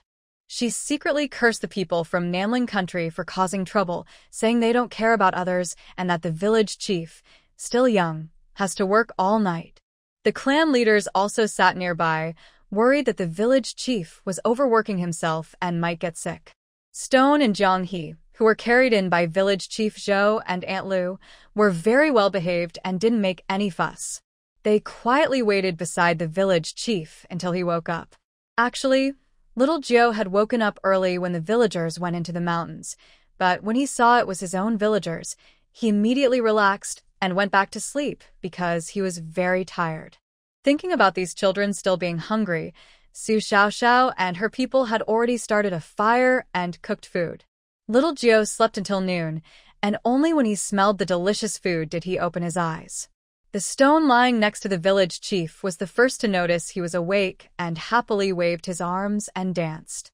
Village chief, you're awake." Hearing the voice, everyone looked toward the village chief. Seeing familiar faces around his head, little Jiu happily got up and greeted, "Hello, everyone." Stone immediately ran over and asked, "Village chief, are you tired? Are you hungry?" Village chief Zhou pulled Stone away from the village chief and said, "Stop bothering the village chief. He's just woke up and hasn't eaten yet." Hearing the noise, the fourth prince, rubbing his sleepy eyes, got up and asked, "Is it time to eat?" The chubby boy also quickly got up, excited, and said, "Food? It smells so good." Sister Xiaoxiao made this meal. He then hurriedly ran towards Su Xiaoxiao. Seeing her son wake up, the concubine immediately checked him from head to toe and asked, "Son, are you hurt anywhere?" The fourth prince shook his head. He hadn't fought anyone, just been hiding. The concubine, still worried, checked him again and then praised, "Son, you're amazing. You can fight enemies now. You're much better than your brothers." She was already thinking of writing a letter to boast to the noble consort and virtuous consort, saying her son was not a coward. The fourth prince looked a bit embarrassed and said, "Mother, I didn't fight. I was just hiding." The concubine, "All right, my mistake. I'll take back the letter. Your son is still the same timid boy." Little Jiu, covered in dust and blood, had now been cleaned by Grandma Su and was eating delicious food. Looking outside at the crowd, he asked, "Have all the people in the village come?" Chief Li replied, "Not yet, but I heard Sue Hua and Swan Kai say that the village had found an iron mine that needs workers. All the strong men in the village have come, and the rest are staying behind to move sweet potatoes. Xiao Jiu asked curiously, move sweet potatoes? To where? Chief Li said, to the cave over there. There are mechanisms inside, and moving them there is safer. We've left some food in the village, and the rest are seeds. We'll plant more next time, so the village head won't have to worry about the people of Cheongzhou going hungry. Village Chief Zhou continued, all the valuable things in our village are hidden near the cave. There are many bamboo houses there, where villagers often stay. You probably don't know, but now the cave is growing many things. After hearing this, Xiao Jiu was happy and said, Grandpa Village Chief is great. When I go back, I want to play in the cave. He looked at the weapons next to Shun Ziyuan and asked, are there any blacksmiths in our village? Village Chief Zhou replied, yes, there are, but not from our village. Do you remember, village head? Last time, you saved a group of men and had Suehua bring them back from the cave. Oh, and she also brought back about a dozen horses. Those men are blacksmiths. Some villagers, having nothing to do, went to learn these skills from them. This time, the blacksmiths also came along and are busy outside. Xiao Jiu tried to recall. It seemed to be true. Last time in the Medicine God Valley, they met a group of people from Nanling country who some men and dragged them behind horses. Xiao Jiu and others couldn't stand it and defeated the Nanling people. It turned out those people were blacksmiths. Zhao Hu and the others also remembered and quickly said, I remember now, they are the villagers who were dragged behind the horses last time by the people from Nanling. Xiao Jiu nodded. Shun Ziyuan cursed, the people from Nanling are too cruel. Xiao Jiu nodded in strong agreement and said angrily, next time, we will bully them back. Su Laoshi, understanding the situation, stroked his beard thoughtfully and said, it seems that last time, the people from Nanling probably captured those blacksmiths to secretly make weapons on Jiuliang Mountain. And the ones rescued last night are mostly blacksmiths who were secretly taken by Nanling people. Before Su Laoshi finished speaking, there was a loud bang. Xiao Jiu kicked the nearby stone block and said, let's go ask the blacksmith uncles. Little Jiu led everyone into a blacksmith's cave. Inside, the fire blazed brightly, and the sound of hammers hitting metal echoed throughout. The blacksmiths were busy working, and the smell of burnt metal filled the air along with the clanging sounds of metal. Little Jiu approached a middle-aged man who was forging metal and asked, Uncle, how are you guys doing? The man looked up and saw it was the girl who had saved them last time. He immediately smiled gratefully and said, Village Chief, you're here? We're busy. The weapons we were making are almost finished, and we're just doing the final touches. Little Jiu nodded, acting like a leader visiting the village. She looked around at the busy villagers and asked, last time, you told me you are all blacksmiths? The man nodded proudly and said, yes, we are all skilled blacksmiths. We were lucky that you saved us last time. Otherwise, we would have been harmed by the people from Nanling country. Little Jiu asked, Uncle, why did the people from Nanling country capture you? The man sighed and looked angry. That day, we were working at the forge when suddenly a group of people from Nanling country came in. They didn't say a word and just tied us up. They said they liked our skills and wanted to take us somewhere to make weapons. We refused, but they forced us to go with them and even whipped us. Little Jiu clenched her fists in anger and asked, did they tell you where they were taking you? The man shook his head. They didn't say exactly where, only that there was an important job for us. After hearing this, Su Fuzi understood the situation. He looked thoughtful and said, so it's true. The people from Nanling country are capturing these blacksmiths to use their skills to secretly make weapons in Jiuliang Mountain. Luckily, you rescued them in time. Otherwise, being caught here would mean being beaten or exhausted to death. Su Fuzi sighed and continued, the Nanling people are so bold to capture people in Cheongzhou. There must be some reaction. It seems the officials in Cheongzhou are either turning a blind eye or accepting bribes from Nanling. They probably haven't reported this to the court, or if they did, the corrupt officials are too afraid or greedy to do anything. Zhao, who listened angrily, clenched his fists and said, these officials are so wicked. The enemies are already here, and they still do nothing. Su Fuzi took a deep breath, his tone filled with suppressed anger. What I worry about is that Southling country is now so arrogant. I fear there will soon be war at the border. They are arresting blacksmiths, digging iron mines, and making weapons, clearly preparing for battle. But our court remains indifferent, which is truly disheartening. After hearing Su Fuzi's words, Xiao Jie was silent for a moment, then looked determined and said, "Master, don't worry. Jiuliang Mountain is now our territory. We have weapons, blacksmiths, and many villagers. As long as we train hard in martial arts, when the war starts, we will definitely make the Southling people regret it. I will write a letter to ask my father which officials are corrupt. I will help remove them." Here, Xiao Jie didn't care whether the court or officials approved or not. If they wanted to do something, she would take charge. If they had money, they could contribute. If they had strength, they could help. If they had people, they could send them. Those unwilling, she would confiscate their family assets and exile them to Cheongzhou. Her father couldn't control it, but she could. They can't just fight desperately in Cheongzhou while those in the capital enjoy their comfort at home. Xiao Jie wouldn't tolerate that. Hearing the blacksmiths talking with the village chief, they now understood that the village chief urgently needed people to make weapons. The leading man seemed to finally find a place to use his skills and immediately stepped forward excitedly. "Dear benefactors, we've discussed it and decided to stay in Jiuliang Mountain. Anyway, we have no relatives left, no attachments. From now on, we'll stay on the mountain to help the village chief forge weapons. We will definitely produce more weapons. When the war starts, we will have contributed to Cheongzhou and the village chief. When our weapons are used on the battlefield, we can cut down more enemies from the other country. That will be our way of avenging our fallen loved ones." Hearing this, Xiao Jie turned her head and scratched her head, saying, "But forging weapons is very tiring." The blacksmiths happily replied, "It's not tiring at all. We've been working with iron all our lives. The only thing we're good at is blacksmithing. Now that we can repay our benefactors and contribute to future battles, we're so happy." The few men smiled brightly, looking genuinely happy. Since Xiao Jie and the other children saved these people, they had been eager to find a way to thank them. But besides blacksmithing, they didn't know any other skills. Now that they finally had a chance to be useful, their worries finally eased. The blacksmiths clearly enjoyed doing this work. He quickly said, "All right then, you all work hard. Don't worry, I will pay you every month." The men hurriedly waved their hands and said, "Village chief, you're too kind.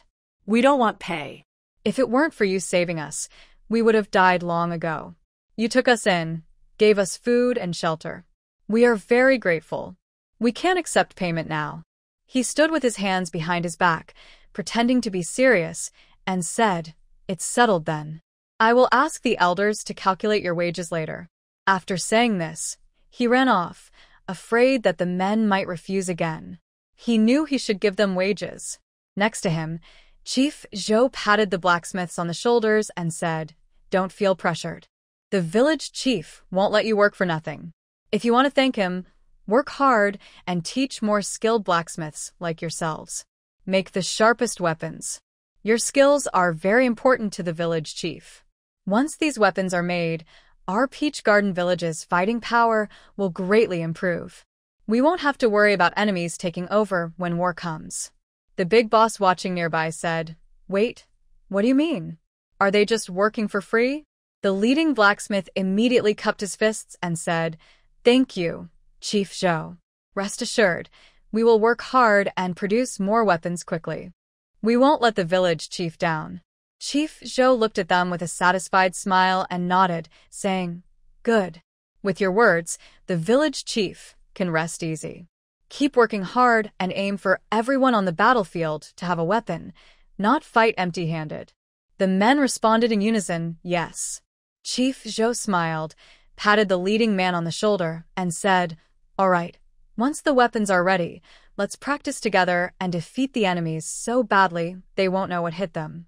Then he followed the village chief out of the cave, leaving behind a group of passionate, motivated blacksmiths. And the big boss, full of questions, along with his team. Chief Zhou approached the village chief to discuss. "Village chief, do you think these blacksmiths are enough?" Xiao Jiu thought for a moment and said, "The ones we captured from Nanling country on the mountain before. Maybe we should ask the villagers if they want to come work here. We'll provide food and shelter and pay wages. Also, do we have villagers who studied medicine with Dr. Huang? We can send some up Mount Julie. That way, if the blacksmiths get sick or have headaches, they can get immediate treatment." Master Zhou thought this method was good, so he quickly called some villagers to give instructions to the village chief. Master Zhou looked at the village chief, who was thinking more carefully than before, and felt very pleased. "Look at that.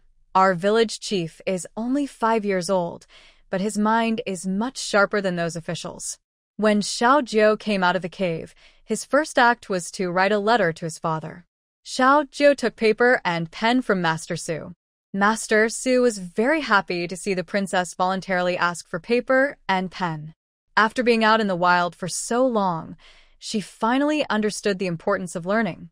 He took out the paper and pen and said, "That's right. At your age, you should be learning.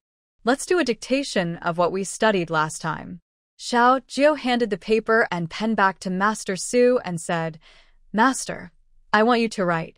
I need to write a letter to my father. You want me to write?" Master Su was so angry his beard almost stood up. He said, "What? You want me to write a letter for you? After studying for so long, where have you been? Can't you even write?" Xiao Jiu looked at his small hands and confidently said, "My hands are for fighting, not for writing." Master Su was nearly furious at this uneducated child who spoke so confidently. He almost jumped in anger. "You don't study, and now you have the nerve to say that?" Xiao Jiu crossed his arms and proudly said, "Yes." Master Su's eyes blacked out with anger. He couldn't hit or scold him. He kept telling himself silently, "It's okay. The prince is still young. I need to be patient and explain nicely. Your Highness, you are now the king of Cheongzhou. In the future, you will manage all of Cheongzhou. No, actually, you need to start managing it now. If you don't study hard and learn knowledge, how will you manage it in the future?" Xiao Jiu pouted, feeling annoyed. He wasn't uneducated. The systems kept playing all kinds of knowledge in his mind all day long, so he was never free. He pointed to his head and said, "I've learned everything. It's all in my head."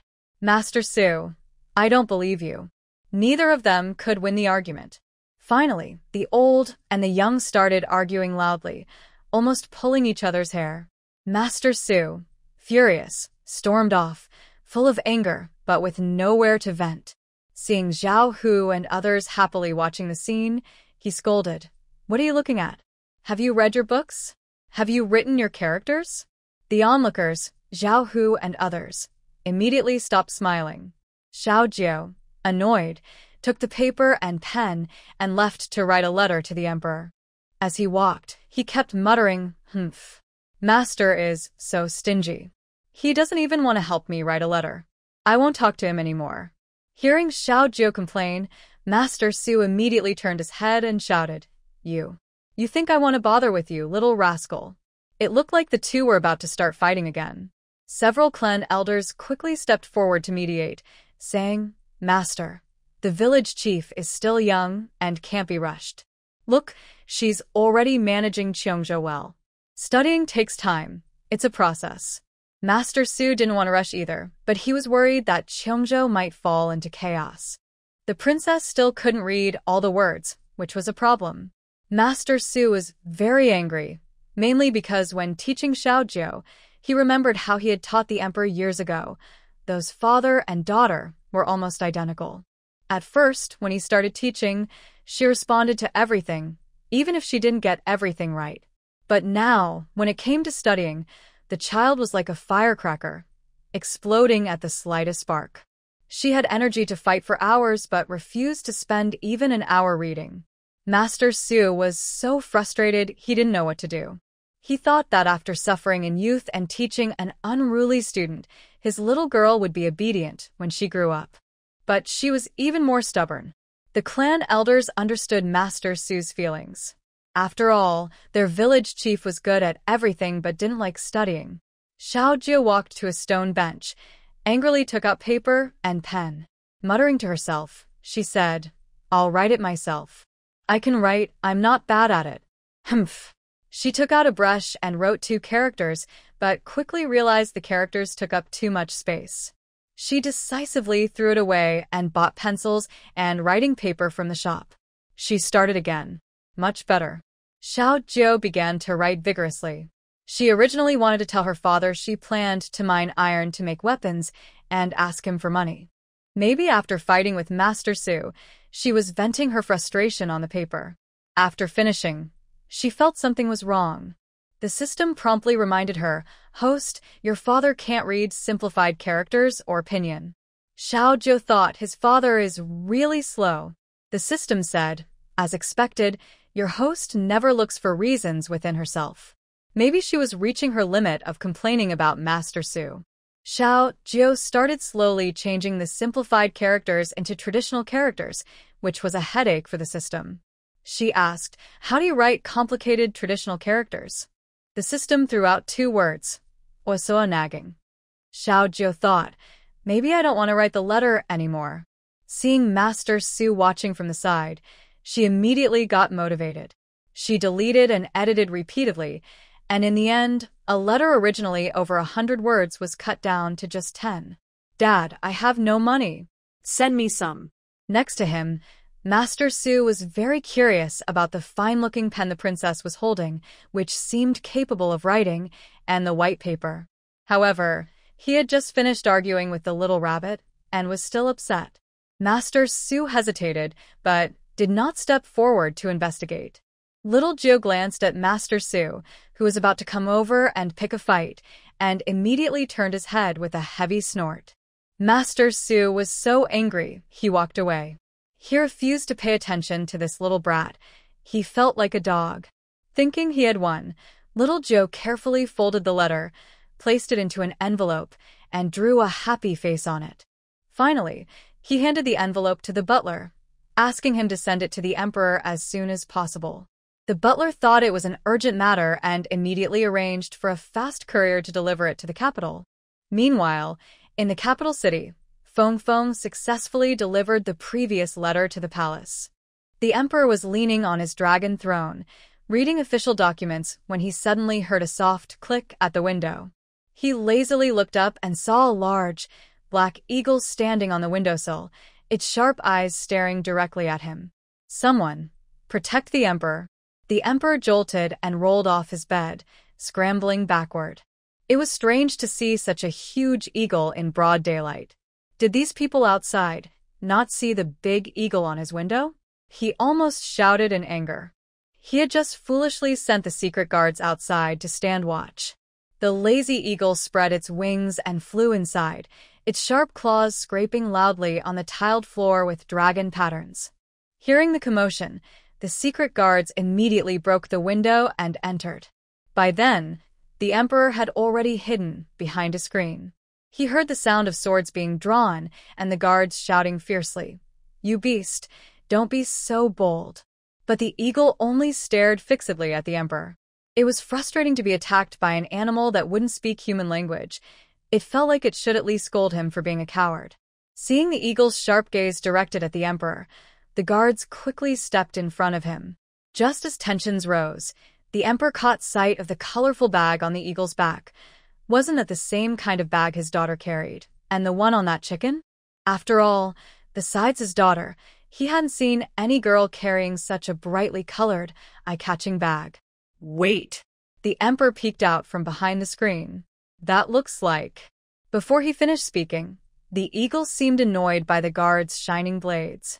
It flapped its wings, and a letter was suddenly thrown directly at the emperor's feet. After sending the letter with a tailwind, the wings fluttered, and it flew away. Seeing the giant eagle drop something before flying off, the trembling emperor hurriedly picked up the item on the ground. A letter? The envelope had a drawing of a crying little person, and next to it, the words Taoyuan village chief were crookedly written. Did his daughter write it? Could it be that she misses her father?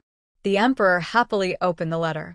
When he unfolded the envelope, a bunch of crooked words flooded out, as if they were drunk, swaying side to side. So ugly. The emperor's forehead throbbed. His daughter was so cute, but her writing was so. Many characters looked incomplete, missing arms or legs. The emperor counted.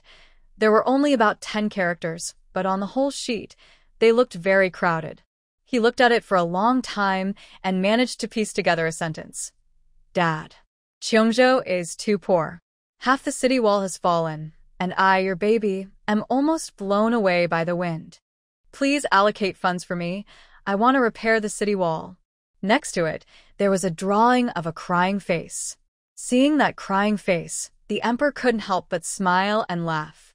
Rarely feeling compassionate, he thought that his daughter's territory, Cheongjo, was indeed too poor. It was time to ask the Ministry of Revenue for some money to repair the city wall. So, the next morning, in the grand hall of the Golden Lawn Palace, the emperor cleared his throat. All officials, Cheongjo is on the frontier. The city wall has not been repaired for years, and the people are suffering. I plan to allocate 200,000 taels for repairing the wall and helping the people. As soon as he finished speaking, Minister of Revenue, Mr. Qian, stood up. Your Majesty, this must not be. He trembled with his beard and took out a ledger from his sleeve. Last year's floods in Jiangnan and this spring's drought in the north have already drained the treasury. If we allocate 200,000 taels, I'm afraid we won't even be able to pay the officials. Immediately, another official stepped forward in agreement. What Minister Qian said is true. Minister of War, Mr. Qi, took a step forward. Cheongjo is on the frontier, but there have been no wars recently. It's the northern Xiongnu who are restless, and military expenses are the urgent matter.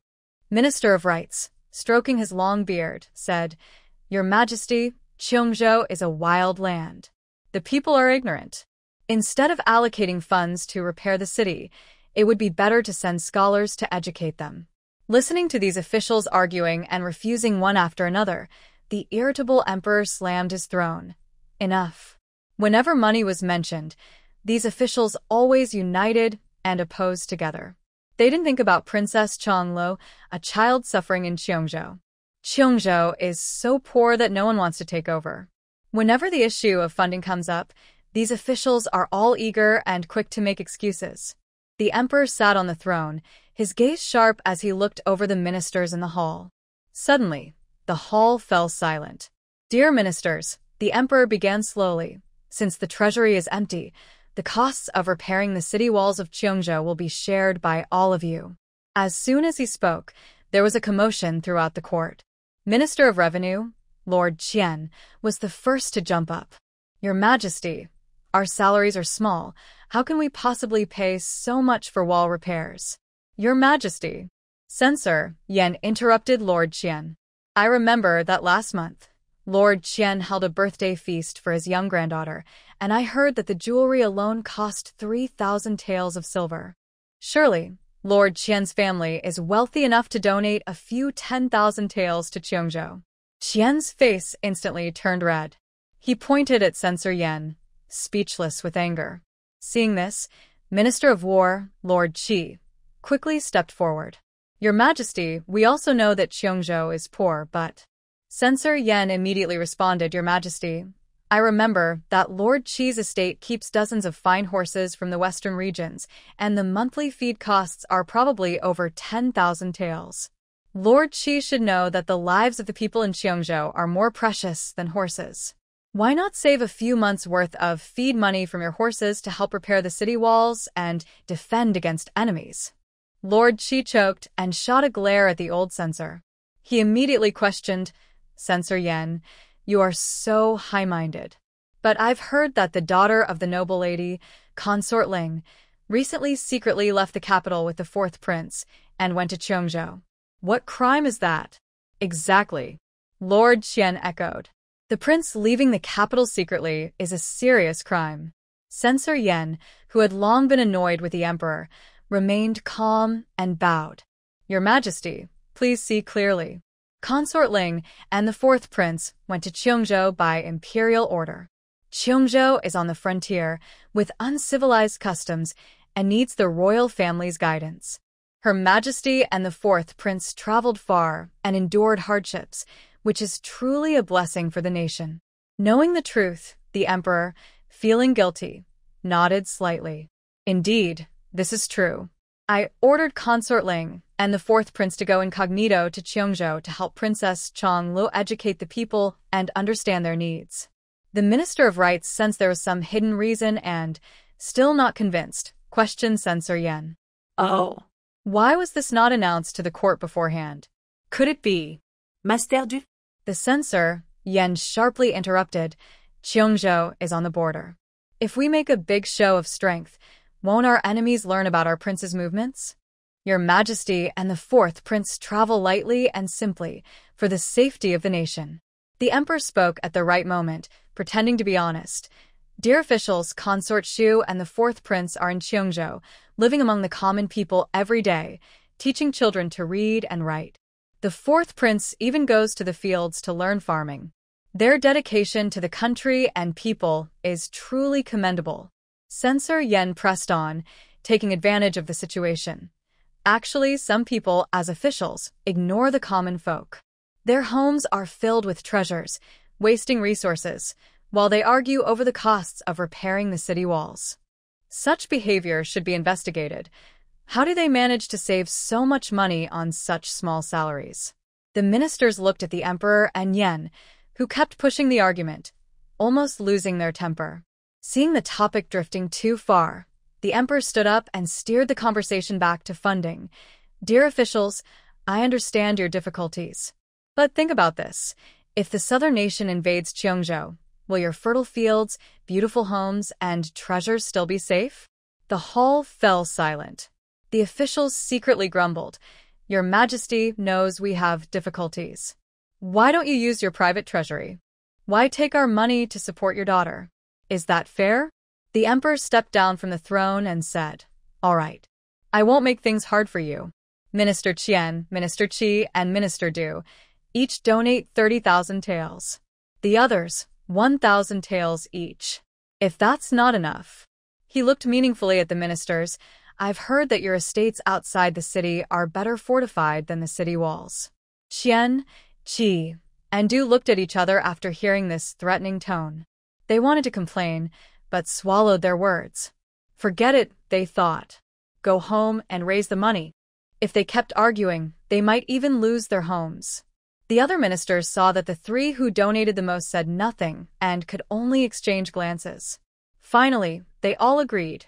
We obey the order. The emperor nodded with satisfaction. Good. Within 3 days, I want to see the silver sent to the Ministry of Revenue. Anyone who tries to cheat. He brushed dust off his clothes and said, I don't mind personally visiting your homes to borrow some silver. After the court session, the ministers left the Golden Throne Hall dejected. The Minister of Rights gritted his teeth and said, That old Yen, he actually turned the tables on us. The Minister of War wiped the cold sweat from his forehead and muttered softly, This isn't charity. It's clearly robbery. Sure. Lord Qian quickly covered his mouth. Be quiet. Don't you see the Yen censorate official following behind?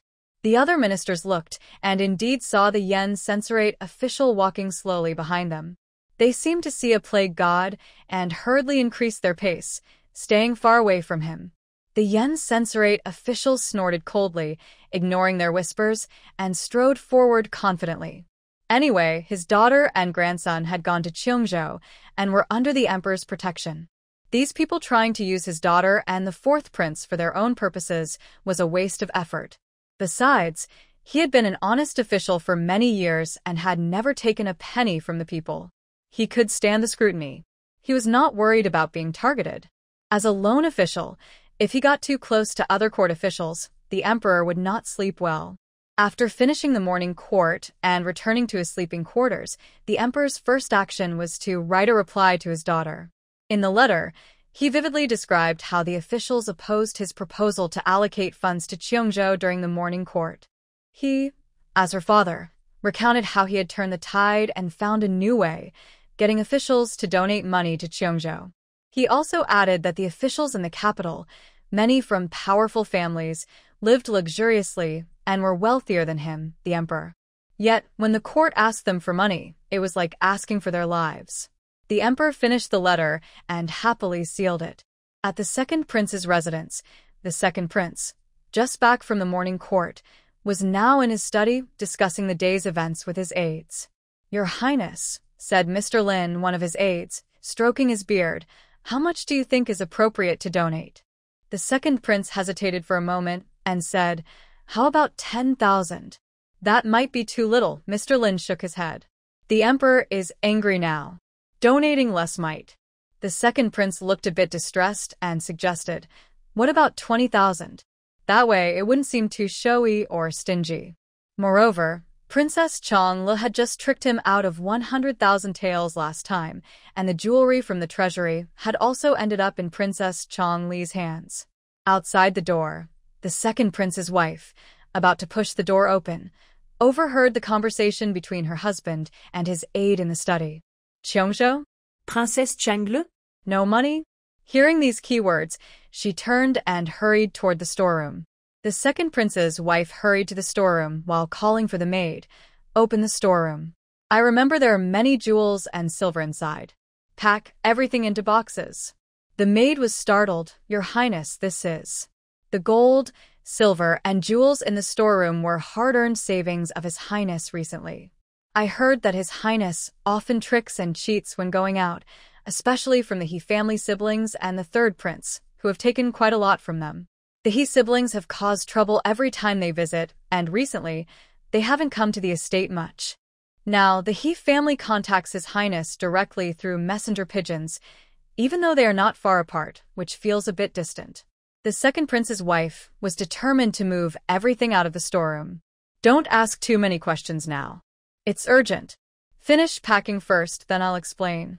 She was hurried and commanding, "Pack these silks. Wrap up the jewelry. Gather all the gold and silver utensils." Suddenly, everyone in the storeroom was busy. Not satisfied, the second prince's wife also sent people to the kitchen to carry out rice, saying, "Pack these too.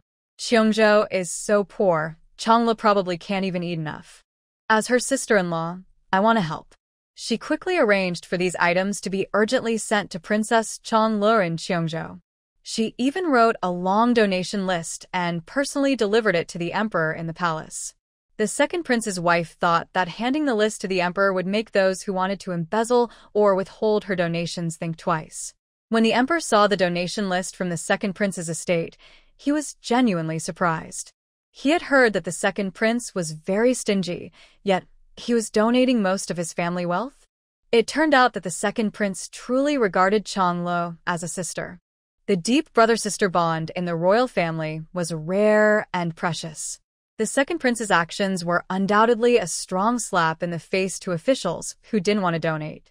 The emperor was so pleased that he praised the second prince loudly, saying this was the kind of responsibility a prince of the Eastern Xia kingdom should have.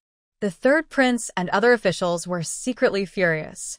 Everyone else was donating 10,000 or 20,000 taels, but the second prince seemed to have lost his mind, donating most of his family wealth. When the emperor praised the second prince, the third prince thought the emperor was praising him. Originally planning to donate only 20,000, the third prince quietly added more. I deeply resent my cunning second brother. He has taken all the credit, and just a few days ago, he came to my residence pretending to be poor, acting like a petty person to extort 50,000 taels. Yet, he immediately donated 100,000 taels to Cheongzhou. The second prince, who received the emperor's praise, was still confused. He hadn't even donated yet, so how did it become a donation of 100,000 taels, several boxes of jewelry, and various fabrics and grains? When he heard that the donation list was personally ordered by the second prince's wife to be sent, the second prince supported Mr. Lin, his aide, and staggered. After the servant who delivered the message left, the second prince slowly said, "What did father say? I think I just had a bit of ringing in my ears." Without waiting for his aide to reply, he quickly walked toward the storeroom. When he saw that only the imperial gifts remained untouched, he felt like killing his second brother's wife. He stormed into her bedroom, furious, and saw her leisurely drinking tea. He angrily pounded on the table where she sat. He shouted, 10,000 taels of silver, so many jewels, and all those fabrics and grains in the storeroom. You've moved everything out. Are you planning to stop giving, or what? The second prince's wife calmly set down her cup and said, "Your Highness, this is what you're saying. Changgul is suffering in Cheongjo. How can you, as her brother, just stand by and do nothing?" But you can't. The second prince stomped in anger. "Changgul just tricked me out of 10,000 taels in the capital. Do you know how long I saved those belongings in the storeroom? You've donated everything, and now we can't even pay the servants this month."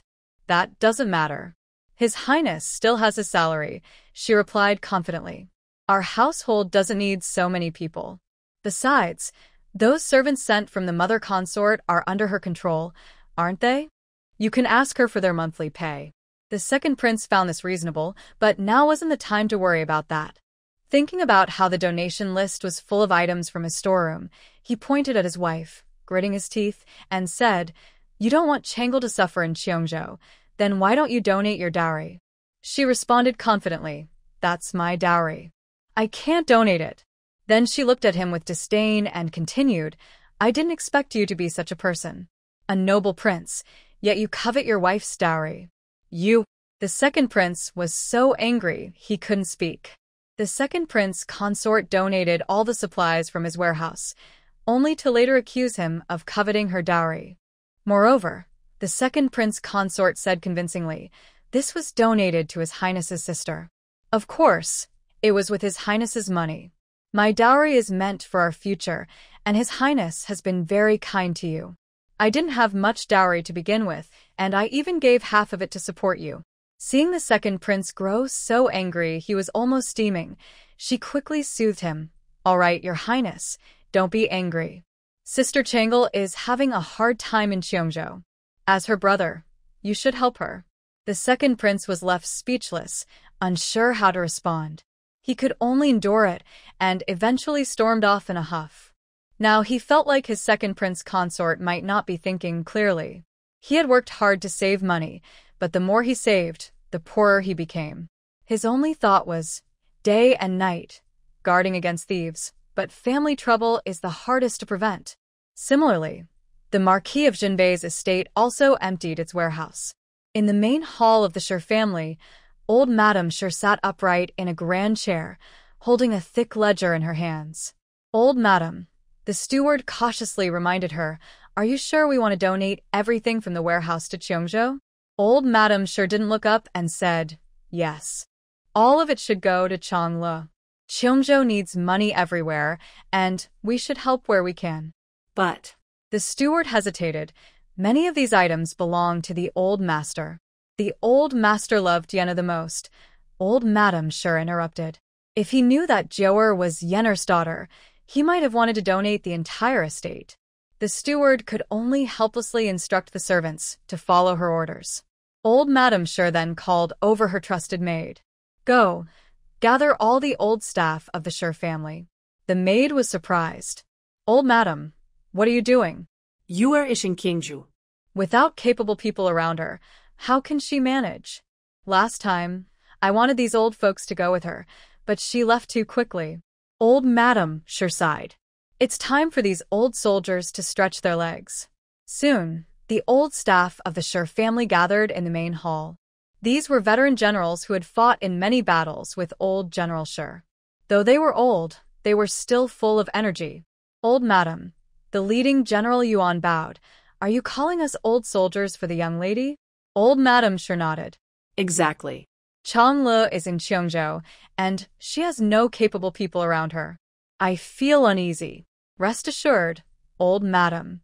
Prince he patted his chest and said, "Even though we are old, we can still fight." Exactly. General Ning agreed. "I've heard that the young lady is very skilled in martial arts. To be able to follow her, we are all happy." Madame Sher nodded with satisfaction. "Good. With you here, I feel at ease." At this moment, everyone in the palace was watching the donations, and the emperor saw it all. Unexpectedly, the second prince led by example with generous donations, and the Sher family also contributed significantly, far exceeding the emperor's expectations. Madame Sher truly cares for her granddaughter and is also very brave. The emperor felt ashamed and finally took out many treasures from his storeroom to send to Changgul, who was far away in Cheongjo suffering. He looked at the treasures he sent and felt very distressed. Feeling guilty, the emperor opened the letter he had sent to his daughter. He added a few more pages, describing the donation attitudes of various families in the capital.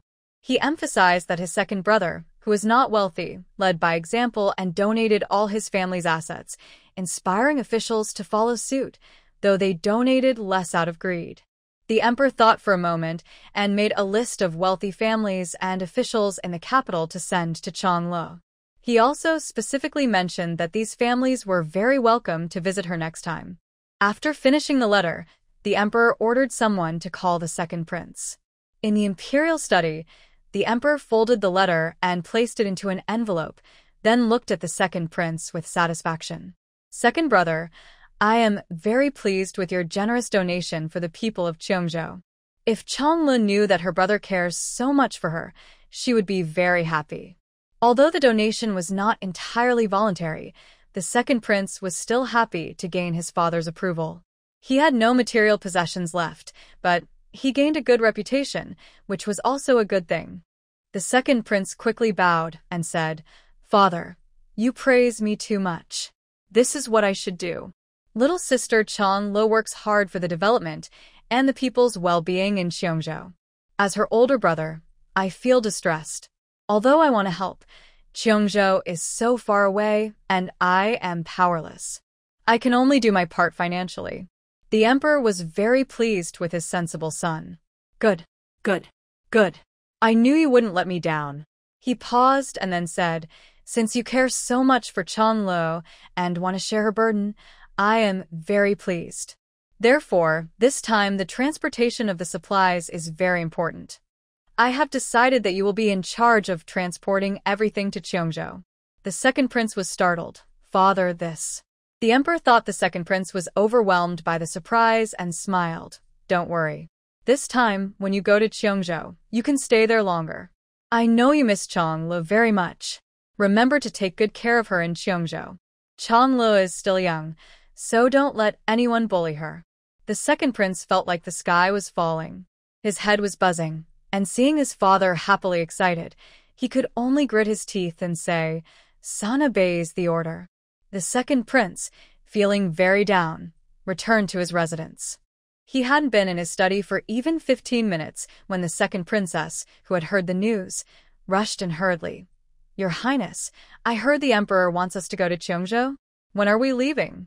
The second prince looked at the culprit, the second princess, with red eyes, so angry he almost wanted to strangle her.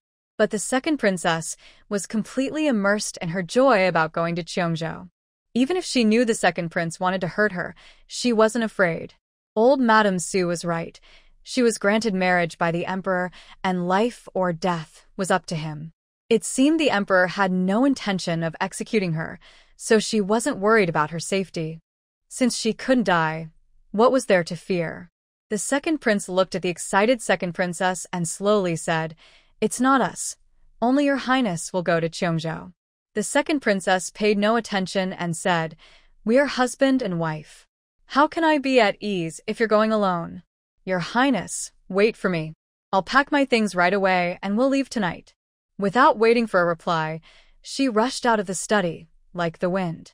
He could faintly hear her calling the maidservants to pack. The second prince's head ached faintly. He usually stayed in his small world, calm like still water, unaffected by anything. How did the second princess, who used to be indifferent and uninvolved in the household, suddenly become so noticeable? She was like a sharp knife cutting through the calm. Meanwhile, in Cheongjo, his second brother, who was very generous and rich, was currently in the county office, questioning the county magistrate. At the same time, Xiaojiu, along with Jing Xian and the magistrate who had received a letter from Princess Changlo, was rushing to catch up. As for why only Jing Xian came, and not Zhao Hu and the other village heads, it was because Su Fuzi had a fight with Xiaojiu, went back, and after thinking for a long time, concluded that the main reason Princess was so disobedient was that Zhao Hu and the others were too mischievous and had spoiled the village head. So, Master Su and a few elders from the village discussed together. To make the village chief love reading, they decided to start with his close friends. As long as everyone around the village chief becomes interested in reading, he will be influenced and eventually develop a love for books. The villagers thought Master Su's idea made a lot of sense. So, the poor followers were each brought before Master Su and obediently started their lessons.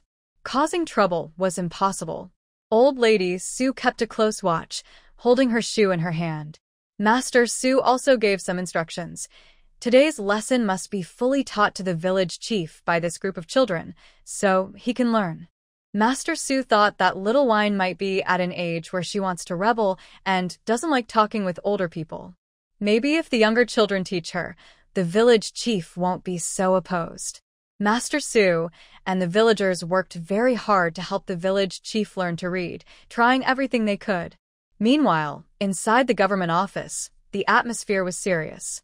The governor sat high in the hall, on the right side of Princess Changlo, with a stern face and sharp eyes fixed on County Magistrate Shuyun below.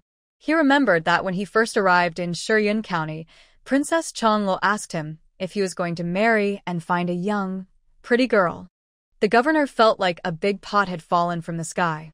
He learned from Jing Xian that the county magistrate was damaging his reputation outside and even wanted to send his own daughter to marry him. That was outrageous. When had he ever said he wanted to marry someone else? He worked diligently at the government office, but now he found out that the county magistrate was not only slacking off but also ruining his reputation outside. The governor was almost ready to order the county magistrate's arrest. County magistrate, the governor said slowly, with restrained anger, there are so many people from Nanling country on Mount Jiuliang, digging iron mines, making weapons, even capturing our villagers to work as laborers and cruelly killing them. Why didn't you report this? Are you neglectful, unaware, or have you been bought by Nanling?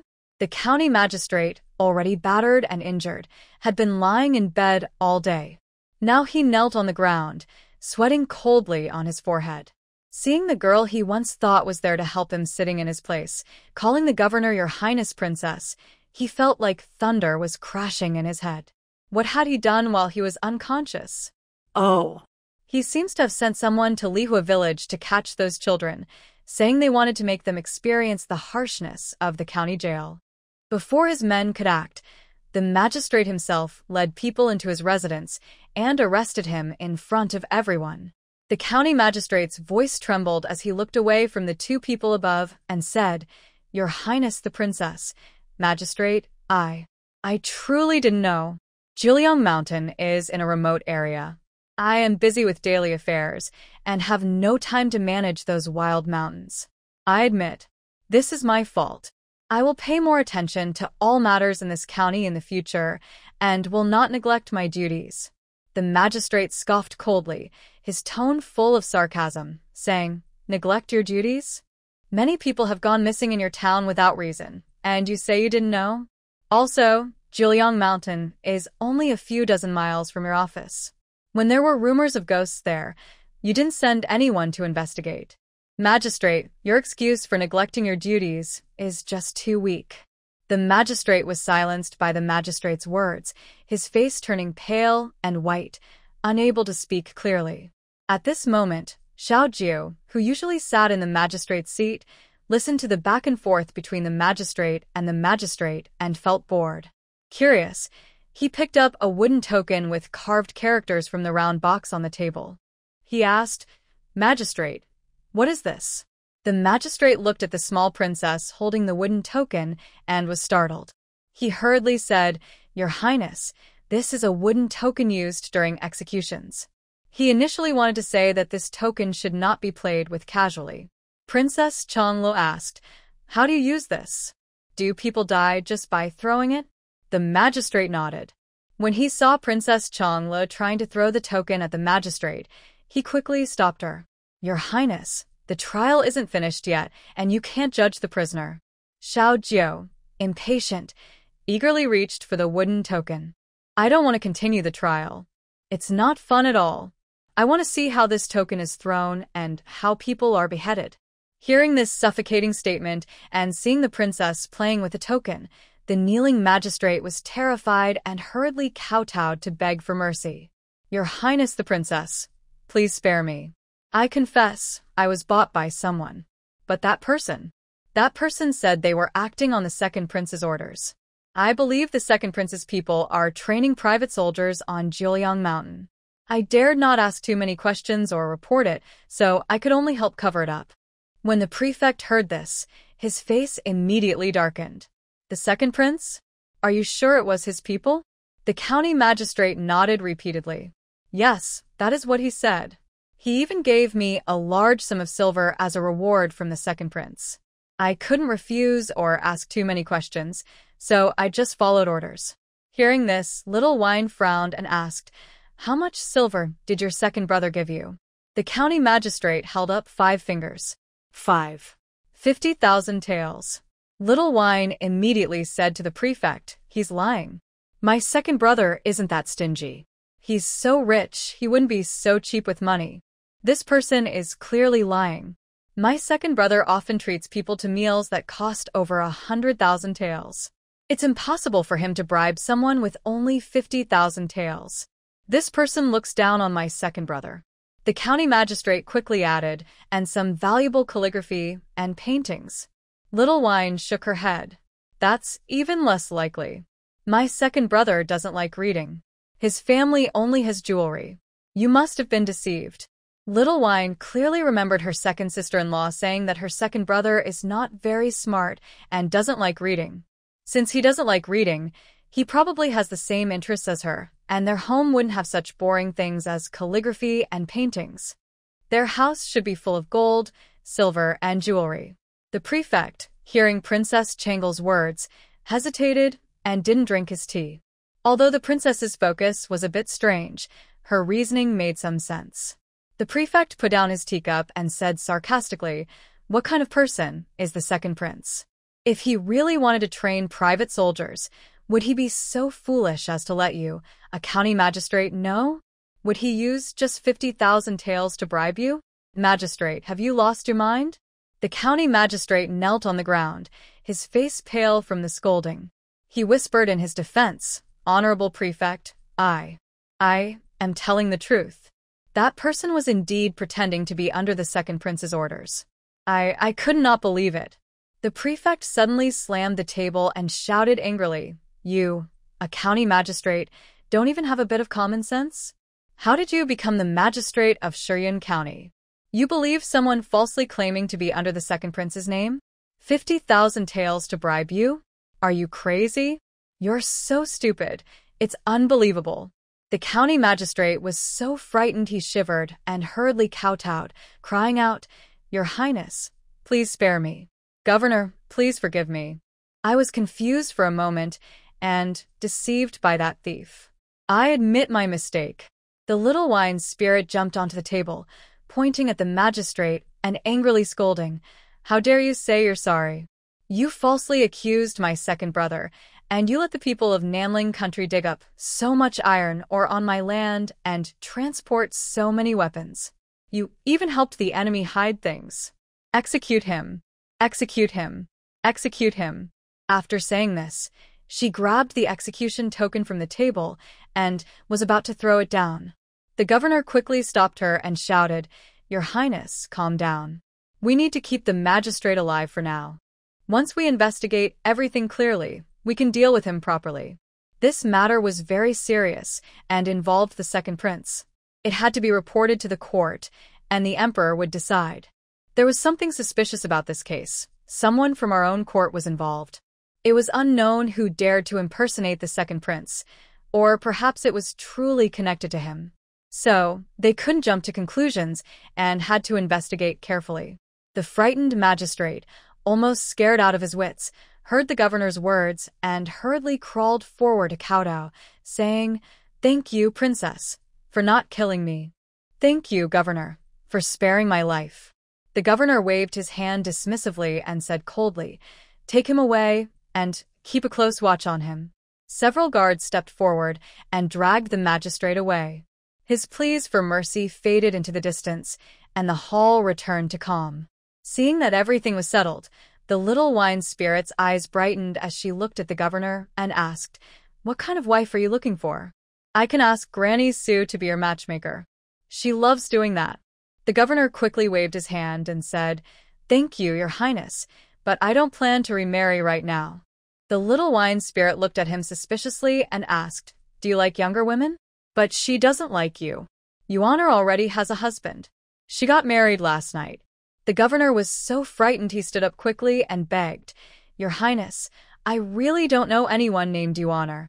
I don't like younger women either. I'm living quite well now and don't want to marry."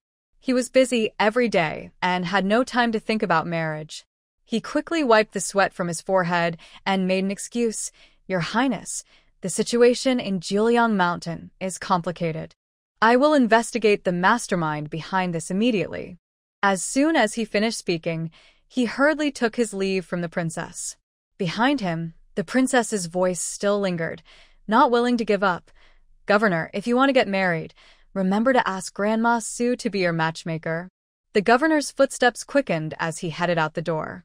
Just outside, he saw Grandma Sue walking inside and immediately ran away from the county office. Grandma Sue watched the governor rush out, full of confusion. Is he in a hurry too? Xiao Jiu saw the lunchbox Grandma Sue was holding and happily jumped down from the table.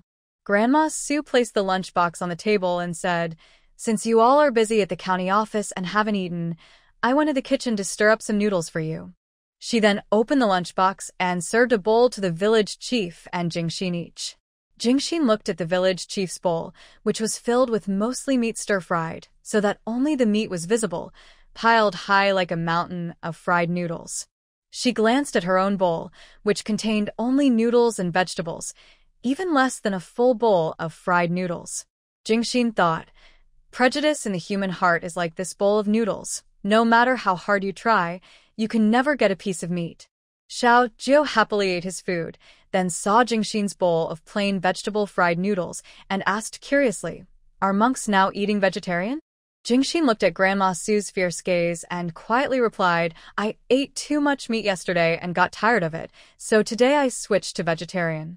Xiao Jiu looked at Grandma Sue and Jingxin, understanding now. It seems Jingxin's mischief has once again annoyed Grandma Sue. Xiao Jiu didn't get involved in their quarrel and finished his food before leaving the bowl and running away. After finishing his work at the county office, Xiao Jiu returned to Jiuliang Mountain and saw everyone busy and lively, training soldiers, making weapons, studying. Everything was thriving. Xiao Jiu nodded with satisfaction. These villagers just needed a little more practice before they could go out and fight.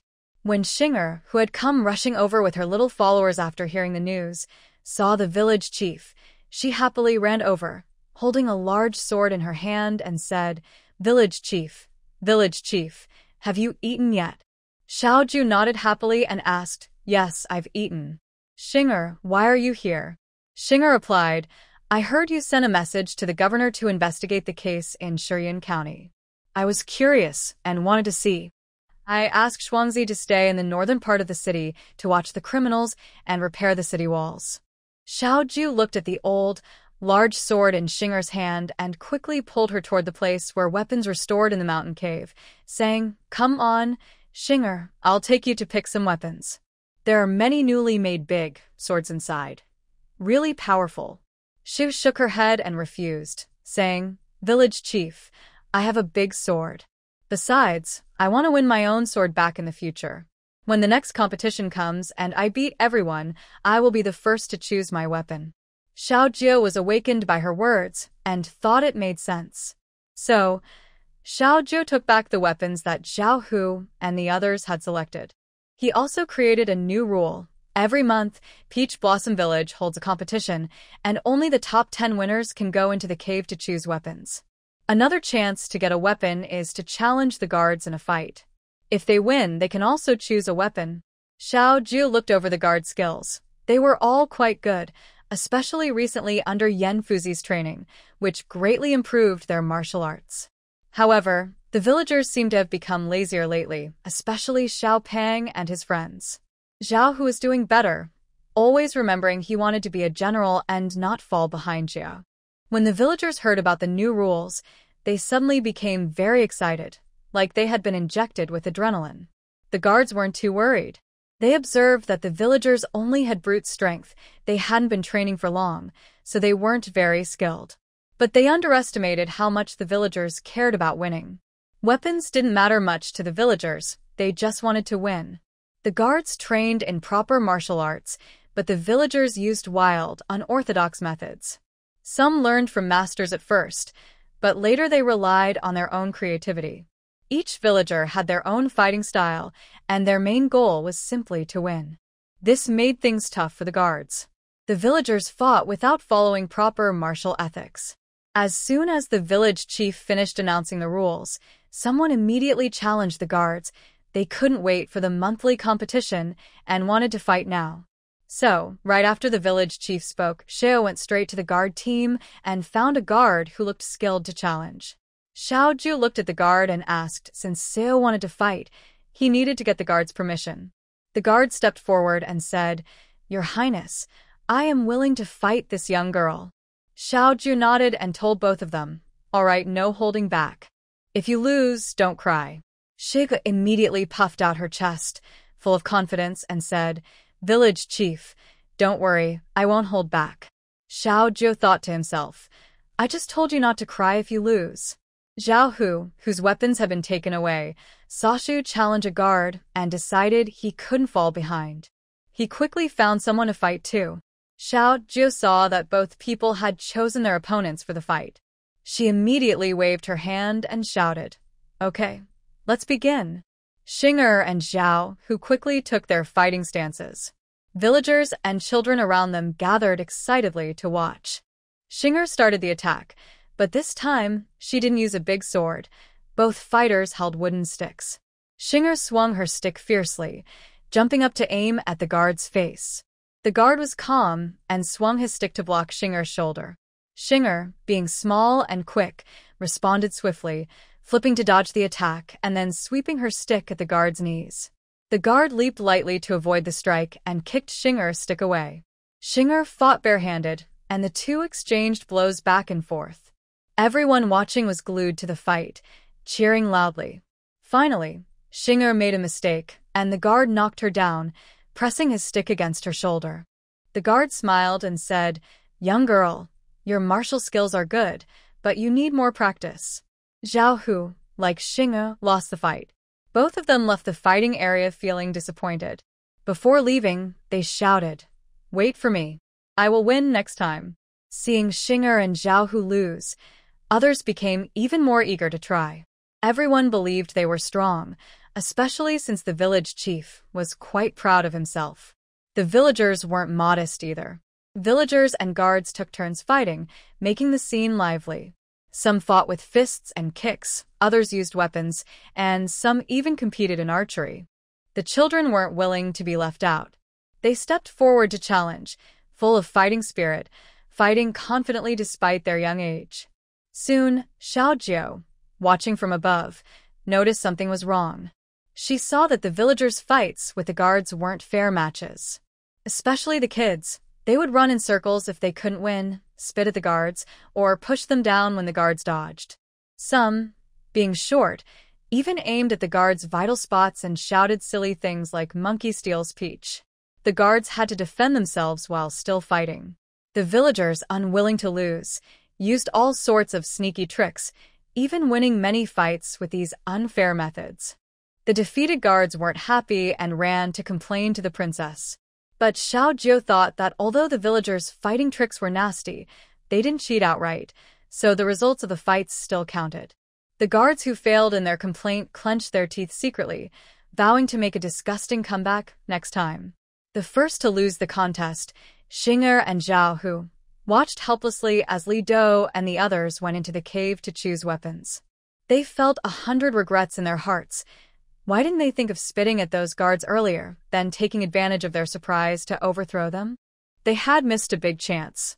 Xiaojiu saw that everyone's fighting style was becoming more disgusting and exaggerated, with more vicious moves. He found it too painful to watch and quickly slipped away. Meanwhile, in the grand hall of the second prince's residence in Naling country, the second prince sat high on the throne, holding a secret report with a grim face. His gaze swept over the few spies kneeling before him, and he spoke with suppressed anger. What did you say? The incident at Jilyang Mountain was exposed? Or was it ruined by a little girl? One spy trembled as he answered. Yes, Your Highness. It's true. We heard that Princess Changle from Dongxia led an attack on Jilyang Mountain, captured our people, and seized our weapons workshop. The second prince of Namling angrily crumpled the paper in his hand and threw it at the spy, sneering. Princess Changle? When did Dongxia country get another princess named Changle? Another spy hurriedly explained. Your Highness, I heard that Princess Changle was just recently brought back by the Emperor of Dongxia. She's the daughter of the late Empress, only 5 years old. The Emperor granted her Cheongzhou, and Jilyang Mountain is right within her territory. Hearing this, the second prince of Namling found it laughable, his tone full of disdain and mockery. 5 years old? A little girl dares to ruin my plans? Is the prince of Dongxia dead? When did Dongxia's princess get a whole state as her fief? Letting a 5-year-old girl rule Cheongzhou. How ridiculous. The spies lowered their heads, afraid to speak. After mocking them, the second prince's expression suddenly darkened, and his voice turned cold. Since Dongxia is so ungrateful, don't blame me for being rude. Send someone to inform that little girl to return my people properly and make her personally apologize to me. Otherwise, I will send troops to conquer Dongxia and capture her, then give her a good lesson. One spy hesitated and asked cautiously, Your Highness, how should we write this letter? The second prince of Namling looked at him coldly, with a hint of impatience. How should I write it? Do I need to teach you? Seeing that the spies still looked unsure how to start, he scoffed. Prince Second of Namling country quickly grabbed the paper and brush from the scout, and scribbled a few lines. Princess Changlo, you are so bold to capture my people and destroy my weapon workshop. You have 3 days to return my people and personally apologize. Otherwise, my army of 100,000 will march into Dongxia country immediately, capture you, and make you wish you were never born. After finishing, the prince threw the paper onto the scouts and said, Quickly deliver this to that girl. Don't delay. The scouts saw the message clearly and trembled with fear. They hurriedly replied, Yes, Your Highness. Then they quickly left to prepare to send the message. After they left, the Prince of Namling looked coldly into the distance, a slight smile on his lips, showing a cruel expression. Very well, a little girl dares to ruin my plans. Let's see. I will make her regret her actions. His advisor stepped out from behind the screen and said, Your Highness, the Emperor recently ordered you to lead the army to attack Dongxia next month. This is a good reason for war. The prince's eyes lit up with excitement. Indeed, heaven is helping me. I will start with Cheongzhou. The advisor agreed. Once you take Cheongzhou, Jilyang Mountain will fall back into your hands. Let's let Princess Changlo enjoy a few days. When we capture that girl, Your Highness can finally vent your anger. The Prince of Namling stood up, waved his hand, and commanded, Send my orders to gather the army immediately. Prepare to attack Cheongzhou next month. It's time for Namling to expand its territory. The guards responded eagerly, Yes, Your Highness. The prince waved his hand, and the guards hurriedly left to prepare the army. Meanwhile, inside Qingshan Temple, the abbot stood on the mountain top, gazing into the distance. His fingertips moved gently, but suddenly he frowned and stopped. His eyes were deep and serious, as if piercing through layers of clouds, directly reaching the border of Namling country.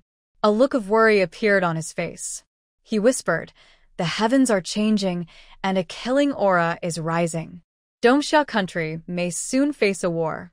Several Taoist priests standing nearby looked worried and asked, Senior brother, have you predicted something? The abbot sighed softly, his tone heavy. Earlier, I was sitting quietly in meditation inside the monastery when I suddenly sensed strange movements in the sky. I came here to observe and discovered that the southeast is filled with murderous intent, as if a great army is approaching. Our country and Namling are likely to face a big war soon. Several Taoist priests looked worried. Senior brother, what should we do? Should we inform the court? The abbot shook his head calmly, with a hint of helplessness. The court has its own plans. As cultivators, we should not interfere too much in worldly affairs. But when war begins, the common people will suffer. Send my orders. Everyone inside the monastery must descend the mountain immediately and go to the border villages to help evacuate the people. One of the Taoist priests nodded quickly. Yes, senior brother. I'll arrange it right away. The abbot looked up at the distant sky. The sunset's glow cast a golden light on his face. His eyes were deep and distant, as if he already saw the coming flames of war and smoke. When war breaks out, it will bring destruction, and the people will be displaced. He murmured softly, with a tone full of compassion. I hope this disaster will end soon. Lin Daozhong watched his senior brother look so serious and couldn't help asking, Senior brother, have you found the person who can break this crisis? At that moment, a gentle breeze passed by, stirring the fallen leaves on the ground. The abbot reached out and caught a leaf, his gaze fixed on the veins of the leaf as if he saw some sign. He whispered, since Queen Zhou granted the title to Princess Changlu, this situation has already begun to unravel. Our emperor has finally done something wise. Standing nearby, Lin Daozhong was confused. He couldn't help asking, are you talking about the little princess who was just found? She's only 5 years old. What can she do? The abbot smiled slightly, with a hint of meaning in his tone. Secrets of heaven cannot be revealed. Just remember, although the princess is young, she has the power to change the world. This war might turn around because of her. Lin Daozhong suddenly understood and said, so, senior brother, you told Jingxin that her destined noble person is in Taoyuan village, Jingshan County? Is that true? You didn't lie to him? He thought his senior brother was just annoyed with Jingxin making trouble inside the monastery, so he made up a lie to send her down the mountain to find the so-called noble person. The abbot choked and shot him a sharp look. When have I ever lied to Jingxin? Lin Daozhong almost rolled his eyes. Has senior brother ever not lied to Jingxin? When he was 3 years old, he tricked Jingxin into thinking he was a little girl and dressed him in colorful clothes, which made Jingxin's taste in fashion always so strange. At 5, he told Jingxin he was his father, and Jingxin called him that from age 5 to 7. At 7, he lied that Jingxin was found in a latrine, which made Jingxin feel insecure for a long time, thinking he had a bad smell. When he was 10, he tricked Jingxin again. The master saw his junior brother roll his eyes and got angry. He turned around and sat back on the mat inside the temple, closing his eyes to meditate. He kept muttering, the food inside the temple is gone again. Who'll go down the mountain this time to find some? Long Daoist, who was hungry and didn't want to go hungry anymore, thought for a moment and said, Senior brother, do you think Jingxin has been gone for so long and might have met a noble person? Maybe we should go down the mountain to look for him? The temple master's ears moved, and he listened carefully, then said, Yes, that's a good idea. Let's pack up and go see if Jingxin is causing trouble outside again. Long Daoist watched his senior brother act so eagerly and guessed that Jingxin had probably found a noble person. His senior brother was planning to use the excuse of looking for Jingxin to bring people from the temple to take a look. Old and experienced, Long Daoist truly admired his senior brother. As for Jingxin, whom they kept mentioning, he had already forgotten about the recent events on Jiuliang Mountain. They originally set out to find their master and uncle at Qingshan Temple to improve their food and repair the temple. Right now, he was busy working hard under the village chief's supervision, helping the county officials from Shiyuan County catch able-bodied men. The county magistrate of Shiyuan County had been caught, and the county government was temporarily leaderless, with no one in charge of the position. So, they could only ask the village chief to handle it, but the village chief was lazy and just pulled Jingxin to do the work, calling it an assistant role. Jingxin didn't understand what that meant, but didn't dare ask. Because if he did, the village chief would just raise his fist. Refusing was impossible. Now, the whole village had only him free, so he was forced to do it like a duck being pushed into water. He remembered his master and uncle saying that cultivators shouldn't interfere in official court affairs.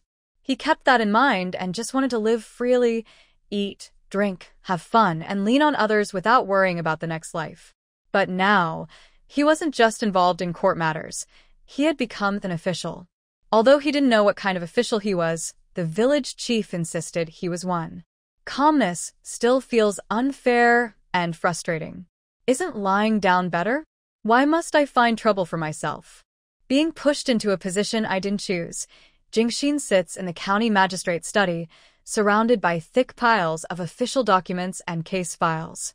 Meanwhile, the acting village head, who is temporarily in charge, lounges comfortably with his legs crossed, playfully teasing Suehua. Despite his relaxed attitude, he still reminds Jingxin to work quickly and not to slack off. Jingxin frowns so deeply it could kill a fly. Who can tell him why a county magistrate has so many trivial matters to deal with? And why, if he's now just a village head, does he have to handle these? Jingxin internally complains loudly. He casually flips through a case file. It's not about major national issues or difficult cases. They are all petty disputes. Neighbors arguing over a chicken, a woman complaining about her neighbor's dog barking at night, children fighting over a piece of candy, parents arguing at the official office. Jingxin sighs, rubs his temples, and feels irritated. Why do they send official papers over such small matters? Are there no officials left? Isn't there a deputy magistrate or other officers? What are the idle officials outside doing, leaving everything to him and a Taoist priest? He is feeling annoyed when an officer enters respectfully and hands him a new case file. Master Jingxin, this is the third complaint today. Jingxin takes the file, glances at it, and almost faints. This time, two families are fighting over the boundary of a vegetable patch, even resorting to violence and bleeding. He can't help but complain, really? Over a vegetable patch? If they lose the fight, they still come to the officials? Are these people bored or what? The officer smiles bitterly. Sir, you don't know. These villagers love to cause trouble over small things.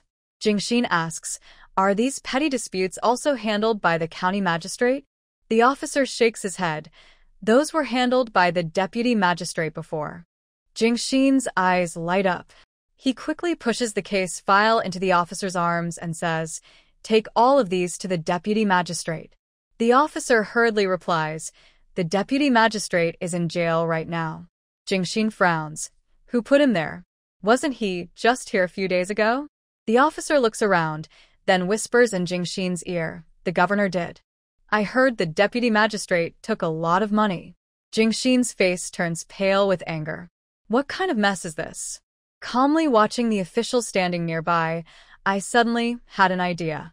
The county magistrate is unavailable, but I can find a temporary replacement. The county deputy is also unavailable, but I can probably find a temporary one too. As long as I find a temporary county deputy, he can act like the village head, doing nothing but collecting his salary. I glanced at the official beside me and shoved the case files into his arms, saying, all right, now you are the county deputy. These matters are your responsibility. Go and tell the staff to handle them. The surprised official was so excited, he almost bowed to me, happily taking the files and rushing off to get things done. This trick works really well. I think I've learned the key point.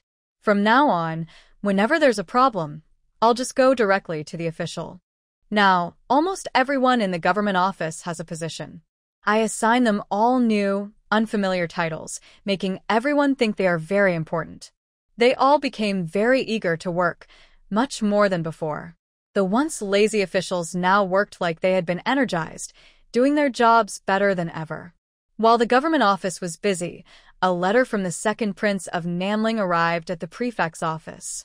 It was sent to the prefect because Cheongjo currently has no princess's residence or prince's residence.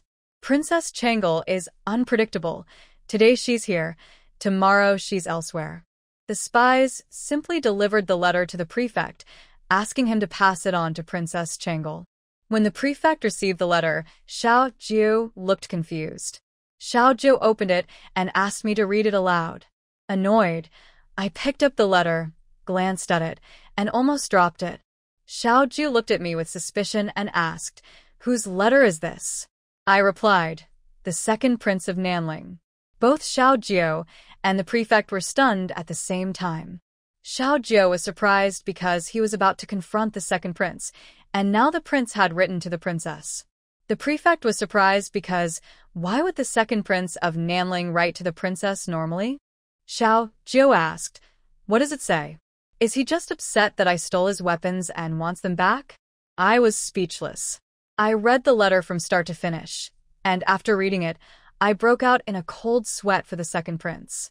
It said that the second prince of Namling called you reckless and daring, demanding that you return the person who captured him and apologize in person. Otherwise, he will lead 10,000 troops to invade Dongxia immediately and will capture you to make your life miserable. After reading the letter, I foresaw trouble and quickly pulled the prefect back several steps. There was the sound of a corner of the table breaking off. Bang! The sound of the table being kicked over. Luckily, I quickly moved away from where I had just been standing, or the village chief's anger might have affected me. Regaining my composure, I saw the village chief take out paper and a pen. I asked, "Are you going to reply, village chief?" Xiao Jiu glanced at his writing and decisively called the magistrate to give instructions. "I say, you write it." The magistrate looked at the arrogant words in the letter from the second prince of Naling Kingdom and was quite angry. He thought the village chief was replying out of concern that Namling Kingdom might send troops to attack our country, planning to negotiate terms.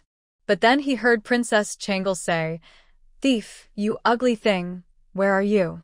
Give me your address. If you have the guts, let's meet somewhere for a duel. I'll beat the stuffing out of you."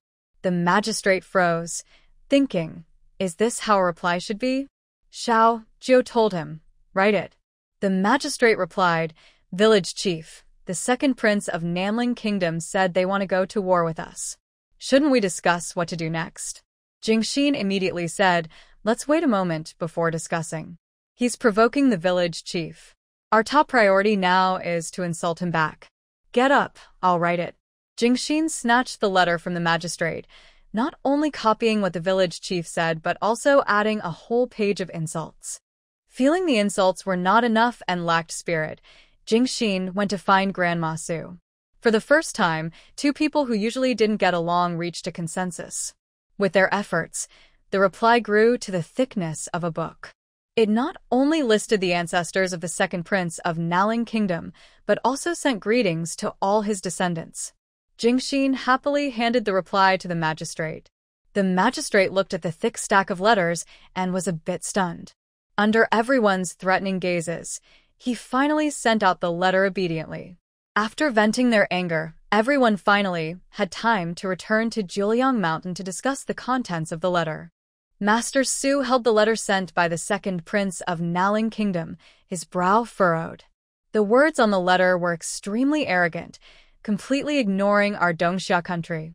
It not only threatened to conquer Dongxia, but also explicitly said they wanted to capture His Highness to torture him. Master Su's face darkened as he read. This second prince of Naling Kingdom is too arrogant, openly threatening His Highness.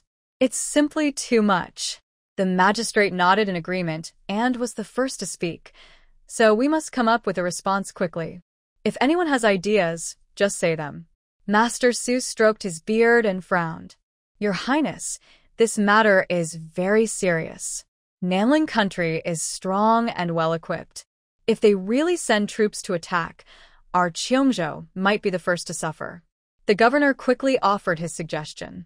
I think the most urgent thing is to write a letter to the court, asking for reinforcements. Cheongzhou is on the border, and if a large army from Namling country arrives, with our current forces, we may not be able to hold them. Master Yen agreed. The governor is right. Currently, the forces of Dongxia country are not enough to fight against Namling. We need support from the court. But the reinforcements might not arrive in time, so we need to think of other ways. Meanwhile, the adults were deep in discussion, and a few children nearby were also talking seriously. Xiao Jiu picked up a stick and drew a small figure, saying, "This little person is the second prince of Namling country." Xin Ziyuan angrily scolded, "He's so ugly." Zhao Hu stepped on the small figure on the ground and said, "Let's catch him and give the village chief some face."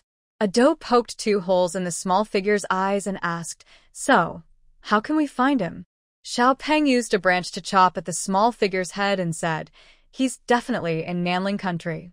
The fourth prince also mimicked Xiao Peng, poking the small figure with a branch several times. "He definitely lives in the palace." Tai Niu drew a cross on the small figure's face with the branch. "So, we need to lure him out." Shuren stuck his small knife into the small figure's head. "Little uncle definitely knows. He fought with people from Nanling country." Xiao Ju picked up Shuren's knife and divided the small figure into several parts. "Didn't the second prince of Nanling say he would send troops to attack us? Then he should be on the way here. Let's go to the border first and catch him." Meanwhile, Jing Xian overheard the children's intense discussion. She quickly slipped from the adults to the children and, just hearing this, her eyes lit up. "Capture the general first, then the king. If we catch their general, not only can we vent our anger, but we can also delay time, giving the court a chance to send reinforcements to Cheongzhou." Xiao Jiu turned back and asked, "Do we still need reinforcements? Can Cheongzhou not win?"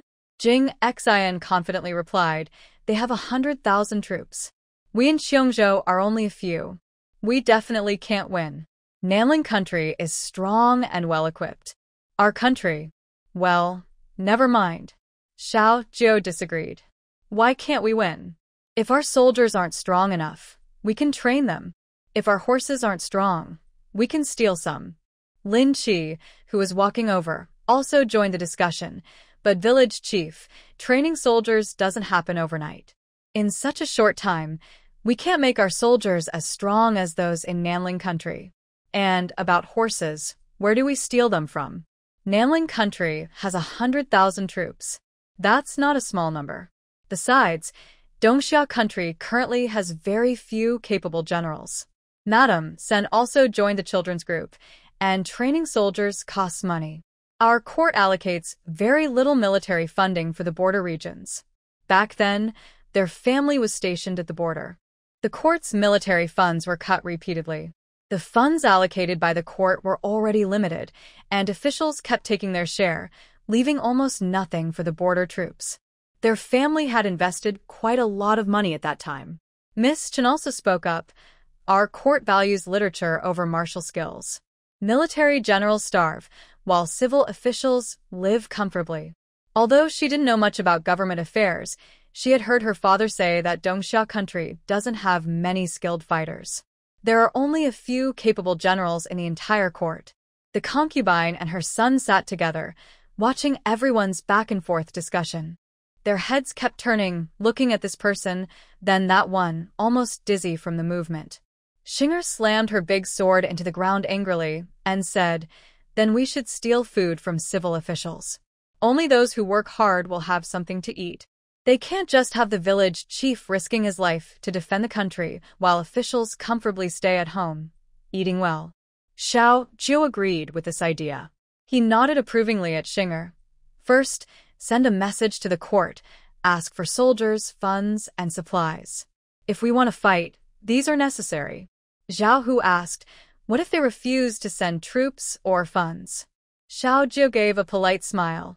"Then we capture their grandchildren in Cheongzhou. If anyone doesn't pay, their grandchildren will be the first to go into battle." Adu immediately added, "Yes, catch their most loved grandson or granddaughter." Zhao Hu excitedly said, "I know. It's like kidnapping for ransom, right?" Before he finished, Xiao Jiu kicked him. "Who said we're kidnappers?" They had told him many times she now had a status and needed to watch her image. She couldn't keep talking about kidnapping or stealing. They were now civilized people in a civilized village. Zhao Hu covered his sore backside, feeling wronged, and asked, "Then what do we call this?" Shik rolled her eyes in disdain. "Our place is supposed to be inviting friends from the capital to experience the food and scenery of Cheongzhou." Shun Ziyuan quickly added, "Exactly. Only our village chief is so good, always thinking about the officials in the capital." Jingxin nodded vigorously. "I can't believe it. I'm impressed by you all." Xiao Jiu naturally said, "The people of Cheongzhou are fighting enemies here, risking their lives. They can't just watch. I think it's not just the capital. Other regions should also contribute money, effort, and people." Jingxin, who liked to stir things up, immediately got excited. That makes sense. I think we should send someone specifically to handle this, someone with authority to gather information about officials from different places. Xiao Jiao asked, gather information on which families are rich? Jingxi nodded.